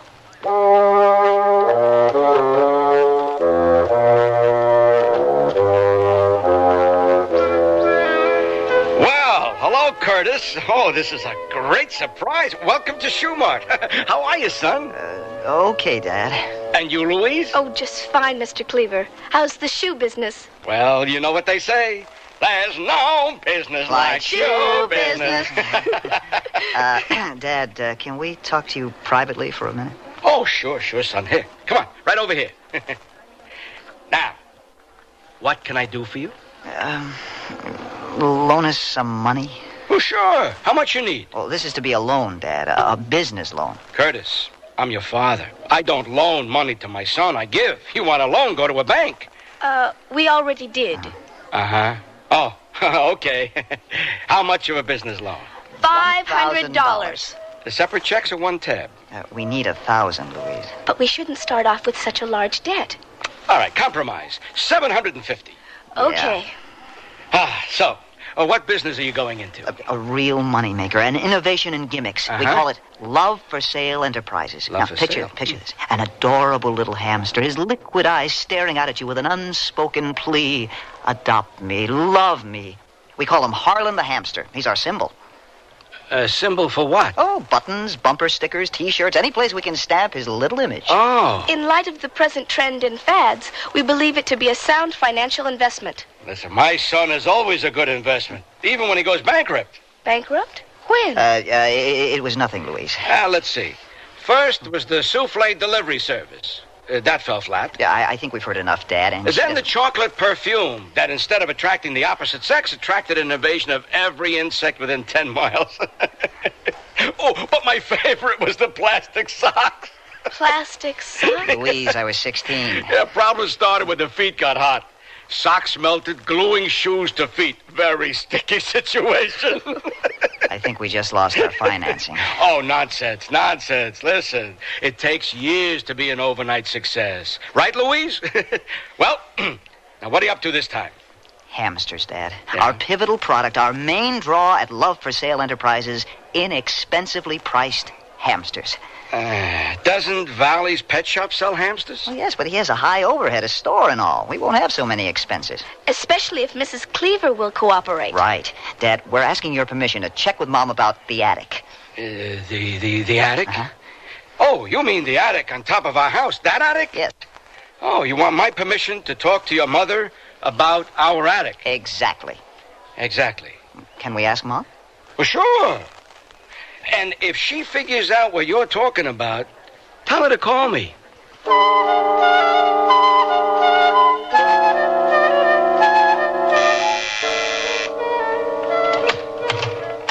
Curtis, Louise, come on in. Hi, Mom. Good seeing you again, Mrs. Cleaver. Thank you, Louise. Did Dad phone? Yes. I hope he didn't try to explain. No, but he warned me about your explanation. He said if I understand it, I definitely need professional help. It's simple, Mrs. Cleaver. We simply want to use your attic. Well, that is simple. So why'd your father sound so strung out? Unfortunately, Mr. Cleaver heard the unedited version. Well, you're both welcome to our attic. Now, what can I do to help out? Well, we'll be breeding hamsters up there. I can't help. Why? You want to breed rats in my sparkling clean house? Oh, not rats, Mom. Hamsters. Cute little money-making hamsters. Fat mice. My first impression exactly, Mrs. Cleaver. But Curtis has a really great idea here. It's far out, but it's great. Curtis, how many cute little money makers are we talking about? Oh, about 10 pair. That's 20 hamsters to start. She can To add. start? Well, Mom, they're not just going to sit there. They're going to breed. Well, I don't know if my weak heart can handle so much activity going on right above my head. Mom, my apartment's crammed as it is, and Louise has a little place, too, so it's either the attic or forget the whole thing. We can't afford to rent. All right. But you promise they're clean? Immaculate and odor-free. My book says so. Well, bring the little darlings over, then. We can't yet, Mom. What's the problem now, Curtis? Well, there's one little thing we've got to do before we bring them over. Oh, and what's that? Buy them.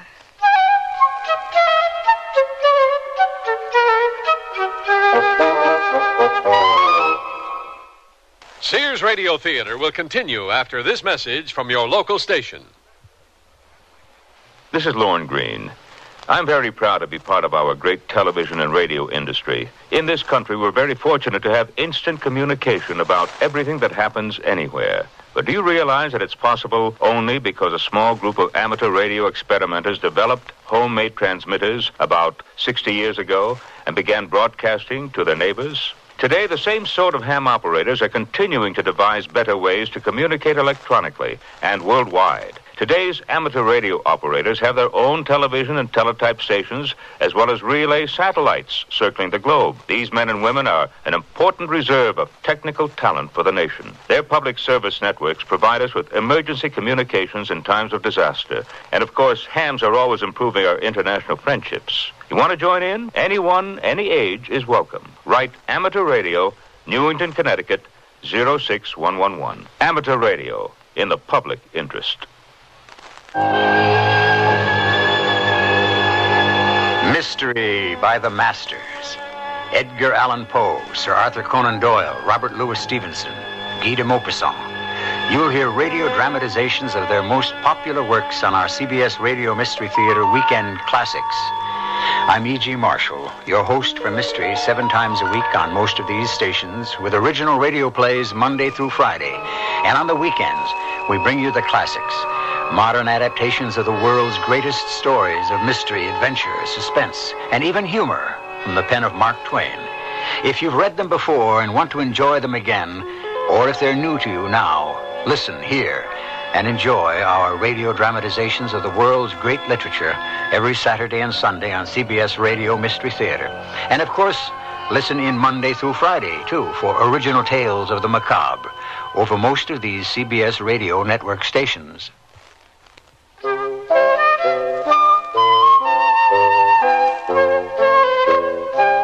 Curtis and Louise are on their way to a successful business venture. They have the capital. They're having Holland the hamster posters and buttons and bumper stickers and notepads printed with Holland's cute little fuzzy face. They've even acquired a nursery for hamster breeding. The only things missing are the hamsters themselves. But Louise and Curtis are about to remedy that situation. What else does the book say about breeding, Curtis? It's so simple. Listen, the hamster gestation period is only 16 days or so. Only 16 days? Mm-hmm. Each litters between 8 and 11 babies. They're weaned in 3 weeks, can be taken from their mothers in 5 weeks, mature in 6 to 8 weeks, and are ready to breed in 10 to 12 weeks. Simple. For the hamsters. It says here all you got to do is keep them fed and keep them warm. Well, let's see what Mr. Valley, the expert, says. Yes? What can I do for you? Well, we're interested in hamsters. Oh, that makes a lovely panda hamster. Which one? 10 pair. 10 pair. You're going into the breeding business. That obvious, huh? Well, it seems to be a popular get-rich-quick scheme. Oh? Lots of people do this? Yeah, but lots of people don't have love-for-sale enterprises, Louise. Mr. Valley, do these new breeders do well? Well, let's just say that the hamsters do well. They're quite prolific, you know. Yes, but the breeders themselves. Well, no, they don't get rich quick. For one reason or another, the hamsters don't sell. Curtis. It won't be that way for us, Louise. Remember, love-for-sale enterprises. Oh, keep reminding me, okay? Sure thing. Mr. Valley, I seem to have this lurid fascination for depressing information. What are the reasons the hamsters don't sell? You are obviously pumping me for free information. Yes. Well, at least you're honest. And buying 10 pair entitles you to some helpful hints. Now, first, keep in mind at all times it is a business. Right. Not as easy as it sounds. You are dealing with a product that's cute, cuddly, and very appealing. No offense, Mr. Valley, but I'm not fond of hamsters. They look too much like rodents. Well, that's just because they are.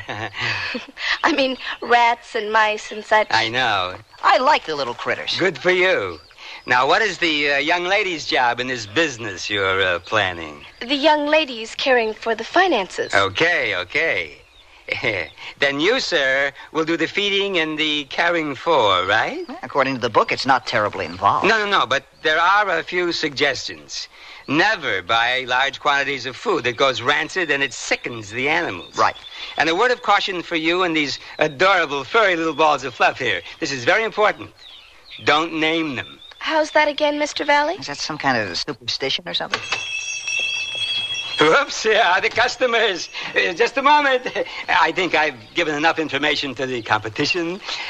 Just wait a second till I'm finished over there, and then we'll pick out 10 nice pair, and I will box them for you, okay? Sounds good. Sure does. I should tell you this before you buy the hamsters, though. If this business of yours falls through... It won't. It won't, believe me. But if it does, I can't buy back the hamsters. I can't even take them for free. How come? Well, you see, I buy them from a licensed breeder with a very good reputation. And remember, if somebody buys a hamster from me and it gets sick or dies, I'm responsible. So I've got to know the breeders I'm dealing with very well. Oh, sure, we understand. Right, Louise? Sure we do. Well, I'll be right back then. Oh, Curtis, we could be stuck with over 200 hamsters. You won't be, Louise. The posters and buttons and T-shirts and bumper stickers are ready to go on sale. Anticipation runs high. The whole campus at Schnellenberg University's talking about Harlan the hamster. I've got at least 100 advance orders for them. We won't be stuck. As our financial advisor, I hope you're right. Why is that? Because after this hamster purchase, we're broke. Totally. Oh, that was certainly a fast 750. I may cry. Well, we've got to spend money to make money, Louise. And when do you foresee a reversal of that trend? As soon as our 20 hamsters start doing their thing in our attic. Curtis, you romantic devil.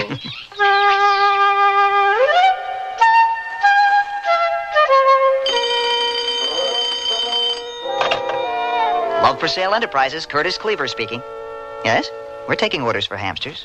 First litter's nearly ready for sale, but most of them are reserved. Well, you may have to wait for the second litter. Do any time now. Send in a check or money order for $4.98.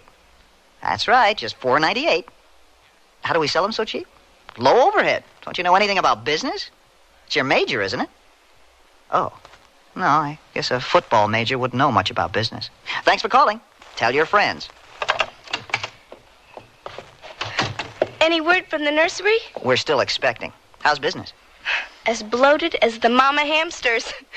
Gotta order another shipment of posters, buttons, bumper stickers, and double-line T-shirts.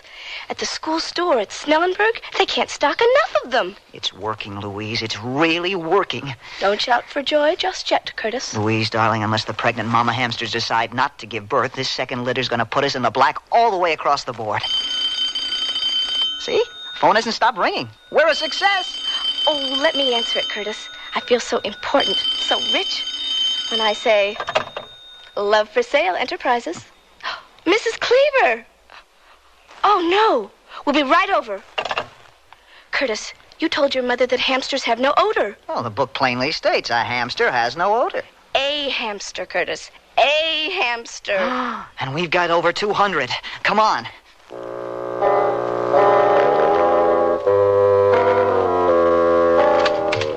Mom? Oh, Curtis, just smell. Oh, but they've been here for weeks. Well, it was chilly last night, so we turned on the heat. It's freezing. And an hour later, we noticed the odor and had to turn the heat off again. And the heat's been off ever since? Your father threatened to sleep at the Y, and I may join him. The hamsters.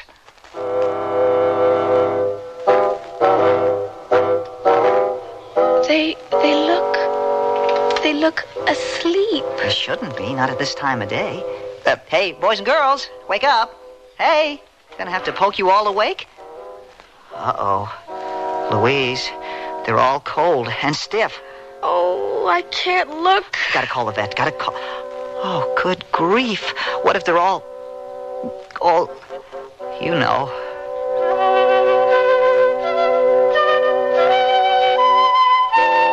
The hamsters are only hibernating. Hibernating, Dr. Tobin? Mm-hmm. Then none of them are dead? Hardly. It's been so cold in here for so long that the hamsters instinctively went into hibernation. You see, adults, babies, even the expectant mothers. Really, they're fine. Just in a deep sleep. Are they all right, Curtis? Yeah, Mom. Oh, then I don't feel guilty about that, at least. About what, then? I'm evicting your hamsters. Oh, Mrs. Cleaver. Either that or somebody's going to leave this house permanently. Dad threatened to... No, I did. Well, Louise, it's your place or mine. Not mine. I handle finances, remember? And you're the one who likes the little monsters. But we're running low on food, and tomorrow I plan to go to Valley's and buy some. You move the hamsters to your place, Curtis. Uh-huh. I've got to go downtown, so I'll pick up the extra cages we need and plenty of food. I know a place where I can get it cheaper than Valley's. Ever the financial wizard.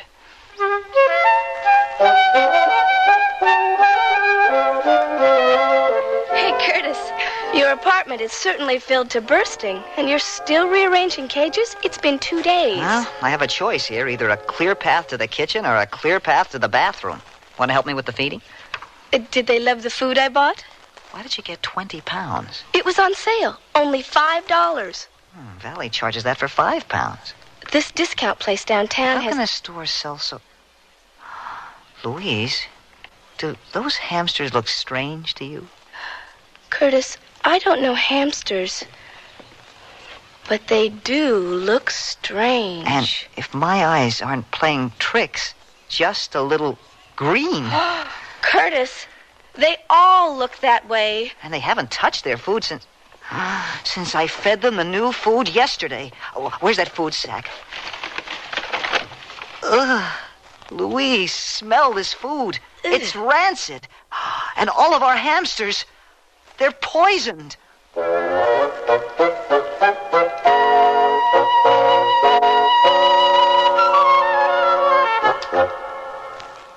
Sears National Automotive Sale.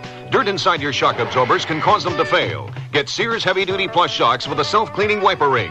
On sale now, only $7.99 each. You save 20%. Installation available. And save now on Sears Super Guard steel belted radial tires. Steel belted strength, smooth ride, radial performance. Super values too. Save $40 to $76 on a set of 4. Sale ends June 30th at most Sears Tire and Auto Centers. Prices and dates may vary in Alaska and Hawaii. Stop at Sears. When is a window more than a window? When it's decorated with elegant Spindrift semi-sheer panel curtains from Sears. Sears Spindrift semi-sheers are so natural looking. The fabric is full-bodied. The pattern texture is soft and subtle. I had to choose curtains for my new house. Spindrift semi-sheers come in so many colors and can be used to create so many styles. They're easy to care for. Machine wash and tumble dry. That's nice. Make your windows more than just windows with Spindrift semi-sheer curtains in the drapery department at larger Sears retail stores. Here they come. More values from Sears, like $1.44 pull-on shorts and $1.99 tank tops for women.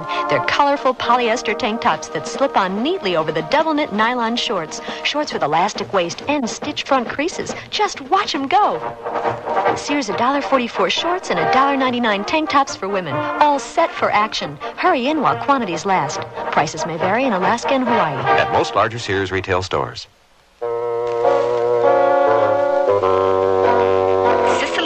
Again. And here's the concluding act of The Hamster Caper of Curtis Cleaver. Yeah, it's food poisoning, all right. Oh, no. Oh, I'm a murderess. No. They will be all right as long as they get no more of that bargain basement food that you were giving them. That, Dr. Tober, is a promise. Good. Now, they need a tonic to cleanse their systems, and they need to be watched for the next 48 hours in case some of them are sicker than the others. You mean watched constantly? Yeah, if you want to ensure their good health. Look, this whole mess is my fault, so we'll move them to my place. It's close to the university, so I can drive over and back every couple of hours to check on them. Will that be all right, Dr. Tober? Yeah, well, I think so. But kids, please, try to make this the last move. Hamsters are many things to many people, but good travelers they're not.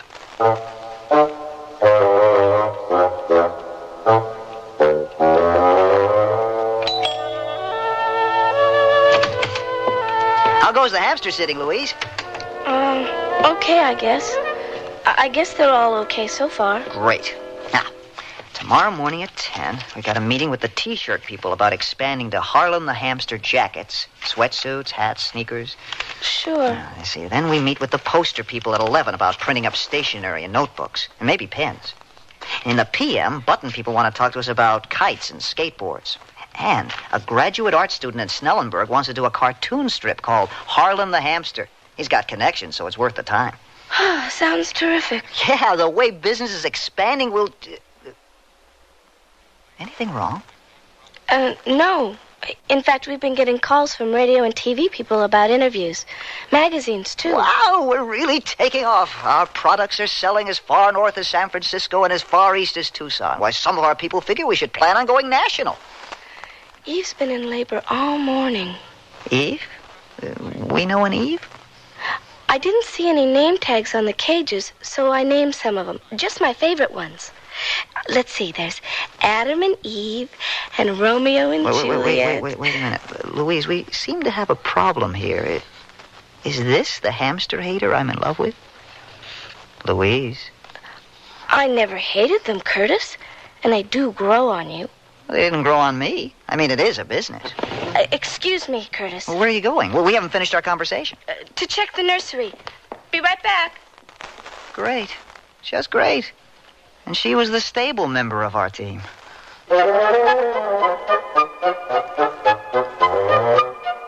Oh, Curtis. Juliet's had 9 babies, and Eve's had 11. What?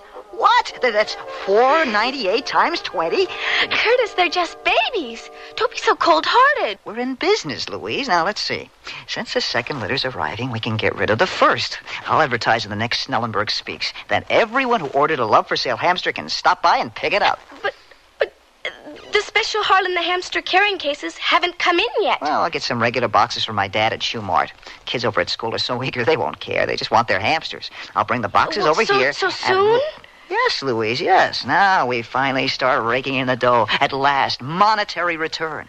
And let me tell you, those college students are going to be thrilled when they finally have little furry pets to love. Louise, love for sale is a reality.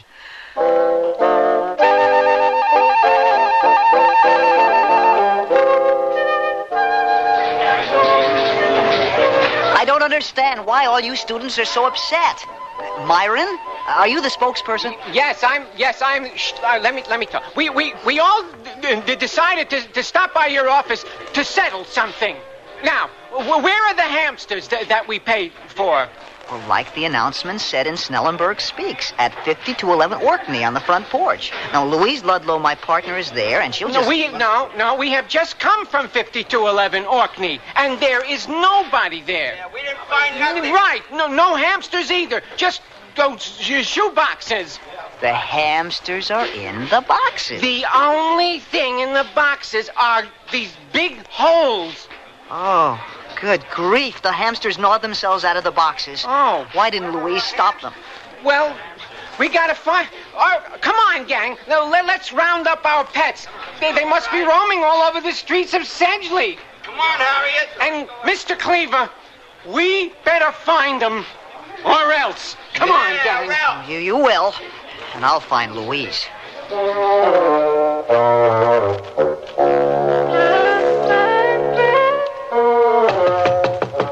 Louise? You in there? Louise? I know you're in there, Louise. I'm using my key. Louise? Yes, Curtis? Why are all the lights out?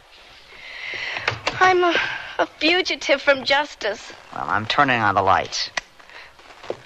Oh, no. Louise, you really are a fugitive. Curtis, I couldn't do it. I couldn't willingly hand these darling hamsters over to careless college clods who'd feed them cold pizza and beer. Oh, Louise. Louise, you've gone maternal on me. You've gone maternal on 200 hamsters. You just... 225. 225. We'll go and counting. Oh, I've bankrupted the company. No, you haven't. You know better than that. The way sales are going on all the other items, we don't need to sell hamsters to turn a profit. Oh, we don't? Of course not. But, Louise, face it. We cannot keep 225 pets. Oh, 226. Oh, don't answer it.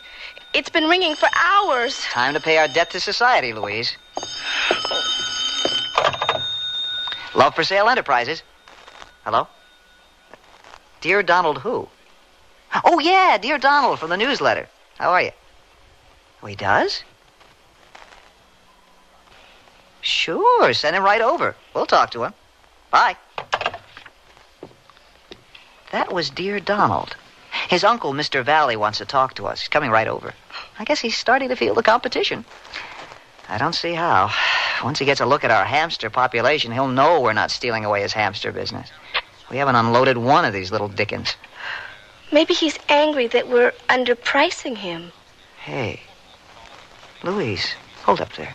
Listen to us. Did you just hear us? What? Don't you hear it?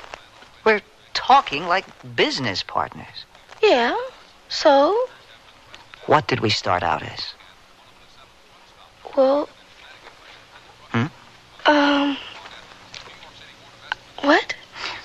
Louise, has it been so long ago? We started out as lovers. Lovers? Yeah. Louise, we found a 1 in a million dream, but we lost something much more precious. Each other. Oh, Curtis. I'll get it.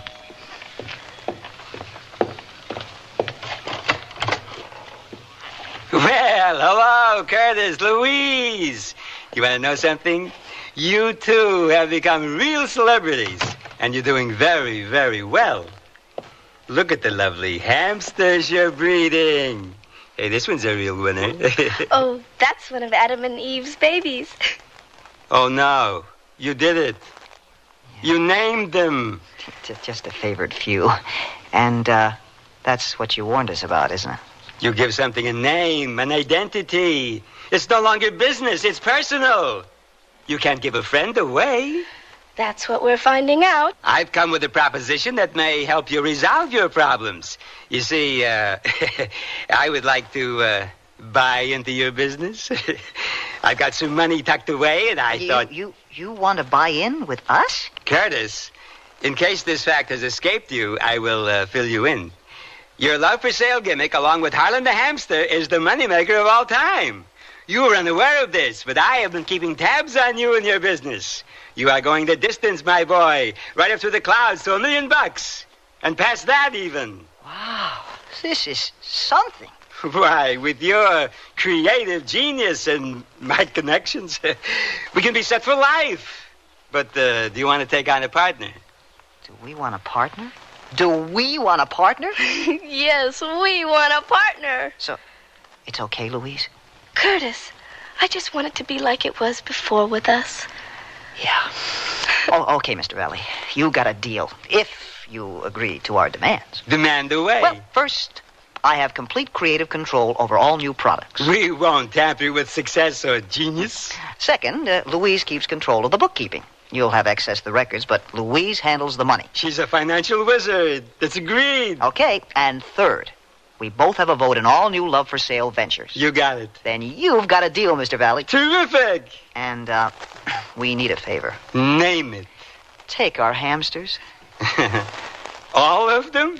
Except for Adam and Eve and Romeo and Juliet. Yeah, we'll keep several. But... Well, most have been purchased. You just have to be paid for it and picked up. Well, that's marvelous. That's very good. Oh, and, Mr. Valley, since you're getting so many quality hamsters, maybe you could lower your prices so other deserving college students can afford them. Why, certainly. I'll even expand my shop to accommodate them. And all the Love for Sale items I'll soon be stocking. Partner. See you later.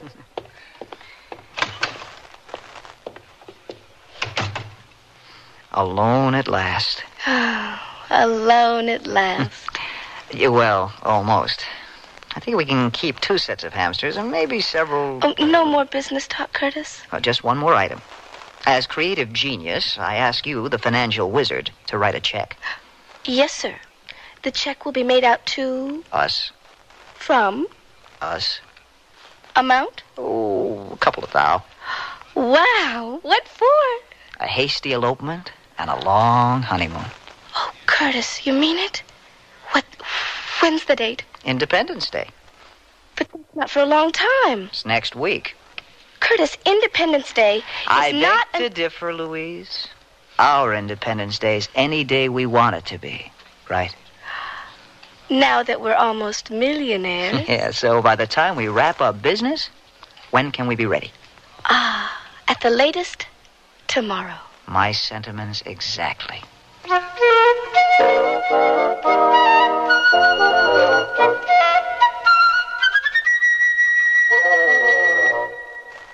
It's here! It's here! The Great American Paint Sale is here! Now, save $3 to $5 on the same Sears paints that help preserve the homes of John Paul Jones, Betsy Ross, and other great American homes like yours. Save $5 on Weather Beater satin exterior paints, now $9.99 a gallon. Save $3 on Easy Living flat, ceiling, and semi-gloss interior paints, $8.99 to $9.99 a gallon. The Great American Paint Sale is here! Prices may vary in Alaska and Hawaii. Available at most larger Sears retail stores.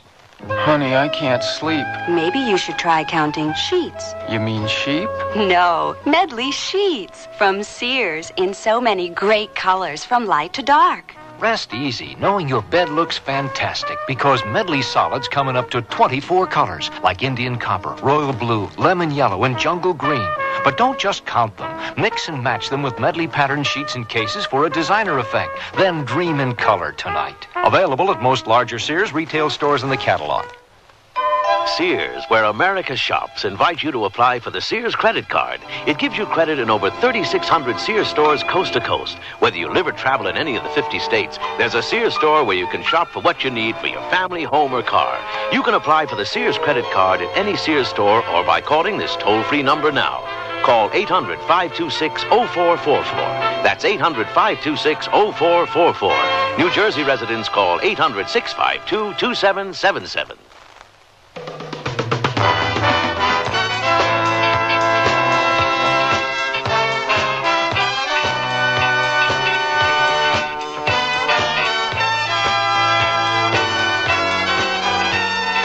The Sears Radio Theater has been brought to you by Sears, Roebuck and Company, where our policy is satisfaction guaranteed or your money back. Sears, where America shops for value. The Hamster Caper of Curtis Kleber was written by Annie Caroline Schuler, produced and directed by Fletcher Markle. Your hostess was Cicely Tyson. Our stars were Robert Towers and Noel North. Featured in the cast were Dawes Butler, Lillian Baeff, Jack Crucian, and Lou Horn. The music for Sears Radio Theater was composed and conducted by Nelson Riddle. This is Art Gilmore speaking. The Elliott Lewis production of Sears Radio Theater is a presentation of CBI. Where do we stand in the cancer fight? I'm Kirk Douglas, and in my work as an American Cancer Society volunteer, I've learned that we're saving cancer patients who might have been lost only a few years ago. These additional lives have been saved because of advances in research. And it's particularly gratifying to know that some of our greatest strides are being made against the kinds of cancer that strike children and young adults. This is not to say that we're close to conquering cancer, but we do have the knowledge to save 1 out of 2 cancer patients if the disease is detected and treated in time. And each year we're able to save more and more patients. As one leading scientist said, I believe there's an end to the road, and I'm confident that we're going to get there. Help us get there. Please give generously when your American Cancer Society volunteer calls. Remember, it's your American Cancer Society. You've changed, Bernard. You're not the man I married. What do you mean, Francine? Remember the way you were, vulnerable. You made mistakes. But now look, you're confident. Everything you do turns out right. It's that book you sent away for. It's just a catalog from the Consumer Information Center.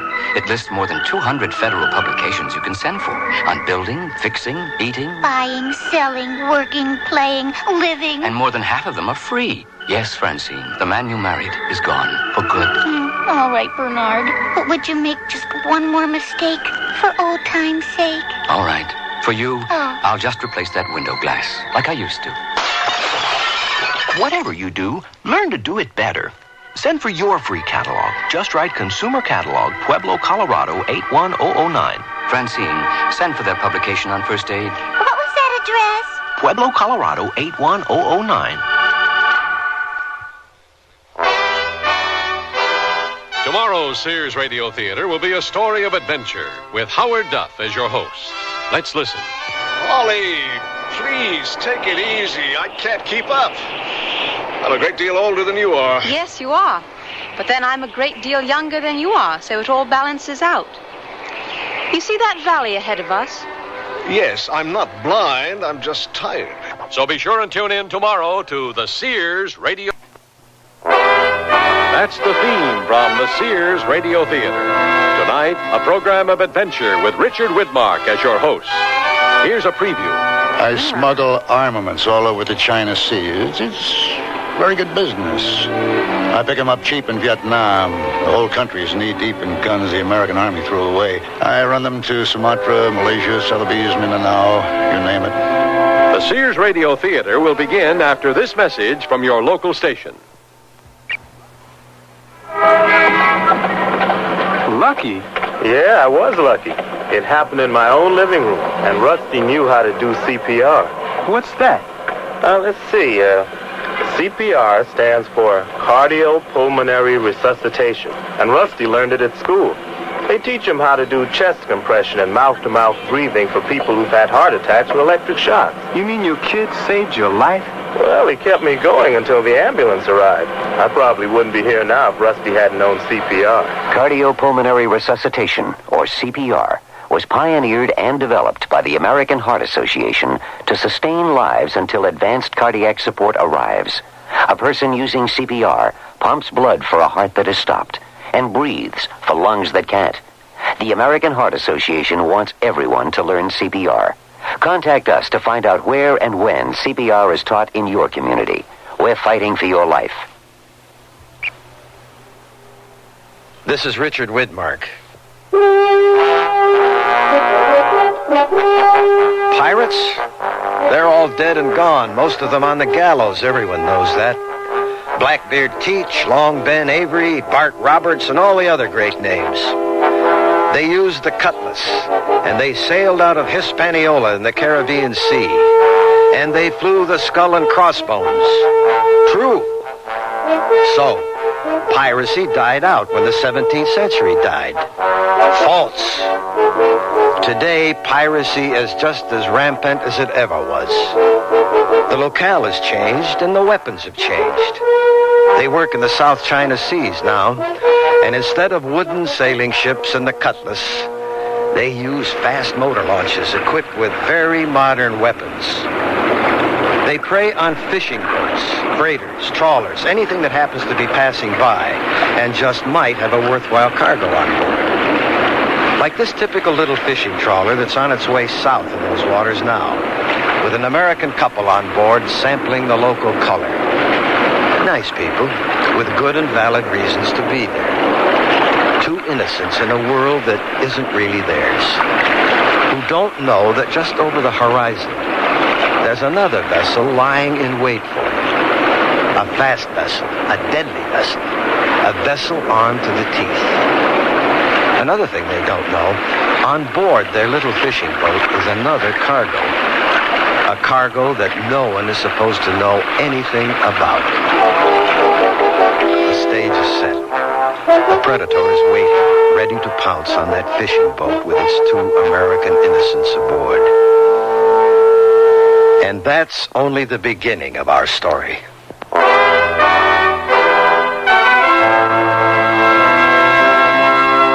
Sears Radio Theater, a new adventure in radio listening. 5 nights of exceptional entertainment every week, brought to you in Elliott Lewis' production of the Sears Radio Theater. Our story, The Tough Guy, by Alan Caillou. Our star, John Daner. The Sears Radio Theater is brought to you by Sears Roebuck and Company, where value is your byword. Sears, where America shops.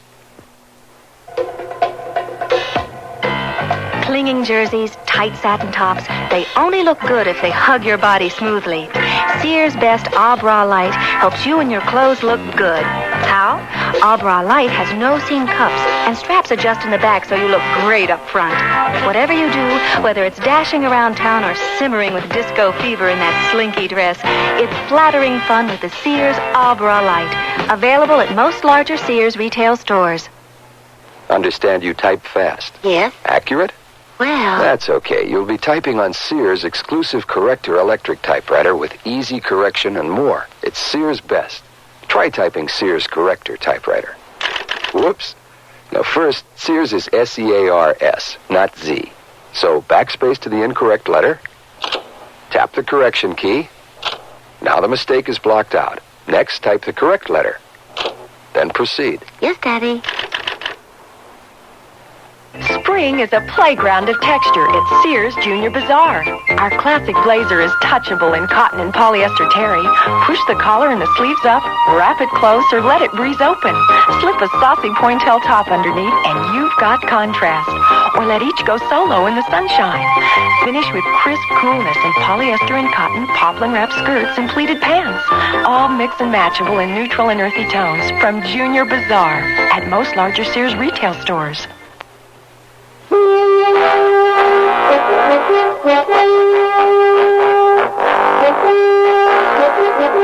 On board that little fishing boat in the South China Seas, Susan and Frank Mallory, our unsuspecting American couple, are going about their innocent business. In just a few moments, they'll be joined on deck by Harry Bennett, our hero, whose business is not quite so innocent. Susan. Over here, darling. Nope, over here. We have to finish this damn article. Pull up a box and be comfortable. Got your pad? Where was I at? Your last masterly phrase was, The Romance of Somerset Maugham and Sir Thomas Raffles. That was about Singapore and Bangkok. And I made a note. You wanted to talk about Angkor Wat. What did I want to say about Angkor Wat? We can't even go there. Ah, yes, that was it. Are we ready? Pencil poised. Unhappily, Southeast Asia's most important tourist attraction, the spectacular ruins of Angkor Wat, are in Cambodia, now in the grip of the bloody Khmer Rouge. Darling, you cannot say bloody in a respectable Sunday newspaper. The bloodthirsty Khmer Rouge. Okay. The whole of Cambodia is very definitely off limits. No, make that not a safe place to be. But now, for 4 peaceful and idyllic days... How many L's in idyllic? I don't know. Make a stab at it. Let the editor worry about it. For 4 peaceful and idyllic days, we are sailing the serene blue waters of the Gulf of Thailand, dotted with lush green islands of incomparable beauty, overgrown with jungle, palm trees leaning out over water that laps gently at their shores. Well, good morning, Mr. Bennett. And to you, Miss Mallory. Mr. Mallory? Hi. Where were we? The water was gently lapping. The islands are rugged and mostly uninhabited, and each one of them is perhaps the nearest thing to paradise Earth has ever seen. No. Each one of them is a paradise on Earth. Baloney. Beg pardon, Mr. Bennett? The lies you people tell to make a buck. I don't quite know what you mean by that, Bennett. I mean, just look at them. If you've any appreciation of geographical splendor at all... Ever hear of the Khmer Rouge, Mr. Mallory? Naturally, they're in Cambodia.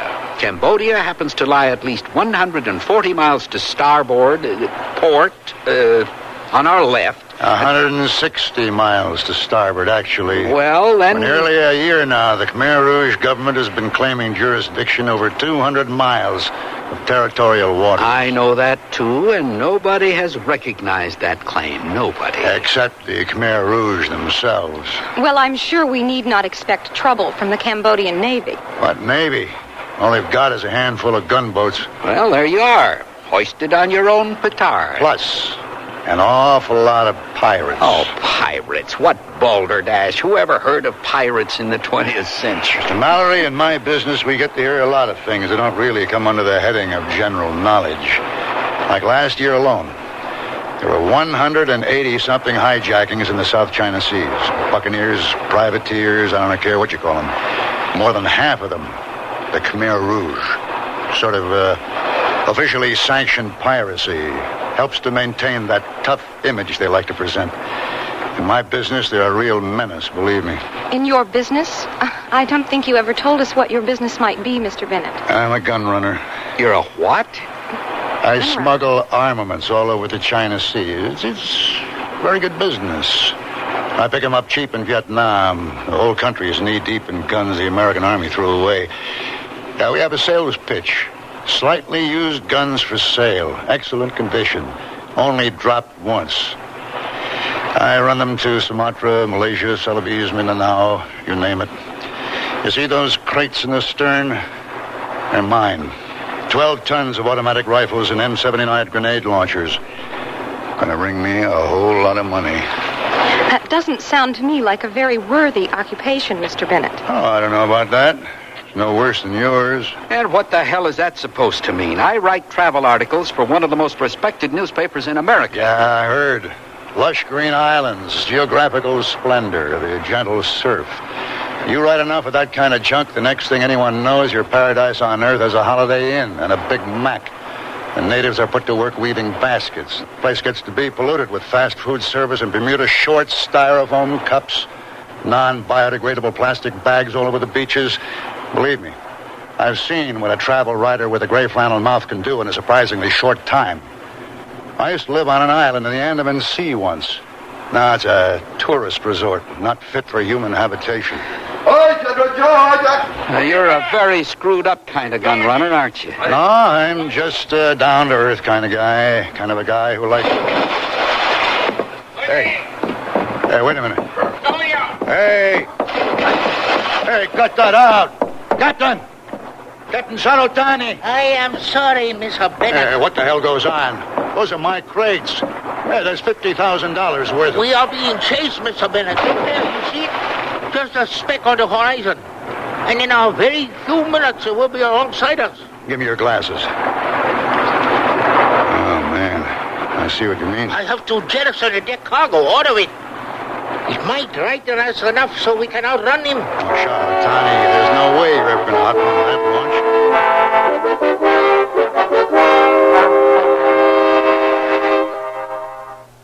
Our family is growing pretty big these days. We've got family members in 9 different states, and Sears sure comes in handy. We can select gifts at the Sears near us, then bring them along on visits to our daughter in Seattle and my brother in Miami. And if what we bought isn't just right for them, they go to the Sears near them and exchange it. That's Sears. In their stores or through the catalog, Sears is where America shops. Sears, where America shops. The word's out and spreading fast about the jeans from Sears Men's Store that grow old beautifully. It's a sure sign they're feeling fine and feeling good. For the denim that keeps going strong a long time. Get them trim cut, regular cut, even get them pre-washed. The jeans that grow old beautifully. Now at most Sears retail stores.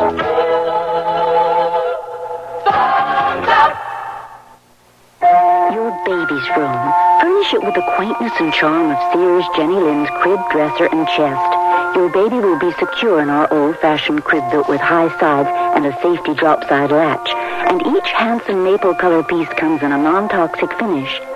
Sears Jenny Lynn dresser and chest is furniture that will adapt gracefully as baby grows older, too. So visit us soon, because Sears has baby buys bundled up. Available at most Sears retail stores.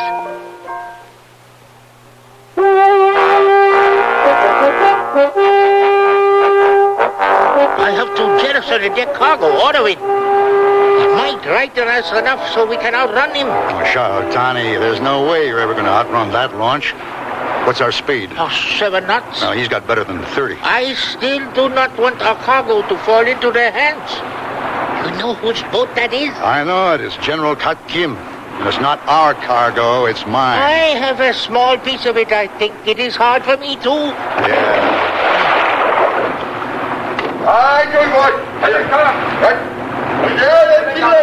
Anything on board you can buy him off with? No. And I will not try. You'd better, or he'll sink you. I will fight him. Well, I guess it's your privilege to cut your own throat, Skipper. I have 11 good riflemen on board. The moment he throws out his grappling hooks and his boarding nets, we start to fight. Yeah. Great. Of course, he'll have 30 men aboard, armed to the teeth, automatic rifles, more grenades than you can shake a stick at, anti-tank guns. You'd be surprised what an anti-tank gun can do with the wooden hull of a sailing boat. How much cash do you have on board? Oh, about $500 American money. Well, I've got about 2,000. It's not enough, is it? No, it is not enough. And he would have seen by now that we are throwing your guns overboard. He would not like that. It means I have to fight. I suggest you take the other 2 passengers below deck. Yeah.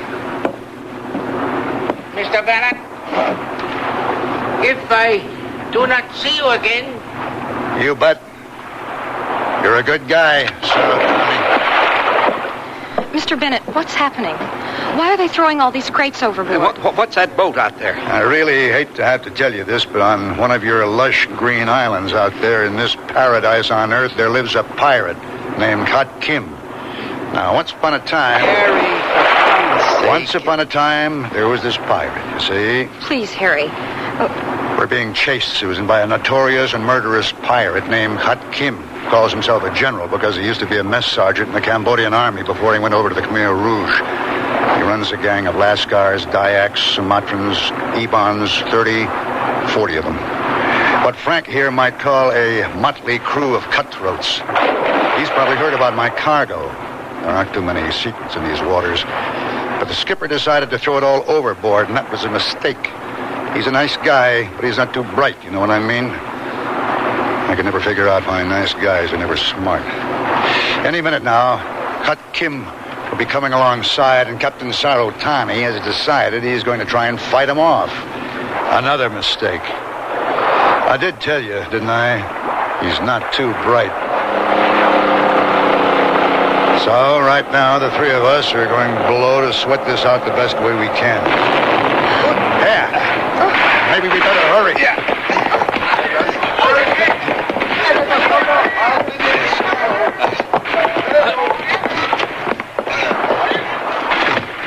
Dear Lord, what do we do? Keep away from that porthole, Susan, for one thing. Let me look. I learned how to dodge bullets a long time ago. Once you know how, it's real easy. You just keep your eye on the ball and then duck when it gets real close. Susan, darling, I don't really know what to say to you. Frank, I'm scared. I'm scared, too. There go the grappling irons and the boarding nets. Hey, this is a real classic operation. You know that? Susan, my love, if anything happens to you, I don't know what... Harry! Mr. Bennett! I like the Harry better. What is it, honey? What's going to happen to us now? I wish I knew the answer to that. I really do. All I can tell you is that General Hot Kim, he's really something else. He's got about as many nice qualities as a frog has feathers. It's going to be rough, my friends. What was that, Bennett? Oh, there'll be a lot of that for quite a while now. Was it what it sounded like? Yeah. They don't get to walk the plank anymore. They just get to be tossed overboard. Saves a lot of trouble. I mean, in the old days, they had to find the plank first, like, hey, Rufus, you happen to have a plank lying around someplace I can borrow? And then it had to be lashed down with ropes. And all that business with shoving the point of a cutlass into the small of the victim's back. I mean, it took time and trouble. They do it the easy way now. Just throw the poor prune overboard. You really are a tough guy, aren't you, Bennett? No, I keep telling you. I'm just a very pragmatic sort of fellow. Harry, will they leave us alone? I'm afraid I have to say I doubt that very much. See what I mean? Master Bennett, you come now along me. Yeah, that's what I figured. General Kat Kim, him like make him longer talk you. Sit tight, boys and girls. I'll go and have a chat with my good friend, the General. I'll be back, I hope. Your good friend. Right now, honey, I certainly don't want him for an enemy. I'll see you.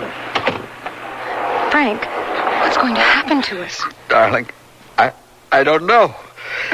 Should we perhaps pray? As Harry would say, Frank. Yeah.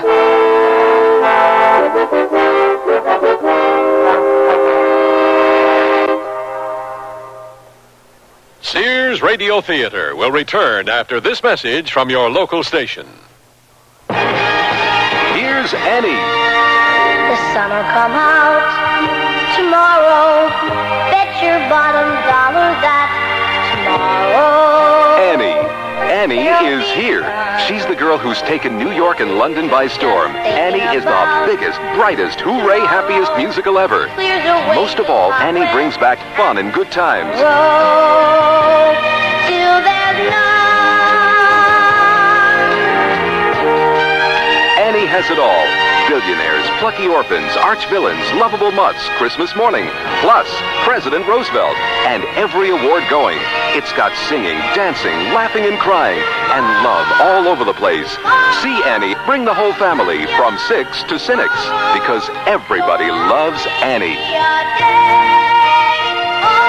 Coming to the Erie Crown Theater April 12th through June 9th. Tickets at the Erie Crown box office and all Ticketron outlets. For phone reservations, call 791-6000.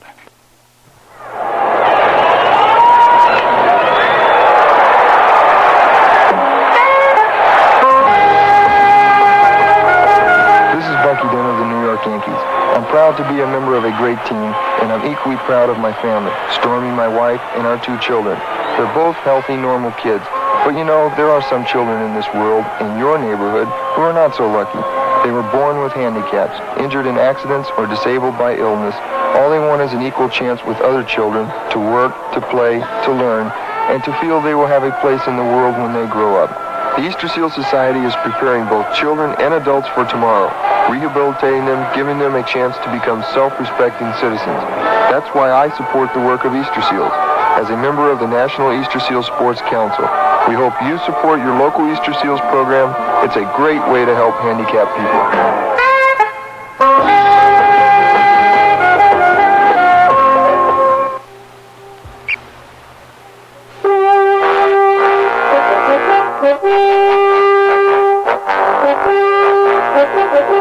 Below decks on the captured fishing boat, Susan and Frank Mallory are just beginning to realize the perils they face in the presence of Kot Kim and his pirate crew. Harry Bennett, on the other hand, seems relatively undisturbed. Mr. Bennett, what a great pleasure to see you again. Do please sit down. General, you're looking fit and well. Oh, you really think so? I've been losing weight lately, and it worries me. I'm down to 250 pounds. Well, that's a nice round figure. How kind of you to say so. But I'm very angry with you, Mr. Bennett. I wanted your cargo so badly, and you threw it overboard. I'm wondering if I should do the same to you. Well, now, wait a minute, General. Hold it right there. I had $50,000 invested in that merchandise. Losing it wasn't my idea at all. Ah, then it was Captain Sarotani who ordered this terrible thing? Oh, no. It wasn't Sarotani either. As a matter of honest fact, I don't know who it was. I said to the skipper the moment we saw your boat, and that's really a very beautiful boat. I said, Sarotani, that's our old friend General Kot Kim, and why don't we give him all this merchandise just to show our solidarity with the Khmer Rouge? And he said, Mr. Bennett, he said, what a splendid idea. Let's do that. I always thought very highly, he said, of General Kot Kim. But then a couple of Lascars in the crew, or maybe they were Dayaks, who knows, they started throwing our crates overboard, and I honestly don't know which ones they were, probably among all those poor pilgrims who walked the plank already. And we tried to stop them, Sarotani and I, but they had rifles. So there really wasn't much we could do to stop them. Well, what a fascinating story. I still think I have to feed you to the lobsters. That is not really a very good idea, General. Oh? And why not? The fact that you tried so hard to get my guns indicates to me that you may be running short of the weapons you need. If that's so, General, there's only one man in these waters can resupply you, and that's me. You just can't afford to knock me off. A persuasive argument, by no means decisive, but persuasive, yes. Who are the two other passengers on board this ship? His name is Frank Mallory, a famous travel writer. The girl is his wife, husband-wife team. It's kind of mandatory in their business. Middle America and all that jazz. She's a very pretty little lady, isn't she? Does his paper have money? Lots of money? Yes. His paper has lots of money.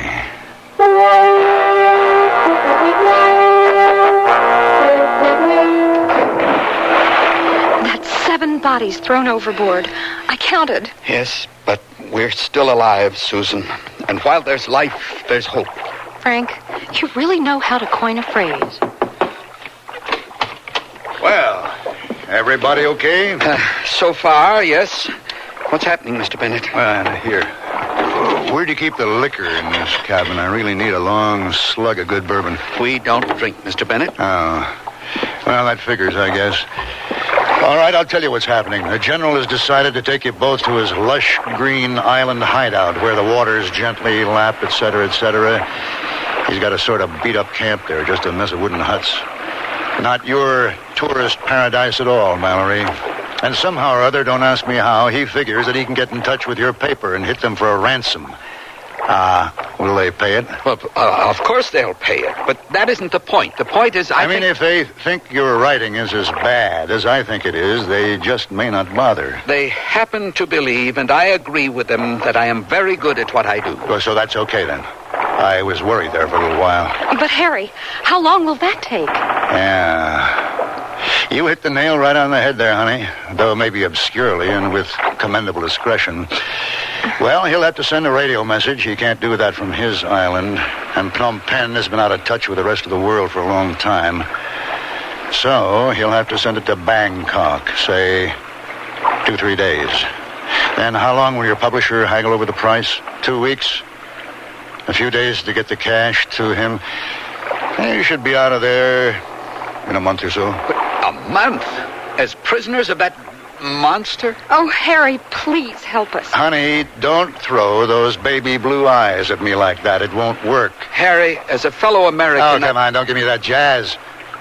You want a shoulder to cry on? Use your wife. She's a lot tougher than you are. And that's what she's there for. If it's not too much trouble for you, as a man who knows this seamy side of life... Oh, Frank, you might at least tell us what to do. I'll tell you what not to do. If you value your life, Mallory, go along with anything the general wants. He'll want your money. Hand it over without protest. He'll want your cameras. Give them to him. He'll want your fancy gold watch. Give him that, too, when he asks for it. Now, if you'll forgive me, Captain Sarotani, much to my surprise, is still alive, and he dumped $50,000 of mine overboard. I figure the least that little pronk owes me is a drink. Pronk? I don't think I know the word. Any pronk knows what a pronk is. Yeah. And the general just might want your wife, too, Frank. He thinks she's real cute. And she is, you know that? I'll see you. That's 8 of them. Darling, I don't know. I really don't know what I can say to you. A writer. And a damn good one. And you never know what to say, do you? Darling, perhaps it's not as bad as it seems to be. We're still alive. And while there's life, so help me, Frank, if you say that again, I'll kill you. He likes me. Do you understand what that means? You me fella, go now. Throw away this fella boat. Got new fella ship. New fella try and run, me get gun machine. Did you understand any of that? I understand a machine gun when I see it. So let's go. All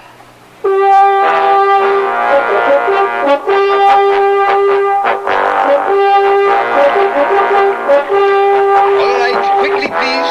Chop, chop. There is a certain urgency. Please, Mr. Mallory, Mrs. Mallory, over the gangplank. Onto my ship now.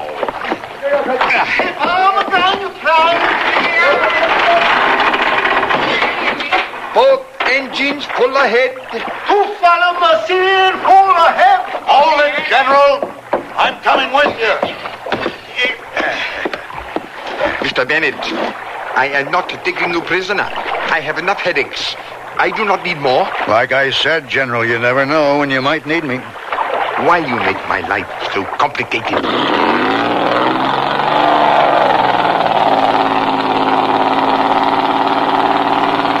Harry, thank you. I just didn't want to be left behind on that damn boat. Almost no one left to handle her except poor old Sarotani. Poor little Bronx drowning his sorrows in the worst whiskey I ever drank in my life. May I add my thanks too, Mr. Bennett? I realize that you're volunteering to share our dangers, and I, too, am deeply grateful. What dangers? I keep telling everybody the General just can't afford to kill me. I might be very valuable to him one day. At least I'm trying hard to persuade myself that maybe that's the way it lies. I could be... Oh, no! They blew it up! Now, why should he want to do a thing like that? There were men still left alive on that boat. Yeah. Sarotani was one of them. Sarotani fought him. Don't ever try and apply good old American philosophies to people like the Khmer Rouge, Frank. They just don't think the way we do. We're a new country. Kot Kim dynamited that boat because of one of the oldest emotions in history that maybe we don't understand too good. Hatred. Just pure hatred. Poor old Sarotani. He was a real nice little guy. I only spoke to him once. He said in that funny little way he had of talking, "I promise you, Mises." He called me Mises. "You'll have a happy voyage on my ship." Oh, God. And what happens now, Harry? Why is it every time you want to put me down, Frank, you call me Mr. Bennett? And when you're good and scared, it's Harry. What happens now, Mr. Bennett? Now we're headed for wherever the General wants to take us, for whatever he wants to do with us. We have to roll with it, Frank. Just roll with it. We roll around enough, we might just get out of this alive. Don't make book on it, but we might. Yeah.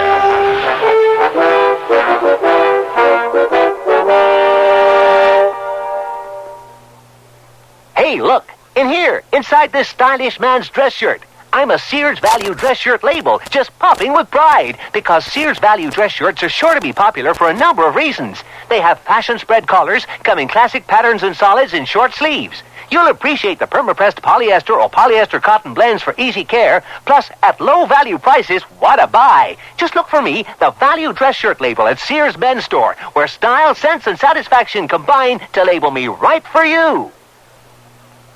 Hurry, hurry, step right up to most Sears retail stores for the Sears National Hardware Week sale. Take aim for special savings on these items. Save $40 on a fully automatic garage door opener. Save $10 to $15 on several handy and versatile bathroom storage cabinets. Get $40 off a 14-inch lightweight chainsaw with its own carrying case. Take home big savings, real straight shooting at the Sears National Hardware Week sale. Hurry, hurry. Prices may vary in Alaska and Hawaii.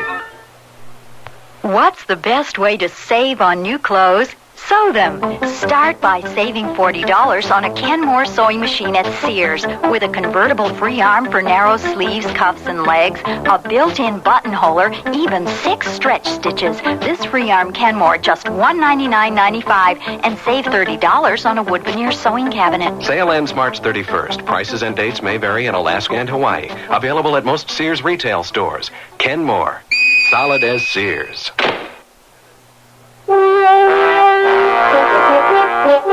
Richard Widmark again. And here's the concluding act of The Tough Guy.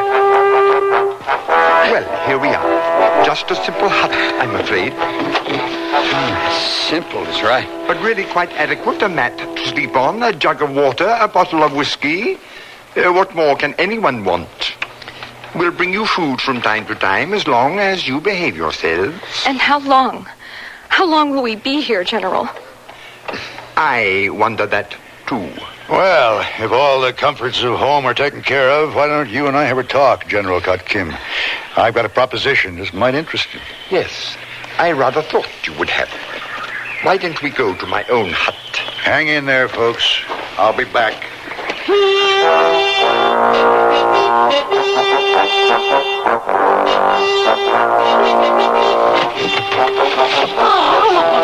Hello, baby. Hey, you got this place fixed up real good.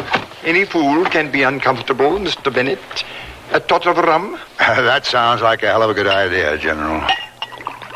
You had a proposition in mind, I think? Sure enough. Oh, cheers, General. Your health, Mr. Bennett. And, long life. Long life? Well, under the circumstances, that might just be a very propitious thing to drink to, so I'll drink to it. Hey, we have something in common, you and I. Did you know that? Oh? And what might that be, Mr. Bennett? We both live right on the edge of rapid extinction. How about that? How much ransom are you going to ask for Frank Mallory? I thought $1 million would be nice. They won't pay it. They'll just write him off. $500,000? No. A quarter? No. But surely, 100,000? Keep moving down. You'll get there. But whatever it is, it'll take an awful long time. They'll haggle over the price for 6 months at the very least. That doesn't seem very long. After all, it's not only Mr. Mallory, is it? Really, his wife is a very attractive young woman. You don't know our American women, General. In a week, Susan Mallory would get into your hair so deep you go bald trying to get rid of her. Let me throw a more sensible alternative at you, and, could I have another tot of rum, please? Of course. I will give you $50,000 worth of guns and ammunition. Quality merchandise for the pair of them. And it won't take more than 2 days. I've got a whole bunch of automatic rifles and stuff tucked away in Bangkok, just waiting for someone like you to put them to good use. Now, doesn't that sound like a good idea? If you were to double that offer, perhaps? Oh, no, I can't afford to do that. The Mallorys don't really mean that much to me. But I will throw in a very fat bonus. You know about the Queen of the Orient? I don't believe I do, Mr. Bennett. I didn't think so. It's a very hush-hush operation. She's a trawler out of Bangkok, smuggling $500,000 in American cigarettes to Sarawak on her way south right now. Her speed is about 10 knots. A few guns on board, but not too many. I need to know her schedule, her route. Do we have a deal? Oh, hello, baby. Hello, baby. $75,000 worth of automatic rifles with their ammunition and the 2 hostages will be released into your custody. We have a deal. And a dinghy to take us across the bay to Thailand. Agreed. The Queen of the Orient will be passing the island of Bang Hue at 10 o'clock tonight. Now, that's only 52 miles from here. She'll be a sitting duck for you. Now, you see what a nice guy I am? When can we leave? We? Well, I'm not leaving the island without them. Oh, but that is absurd. If I let you all go, I'll never see any of you again. You must know, General, my business is founded on trust. I couldn't operate it otherwise. I can't afford to double-cross you. I make my living in these waters. Yes, that is true, of course. Why don't we have another drink and talk about that? I always knew you were a good guy at heart.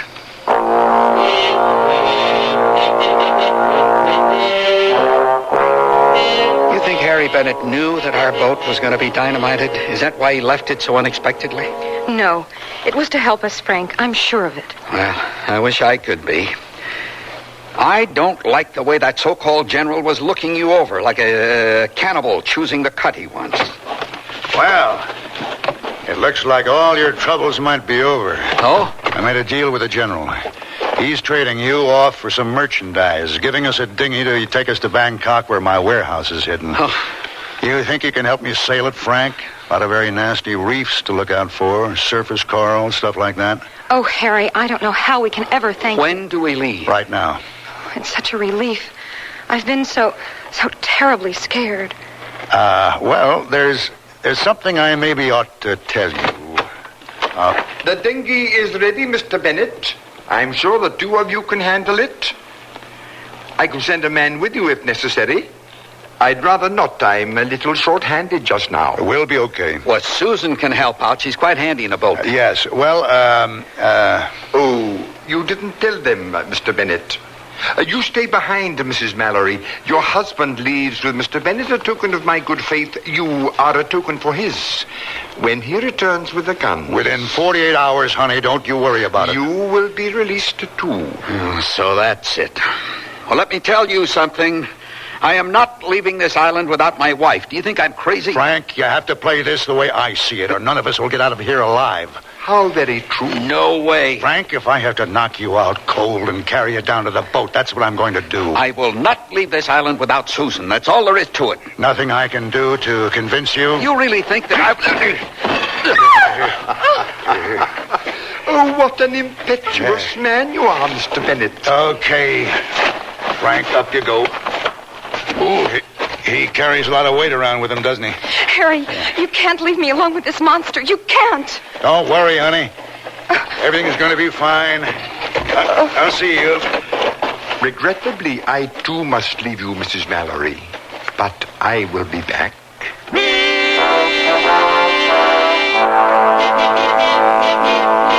I will not leave Susan behind. And that's really commendable. Nice thought. We're not leaving her behind, so get up off the ground and we'll do what we have to do to get it ready. We're not leaving. Oh, now say that again. We're all leaving together. I don't understand. Understanding is not a thing you're very good at, Frank. You got to admit that. Now listen, the dinghy the General was kind enough to give us, you and me, it's down in the surf there. You think you can walk that far?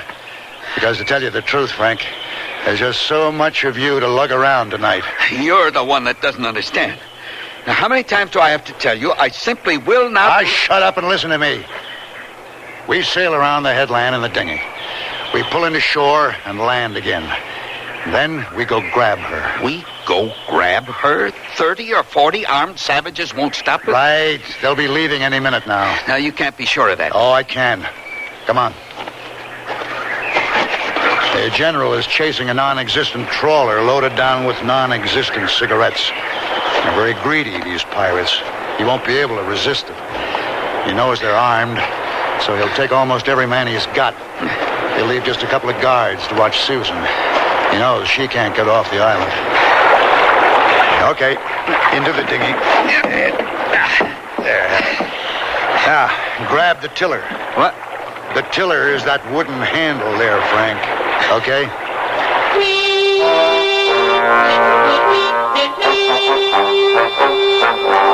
The expression of your anticipatory pleasure is gratifying, dear lady, but I fear I must keep you waiting just a few hours longer. I have work to do.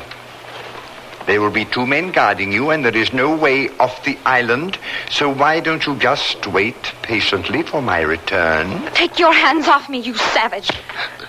I never understand why American women worry so much about losing their virtue. It's not a matter of losing it, General. It's who we lose it to. I'll bring you back some American cigarettes, and I'm sure we'll quickly become very close friends.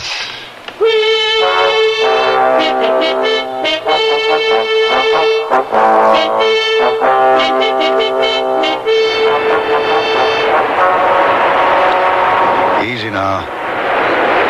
Give her a little freeway, Frank. There goes Scott Kim's launch now. Okay. Let's drop the anchor. When we get back ashore, I go for the guards. You smash your way into that hut. Grab Susan, bring her back here to the boat, fast. Get it? Got it. Good.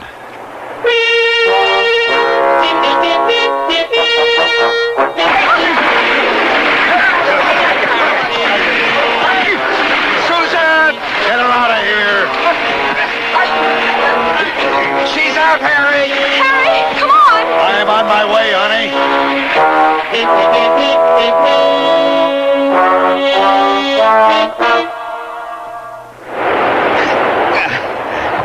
Okay. Get that damn sail up, quick. Right.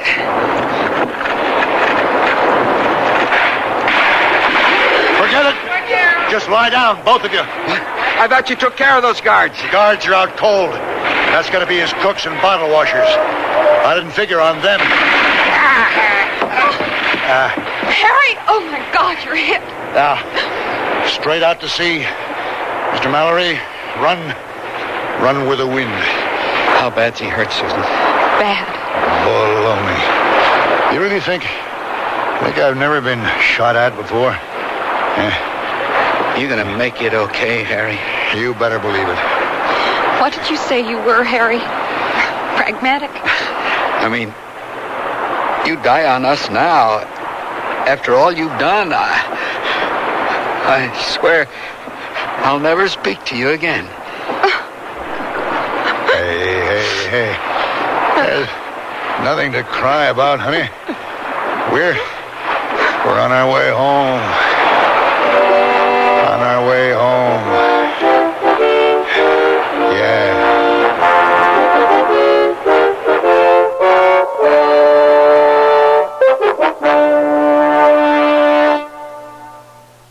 Nearly everyone at our party mentioned our new Sears Dream Supreme carpeting. Didn't anyone say anything about my rutabaga dip? Marvin said Dream Supreme looks so thick and luxurious. He loved its velvety, soft plush pile. What about my rutabaga dip? Eloise adored the color Of my rutabaga dip. I told her that avocado lime is just one of Dream Supreme's 20 lustrous colors, and when Doris heard that Dream Supreme is so reasonably priced and treated with Scotchgard brand fabric protector... Okay, what about my tuna fish upside down cake? Dream Supreme carpeting in most larger Sears retail stores.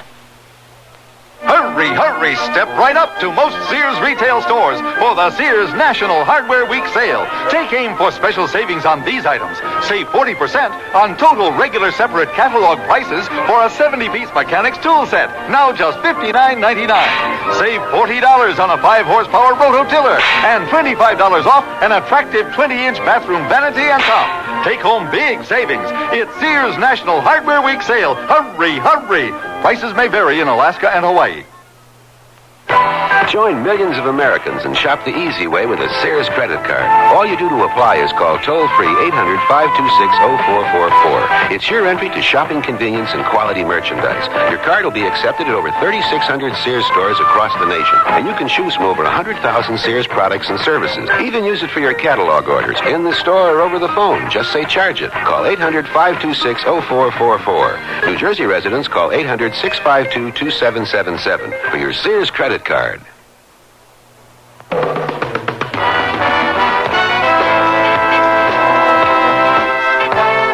The Sears Radio Theater has been brought to you by Sears Roebuck and Company, where our policy is satisfaction guaranteed or your money back.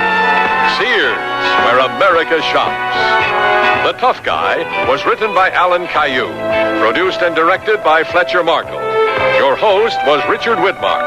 Our star was John Daner. Also heard were Vic Perrin, Nancy Bell Fuller, Alan Caillou, Marvin Miller, and Don Diamond.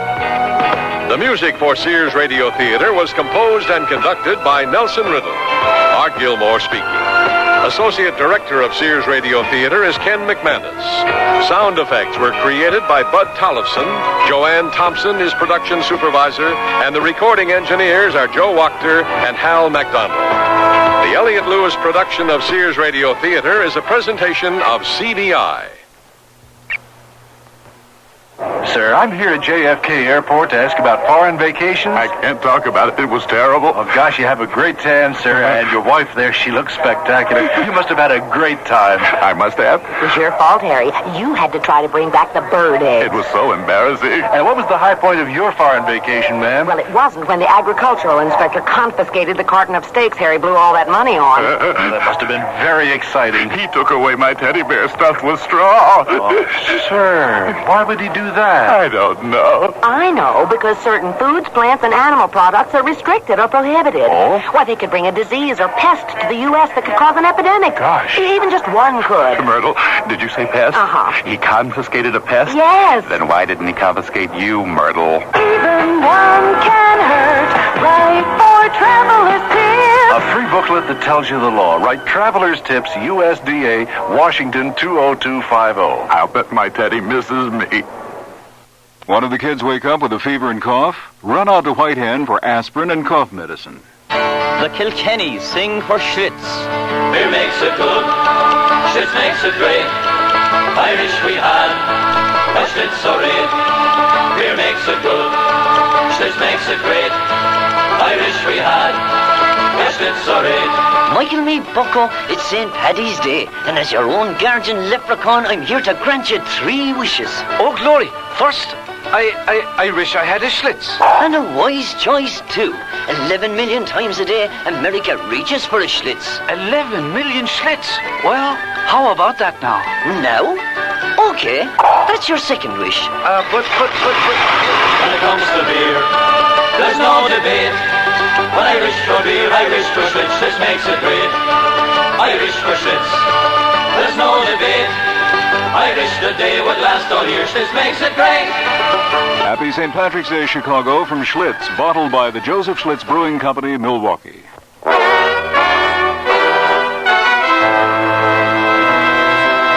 Next Monday, Sears Radio Theater will be a story of the West with Lorne Greene as your host.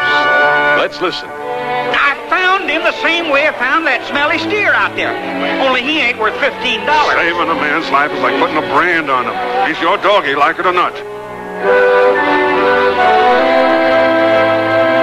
So be sure and tune in next Monday to the Sears Radio Theater. At 7 minutes past 10, time for the Sears Radio Theater, partner. The Sears Radio Theater presents Lorne Greene as your host for an exciting Western drama of today.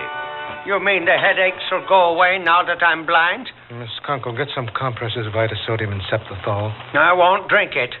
Our program, Final Fall, will begin after this message from your local station.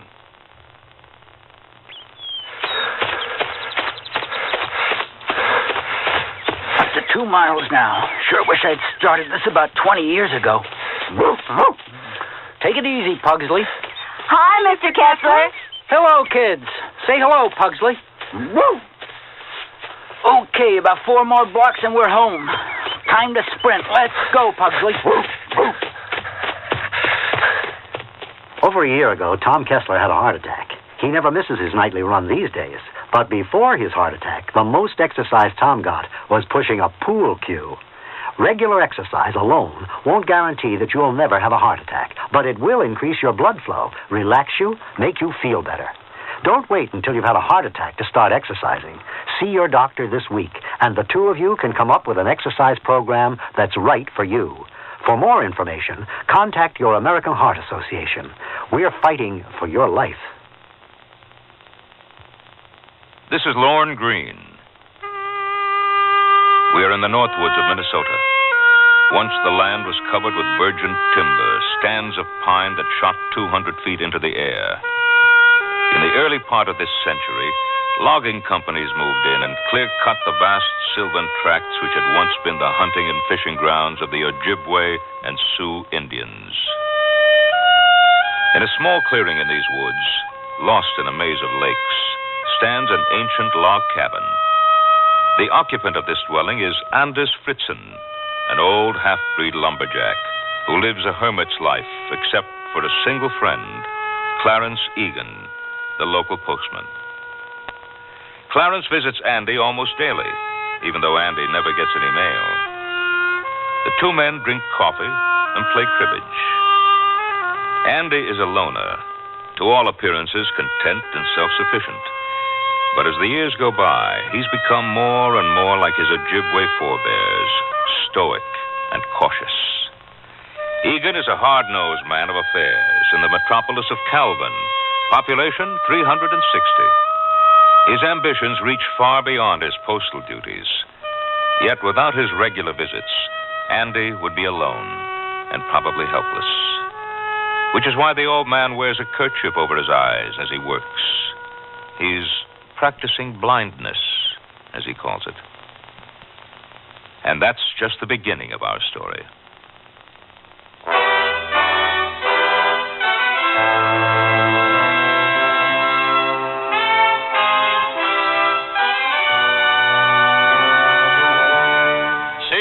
Radio Theater, a new adventure in radio listening. Brought to you 5 nights a week by Sears, Roebuck and Company. Sears, where America shops. Your hosts, Lorne Green. I'll bring you stories of the Old West and the New. Andy Griffith with a look at the funny side of life.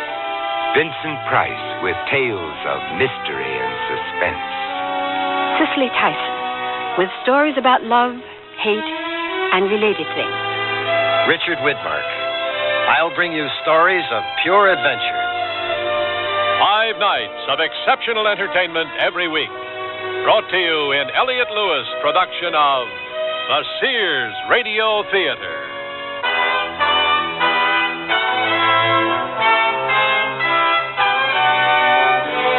Our story, Final Fall, by Percy Granger. Our stars, William Shallert and Parley Bear. I sell draperies at Sears. Yesterday, a lady came in and said that she'd been in and out of about every store in town looking for draperies and at this point didn't know what she wanted anymore. I asked questions about her tastes and decor and then made suggestions. She was thrilled. She found what she wanted and learned a little, too. It made me feel good to know that I helped her out.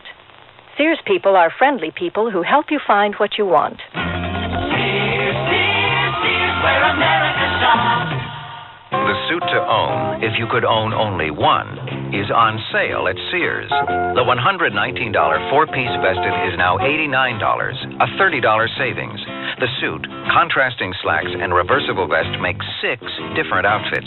The four-piece vested suit, it should be the suit you own. On sale for $89 until February 24th in larger Sears men's stores. Style, sense, satisfaction. Sears men's store. Prices and dates may vary in Alaska and Hawaii. I love to eat. But it takes so long to cook. That's why we both love our new Kenmore microwave oven from Sears. I can cook a 5-pound roast medium rare in just 30 minutes, or 3 strips of bacon in 3.5 minutes on a paper plate. Bake 2 potatoes in 8 minutes, and cook vegetables faster than boiling them in water. That means less time in the kitchen. And more with you. Fast, clean, cool cooking with Sears Kenmore microwave ovens, all with automatic defrost. Choose the right model for your kitchen from the many styles available at most Sears retail stores. Sarge, this is Officer Murray. Women carrying babies have been going into Sears all day long. All week long, officer. What? It's Baby Week at Sears, Murray. A great time for play suits, snap-side shirts, playpens, Jenny Lynn baby furniture, blankets, and a whole lot more. Mothers and mothers-to-be shop Sears all during Baby Week. Come on, Sarge. How come you know all this? Because my wife and Sarge Jr. are probably at Sears right now. Because Sears has baby buys bundled up.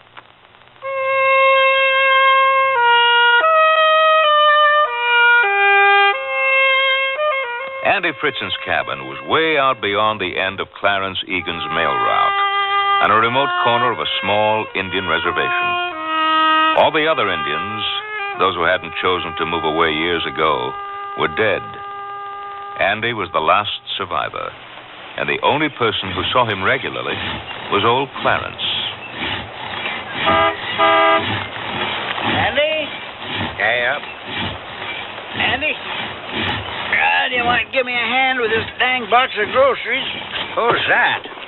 You know darn well who it is. Oh, hello, Egan. All right, I'll bite. What the heck you got that cloth tied around your eyes for? I'm practicing blindness. Crazy half-breed. They got snow predicted for today, and you're yanking around out here half-naked. Oh, I'm a tough old crow, Egan. You know I can go to 20 below before I even have to put laces in my boots. Besides, it ain't going to snow till tonight, you gloomy Bulgarian. You know more than the radio? Got to, since I don't have one. Well, you ought to get yourself one. Using what for money? There. Guess I've had this blindfold on long enough for one day. Your eyes are getting worse, huh? The other senses are taking up the slack. You ain't got nothing in all them Indian herbs of yours that'll cure blindness? Nope. The only cure for blindness is clean ears. Well, if you're here, I reckon I must be hungry. You were hungry an hour ago. I'm late today. Oh. And how is Portia Sook, the bearded widow of the North Woods? I caught her pickling eggs again. It drives me crazy. Her whole cellar's full of them. You never know when there's going to be trouble, she says. Now, what kind of trouble you going to settle with a cellar full of pickled eggs? You missed the point, Egan. What kind of trouble you going to get into with a cellar full of pickled eggs? It's a waste of time. Well, then marry her, like you're always threatening to do. I might just do that. You just might, huh? Yeah, I might just. I had about all of this day I want. I ought to quit this mail route altogether. Yeah. I'm going to. Sure. When the fish get lost in the woods. 36 years. Well, the route's treated you pretty good.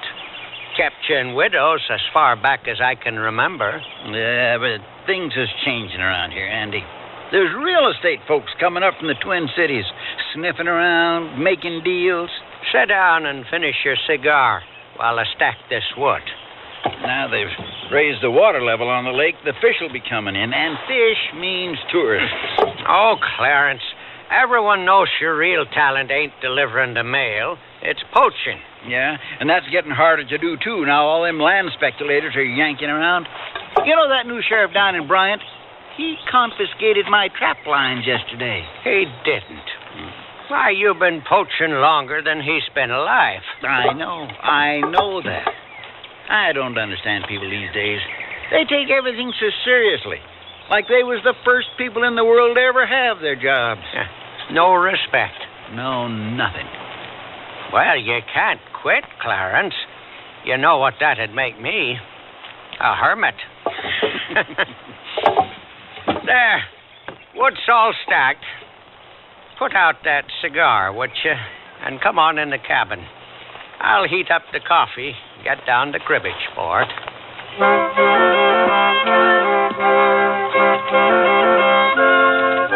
Listen, as long as I'm here, I've been giving a certain matter some thought. I believe you should pack up and move into town. Move into town? Well, you ain't getting no younger. I'd be in the circus if I was. And how are you going to manage out here when you go all the way blind? That won't be any problem. I know where everything is. What would I do with a town? What would a town do with me? They'd probably lock me up. Lock you up? What for? I'm old. I'm half Indian. They'd find some excuse. They don't lock you up unless you do something. Or unless you can't do something. I can stand in the middle of my cabin here, reach out and touch my whole life. What would I be in town but another old man who feels the cold? Well, suppose I wanted to quit, huh? Who'd bring you your flour and sugar and coffee, which, by the way, you don't even make decent? Well, Egan, I'd get on somehow. Don't let me stop you. Oh. How could I move into town anyway? I only got $300. That's got to last me the rest of my life. Out here, that means 6, 7 years. In town, I'd be broke by Christmas. I'd have to be dead by New Year's. No, thank you kindly.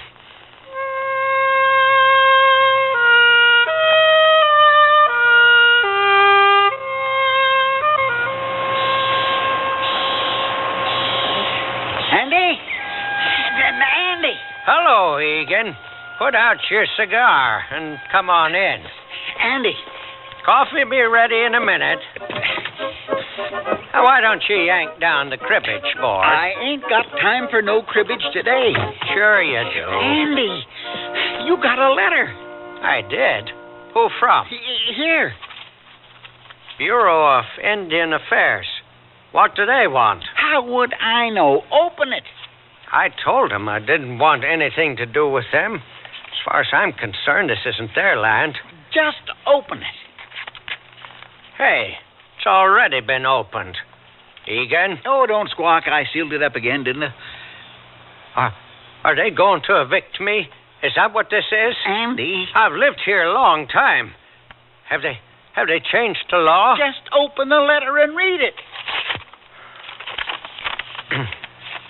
Dear Mr. Fritzen, in reparation for 40 acres, Ojibwe Reservation, pursuant to Article 5 of Treaty. There's a check. $10,000, Andy. What are you going to do? Sit down. You could move into town now. Town? Well, sure, they ain't going to lock up nobody with $10,000. You could get yourself some new clothes, cut a figure, buy a round. When's the last time you went to the movies? The movies?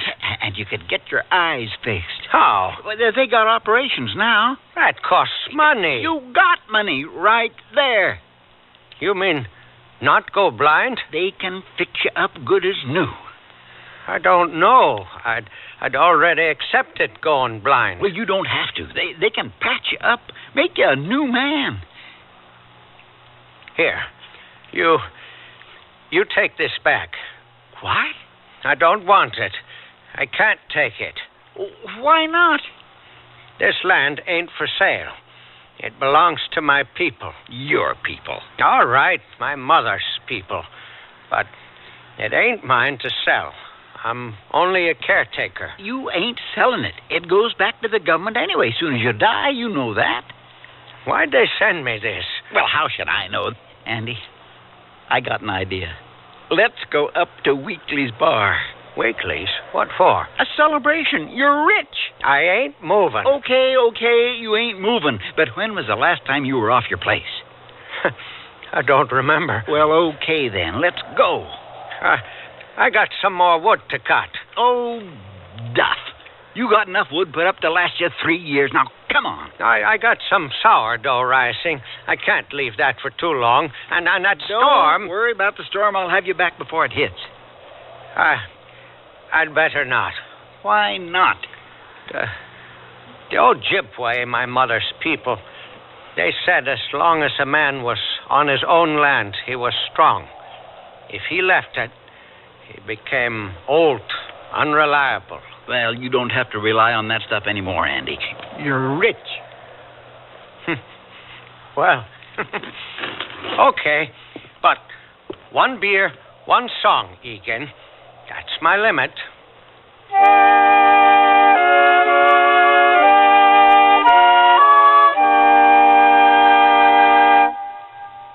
Dear, today I found the bedroom suite of my dreams at a great price. That's a coincidence. I found one that has all the features. Well, mine has authentic country styling. So does mine. Does yours have a beautiful 26-step finish? Nothing but, and I get a choice of 13 different pieces. All built to last for a long time? Yes, with sturdy tongue and groove construction and dovetail jointed drawers. Is yours Sears Open Hearth Bedroom Furniture? Sears Open Hearth Bedroom Collection. Expert craftsmanship at a reasonable price. Select from 13 different pieces. Now at most Sears retail stores. Can't believe you owe the IRS that much? Well, when things just don't add up, you can count on a Sears desk calculator to help you add up what you don't owe. Add, subtract, multiply, and divide, then read the figures 2 different ways. 12-digit display or tape printout. There's a 2-memory system that helps ease multi-step problems. Plus, its many extras make it a great time saver. Sears 2-memory desk calculator now cut $25, just $99.99 through March 10th at most Sears retail stores. Prices and dates may vary in Alaska and Hawaii. The suit to own, if you could own only one, is on sale at Sears. The $119 4-piece vested is now $89, a $30 savings. The suit, contrasting slacks, and reversible vest make 6 different outfits. The 4-piece vested suit, it should be the suit you own. On sale for $89 until February 24th in larger Sears men's stores. Style, sense, satisfaction. Sears men's store. Prices and dates may vary in Alaska and Hawaii. Cut it and love it during Sears Home Center sale. We've cut $20 off the price of Sears' best Craftsman motorized miter box. It's a cut-above manual with a motor that develops 1.5 horsepower to let you rough or finish cut most types of stock. You'll get quick, precise crosscuts, miters, and bevels with a single downstroke. Sears motorized miter box, cut $20, now only $179.99. Sears Home Center sale till February 24th. Prices and dates may vary in Alaska and Hawaii. Available at most Sears retail stores.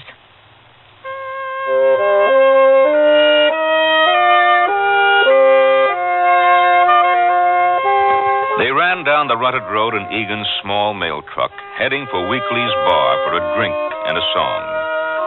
The sky was made of lead, signaling a coming winter storm. Hang on to your legs, Andy. Boy, are they going to be surprised up at Weekly's bar when they see who I got with me.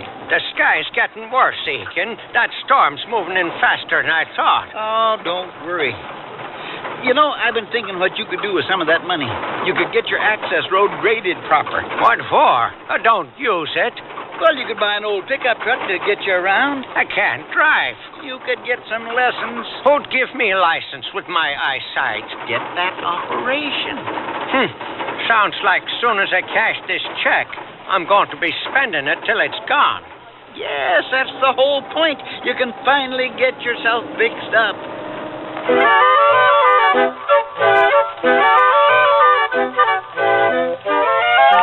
Hey, Ole, guess who just pulled up? Oh. Clarence Egan. Oh, yeah. Well, I'll be. Guess who's got with him? Queen Sheba. Andy Fritzen.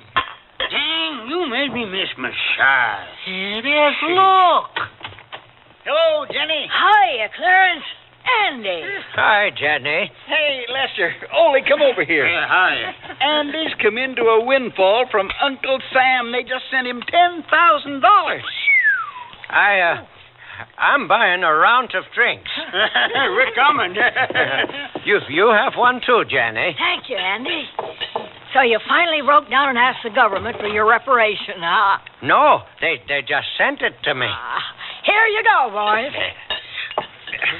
To Andy's fortune. May the giving hand never falter. Over the river. Hey, that ain't bad. Well, maybe I'll get a little business from you now. How about another round? Well...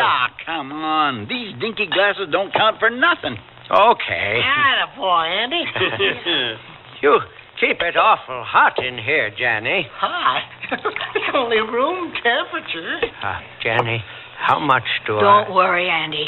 With $10,000 in the bank, your credit's good. Well, it ain't in the bank yet. Golly, I wish someone give me $10,000 just for being a half-breed. Yeah, you sure that check ain't just for $5,000? You see, Jenny, I only got 23 cents on me. That's okay. I'll start a tab for you. But that's a debt. Bottoms up. Well, gents, you'll have to excuse me. I got to visit the wherewithal. Egan. Now, don't worry, Andy. I'll be right back. Jenny, how much is that now? Let's see, $1.40. Well, that ain't... Times 2 is $2.80. Oh. Next round's on me. Wait, I'm over my limit. Andy, let yourself go. What's the matter, Andy? What's up? Oh, so all the smoke in here makes my eyes water. Oh, that's just Ole's cigar. You'll get used to it. Looks like the snow's starting to come down. Is it? Yeah, we're in for a real Eskimo strangler tonight. Where's Egan? It's really coming hard. I left some sourdough bread rising. Here we go, boys. Oh, well. Oh, my dream of paradise, just being snowbound in a bar. Cheers, Andy. Hey, Andy, how about a game of pool? Well, I ain't played in a long time. And you ain't afraid of a couple old duffers like us, now are you? I think I need some fresh air. Here, rack 'em up, Ole. Andy, you want a good cue. I'd advise... Fresh air. Andy. Well, he's crazy, no doubt about that. You're going out for fresh air in a blizzard? Jenny, set us up another round on me. Coming up. Where's Andy? He stepped outside for a minute. Well, get him back in here. I got an announcement to make. I've decided to ask Portia Sook to marry me. Oh, come on. I have. You know, I've been tied to this route because of Andy. And I'd have quit a long time ago if it wasn't for him. But now that the government's taking care of him, I can start making other plans. Man can't hide his light under a bushel forever, huh? Nope. Say, where is he anyway? Andy? Hey, Andy! Say, he ain't out here. He's gone.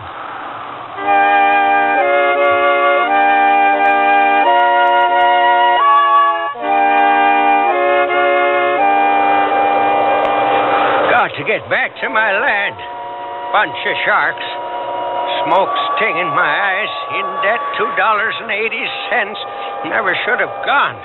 The Ojibwe knew. They knew. I can't see. I got to get home before my strength is gone. Got to cross the road, go through the woods. What's that? Hey, fella, you okay? What's that? You walking right down the middle of the road. I'm going home. Where do you live? Down the turnoff from the sawmill. Well, that sawmill's 5 miles away. You better let me give you a lift. I'm okay. But you don't even have a coat. I don't mind. Come on, it's getting dark. Hop in. Well, there you go. Now, you just holler when we get to your place. I don't think I can see. What? I can't see. That beer's done something to my eyes. Say, you got anyone at home can take care of you? No, but I know where everything is. Well, you better let me drive you into Bryant. That's 40 miles away. That's no trouble. I'm headed there anyways. I'll take you to the hospital. An institution? Sure. They'll fix you right up.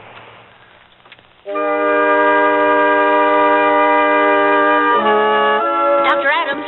Dr. Adams! Can we help you? Well, I found this old fellow wandering the road up past Calvin. I wasn't wandering. I was going home. Yes, Miss Uncle, what's the problem? Doctor, I think he's gone blind. It ain't none of your business. Well, let's have a look. I know I'm going blind, and I've been preparing for it. Now, hold still. What's that mean? Who is that? Have your eyes ever caused you pain? Of course they have. I'm an old man. Do you get headaches? Yeah. You mean the headaches will go away now that I'm blind? Miss Kunkel, get some compresses of Vita-sodium and Septothol. I won't drink it. You may also be suffering from exposure. Exposure? That's a laugh. I practically live out of doors. And you'd better prepare a sedative as well. No.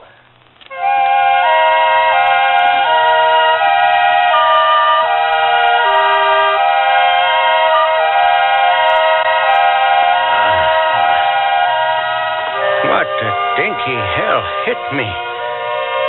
Where? These sheets are too stiff. Where am I?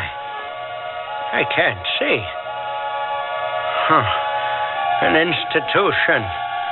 This stupid heat. They keep it high on purpose. Saps your strength.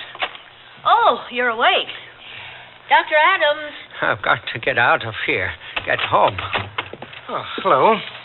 How are you today? Oh, I'm fine. My eyesight's back now. I can see clear, so lark. I don't know how you can tell that when you've still got those compresses on. Compresses? Now, how do things look? That was a stinky trick. Where's my clothes? Not so fast. You're still a little weak. Of course I'm weak. This room's too hot. I'd advise an operation. Operation? If you want to keep from going permanently blind. I've already accepted going blind. That's not necessary in this day and age. You can really save them? My eyes? Of course. I can schedule an operation for you first thing in the morning, if you like. And then you'll let me go? Of course. Miss Kunkel, get the necessary information on the patient. Yes, doctor. Now, I'll need to fill out a card for our file, sir. What's your name? Andy Fritzen. I mean, Anders Fritzen. Mm-hmm. And where do you live, Andy? Rural Route 1, Calvin. Are you covered by Blue Cross? No. Oh, how about a company medical plan? The Basswood Lumber Company, but they went out of business 30 years ago. Oh. Well, have you got any savings? Oh, yeah. $382. Well, not to worry. I'm sure you're eligible for Medicare.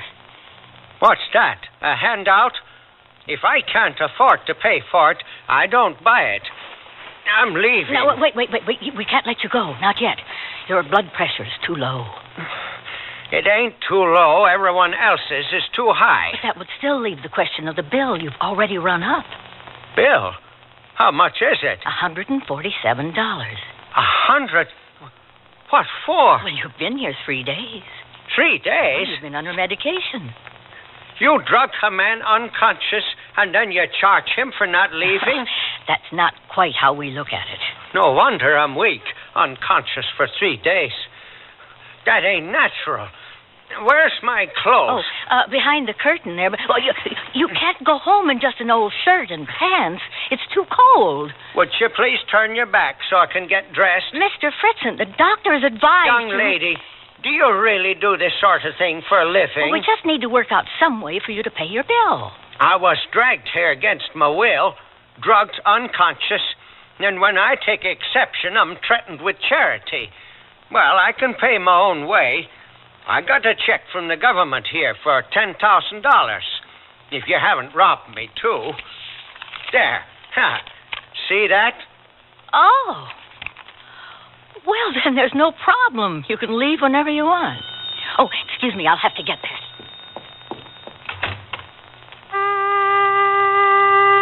If I can't pay, I got to stay here and run up a bill. If I can pay, I'm free to go. This place is an institution. I've got to get out of here.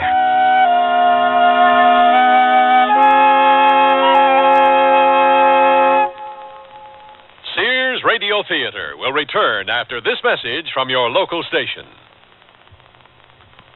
What if you went off to college and found that you were different from everyone else, and everything was designed for them, not for you? Suppose you went to the library and all the books you needed were in Braille, and you were the only one who couldn't read. You'd feel left out, wouldn't you? And what if you went to class and found that there were no chairs because all the other students rolled in with their own wheelchairs? Suppose one of your professors gave his lectures talking with his hands, only his hands, and everyone understood sign language except you. You'd think it wasn't fair. Well, that's how handicapped people feel now when they go to college and find extra handicaps. But things are changing, and we have free information that can help. Write Closer Look, Box 1492, Washington, D.C., 20013. A public service message on behalf of the United States Office of Education. Here's an important tax tip from the Internal Revenue Service. If you're 65 or older, there are some special tax breaks that you can claim, like a double personal exemption. That's right, an extra $750 for yourself, and still another if your spouse also is 65 or older. And there are advantages if you decide to sell your home and move to a smaller place. There's also a tax credit for the elderly. They're all spelled out in one of IRS's free publications, number 554, Tax Benefits for Older Americans. You can get copies by calling the IRS toll-free number listed in your telephone directory, or you can order by mail. There's even an order form just for that purpose in each tax package. Use it to send for the Older American publication or any other IRS publication or form you need. Tax Benefits for Older Americans. Get all the details now so you can take advantage of the benefits on your tax return.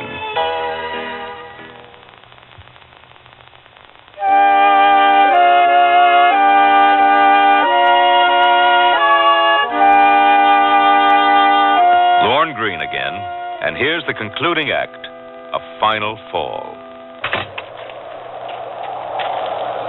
First snowfall of winter's always like a benediction. Dang Clarence anyways. I bet he thought he had me off my land for good.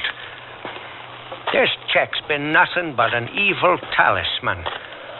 Before I start home, I'm going to buy an envelope and a stamp and mail it back to the government. Where'd you get your license, a dog pound? Good. There's a 5 and dime. Hello. May I help you? I want to buy an envelope. Certainly. What kind? The kind you mail a letter in. Yes, but manila, airmail, business, personal... Oh, business. Business, mm-hmm. And what amount would you like? Amount? Well, we have them in packets of 20, 50, 100. I just need one. The 20, then? No, I just want one.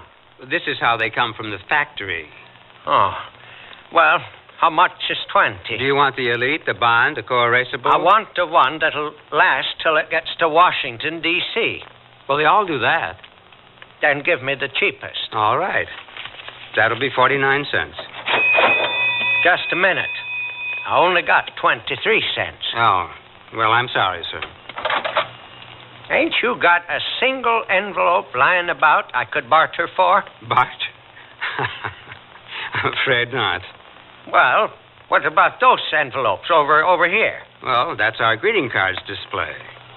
I'll just take one of them. You can't buy a greeting card envelope without buying the greeting card. Oh, well, how much is the greeting card? The cheapest we have is 25 cents. But I told you I only got 23 cents. Well, I guess I could sell it to you for that. What's the matter now? Can't do it. Why not? Got to have money for a stamp.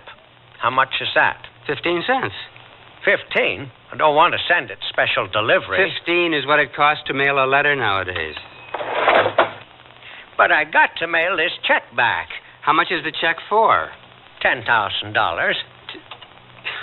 You're carrying a check for $10,000 and you don't have enough money for a packet of envelopes? The check ain't mine. Belongs to the government. I see. Would you excuse me for a moment? Perhaps I can find you a single envelope in the back.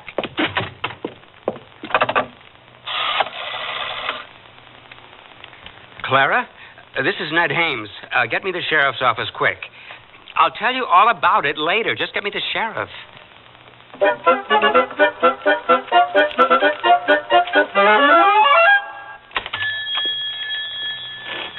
Hello, Ned. Why, Sheriff. Is this the fella here? What's going on? Are you carrying a government check for $10,000? How'd you know? Can I see it? Oh, Lordy, I guess so. U.S. Treasury. Looks okay enough. Anders Fritzen. That's you? Yeah. Well, I don't see what the problem was, Ned. Well, it just seemed odd. If I can just see some identification, Mr. Fritzen. I don't carry any. You don't care? Why not? Ain't no need to. But that's against the law. Why? I know who I am. Have you got any way of proving this check is yours? It is mine. I mean, it ain't. It ain't mine to accept. That's why I think you had better come with me over to the station. I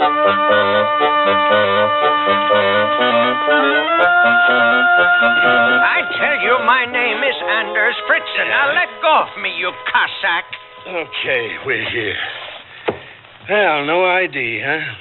I'll tell you, I don't know what to do. Now, everybody carries ID. You sure you don't have ID? Holy tamale, no. Is that all you can say? Well, this check is addressed to the Calvin Post Office. Is that where you're from? Yes. You don't by any chance know the postman up there, do you? Clarence Egan? Never heard of him. Oh, that's too bad. Not in my book, it ain't. Because I got him locked up in that cell back there. Egan? What for? I caught him poaching. Ha! Serves him right. Well, sounds to me like you do know him. Mr. Egan. Listen here, Sheriff. Trapping game is the right of every American. Come out here a moment, would you? Oh, I'm afraid? No, you're not. I want you to identify someone for me. Andy. Don't speak to me. What are you doing here? I told you if I came into town, they'd lock me up, didn't I? Well, I guess that takes care of that. I'm satisfied. Here is your check, old-timer. Sorry for the trouble. Trouble. Okay, Mr. Egan, back into the cell. Come on. Wait. Andy. I got nothing to say to you. Andy, I need $200 for my bail. What? Oh, no. Now, you got that check? I'm sending it back to the government. But he's going to keep me locked up. Since you tricked me off my land 3 days ago, I've been drunk, snowblind, shanghaied, incarcerated, drugged, overheated, accused of being an invalid, old, a pauper, and now I've been arrested. Oh, come on, Sheriff. Now, you've got to let me go. How is the mail going to get delivered? Okay, all right. I don't know if I could stand having you around until your hearing anyway. You just be back here on the 29th at 9 a.m., you hear? Oh, thank you, Sheriff. Thank you. Come on, Andy. I'll give you a ride home. What are you doing down here anyhow? Just a minute. Sheriff, do you have an envelope you could give me? An envelope? Yeah, there on the desk. And a stamp. I can pay for them. Yeah, it's on the house. Andy, what are you doing? That's the check. I know. I'm mailing it back. Bureau of Indian Affairs. Andy, wait a minute. You got to keep that money. There. Sheriff, would you send this out with your next mail? Why don't you just give it to Mr. Egan? He's a postal employee. Would you trust him with your mail? Okay, I'll mail it. Now, the both of you, get out of here.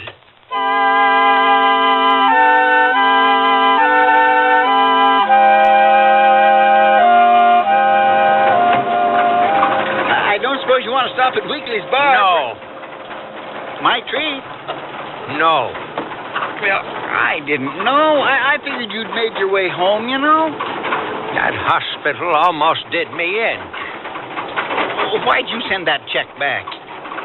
Because the land ain't the government's to give money for. Oh, you ain't no more Indian than I am, and you know it. They never had nothing to do with you. Maybe. And you never have nothing to do with them, neither. When Cecil Hole in the Day died, old Marie begged me to fetch you over there to help her bury him proper, and you wouldn't go. The public health officials finally had to come and take the body away from her. Everybody figured she must be crazy. She was crazy, both of them. A couple old drunks. They was weak. Well, it seems to me... How it seems to you ain't how it is. I know I'm a crazy old half-breed lumberjack, born New Year's Day 1900, into a century didn't have no place for me. But I can survive. I know how to do that. When you come out next spring, I'll be there, just like always. I ain't coming out next spring. What? I asked Portia to marry me. Out loud? Of course, out loud. What'd she say? Yes. Oh. Well, I figured you'd be all right with that money, you know. Oh. Well, I'll be all right. We're going to move down to Bryant and reopen our old man's gas station. With all them tourists coming up, they all drive them low-efficiency cars, you know. We ought to do real well. Well, I hope you do. Well, Andy, here's your turnoff. This is all the further I can go now the snow's here. You know, it's hard to believe when I got this corner of the reservation all them years ago that the land was cleared and ready for farming. And now, look, the trees are almost touching over my cabin. You'd never know the white man had been through here at all. Your hands was on the axe, too, Andy. I know. I helped to destroy the land my mother's people lived on. Someone should have cut my hands off the day I followed my father's kind into the camp. It's growed back okay. It ain't the same. Aspen, popple. Nothing like the virgin pine we took. Thanks, Egan. Portia and I can come out to see you this winter, you know, on our snowmobiles. No, I don't want them machines on my land. Well, we'll get up to see you. Bryant's 40 miles away. Andy, why is it you never took that money? I mean, before, when it was offered. There was 11 kids in our family after my mother died. When my father ran off, I was responsible for them because I was the oldest. By the time I was free of that, I was 39 years old, and I was so far behind there wasn't any point in even trying to catch up. I got no complaints, but I couldn't take so much money. Not now. The wedding's New Year's Day. Huh. That's my birthday. We could send somebody. No. I wouldn't know what to do with my hands. Egan. Yes? All the best.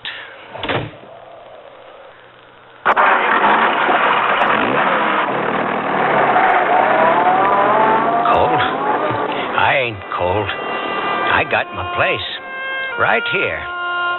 It ain't the government's, and it ain't the Ojibwe's either. It's mine. I spent half my life destroying it, and half my life watching it mend. And it's mine.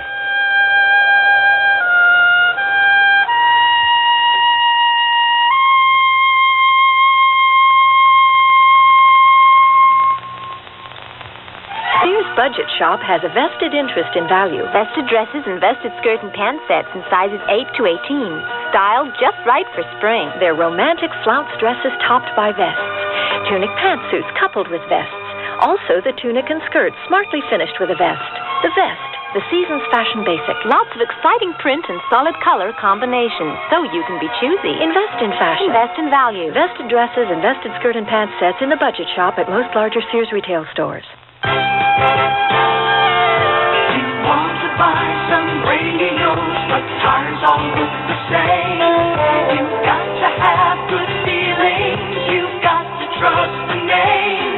You know our reputation. Remember what we said. When Sears is behind you, you come out ahead. Darling, I'm a mattress who knows what to wear. Solid color percale sheets from Sears Medley Collection, of course. This gorgeous sheet I'm wearing speaks for itself. The color is called Indian Sand. Isn't that stunning? I wear sheets of royal blue, lemon yellow. Sears has a dazzling selection of up to 24 colors. And the fit? Well, just look. I can't understand why mattresses wear anything but these smooth perma-press sheets. Honestly, darling, I wouldn't wear anything else. Sizes from twin to king in most Sears retail stores and in the catalog. When I need advice, I go to my mom. Why not? It's free. Now that I'm married and moving into a new house, I want all the advice I can get. So when Mom says shop Sears, I listen. You should. Sears is a great help on those big items you'll need for your new home. Major appliances like washers, dryers, and refrigerators. They'll deliver, install, and service. I always depend on Sears. You should, too. Sears, Sears, Sears, where America shops.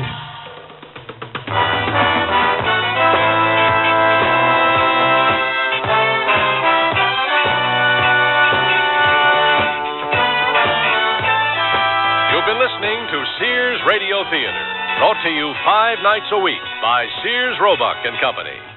Sears, where America shops. Final Fall was written by Percy Granger, produced and directed by Fletcher Markle. Your host was Lorne Green. Our stars were William Shallert and Parley Bayer. Also heard were Lurene Tuttle, Don Diamond, Dawes Butler, and Bill Zucker. The music for Sears Radio Theater was composed and conducted by Nelson Riddle. Art Gilmore speaking. The Elliott Lewis production of Sears Radio Theater is a presentation of CVI.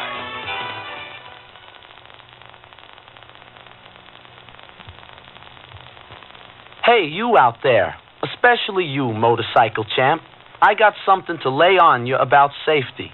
Oh, I know what you're thinking. Wearing helmets is dumb. 'Cause what can happen? You could be wiped out. But that's cool. Real cool. But it ain't all that can happen. You can get epilepsy. You know from epilepsy? Yeah, you probably heard some wrong things. I bet you don't know one of the major causes of epilepsy is bad head injuries suffered in accidents. Dig it. I know what I'm talking about. I used to have my own motorcycle group. I wiped out, smashed my head, and now I have epilepsy. It's nothing to be ashamed of, but it didn't have to happen. Epilepsy, it's not what you think. So before you give up that helmet, you better learn something. Get the facts. Contact your local epilepsy chapter or write Epilepsy Foundation of America, Washington, D.C. 20036.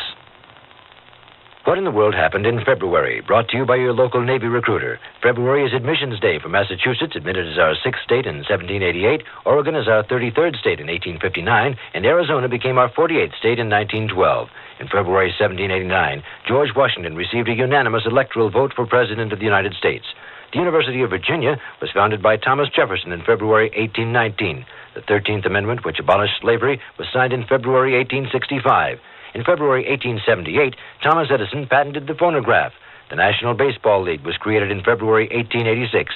Construction of the U.S. Navy's first ship built as an aircraft carrier, the USS Ranger, was authorized in February 1929. Astronaut John Glenn was the first American to orbit the Earth in February 1962. That's what happened in February, brought to you by your local Navy recruiter. For more information, call the Navy toll-free in the continental U.S., 800-841-8000, in Georgia, 800-342-5855. Tomorrow, Andy Griffith will be your host with a charming comedy. I called again, introducing myself as Adnan Mubarak Sofin, Finance Minister of Kuwait. Then I was brushed off again. I began to wonder how many finance ministers, presidents, or other assorted possible clients had ever called and been told to go stuff a cabbage. Our program tomorrow will be The Troublemaker and may be heard on this station as part of the Sears Radio Theater.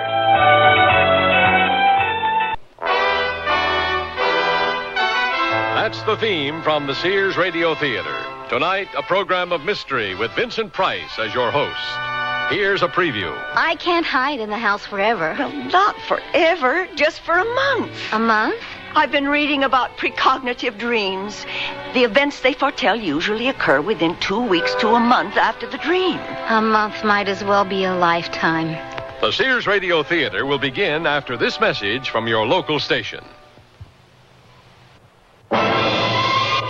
This is Safety Vision, a quick and easy method for observing potential hazards in your home.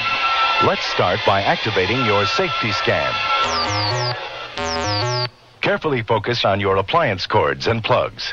Check to see if they're damaged in any way, and if so, discontinue using the appliance. Next, you should focus on water. Check so that none of your plugged-in electrical appliances can be accidentally immersed in water or any other liquid. And avoid handling an electrical appliance with wet hands or when you are standing on a wet or damp floor. And finally, your safety scan should include checking for the UL label on all electrical appliances. That label indicates that the product design has been evaluated by safety engineers and complies with a nationally recognized safety standard. A public service message on behalf of Underwriters Laboratories and this station. This is Vincent Price. Our story, although fictitious, is based on a true event. An event which our common sense tells us is impossible. And yet, it happened. Let's start at the beginning. It's the middle of the night. The house where Janice and her husband live is quiet, as is the room in which they lie sleeping. The only sounds are their steady breathing and the watchful ticking of an alarm clock on the nightstand. Suddenly, the silence is shattered by an unearthly scream.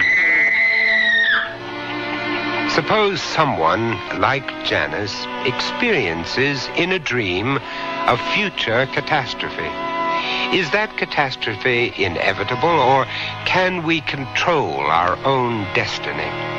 According to our conventional view of time, future events cannot exist in the present. Yet there are those who believe otherwise, who believe in a phenomenon called precognition, in which events occur in the inner psychic world, often in the form of dreams before they occur in the physical world. Can a dream prophesy the future? This is a question you might ponder as Janice's tale unfolds. I ask you to suspend your normal sense of time, if only to better understand the torment of a woman who wakened screaming because she had just witnessed her own death.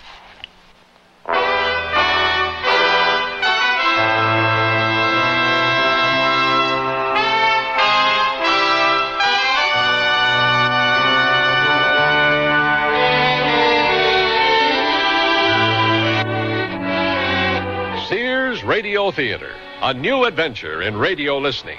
5 nights of exceptional entertainment every week, brought to you an Elliott Lewis production of the Sears Radio Theater. Our story, The Nightmare, by Anne Heath. Our star, Joan McCall. The Sears Radio Theater is brought to you by Sears Roebuck and Company. Sears, where America shops for value. Sears National Automotive Sale. Now, save $36 to $76 on a set of 4 Sears steel-belted radial tires. That's great savings on the most popular radial in Sears history. And the Sears heavy-duty shock can help save you from some of the jolts, jars, and jerks. Help save you some money, too. On sale now, only $5.99 each. Save 14% on America's best-selling shock. Installation available at most Sears Tire and Auto Centers. Prices may vary in Alaska and Hawaii. Stop at Sears. Oh, here I go again. It's time to rent one of those steam-type carpet cleaners. Why rent? Now Sears puts power in a carpet cleaner you can own yourself. The Power Spray from Sears for easy home carpet cleaning. Power Spray sprays hot water into your carpet, then sucks up the dirty water. You can see the dirt you get out. Dirt you didn't even know was there. The Power Spray Carpet Cleaner, a convenient carpet cleaner you can own yourself. Available at most Sears retail stores. Kenmore. Solid as Sears. For those hot summer days ahead, Sears is serving a refreshment of cool savings. Now through May 26th, you'll save $100 on a Sears Better Series central air conditioning system with an electronic control that regulates the condenser fan to run at the unit's quietest proper speed for the outdoor temperatures. So enjoy a cool $100 savings now. Discover Sears central air conditioning in Good Series, Better Series, and Sears Best Series. Prices and dates may vary in Alaska and Hawaii. At most larger Sears retail stores.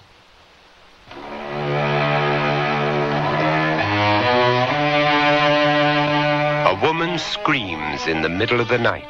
Is it just a nightmare that disrupts her sleep, or is it something more? Whatever the reason, her life will never again be the same. No! Oh, no! What is it? Huh? What's wrong? Oh, Dan. Oh, it was horrible. What was horrible? My dream. I just had a terrible dream. Again? Oh, this one was different. I'm going to die. What do you mean, you're going to die? I'm going to be killed. Now, Janice, how do you know that? I saw it happen. It was so vivid, Dan. I was driving on a highway. The radio was on. I even remember the tune that was playing. It was As Time Goes By. The song seemed different somehow, haunting and sad, more like a dirge than a love song. Then I saw a truck, a red pickup truck. Suddenly it came hurtling across the divider, heading right toward me. It seemed such a long time before it hit, as if time were suspended. I had time to think about everything I was about to lose, as if I were a spectator looking on. I watched that red truck crash headlong into my car and burst into flames. I heard a car horn blaring, and then, through the flames and smoke, I saw a skull, a hideous skull. That's when I woke up. That's some dream, all right. But, darling, that's all it was. Just a dream. It didn't really happen. You're here, safe with me. But don't you see? It will happen. The dream is going to come true. Dreams don't come true, Janice. Not even good ones. My life is in danger, Dan. I know it. Hey, calm down. Honey, I know you're upset, but you're overreacting. You've been so tired and nervous lately. I think I know what's causing your nightmares. What? It's this idea of yours going back to school to earn a law degree. I'm sure it's the workload you've taken on. It's affecting you this way. A lot of law students have nightmares, you know. It's all that pressure. And you're under even more, trying to run a household at the same time. Try to go back to sleep. Things will look a lot better in the morning.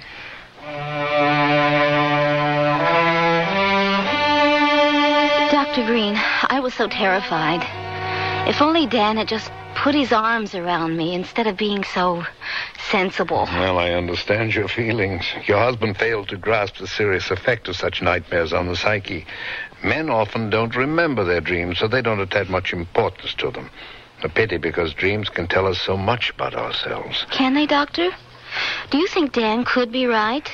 Could tension and overwork have caused my nightmare? Oh, it's too soon to tell. I must know more about the fabric of your life to discover the meaning of your dream. Did you tell anyone else about your dream? Yes, I did. I didn't fall asleep until almost dawn. I must have slept through the alarm because when I woke up, Dan was gone. I'd missed my morning class, so I decided to stay home. But soon the empty house began to close in on me. I couldn't get the nightmare out of my mind. Like a frightened child, I wanted my mother. I wanted her to make it all go away. Hello? Hi, Mom. I'm so glad you're home. I need to talk to you. What is it, dear? You sound upset. Have you had a fight with Dan? No, of course not. Are you sure? Yes, I'm sure. Well, then what's wrong? I had a terrible nightmare last night. A nightmare? What about? Oh, Mom, it was so awful. I dreamed I was in an accident. A car accident. There was a red truck. It crashed into my car. There were flames everywhere. Oh, no. What's the matter? Oh, this can't be. Not again. Mom, tell me, what is it? Well, I've never told this to anyone. Told what?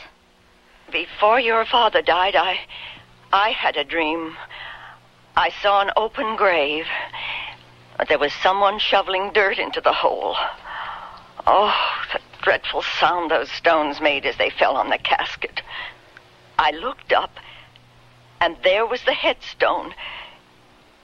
Your father's name was carved on it. Oh, my God.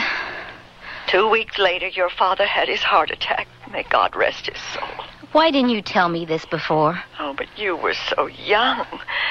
Only 6 years old. And by the time you were older, it was over, part of the past. I didn't see any reason to upset you. Well, I wish you had told me. What possible good would it have done? I don't know. I just think I should have been told. Oh, maybe you're right. If I had understood what my dream was trying to tell me, I might have been able to prevent your father's death. But all these years I felt so guilty. If only I'd... Stop torturing yourself, Mom. You couldn't have known. I'll never stop feeling his death shouldn't have happened. Janice, you've got to promise me something. What?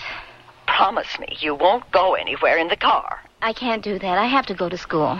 I have a life to live. Janice, please, you mustn't. I've heard about people who've had these dreams. Many were able to avoid disaster by taking precautions. I'm so afraid. I don't want to lose you, please. Don't cry, Mom. It'll be all right. Please, don't cry.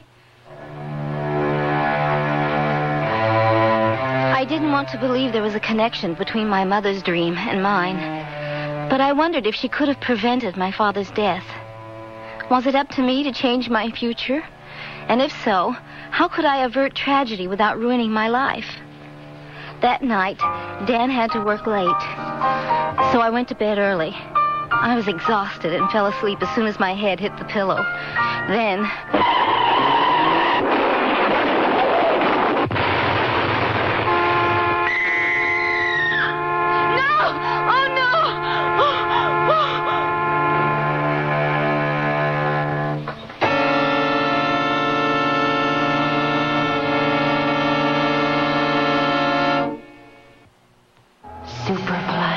Wrap yourself in the luxury of Sears Super Plush bath towels. Just one touch will tell you they're super thick and luxurious, with more combed cotton terry loops per square inch than any other towel we sell.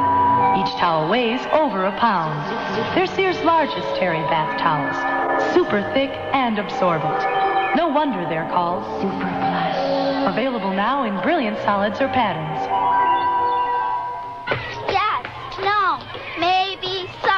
It's a Sunny Bunch summer for girls on the go. Summer starts for your daughter with Easy Care halters, tanks, tees, and jogger shorts in colorful teens to switch around all summer. And each Sunny Bunch piece has a sunny saying and character screen print. Tops, shorts, and play sets that pack a pretty punch. When it comes to packing sportswear, the choice is Sunny Bunch. Jump into summer with Sunny Bunch funwear for your girls in sizes 7 to 14. Looks like it's going to be a hot one today with 90% humidity. It's the kind of weather that makes you want to drop into Sears for the most popular blend underwear. Why? Because it's a blend of 65% polyester for strength and 35% combed cotton for softness and absorbency, with a two-way stretch for the comfortably snug fit men appreciate, especially in the warm, active months ahead. So drop in and discover Sanford T-shirts, undershirts, and briefs. All items available at most larger Sears retail stores.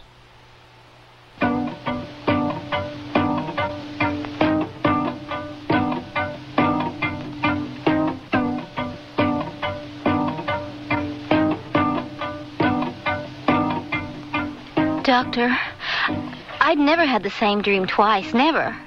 This premonition of death just came crashing into my life. It seemed out of my control. I was sickened by the thought that it would happen, that I couldn't keep it from happening.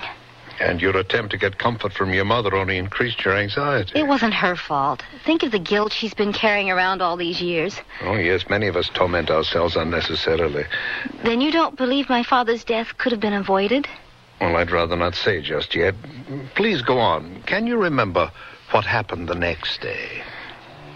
The next day was Wednesday. I don't have any classes that day and usually play tennis with a girlfriend. I didn't want to go, but I thought the exercise might help take my mind off the nightmare. I got as far as the garage. I can't do it. I can't even get in the car. I'll have to call Stacy. Hello? Hi, Stacy.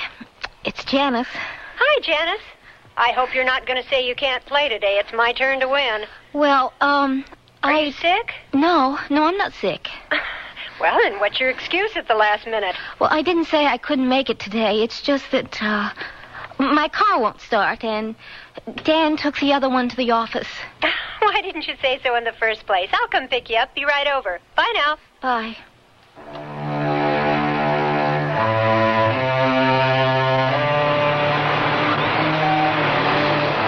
You look tired, Jan. Are you all right? Yes, I'm fine. I didn't get much sleep last night, that's all. How does Dan feel about your going back to school?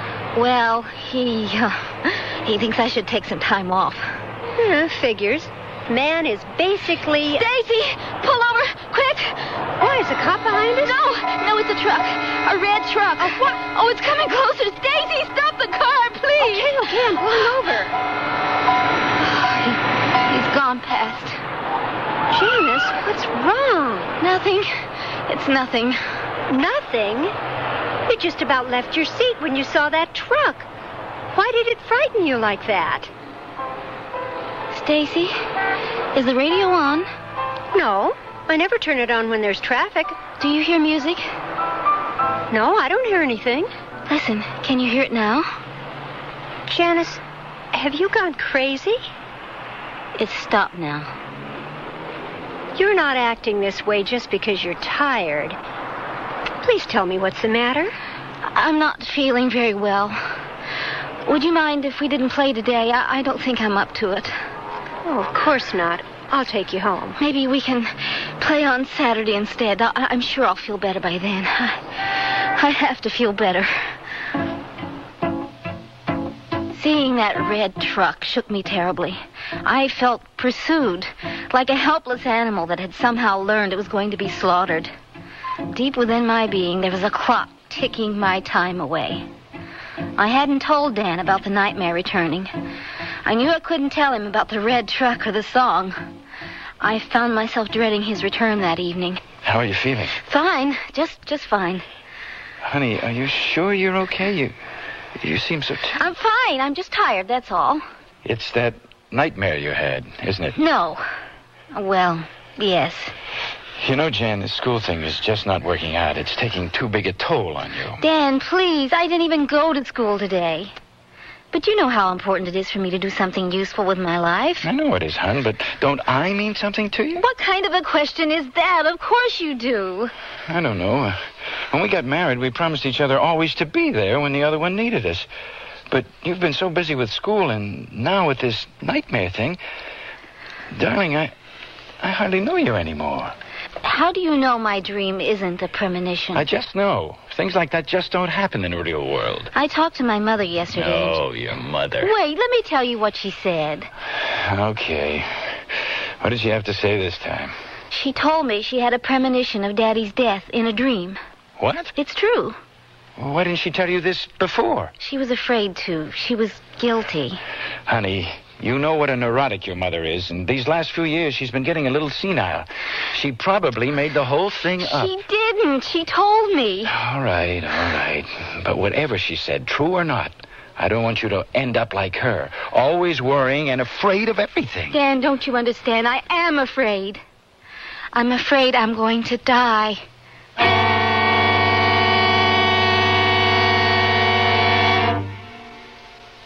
Sears Radio Theater will continue after this message from your local station. This is Lucille Ball, here to make a personal appeal to every American. Since the 1880s, the American Red Cross has been stepping in when there's been big trouble, like a hurricane. But nobody has to tell you the Red Cross is there when a hurricane strikes. So let's talk about the other Red Cross, your neighborhood Red Cross. They teach kids to swim. That's good, Eddie. And they train about every lifeguard on every beach. It's possible to look into it. We can get in touch with the local chapter. They help veterans get on their feet. They help people relocate after fires. Are you comfortable? Okay, now relax. They collect and distribute blood.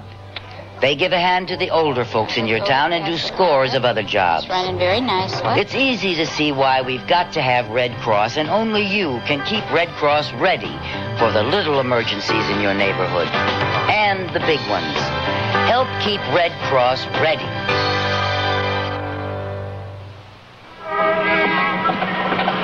Lucky? Yeah, I was lucky. It happened in my own living room, and Rusty knew how to do CPR. What's that? Let's see. CPR stands for cardiopulmonary resuscitation, and Rusty learned it at school. They teach him how to do chest compression and mouth-to-mouth breathing for people who've had heart attacks with electric shocks. You mean your kid saved your life? Well, he kept me going until the ambulance arrived. I probably wouldn't be here now if Rusty hadn't known CPR. Cardiopulmonary resuscitation, or CPR, was pioneered and developed by the American Heart Association to sustain lives until advanced cardiac support arrives. A person using CPR pumps blood for a heart that is stopped and breathes for lungs that can't. The American Heart Association wants everyone to learn CPR. Contact us to find out where and when CPR is taught in your community. We're fighting for your life.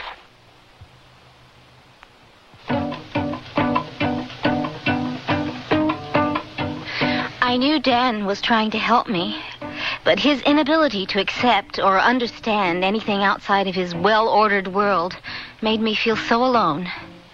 I tried not to give in to my fear like my mother had, but the nightmare kept returning, haunting me. Its warning possessed my mind even during the daytime. I couldn't bring myself to go to school that week, which pleased Dan, and I forgot all about the tennis game I'd promised Stacy until she telephoned on Saturday morning. I hated to disappoint her again, so I called a cab. When I arrived, Stacy was already on the court, eager to get started. Good shot, Stacy. You're too good for me today. I don't think I can finish the set. I did play well, but you're way off your game. What's wrong, Jan? Well... Is it that red truck that upset you so much the other day? Yes, it was. You see, I've been having this dream, a terrible dream. Nightmare, huh? Does it have anything to do with double faulting? No, it's worse than that. Hey, this is serious, isn't it? What was your dream about? Oh, Stacy, it was awful. And it keeps coming back. Oh, come on. Let's go up to the clubhouse. You can tell me all about it over an iced tea.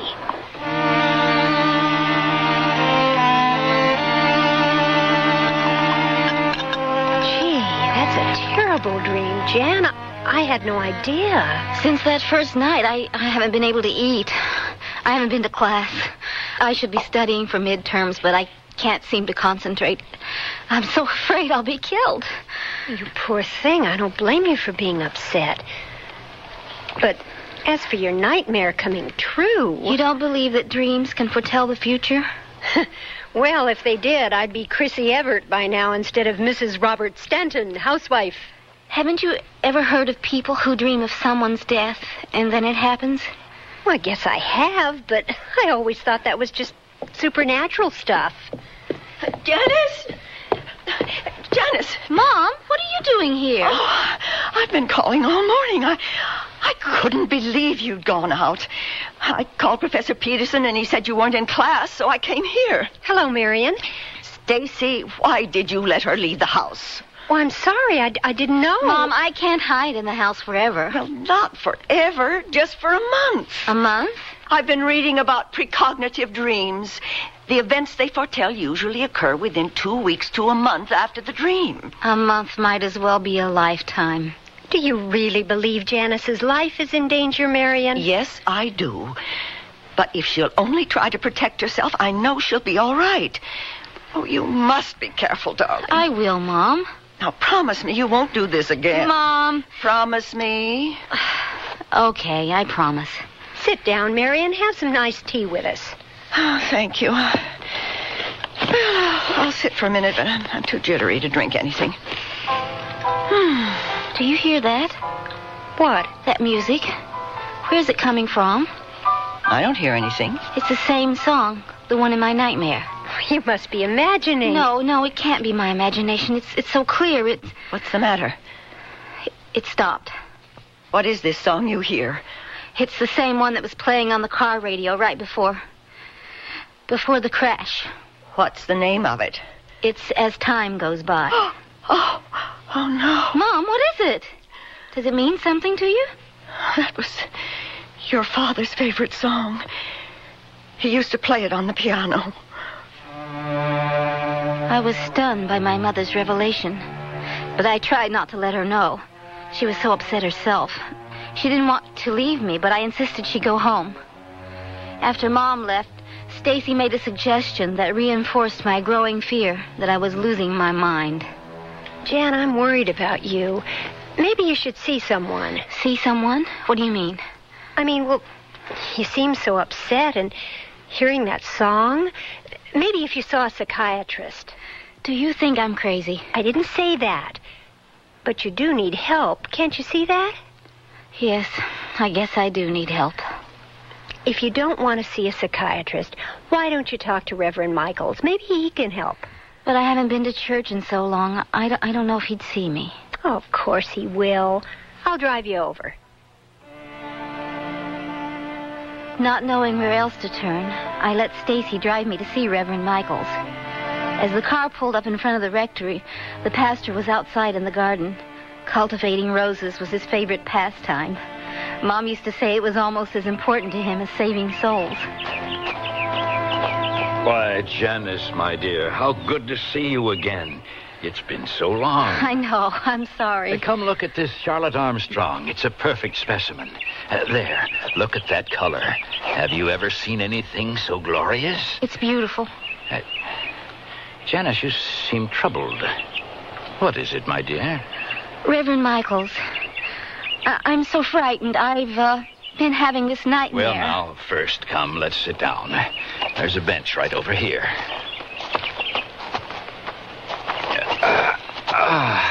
Those old bones of mine are starting to creak. Now, tell me about this nightmare of yours.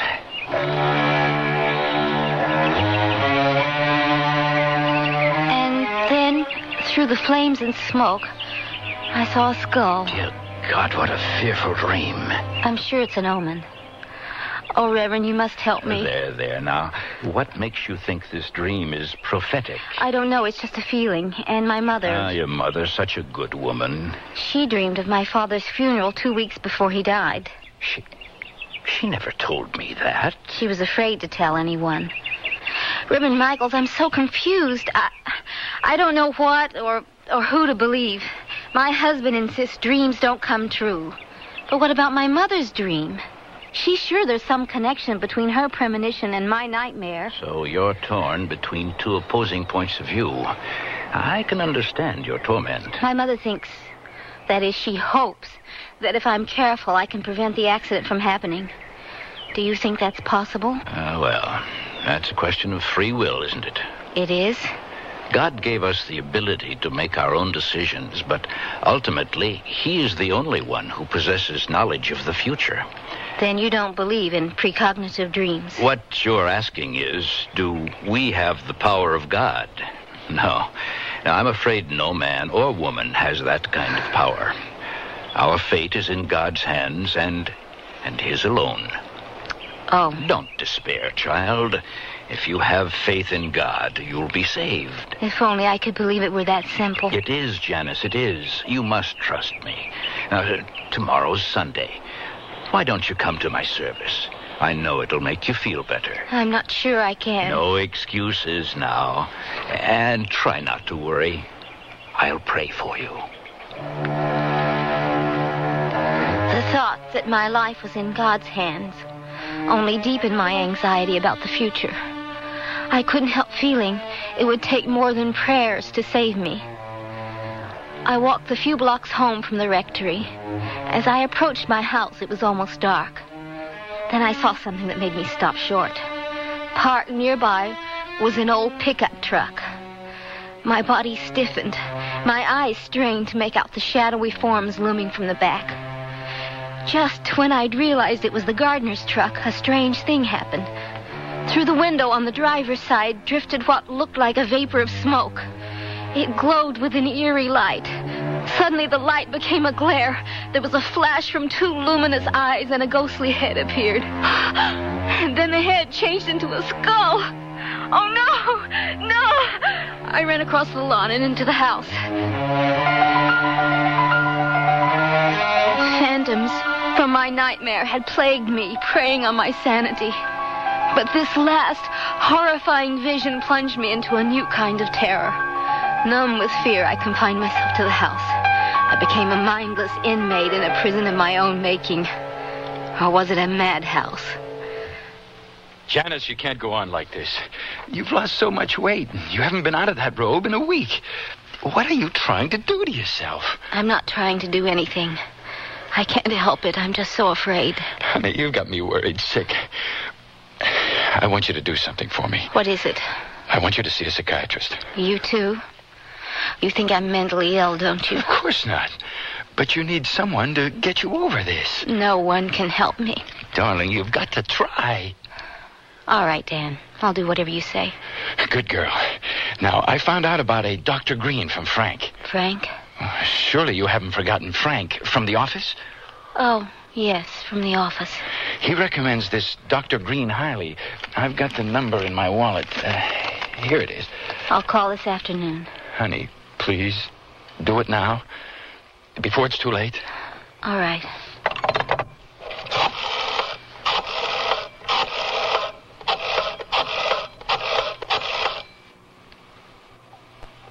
Hello? My name is Janice Craig. I'd like to make an appointment to see Dr. Green.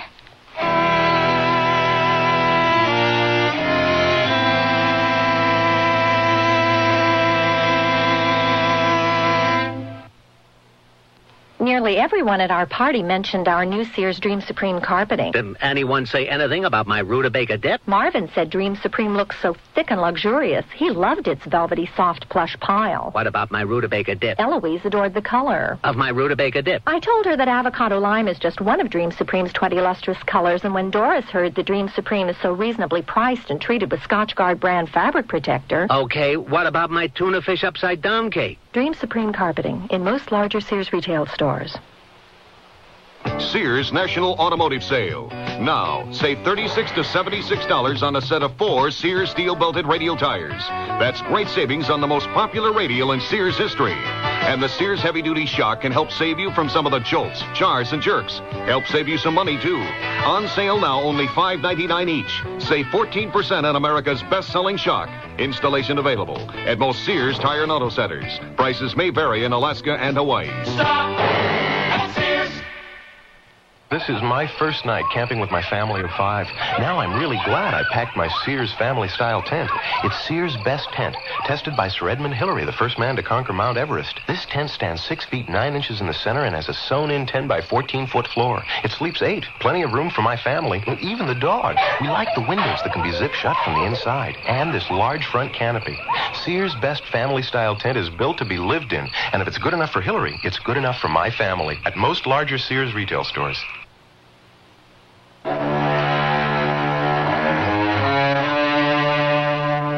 Vincent Price again. And here's the concluding act of The Nightmare. So that's how I came to be here, Dr. Green.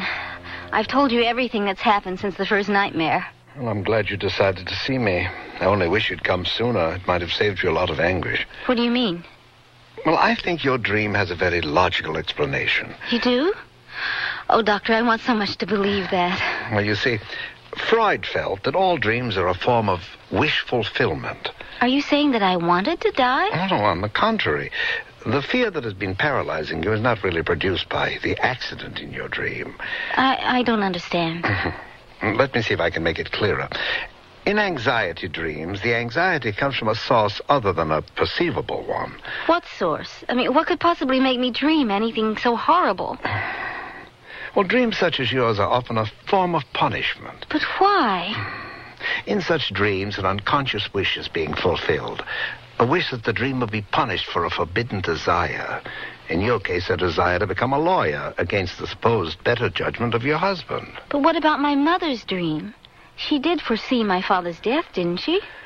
Oh, you said your father died of a heart attack. Yes, he did. Well, more than likely, your mother was suppressing a deep anxiety about the condition of your father's heart. In her dream, this anxiety simply broke through and staged his death. There was no precognition. Then you don't believe I'm going to die? Oh, eventually, yes, but not as you saw it in your dream.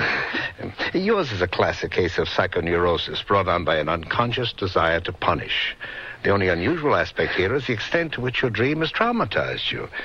The conflict you felt about your decision to return to school must have been immense, even though it was largely unconscious. What higher price could you pay for your crime than death itself? Your explanation sounds so logical.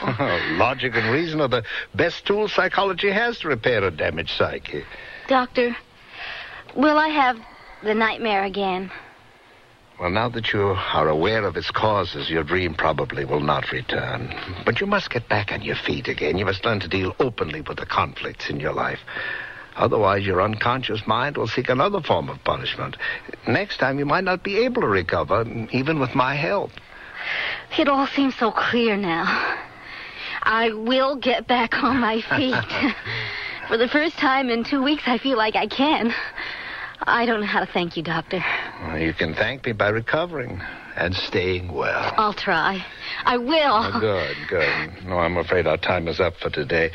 Just remember, I'm here if you need me. Thank you. But I'm sure I won't need your help anymore. Goodbye, then. And good luck. Goodbye, Dr. Green.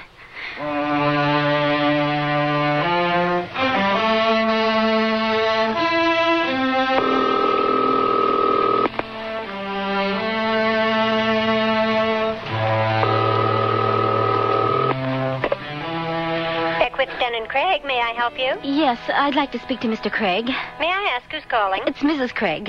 Oh, hello, Mrs. Craig. Just one moment. I'll put you through to his office. Hi, hon. How are you doing? Much better, darling. Much, much better. You sound better. How was your session with Dr. Green? It was, as you would say, very productive. He made me see why I had the dream and why it had such an effect on me. Oh, hon, I'm glad. I'm sorry I've been so hard to live with. You know, you may have been right. Maybe I was taking on too much too soon. You do sound better. You don't know how relieved I am to hear you talking like this. Hey, how about driving into town and meeting me for lunch? You mean today? Yes, today, right now.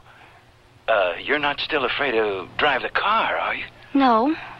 No, of course not. Then it's a date. I'll even take an extra half hour for lunch. After all, this is a special occasion, right? Right. I'll meet you at Chez Renee's at 1 o'clock. And Janice. Yes? Wear that blue dress, the one with the lace collar. You're a knockout in that dress. All right. See you at 1 then.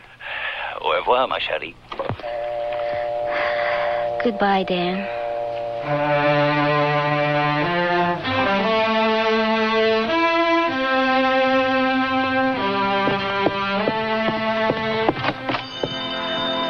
Oh, darn. I better answer that phone. It might be Dan again.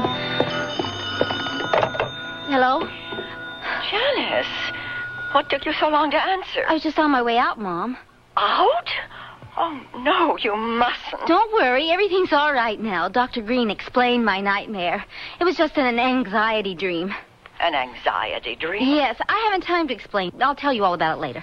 No, it's important that you don't go out today. Mom, I just told you everything's okay. Janice, listen to me. Okay, but please hurry. Do you know what day this is? No. Today is the day your father passed away. No. It was only a dream. Dreams don't come true. I saw an open grave, your father's name on the headstone. I always thought that was just supernatural stuff. No, you must be careful. Don't go anywhere in the car. Our fate is in God's hands.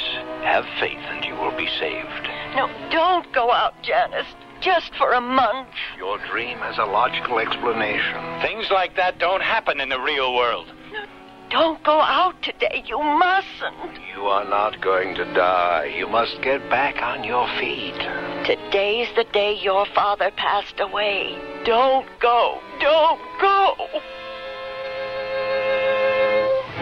No! I can't live in my mother's world.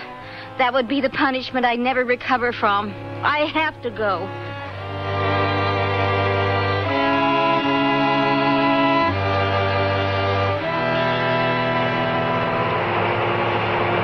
There's the highway. Up ahead. All those cars speeding toward their certain destinations. Might as well be a raging river. I have to overcome this obstacle, or I'll never feel normal again.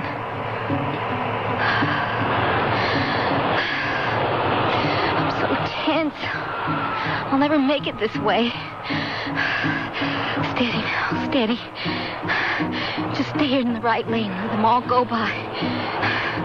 Nothing to be afraid of. It's just a road. It was only a dream. Only a dream. What's that?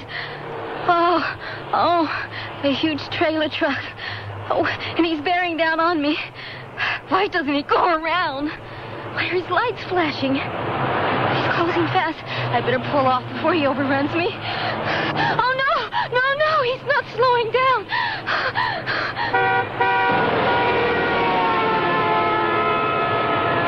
Oh, he's gone. Gotta get a grip on myself. Maybe the radio will help. I must relax. But I've got to stay alert. I've got to be steady. Ready just in case. In case what? Nothing's going to happen. I'm not going to die. Oh, no. Up ahead, that looks like... Oh, it is. It's a red pickup truck. It's coming closer.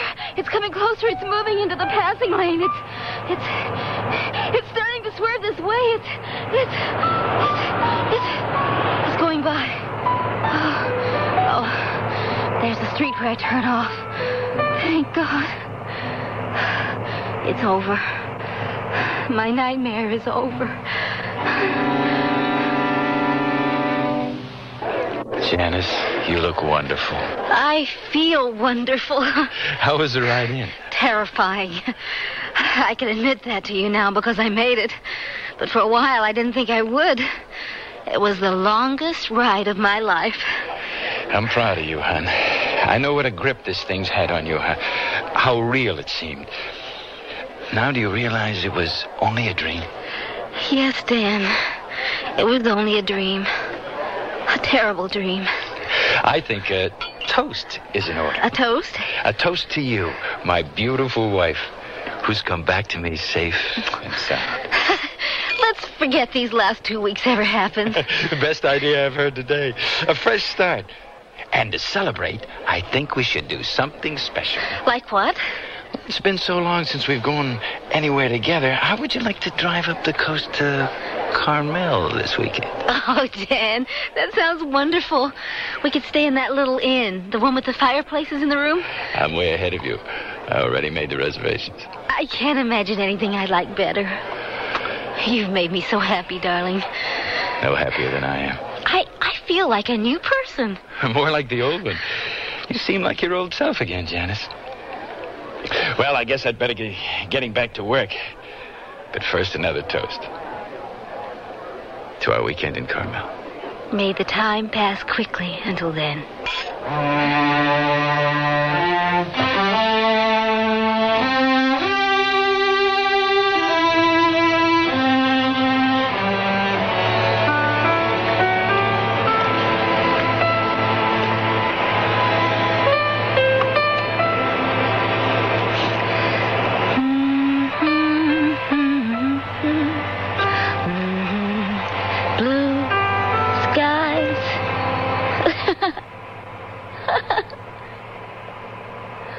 And here's another tune to bring back memories on our cavalcade of oldies but goodies. A popular song from the 40s made famous by the movie Casablanca. Let's turn back the clock and remember as time goes by.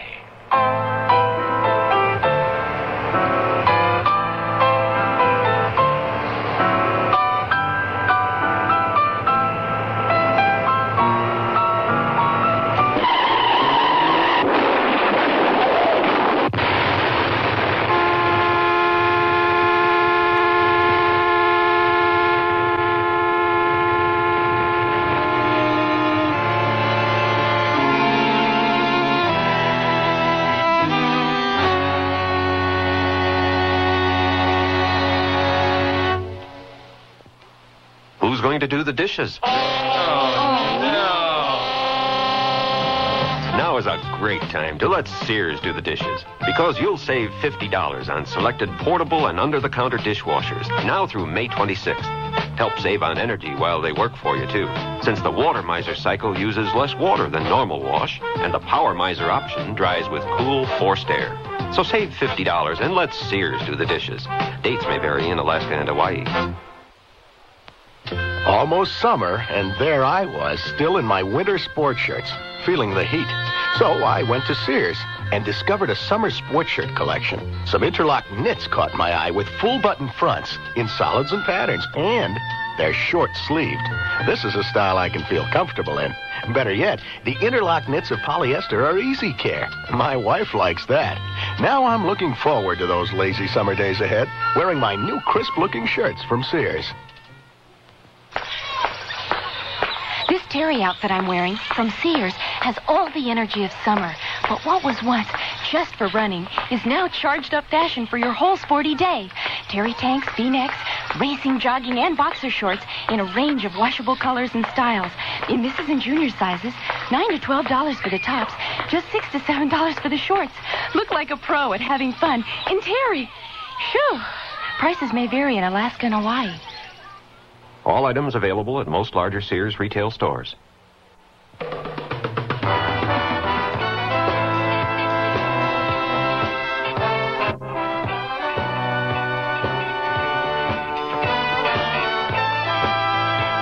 The Sears Radio Theater has been brought to you by Sears Roebuck and Company, where our policy is satisfaction guaranteed or your money back. Sears, where America shops for value.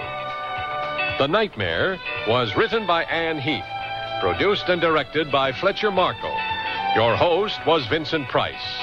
Our star was Joan McCall. Featured in the cast were Joe Maras, Hans Conried, Irene Tedrow, Rhoda Williams, and Howard Culver. The music for Sears Radio Theater was composed and conducted by Nelson Riddle. This is Art Gilmore speaking. The Elliott Lewis production of Sears Radio Theater is a presentation of CVI. Here's a tip from your Better Business Bureau. Are you in the market for a used car? If you are, it would be wise to shop around until you get a feel for the market. It's important for you to find out if the car is covered by a warranty. A used car warranty is limited. For example, it may cover the first 1,000 miles or 30 days. Remember, however, the warranty is as good as the dealer who backs it. And you check his reliability with your local Better Business Bureau.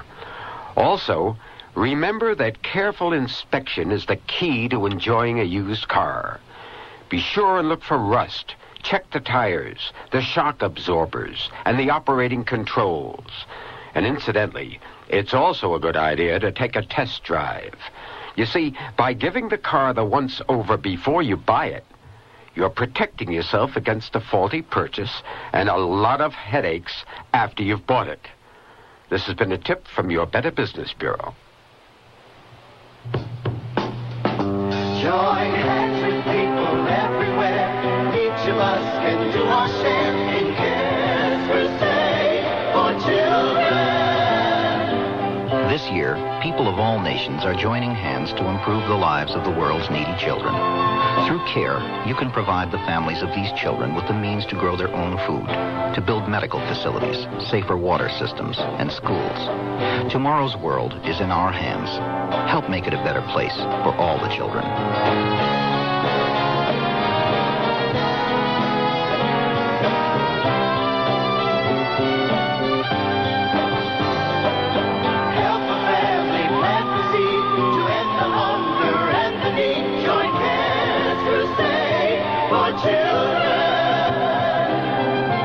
Please send your check or money order to CARE, Crusade for Children Overseas, Box 576, New York 10016.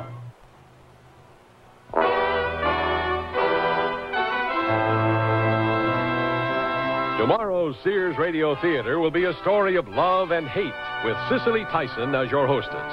Let's listen. Suddenly everything is Oriental. Mysticism, martial arts, flower arranging, food. Oh, well, at least they have not tried to deal with the complications of Chinese opera yet. So be sure and tune in tomorrow to the Sears Radio Theater. I'm Andy Fisher, WNEW News. At 8 minutes past 10, time for the Sears Radio Theater. That's the theme from the Sears Radio Theater. Tonight, a story of the West with Lorne Greene as your host. Here's a preview. Tell me about that treasure of yours, all that gold. What's it look like? Gold? That's right. I remember. That's what I was after, gold. And you found it, too, didn't you, old man? The Sears Radio Theater will begin after this message from your local station. Hello, I'm Stan Martin. It's sad that many youngsters feel the only way they can make their mark on our town is with a destructive act or a smear of graffiti. One building on New York's Lower East Side stands apart from the others. Its walls are spotless inside and out. The youngsters who work and play there have earned the respect of the entire city, just as they've learned to respect themselves. I'm talking about the Boys Brotherhood Republic. The BBR has been helping underprivileged boys work their way out of the slums for almost 50 years. By giving them the responsibility of governing and policing themselves, the BBR helps create a set of values which guide its members all their lives. I know because I was a member from the time I was 6, and the BBR helped change my life. It's doing the same right now for hundreds of youngsters with no other place to turn but the streets. Help the BBR turn out solid citizens. Please send whatever financial support you can to the Boys Brotherhood Republic, 888 East 6th Street, New York, 10009. Thank you. Ahoy, this is the captain of the Captain and Tennille, Daryl Dragon. I have a tip for young people wanting a career in electronics or science. Amateur radio is a fun way to break in. I know several ham radio operators who learned so much with their hobby, they ended up as successful engineers or teachers. If we're to keep pace with the rest of the world, we need young men and women to study electronics. You see, once you earn a license, you'll be able to talk directly on the air to interesting men and women who've made it in all fields, such as doctors, judges, lawyers, baseball stars, and even in show business. I meet lots of them in television studios. The scientific types, by the way, have designed and built satellite relay stations, which are circling the globe right now. And hams have amateur television and teletype, too. Hams help each other as well as the public. Whenever disaster strikes, amateur radio operators usually are first to be ready with emergency communications. It's a true public service, and there's no age limit. You want to know more? It takes a bit of study, but it's sure worth it. Write Amateur Radio, Newington, Connecticut, 06111. This is Lorne Green. Used to be, that's how you began a tale of the far west, with the sound of horses' hoofbeats pounding across the dry, blowing sand. A clean sound, to be blown away in the wind and leave no rude tracks to mar the golden sands of time. No more. Now in the New West, a different breed of men ride a different breed of horse.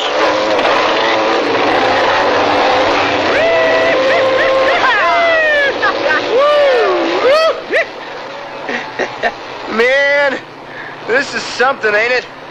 You and me, and nothing but sand and sky everywhere you look. Like we're lost on the moon or someplace, you know? It's like the edge of the universe, all right?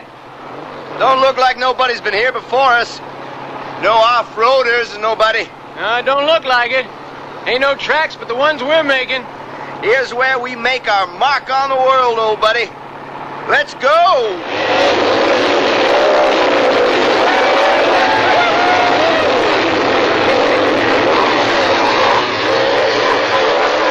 What's that over there? Ain't no cactus. Some kind of shack, looks like. Maybe we aren't the only ones ever been here after all. Still don't see no tracks anywhere. Whoever it was must have come and gone a long time ago. Well, let's have a look, all right? Why not, man? Maybe he left a nice cold beer in the fridge, right? Man, this ain't no more than a few boards nailed together. Not fit shelter for a coyote, hardly. Anybody ever lived here, you ain't likely to find them alive.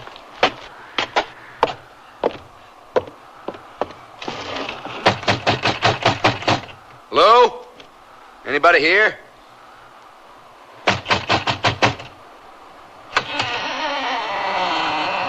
Well, you come then, have you? I figured you would sooner or later. Huh? Well, look, me and my pal here, we were just riding by. I know. I heard you. We didn't think anybody really lived here. You didn't, huh? Figured this was unexplored territory, did you? Well, there ain't an inch of it I don't know like my own skin. I'm old. Land's old. We're out here together. But who are you, anyway? I'm the caretaker. That's who I am. And that's only the beginning of our story.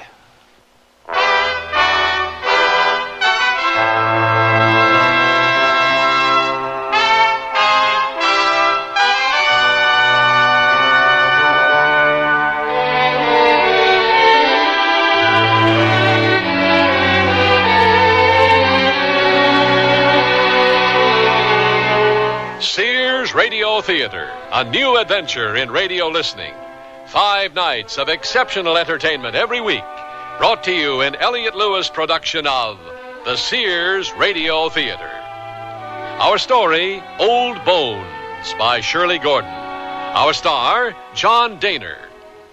The Sears Radio Theater is brought to you by Sears Roebuck and Company. Sears, where America shops for value. It's here! It's here! The Great American Paint Sale is here! Now, save $3 to $5 on the same Sears paints that help preserve the homes of John Paul Jones, Betsy Ross, and other great American homes like yours. Save $5 on Weather Beater satin exterior paints, now $9.99 a gallon. Save $3 on Easy Living flat, ceiling, and semi-gloss interior paints, $8.99 to $9.99 a gallon. The Great American Paint Sale is here! Prices may vary in Alaska and Hawaii. Fill up on sunshine in cool, colorful sundresses from Sears, each so different, with shoulders bare or gently draped, in flounced or freewheeling lines, with details such as ruffles, smocking, and ribbon accents too. Each a splendid sip right out of summer, in vivid solids, glorious prints, or clever combinations you'll have to see for yourself. So soak in lots of sun, in lots of sundresses, because each sundress is a great value too, in misses and half sizes from Sears Dress Department. Sears wants to break the ice when it comes to buying a Kenmore refrigerator, so we're taking $50 to $100 off 3 models through June 30th. You save $100 on the 19 cubic foot side-by-side and $70 on the 17 cubic foot top freezer refrigerator. Both have automatic ice makers and Sears exclusive humid drawer. Save $50 on a Kenmore 17 cubic foot refrigerator freezer without ice maker. All are frostless. Kenmore, solid as Sears. Dates may vary in Alaska and Hawaii. All items available at most larger Sears retail stores. Go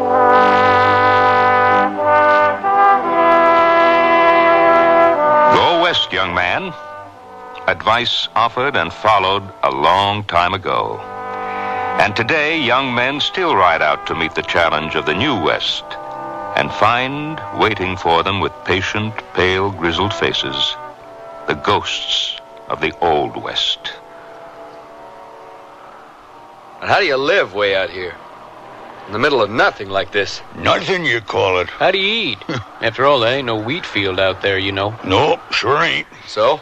Once a man sets his mind to it, he don't need much. And if he comes to know the land provides. Land can kill a man when it has the mind to. That, too, if you let it. More likely, it's the man does the killing. You call yourself the caretaker. What are you taking care of, anyway? This old shack? Ain't nothing but a heap of old timber gone to rot. What do you mean the land? All that sand and cactus out there, you figure it's all yours to look out after? Just said I was the caretaker and didn't say nothing more. I know. That's what we're asking. Let him be.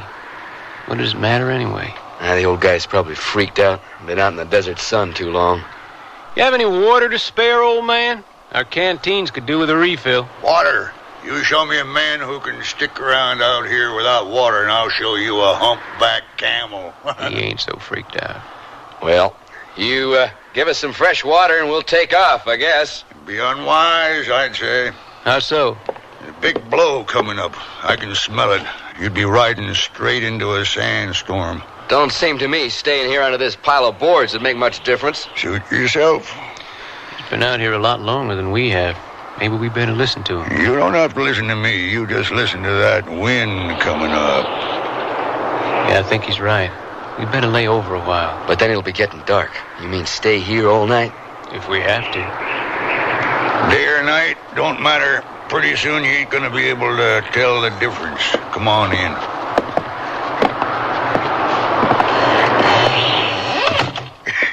You seed to your horses, did you? You ought to try riding one sometime, old man. Yeah? Might grow to like it. If it don't throw you. Well, I'm going to have myself some stew. You're welcome to join me if your stomach ain't particular. What's in it? Don't remember. Got a Milky Way in my pocket. It'll do me fine. I'll have some of your stew, old man. Don't look like it's done you any harm. Cheers. Old bones. What'd you say? He said old bones. Well, what about him? Well, you asked what was in the stew. Oh. You, want to split my Milky Way?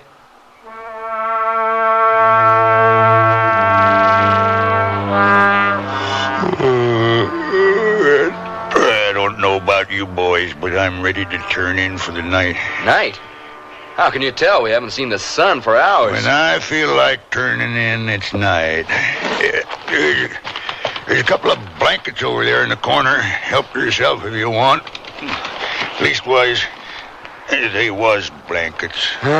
Looks like we're stuck here for the night, all right. Well, it's better than being stuck out there someplace. Could have ended up in the old man's stew.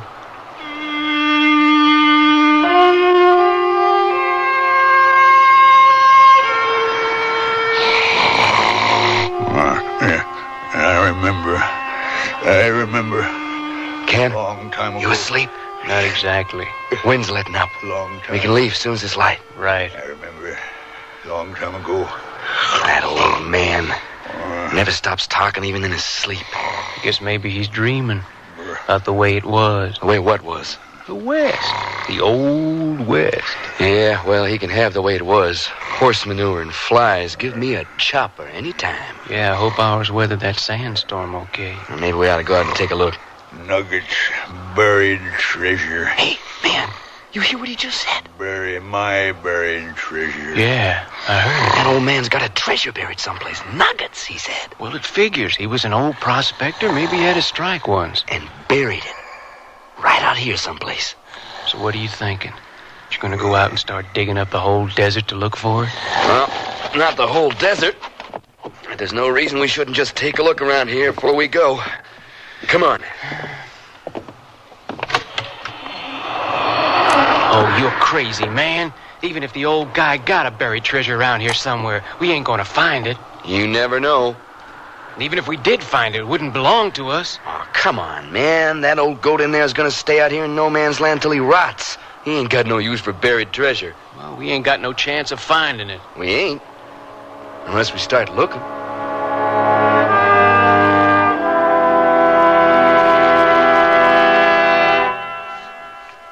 The word's out and spreading fast about the jeans from Sears Men's Store that grow beautifully. It's a sure sign they're feeling fine and feeling good. For the denim that keeps going strong a long time.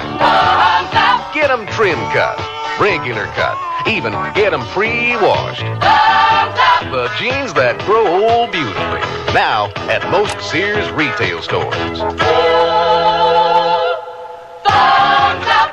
Dear, today I found the bedroom suite of my dreams at a great price. That's a coincidence. I found one that has all the features. Well, mine has authentic country styling. So does mine. Does yours have a beautiful 26-step finish? Nothing but, and I get a choice of 13 different pieces. All built to last for a long time? Yes, with sturdy tongue and groove construction and dovetail jointed drawers. Is yours Sears Open Hearth Bedroom Furniture? Sears Open Hearth Bedroom Collection. Expert craftsmanship at a reasonable price. Select from 13 different pieces. Now at most Sears retail stores. Sears National Automotive Sale. Dirt inside your shock absorbers can cause them to fail. Get Sears Heavy Duty Plus shocks with a self-cleaning wiper ring. On sale now, only $7.99 each. You save 20%. Installation available. And save now on Sears SuperGuard steel-belted radio tires. Steel-belted strength, smooth ride, radio performance. Super values, too. Save $40 to $76 on a set of 4. Sale ends June 30th at most Sears Tire and Auto Centers. Prices and dates may vary in Alaska and Hawaii. Stop at Sears. In the West, as in every place else, the old must give way to the new. But some things never change. Man's nature, for one. Across the centuries, from the time when the land was crisscrossed with the rutted tracks of rumbling wagons, to here and now, with its network of concrete freeways, man's response to certain words remains unchanged. Words such as love and death and gold. There ain't nothing here but stuff that's no good to nobody anymore. Except in this. Figured he'd had to have a shovel around here someplace. Well, he has to dig the sand away to get out sometimes, I'll bet. In the hands of an old crazy like that, a shovel is for burying things. Burying his treasure. Nuggets, you heard him. Yeah, I heard him. But he didn't say where. Bet you it's right here. Right around this old shack someplace. Hey, man, it's going to be light any minute. The old goat will be getting up.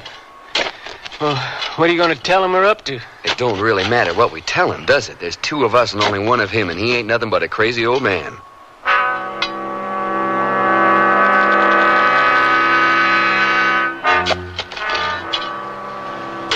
You boys are up early. Couldn't sleep much. You jabber a lot in your sleep, old man. You know that? Nobody has to listen. But it might do somebody some good if they did. Hey, all these holes you're making, what do you figure you're up to? Oh, it's good exercise, digging. And you never know what you might find. Suppose so, but you just be careful where you dig. There's some place I don't want dug up. There is, huh? There is. What good is something you got buried way out here ever going to do you? Whatever does somebody good is nobody else's business, providing it don't do nobody else no harm. Who's talking about doing anybody any harm, old man? Well, nobody is. That's right. And then why don't we all have some breakfast? Well, what do you got? Always got some stew. And what did I tell you? There's someplace he don't want us to dig. All we have to do is find out where.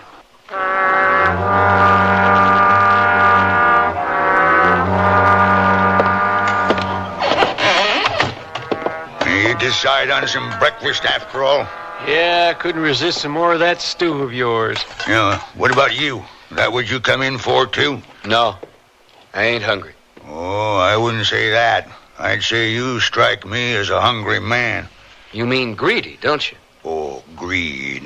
Now, that's something to watch your step about. It's like a snake with 16 rattles. That's right, old man. Better watch your step. Well, don't you worry. I've killed my share of rattlers in my day. Your day was the day before yesterday, old man. You ain't looked lately. It's already the day after tomorrow. I don't count my time by days no more. Speaking of time, we're wasting ours. Come on, Bob. Time you and me made tracks. Leave this old man out here all alone? No telling what could happen to him. And who'd know the difference?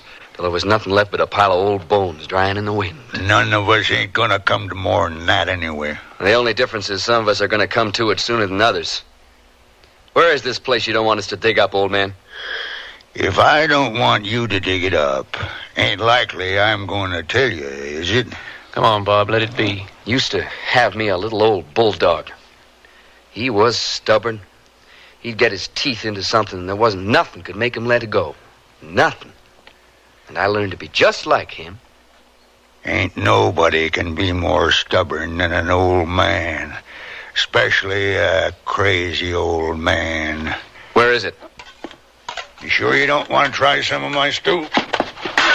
Where is it, I asked you? Oh, give it up, man. There's no way you can make him tell if you don't want to. Oh, yes, there is. You feel like telling me yet? I used to have me a burro. Stubborner than any little old bulldog. I learned from him. You are crazy, old man. Oh, man, what are you trying to do? Kill the old guy? Now, what good did that do us? I ain't gonna kill him, but if you don't wise up, old man, you're gonna wish I did. Oh, man, you're the one who's gone loco. I'm getting out of here. No, you ain't. We're in this together. I ain't in anything. Let go of me. Look, you'd like to get your hands on those gold nuggets, wouldn't you? Not enough to kill somebody. I ain't gonna kill him. Like you said. What good'll that do? I was just wearing him down till he felt like talking, that's all. Well, you do whatever you want. I'm moving on. No, you ain't. Well, you ain't gonna stop me. The hell I ain't. Let go! Now, what are you trying to do now? I told you, you ain't leaving. Let go, man! Get off that bike. Stay clear, will you? Anything you say, man. Bob! Bob, look out! There's a bull! There's a...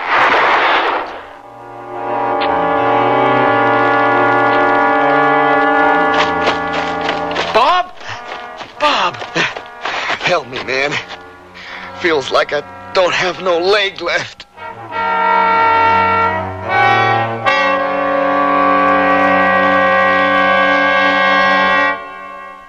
Sears Radio Theater will return after this message from your local station.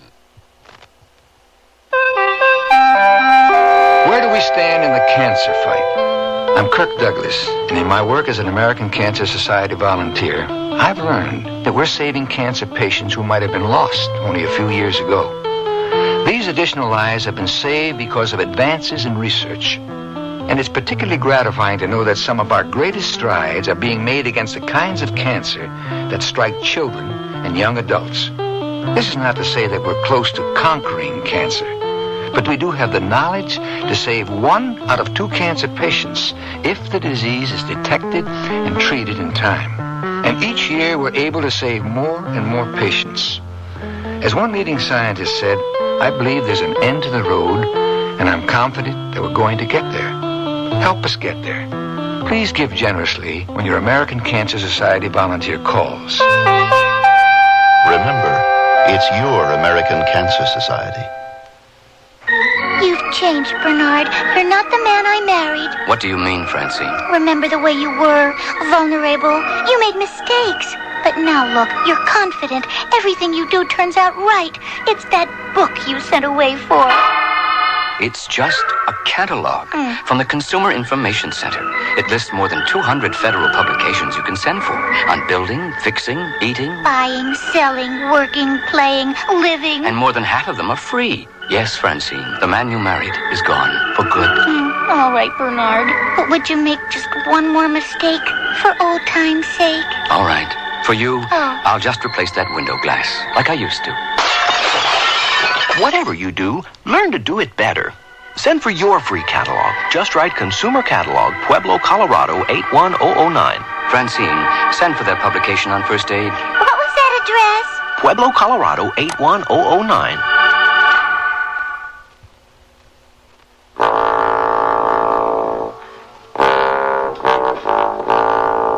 The old-timer pulls himself up from the floor of his desert shack and gingerly feels the raw, swollen place on his left cheek. While a short distance away, his young assailant painfully extricates himself from under his fallen mechanized horse.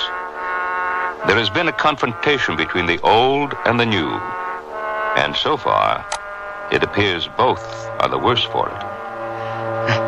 Hey, you smashed up your leg pretty bad, all right. Just help me up on my other one, okay? You think you can ride on my shoulder back to the old man's place? I'll see to your bike later. Okay? Okay. All right. Now just hang on. I'll walk easy. For damn sure. Now just hold on a minute now. We're almost there. Hey, old man. You in there? We got some trouble out here. My pal's been hurt. You hear me, old man? We need you. My buddy here. He hurt his leg pretty bad. So, the rattler got himself bit, did he? Rode into a boulder. Where's his horse? Did you have to shoot it? Look, can we come inside? See what we can do? Don't put yourself out now, old man. I ain't killed every rattler I've come across. Come on, let's get him in on the cot.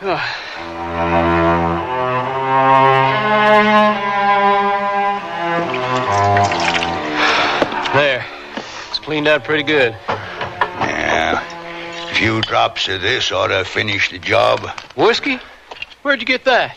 I save things for when they're needed. Of course, this may sting a little.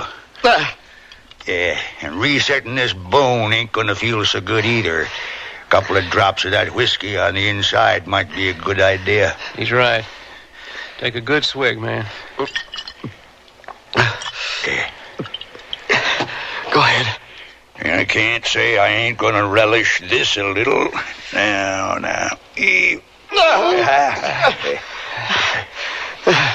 Here, man. You better take another swig. He's had enough to do him. I told you I save things for when they're needed.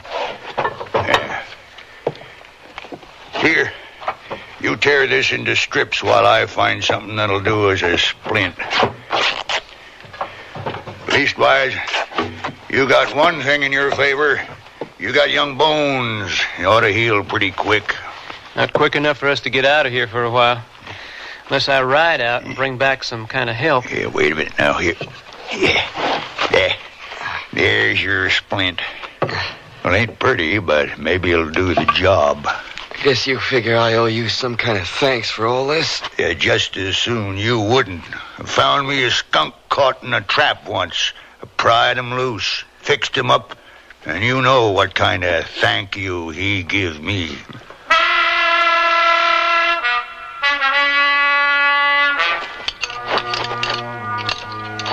Well, that ought to do it. Let's see.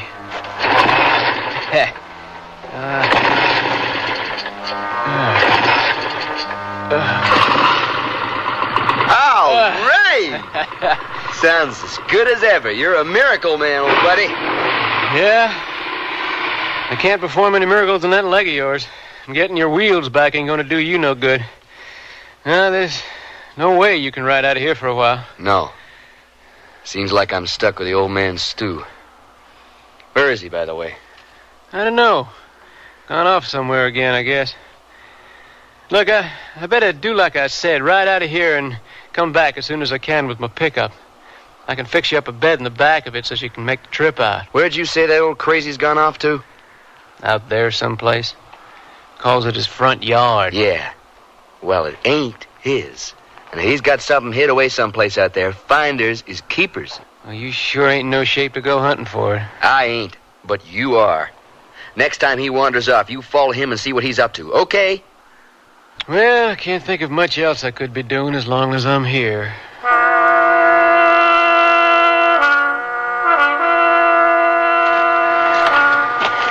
I'm still here, and I still remember, and that's what matters. Nobody can make the world turn around and go backwards. I ain't asking it to. Can't bring back something that's dead and gone. I wouldn't want to. But somebody ought to always be around who ain't forgot. Ain't important who, but hereabouts, looks like it's me. I'm here, and I remember.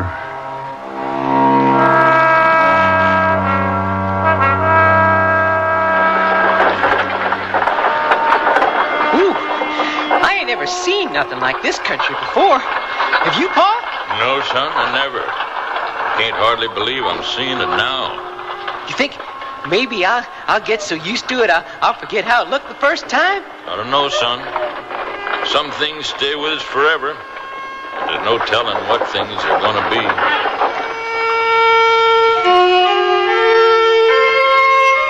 Come on, Spurs. Attaboy!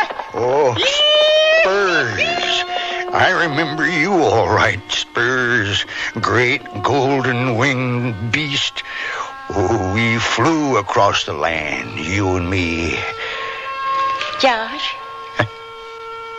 Lily? Is that you? I remember too, Josh. Ain't nobody called me by my Christian name in a long time, Lil. I remember too, Josh. Oh, but you ain't here no more, Lily. I'm here, Josh. It's a long time ago. I know. Everything. Long time ago.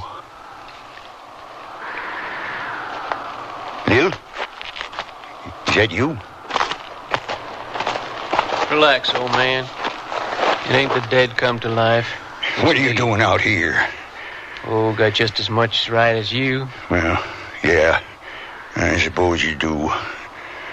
Didn't know you was having some kind of private meeting. And didn't stop you none from butting in, did it? Who's that you was talking to? Your old sweetie? Guess maybe you thought you was really something once. Huh, old man? You and that pal of yours. I suppose you think you're the only ones who was ever young. Who ever loved a woman. Who ever felt the call of this land. No. But it's our time now. Your time is over. Time. It don't matter. As long as you remember. All right, old man. I'll leave you alone with your memories. Since that's all you got left. See you back at the shack. Long as I'm alive. I ain't ever gonna forget.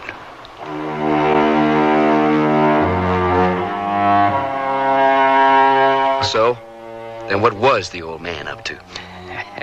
He's having himself a secret rendezvous with an old girlfriend, that's what. Huh? Her name was Lily. She and the old man must have really had something good going once. What the hell are you going on about? Oh, you should have heard him standing out there talking with her, thinking they was all alone, just the two of them. I mean, they didn't know I was there listening to them the whole time. Wait a minute. You better ride out of here first thing tomorrow before you're the one who needs help instead of me. Okay. When I come back with the pickup, you let me load you up and take you out of here, right? Right. And leave the old guy in peace. That's right. Buried treasure or no buried treasure? Well, now, your little errand of mercy is going to take you a while, isn't it? Who knows? Maybe by then the old man and I will have worked something out. One way or another.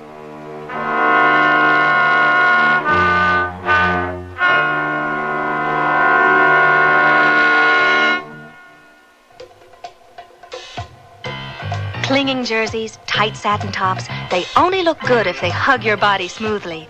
Sears' best Ah Bra Light helps you and your clothes look good. How? Ah Bra Light has no seam cups, and straps adjust in the back so you look great up front.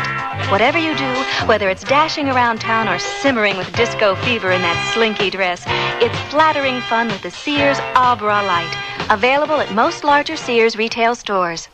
Honey, I can't sleep. Maybe you should try counting sheets. You mean sheep? No, Medley Sheets from Sears in so many great colors from light to dark. Rest easy, knowing your bed looks fantastic, because Medley solids come in up to 24 colors, like Indian copper, royal blue, lemon yellow, and jungle green. But don't just count them. Mix and match them with Medley pattern sheets and cases for a designer effect. Then dream in color tonight. Available at most larger Sears retail stores in the catalog. Here they come. More values from Sears, like $1.44 pull-on shorts and $1.99 tank tops for women. They're colorful polyester tank tops that slip on neatly over the double-knit nylon shorts. Shorts with elastic waist and stitched front creases. Just watch them go. Sears $1.44 shorts and $1.99 tank tops for women. All set for action. Hurry in while quantities last. Prices may vary in Alaska and Hawaii. Available at most larger Sears retail stores.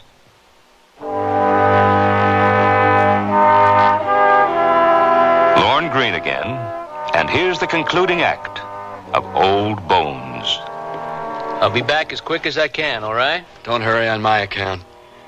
You take care of yourself, old man. Don't concern yourself about me, young fella. I've been taking care of myself so long, it's got to be a habit. I'll see you, pal. Watch out for boulders.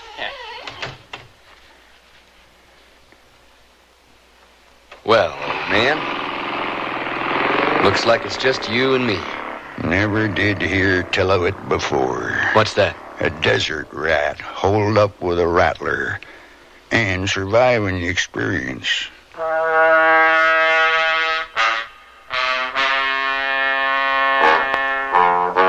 What are you fixing to do now, old man? Go wandering off again? Figure your old sweetheart's still waiting out there for you? You want to eat, don't you? Stew pot's getting low. Need to rustle something up.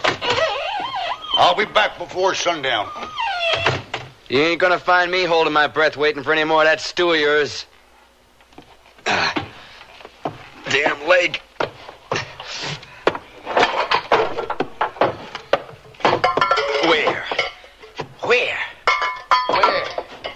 Where's he got it hid? Buried, he said. Under the floorboards, maybe.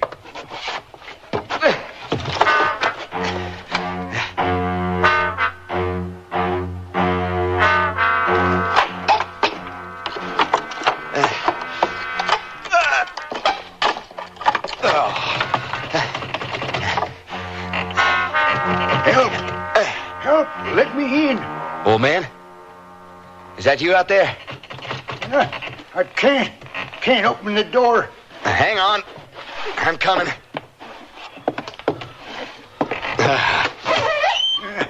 I'm afraid you'll have to help me if you can. What happened? Well, was expecting to be bit by a rattler, but wasn't expecting it to be a real one. Jeez. Your leg. It's swollen twice its size. I think maybe I've had it this time. Oh, no, you ain't. Oh. Like I said, you're no good to me dead. Just hang in there, old man. It's my turn to play doctor. First, I'm going to have to cut you open. Can't say I ain't going to relish that. No, it's too late, but help yourself.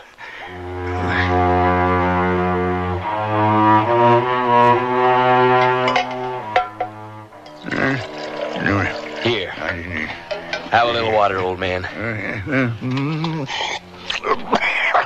Where is it? That buried treasure of yours. What good is it going to do you if you're dead? You hear me, old man? You ain't going to die on me. Not without telling me where you got it hid. Is it right here?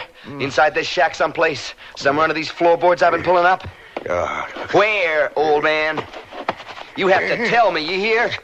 Yeah, I remember. You better remember.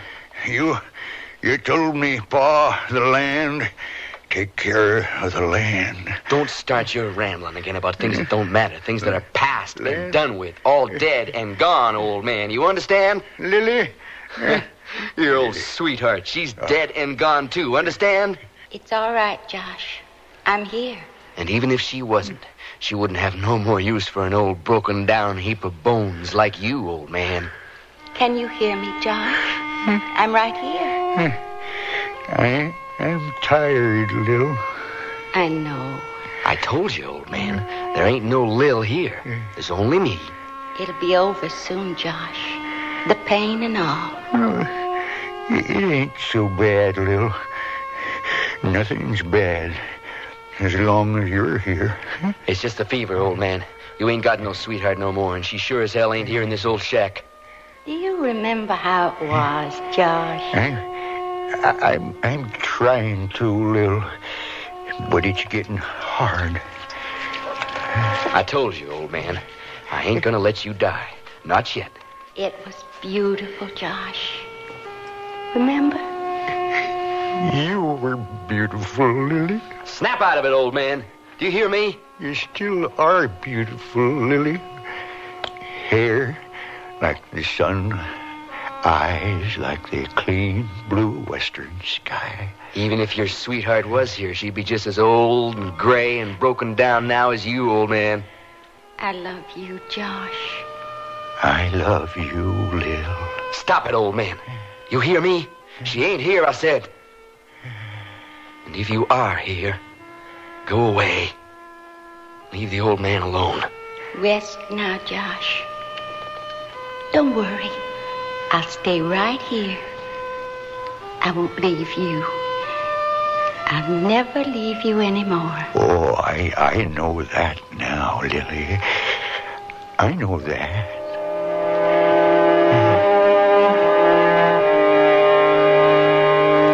Old man?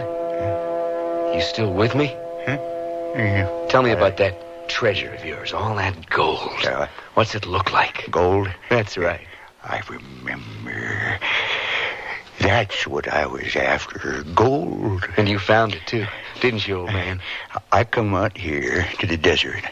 I was all alone then. That sweetheart of yours, Lily, then she didn't stick by you after all? No. I wasn't all alone. Not once you struck gold, you wasn't. Nobody's alone once he's got himself a fistful of gold nuggets. Hey, nuggets. It's right. I ain't forgot. And you ain't forgot what you done with him. Right, old man? Where you buried him. No. I ain't forgot. Right next to this old shack of mine, by that old barrel cactus. Well, now, old man, that's more like it. I'll get you another drink of water on that one. Here you go, old man. All we have to do now is wait for my pal to come back.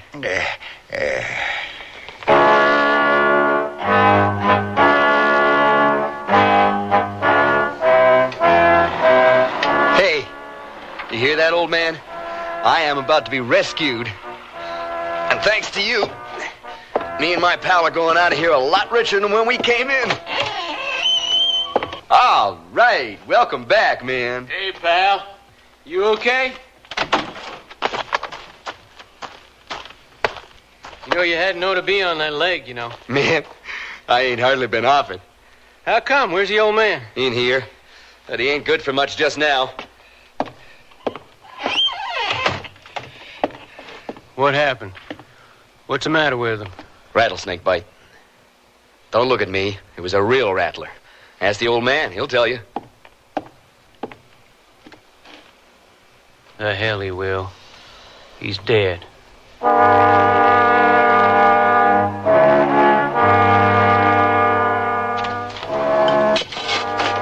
Keep digging. This is where he said it was, all right. Right by this old barrel cactus. How come he finally told you, I wonder? Maybe because he knew he was dying. Yeah, it's funny. An old-timer like him letting a rattler get him. I suppose you're thinking that I hobbled out on that desert, found me a rattlesnake, and told it to bite that old man. No, I don't guess you did that. I did everything I could to save his life, man. Even sucked out the poison. Yeah, well, that must have been before he told you where his treasure was hid, right? I did all I could. After that, there wasn't anything else anybody could have done. Yeah. Well, I guess it don't matter anymore. The old man's dead. There's nothing going to change that. That's right. He's dead. And he ain't got no use for gold anymore. But we're alive, and we sure as hell have. So get back to digging, will you? I think I've hit something. I told you, man. Well, don't stop now. Wish I could take over that shovel. Relax, man. I'm digging up this desert as fast as I can. Whatever's under here ain't going anywhere.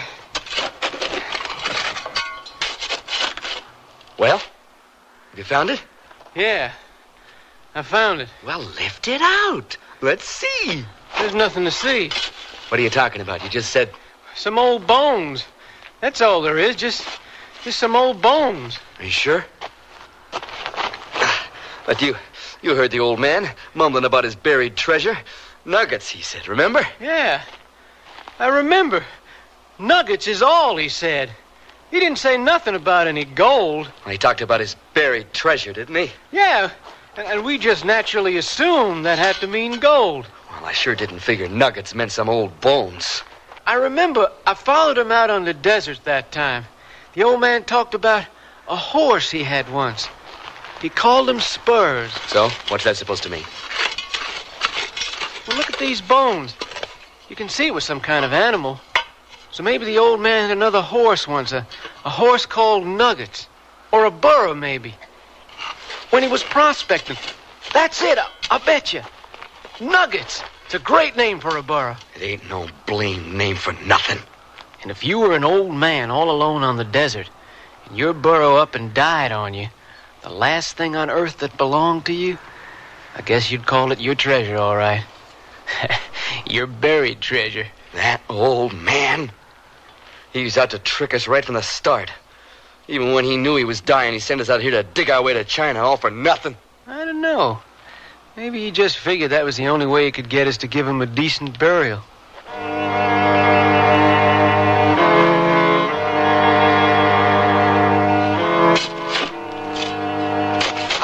Well, that's it, old man.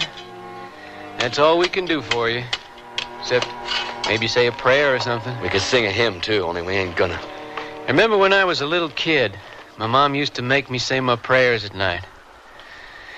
Now I lay me down to sleep. I pray the Lord my soul to keep. Amen. There's your prayer, old man. I guess it'll do. It'll do. Let's get my bike on the truck. Get out of here. In a minute.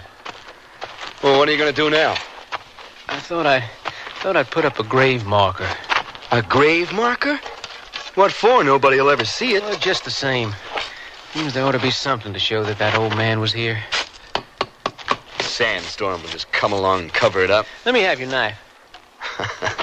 Some of that old man's craziness wore off on you for sure. Well, what are you putting on it? You don't even know the old man's name. Josh. Josh. That's what you called him out there on the desert. Let's get out of here. Yeah, let's.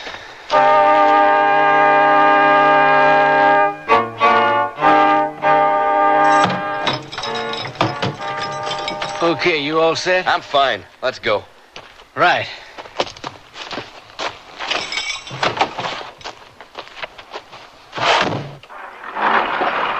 Hang on, man. We're off. Let her rip.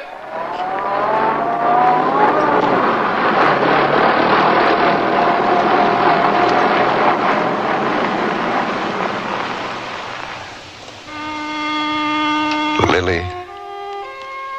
It's all right, Josh. They've gone.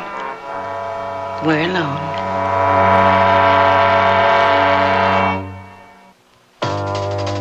They wear them in Alaska, in Texas, in Maine. Wherever the territory's tough, the kids wear Sears Tough Skins, the toughest jeans in Sears Tough Jeans territory. Fashioned from a perma-pressed tri-blend fabric so tough, Kids can actually jump on trampolines made from it. Sears Tough Skins in boys and girls sizes. Now in latest spring colors, styles, patterns. Brushed finish, too. You have tough kids, Sears has Tough Skins. Only in the children's store at most larger Sears retail stores and through the catalog. Sears National Automotive Sale. Dirt inside your shock absorbers can cause them to fail. Get Sears heavy-duty plus shocks with a self-cleaning wiper ring. On sale now, only $7.99 each. You save 20%. Installation available. And save now on Sears SuperGuard steel-belted radial tires. Steel-belted strength, smooth ride, radial performance. Super values, too. Save $40 to $76 on a set of 4. Sale ends June 30th at most Sears Tire and Auto Centers. Prices and dates may vary in Alaska and Hawaii. Stop at Sears. Sears, where America shops, invite you to apply for the Sears credit card. It gives you credit in over 3,600 Sears stores coast to coast. Whether you live or travel in any of the 50 states, there's a Sears store where you can shop for what you need for your family, home, or car. You can apply for the Sears credit card in any Sears store or by calling this toll-free number now. Call 800-526-0444. That's 800-526-0444. New Jersey residents call 800-652-2777.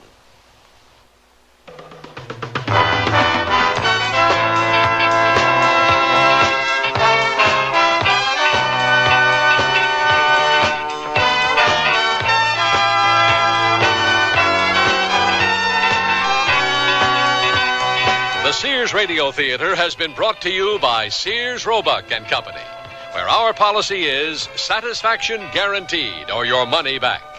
Sears, where America shops for value. Old Bones was written by Shirley Gordon, produced and directed by Fletcher Markle. Your host was Lorne Green. Our star was John Daner. Featured in the cast were Stephen Markle, Lou Horn, Virginia Gregg, and Barney Phillips. The music for Sears Radio Theater was composed and conducted by Nelson Riddle. This is Art Gilmore speaking. The Elliott Lewis production of Sears Radio Theater is a presentation of CBI. Hi, this is Phil Esposito, and for me, the game is hockey. Whatever your game is, whether it's on ice, a tennis court, a golf course, whether you're a pro or an amateur whose sport is just a hobby, you know that sports are a big part of life throughout the world. But for many people with MS, multiple sclerosis, sports are something other people play, not them. Many can't even watch their favorite sport on TV because MS affects vision as well as speech. Some MS patients can't even walk or move. MS is the mysterious crippler of young adults, striking usually between the ages of 20 and 40, much too young to sit out the rest of your life in a penalty box. Still, the sad thing is, there's no cure yet. But there's hope for a cure through research. I'm proud to have joined the Athletes vs. MS team. Now, how about you joining us? Support your local chapter of the National Multiple Sclerosis Society. This is Phil Esposito saying thank you. Like the wind, we feel its effect, but we cannot see it. It touches each and every one of us without exception. Young or old, rich or poor, black or white. It's something we all have in common. Tension. When we're unable to cope with tension, it can turn against us. It can make us fail at our jobs, fail our families, and most important, fail ourselves. Learning to cope with tension is a never-ending process, one that begins at birth and continues to the end of life. It's one of the keys to happiness and good mental health in our time. This is Cliff Robertson. There are few of us who wouldn't welcome solid advice from a good friend on how to deal more effectively with our tensions. That friend can be your mental health association. Contact them for a copy of their pamphlet, How to Deal with Your Tensions.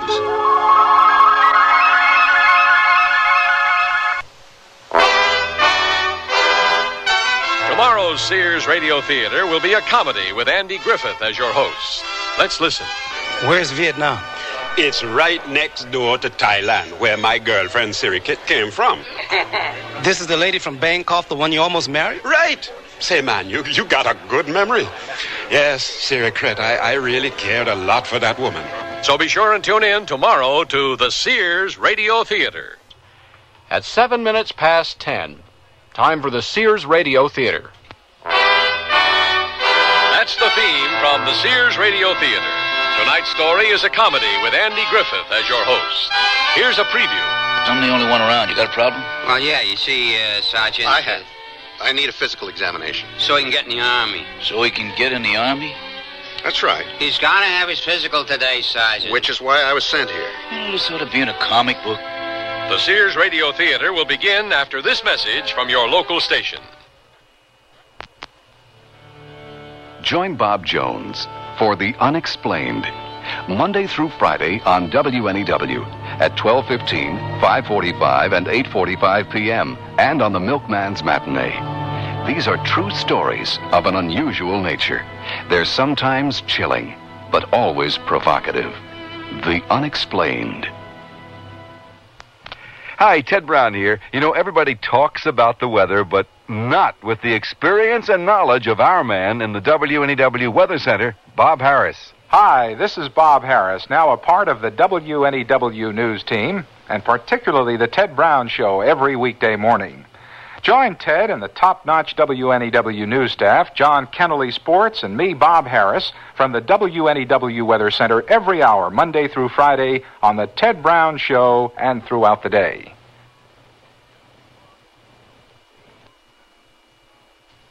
This is Andy Griffith. Weird things happened in World War II, but they generally didn't happen when you were drafted. The way Hanley Finn, our hero, got into the Army was really weird. You see, Hanley represented a U.S. firm in Sydney, Australia when World War II broke out. When America finally got into it, Hanley applied for a commission in our Army, but was turned down. Then an American newspaper asked him to become a war correspondent. He took the job and settled into it. Then General Douglas MacArthur arrived, and almost before Hanley Finn knew it, he was in New Guinea. He was sweating out a Japanese bombing attack in Finschhaven when... But it's better if you hear it from Hanley. When you squat in a slit trench and undergo a bombing attack, you try to get your entire body into your helmet, especially in New Guinea, because of the coconut palms. I mean, coconuts falling into slit trenches have caused a lot more casualties than any Japanese bombs. See what I mean? One almost got me there. Hanley? Oh, hello, Sam. Didn't realize you were in the same hole with me. We jumped in together. Oh, yeah. We were at mail call when the alert sounded. I remember. You know, I figured out how the Japanese can win this war. How? Well, we're always putting bases on coconut plantations, right? Yeah. So they explode a few bombs any place near one of these plantations, see? Yeah. But don't you get it? The concussion knocks off all the coconuts and they fall on the poor GIs cowering in slit trenches. I see what you mean. Bluey, they win the war on account of who can fight with a busted back. Keep it to yourself, Sam. I will. Oh, almost forgot. A letter for you. Hey, thanks. I picked that up for you. Good news? Well, it starts off good. What does it say if I ain't being personal? It says, greetings. Greetings? Yeah. I've been drafted. The coconut got you. Sam? Sam? Medic! Medic!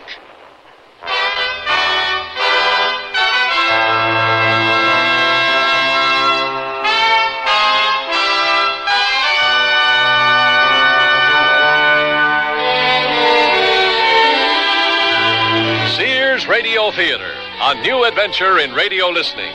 5 nights of exceptional entertainment every week, brought to you in Elliott Lewis' production of the Sears Radio Theater. Our story, Getting Drafted, by Ted Scherdeman. Our star, Elliott Lewis. The Sears Radio Theater is brought to you by Sears Roebuck and Company, where value is your byword. Sears, where America shops for value. Put together a whole wardrobe with the classic collection separates at Sears. Now you can buy the pants to a suit, the vest to a suit, and the jacket to a suit separately. So every well-tailored piece of the outfit you buy is geared to your size and build. You can create a more casual look with solid color blazers and patterned slacks, or patterned sport coats and solid color slacks.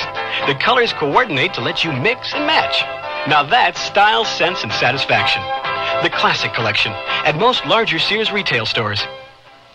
Sears offers you dazzling savings on crystal glass chandeliers. Save $30 on a 5-light chandelier, now $59.99. Glass-encased arms, hurricane shades, prisms that dance among beaded drapes create this glass confection.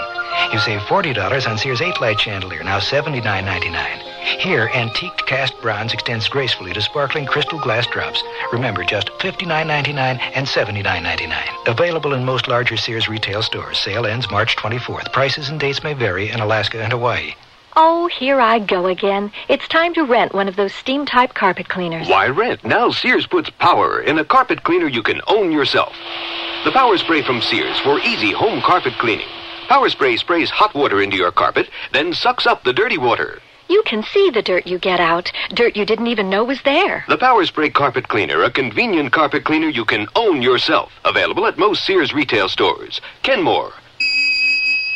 Solid as Sears.